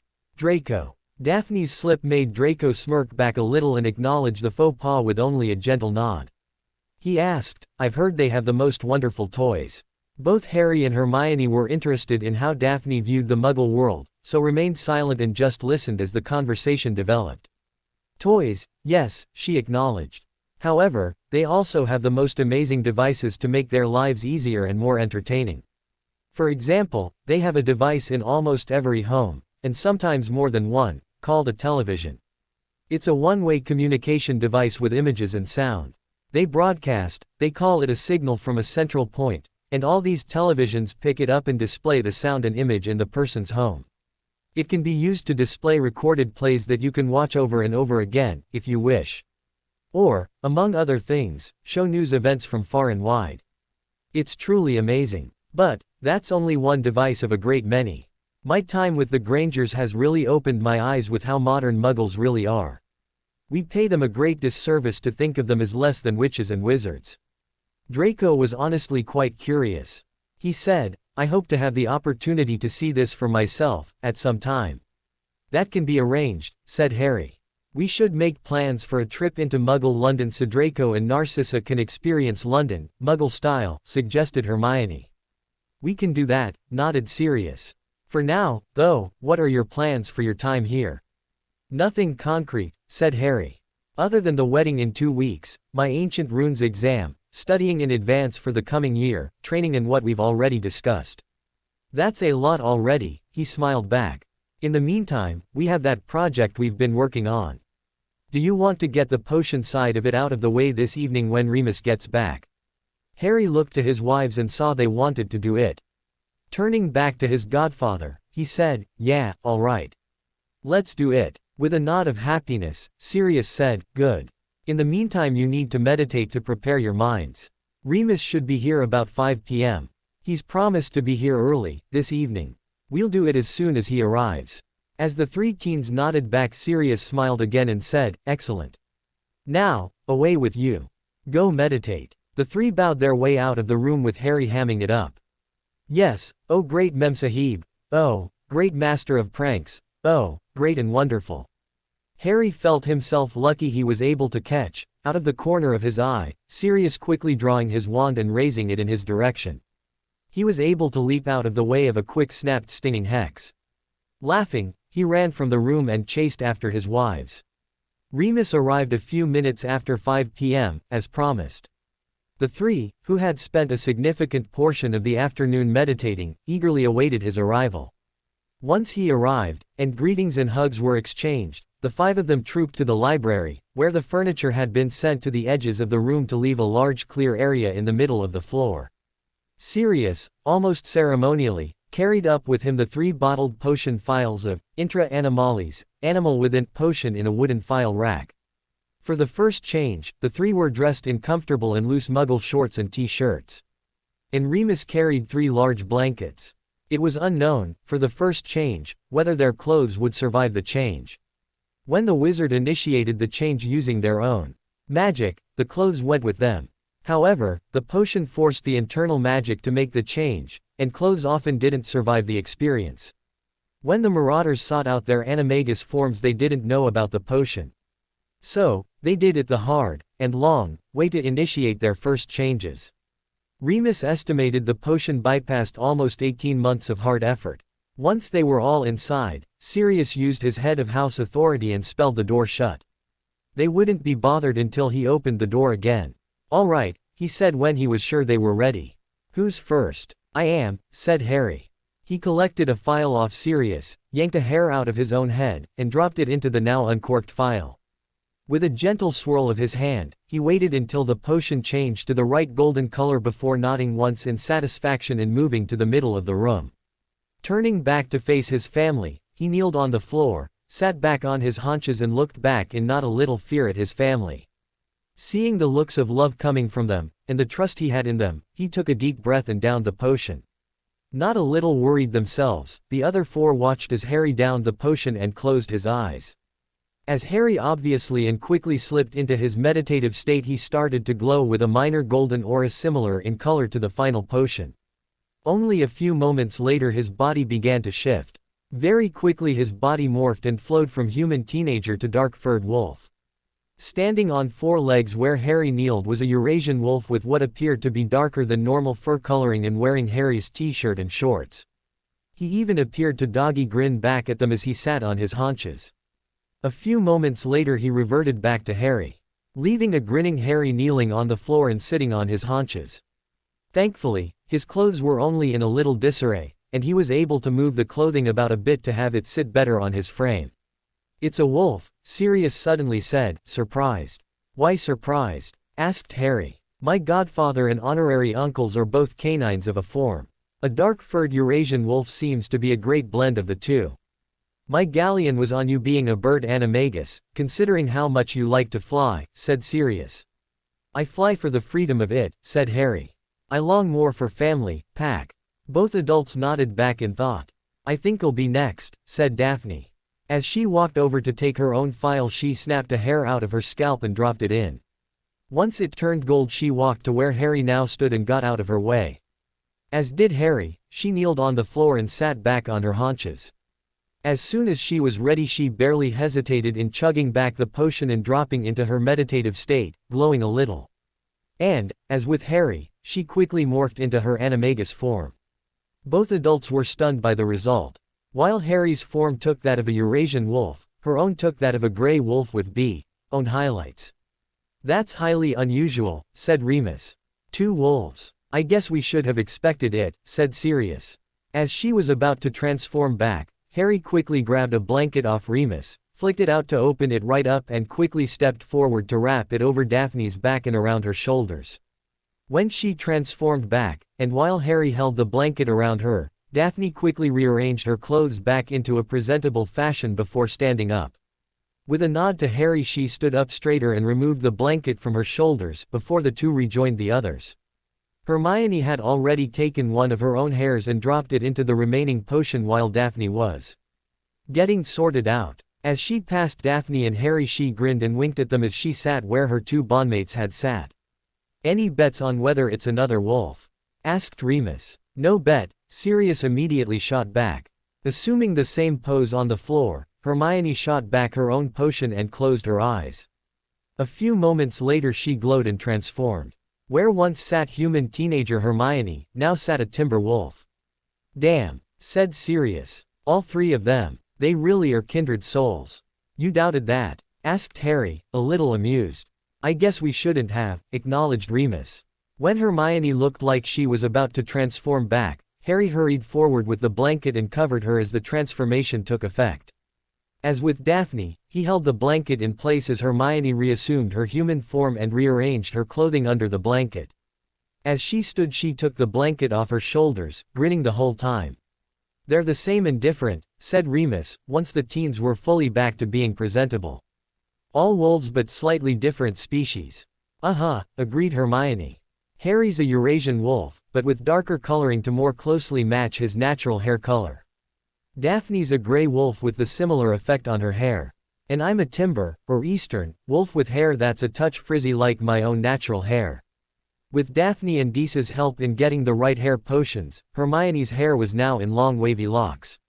The Eurasian wolf, Canis lupus lupus, and the timber wolf, Canis lupus lysoun, are both subspecies of Canis lupus, the gray wolf, which is Daphne's form. Canis lupus familiaris, the domestic dog, includes Irish wolfhound Sirius's form, so, the Irish wolfhound is actually a subspecies, a few removed, of the gray wolf, too. "We're pack," Sirius happily exclaimed. "This means we're really going to be working hard on getting you to change into your animagus forms over the next couple of weeks. If possible, I'd like to have you confidently making full transformations before your wedding. We're going to be able to have so much fun," he said, before he switched to his form and bounded around the room, barking happily. The others all laughed at his antics. "No wonder you three kept it a secret," grinned Remus. "We thought it'd be a nice surprise," grinned Daphne. After an evening where the entire household of 7 sat down together for dinner, the three retired to their room to discuss the events of the day. Speaking about the revealing of their forms, Daphne said, "Sirius and Remus's expressions seeing our forms were quite funny." "It was hilarious," laughed Harry. "I'm glad Hermione suggested we keep it secret until the potion. Seeing the expressions on their faces when we each changed, especially your two, well made it worth it." "What's next?" asked Hermione, as always, eager to learn. "Next we meditate, seek out the wolves within each of us, and attempt to merge with them," explained Harry, as if they hadn't discussed this numerous times before. "However, we shouldn't even think of doing that without adult supervision with either or both Sirius or Remus." "I still don't really understand what they mean by that," she grouched. "I think it'll become obvious once we start," said Daphne. "I think I have a fair idea now, but I don't want to say anything in case I'm wrong and set us back." "When do we get our names?" asked Hermione. "By Marauder tradition, that's up to Sirius and Remus," smiled Harry. "It's not much of a tradition if Remus and Sirius were part of the 4 who supposedly started the tradition," she grouched. "All traditions start somewhere, love," said Daphne. "Why not with the original Marauders for the naming of animagus forms?" She sighed. "I just don't want mine to be something I don't like." "We'll make sure it's something you'll like," said Daphne. "I very much doubt that Prongs, Padfoot, and Wormtail were first choices, either." "But Moony might have been," said Harry. "According to Sirius, your dad gave him that nickname before they all became animaguses," explained Daphne. "It was discovering Moony was a werewolf that led to them searching for a way to accompany him while he was in his transformed state, and that led to them studying up on and becoming animaguses." With a few nods back, Harry turned to Hermione and asked, "I dare say, since you've discovered your form, you've given thought to a few nicknames. What sort of name appeals to you?" Hermione flipped open her trunk and pulled out the journal she'd taken to keeping.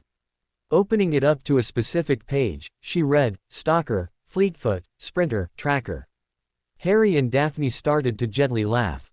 "What?" asked Hermione, confused. "We get it," said Daphne. "You want a name that more closely resembles the nature of your form, rather than just the physical type of form. Each name you mentioned relates to something the form does, rather than is. For example," said Harry, "you could have chosen names like Fang, Ruff, Woodsy, and Frizz, but they all refer to the form itself." "Understand, love." Hermione looked down at her journal, not a little on her bottom lip, and said, "You're right. I've got nothing like that here.